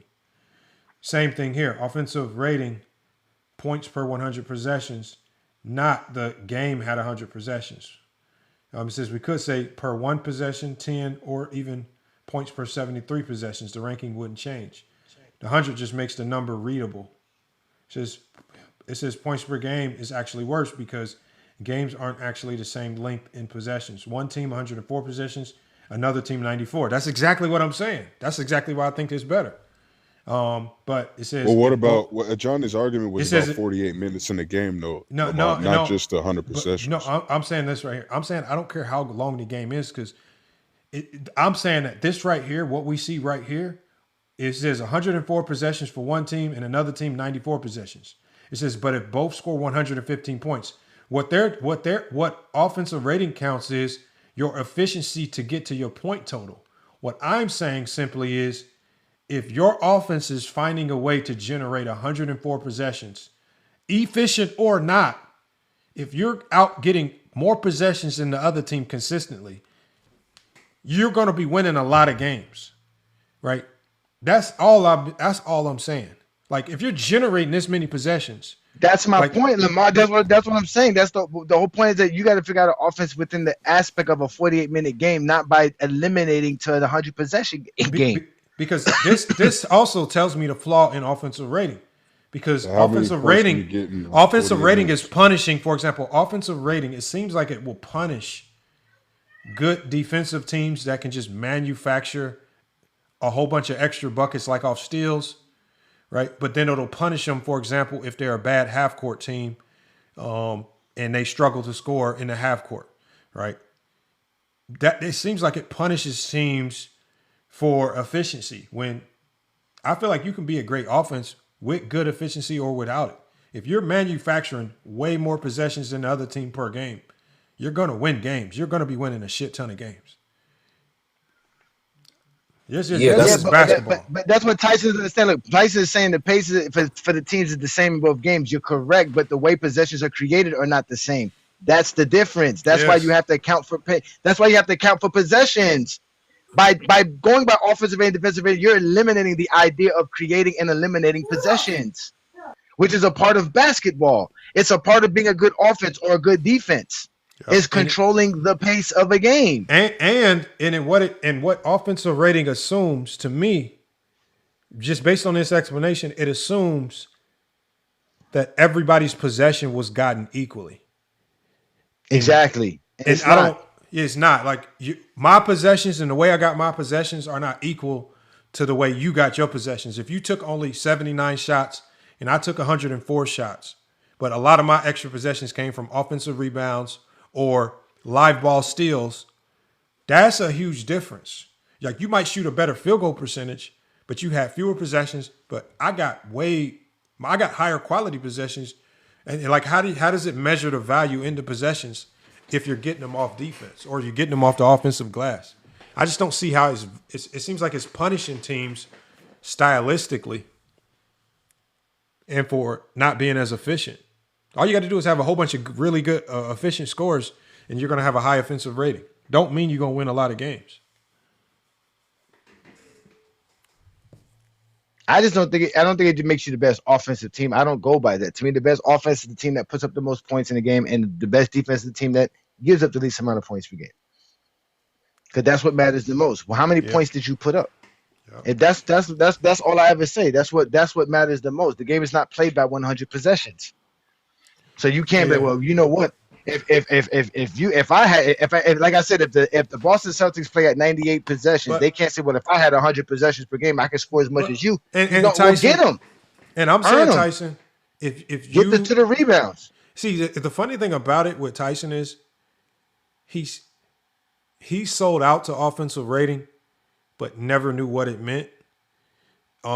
And I don't think he truly ever understood what it meant. He's just sold out to it because it's a number that he's been told represents the best offense. So he's sold out to it. I just don't like analytics across the board, primarily because we don't know what their makeup is. And again, basketball is just not played in such a blanket way where every possession is equal. It's just not, bro. All possessions are not equal. And I don't know what analytic. I don't know what analytic can balance that scale. I just don't know it. The one that I showed you. Go about totals, man. The one that I showed you. No, but even the one that you showed me, it still encompasses efficiency. I'm saying if you get 104 possessions and your team is a defensive juggernaut, hellified on ball pressure, y'all getting a ton of live ball steals, y'all getting a ton of offensive rebounds, but you struggle in the half court to have a high scoring efficiency. So that means your offensive rating is going to suffer. Are you a bad offensive team? If in that particular method you're still putting up 120 points per game, you're not a bad offensive team just because your efficiency suffers. You're just scoring in different ways. And I'm going to take the team that can generate offensive rebounds and points off turnovers and second chance points over any team that you claim is efficient. I was gonna say, like, if you do lead in second chance points and points off turnovers, usually your field goal percentage is higher because those possessions end on a layup, fast break dunk, or an open layup after an offensive rebound, or an open three on a kick out. So normally your field goal percentage is higher if you are generating more possessions off turnovers. Yeah, but some teams generate more. But what if you're a bad half court team? I incorporated. That's why I said, what if you're a bad half court team and you're struggling in the half court, right? You can't you're not gonna score 0 points in the half court. But let's say your efficiency in the half court isn't up to par. You can literally allow what you do on the defensive end to make up for what you can't do in the half court. And that nowadays the best half court teams usually the best half court teams. My problem with that is, like I said, here it goes. Perfect example, right? From that 2004 season. The team with the highest pace, which means they ran at the most pace per game, possessions in the game than anybody, was the Washington Wizards at almost to 103 possessions per game. But they were 17th in points per game. So just because you have a lot of possessions doesn't mean you're going to lead to a lot of scoring. That's what you understand. Yes. That's why eliminating pace doesn't make sense, because it's a part of the game. Possessions are a part of the game, so you can't eliminate that aspect. Like I said, they have to eliminate things. Like I said, you can't just, like I keep telling y'all, the simple things is just simple. They have to complicate things to make it seem like they're saying something smart. No one cares about offensive rating, and it's a stat that started 20 years ago. At the end of the day, they're 17th in points. And then let's just say, oh, well, they have the most possession, so of course they're going to have one of the worst defenses in basketball. Well, in reality, they didn't have – well, this year they did have in points per game. They gave up 123 points per game because they had the most possessions, right? But in defensive rating, they were still bad in defensive rating, because in defensive rating, they were – in offensive rating, they were still one of the worst teams in offensive rating. They were 17th, I believe, in offensive rating. But in defensive rating, they were – let me see what Washington was. They would still be wrong, though, either way, because that explained the Thunder. Because the Thunder are very high offensive rating, but also have a high defensive rating. So they would still be wrong, even if they tried to say that shit to you. No, I know that. That's what I tell them about the Bill Russell Celtics. The Celtics in the 60s had the highest pace by far. They used to run at 120 possessions, and they still had the number one rated defense and the number one not number one rated defense, but they still had the number one points per game defense. Because that's what it goes by. Again, the game is 48 minutes, sir. Like that's what the game is. But if you play a team that pushes your pace, what are you gonna do? You play a team like Miami, what are you gonna do? You have to run with them. Miami's gonna run. Yeah. That's just how. Same thing with Phoenix. Phoenix is gonna force you to run, and then when you get to the playoffs, teams slow you down because team can strategize. Yeah. But I mean, like I said, man, I go by the traditional stats. I don't believe in none of these other metrics. None of these shits matter, man. Yeah, it doesn't matter. It's all about totals, Johnny. Total points allowed. The Miami Heat have the highest pace this year at 104 possessions per game in this season, and they don't have the most points per game. We're third in points per game. That means they're inefficient. Off rip, you could see that and say that they're not a very efficient team. I don't know about being inefficient. It's just, if you want to say, if we're counting efficiency per possession, but again, the possessions, like Lamont said, they're not equal. Everybody, they don't, you don't gain. Free throws also go into this as well. I think it's something that we haven't taken into account. Free throws also affect your offense. Offensive rating wise, Miami Heat is not even top 10. We're 19th in offensive rating. And you guys aren't top 10 in free throws. Like who would y'all say were the best offensive teams last year? I think we know the usuals. Pacers, Celtics, Cavaliers, Thunder. Celtics, Cavs, the Lakers. No, I don't think. Yeah, Thunder. I don't think the Lakers are on there. The Lakers were okay. So according to the offensive rating, the Cavs and the Celtics were the two best offensive teams in the NBA. The Pacers are 9th. The Lakers are 12th. OKC's 3rd. Denver's 4th. The Knicks are 5th, and the Grizzlies are 6th. So regular. That's like regular season. Yeah. You said what? No, we fluctuate a lot in the regular season. Yeah, because I also think like the Pacers' offense really kicked up in the playoffs. Like their offense really started to pick up. Like I think a team's field goal percentage is more indicative of their offense than. That's not what the Pacers' offense didn't pick up. What happened was the Pacers' defense picked up. That's what picked up. Like, this is where, and that's the tricky part about. Like the Pacers didn't just wake up and just start scoring more points. The Pacers that has been always an offense that found a way to get points. What they added to that offense was better defense, better offensive rebounding, better conversion on second chance points. That's what I mean. That's why I say I don't know how efficient this rating is because it doesn't account for your defense's ability to generate points for you. I just don't see it. That's true. That's true. And like even in the year before last year, before they went to the finals, it's like that Pacers team was good too, and they were injured in the Eastern Conference Finals. And like last year, I was on TikTok saying, "Yo, I think the Pacers are gonna go to the finals," because it's the way that I saw the game is like no one was more efficient when they scored after creating more possessions than the Pacers. So it's like they're running off missed free throws, they're running off they're running off everything. So it's like how do you even deal with that for a 7-game series if it goes 7 games? You're gonna lose. The Knicks didn't create enough possessions. The Cavaliers didn't create enough possessions. The Milwaukee Bucks did not create enough possessions.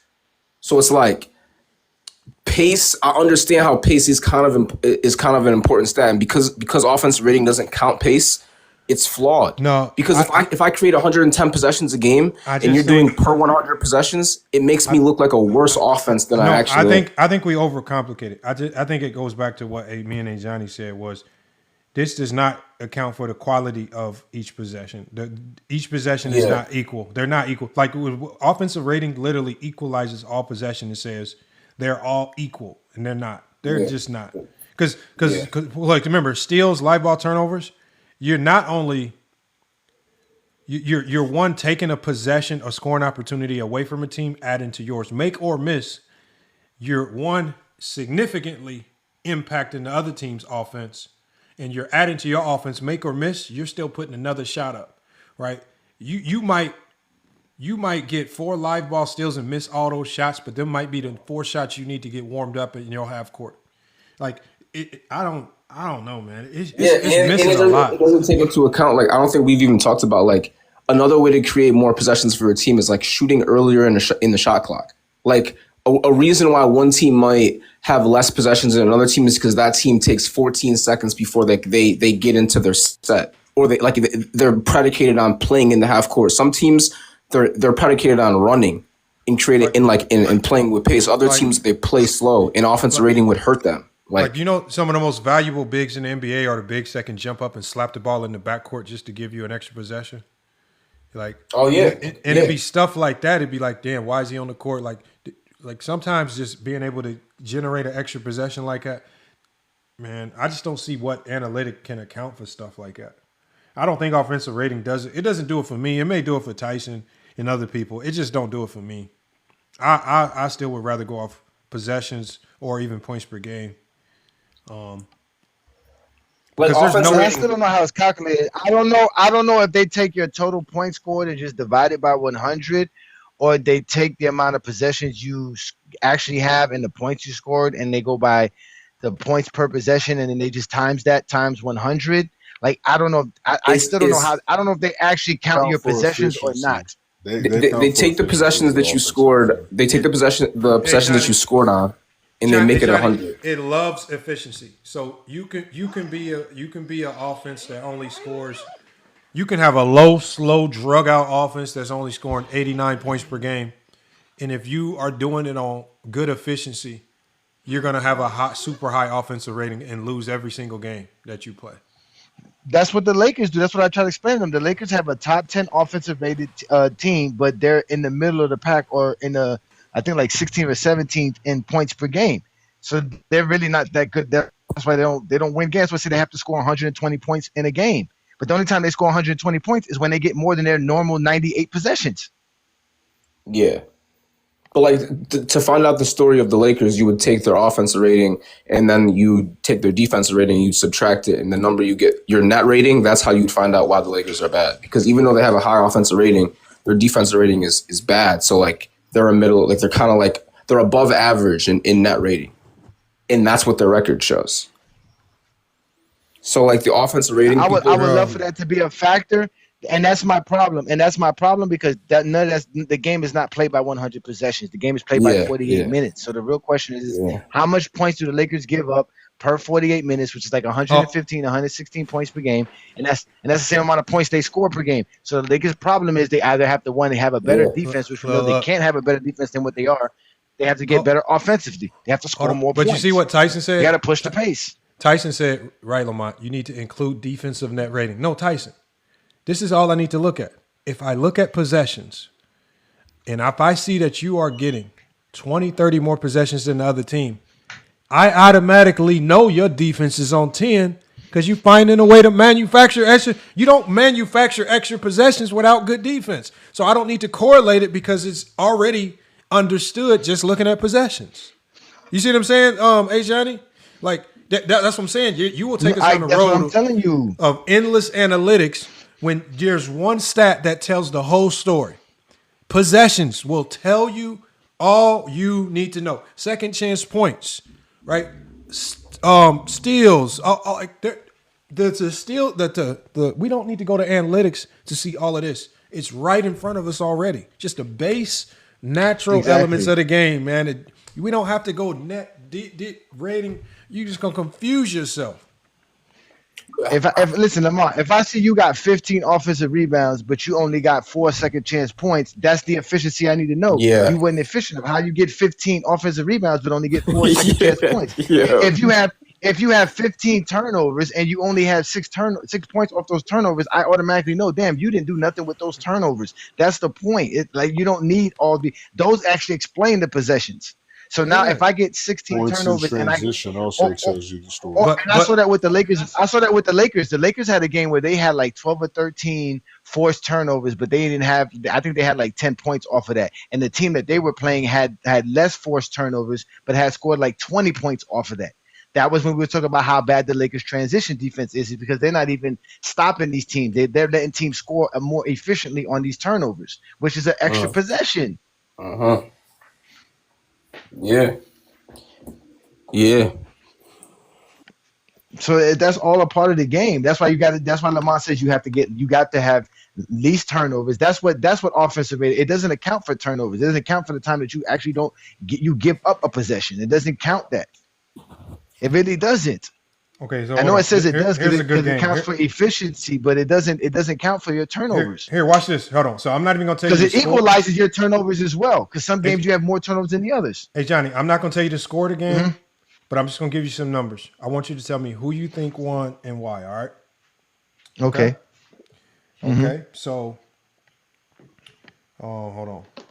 Where's second chance points? So hold on. Let me go to second chance points. Okay. This team had 24 points off turnovers. Okay. Right? They had 28 fast break points. Okay. I'm gonna give you some other numbers. They had. Let me give you the rebounding numbers. Oh, this make it complicated to see. Okay, here it is. They had 21 offensive rebounds. All right. And 44 defensive rebounds. Okay. No analytics. Okay, that's one team. I'm going to give you the other team's numbers, all right? They had 11 offensive rebounds, 20 defensive rebounds. And let me give you the game total on rebounds. The first team had 65 total rebounds. The other team had 31. Severely out-rebounded, okay? The second team had 12 points off turnovers. And let me see second chance points. Well, I don't need to. The points off turnover should be enough for you. Who would you think won the game and why?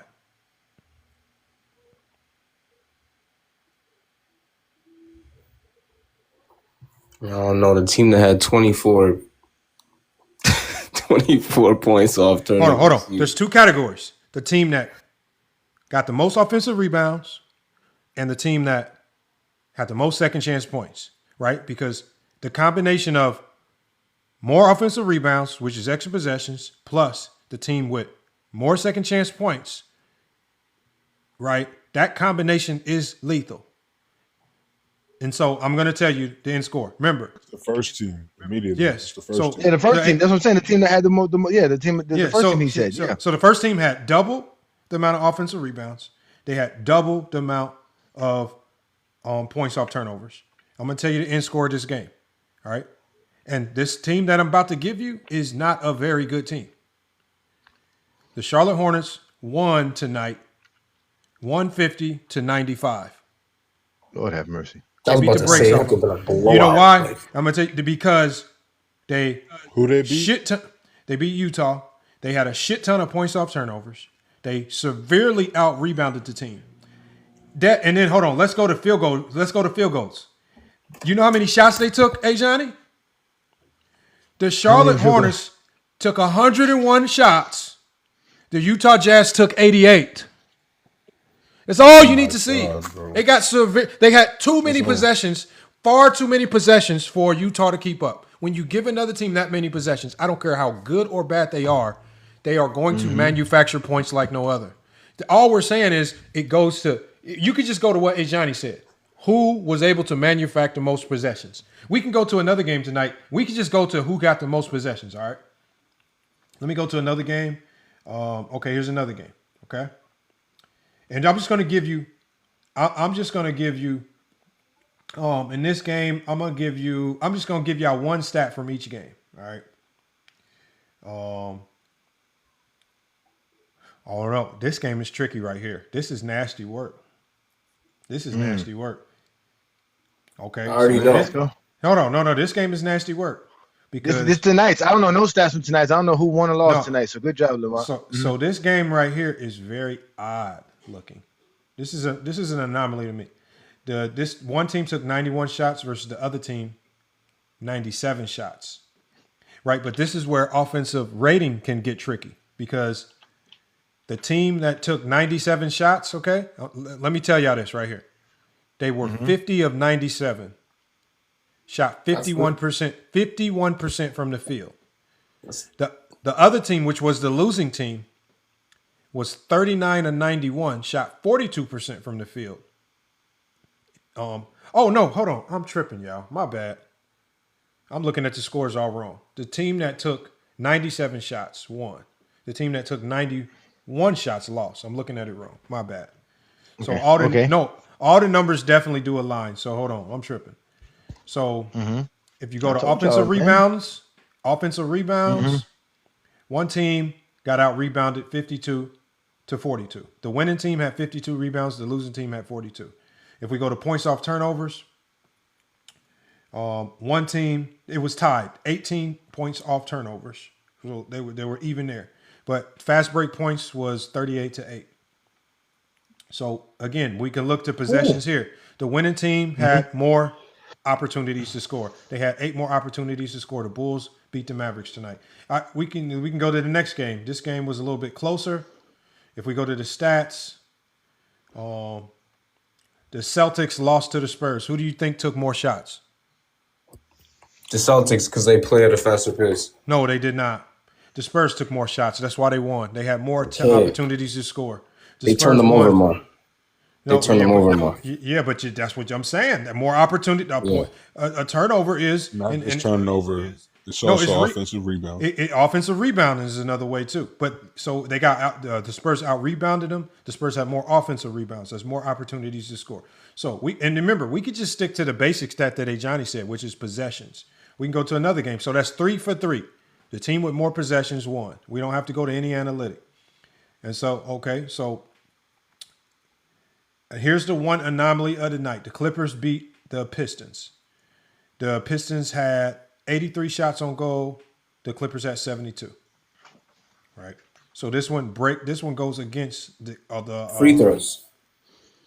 And just to reiterate what Lamar said, not the team with the most possessions, the team that creates the most possessions. Remember, free throws, you can't count free throws because when you get fouled, they don't count as a field goal attempt. No, but I'm saying that if the Clippers won with 10 less shots, I imagine that the points that aren't on the field goal are at the free throw line. That's what I'm saying.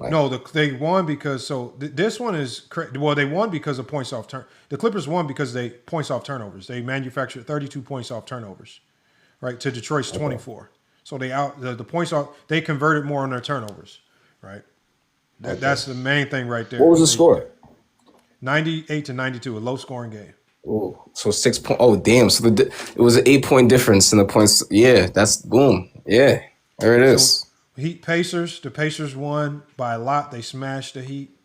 Yeah. If you go to the stats, the Pacers took the Pacers took more field goals than the Heat. All right, they had more opportunities to score. If you go to the Cavs Timberwolves tonight, the Cavs won. The Cavs took more field goals attempts than the Minnesota Timberwolves. All right, they also had more fast break points. They had more points off turnovers. And they did not win. They lost the offensive rebound and edge by 3. But they won the turnover battle. They forced 15 turnovers, and they converted on more points on turnovers. We don't need analytics, y'all. I really don't. I keep telling them that. And that's why I said it eliminates when people kept bringing this up to me. I was like, first of all, what the hell is 100 possessions? Why y'all keep bringing these nonsense up? Like, I told all this only popped in when I started talking to TikTokers. Because we didn't talk to YouTubers at first. Because there was barely YouTubers coming onto Goat James Kingdom. It was the TikTokers we kept encountering. And they kept bringing up these silly stats and analytics. And I'm like, yo, what are y'all talking about, bro? This don't make no sense. The Bucks beat the Lakers. They have 5 more. They have 5 more points off turnovers. It was literally a dead even game in almost every other metric other than points off turnovers. That was the difference. All right. The conversion on that. Those are the analytics I care about. I told them that the points off turnovers, fast break points, second chance points, all these things are the analytics that truly tell you about, well, who's playing better or not the other analytics, the advanced stats that people love to bring up. None of that matters. I'm gonna give you another game here. This is another NBA game recently happened a couple days ago. One team took 94 shots, the other team took 72. Is it rocket science to know who won? We don't even have to go to field goal percentage. The field goal percentage was practically even. One team took 94 shots, the other team took 72. Right, the team took 94 shots, make or miss, man, just gonna win the game. I don't care how you manufacture. You somehow were able to manufacture over 20 more shots. Yeah, that's like, yeah. Look at that game to when the Hornets beat the Right Thunder. here. Pelicans beat the Wizards. Pelicans took 95 shots. The Wizards took 87. I mean, it might not sound like a lot, but those 8 additional possessions take possessions away from another team while adding to yours. It does a whole bunch of stuff. I don't know. Yeah, if every one of those shots were a 3, that could have potentially been a 24-point swing. So it's like, yeah. They scored 25 points off turnovers. Yeah. I mean, it's not hard, man. Possessions are king in basketball, man. Get the possessions how you can get them. You're not going to go a game where you score 0 points. I'll have to tell my team that all the time. I was like, look, at the beginning of the season, the offense is going to look shitty. If we get stops, it don't matter who we playing. We're going to win. Don't matter. Everybody gets caught up in efficiency and quality and all that silliness, man. Come on, man. It's the same reason why the Phoenix Suns in the 2000s couldn't win. Super efficient offense, but couldn't manufacture enough offensive rebounds, couldn't force enough turnovers, couldn't create additional possessions to win a playoff game. Yeah. Yeah. Sometimes like you don't even have to try to do something. It just like happens as a result of other things that you do. Like it's the same reason why they say defense wins championships. Because you can have the 15th, 16th, 17th, 20th best offense. But if you are top 3 in defensive rating, if you are one of the best defensive teams in the league, you're going to have a shot to win. Defense is king. If you can stop the other team from scoring, but give yourself more opportunities to score, you're going to win a lot of games. Just because the team has a lot of possessions doesn't mean they're going to score on you every possession. If you're good defensively, you'll be able to stop them from scoring as well. That's why I say efficiency matters as far as shooting efficiency. Like that's what the Heat. That's why the Heat defense is still good this year. We give up a lot of points, right, per game, but when you go look at the top teams as far as field goal percentage wise, opponent field goal percentage, and 3-point percentage, Miami Heat is in the top 10, top 5 in some of those categories. So. They when you have all those possessions, because we're playing at a faster pace, we still don't let you score. You're getting your shot off, but you ain't scoring. You know what I'm saying? They're contested shots. And then we rebound on top of it. Once you rebound, that's another thing. You got to rebound. Rebound's important. Can't have the ball on offense if you can't rebound. I'll tell you that much. Yeah. And it'd be all these things, like it'd be all these little metrics that we talk about.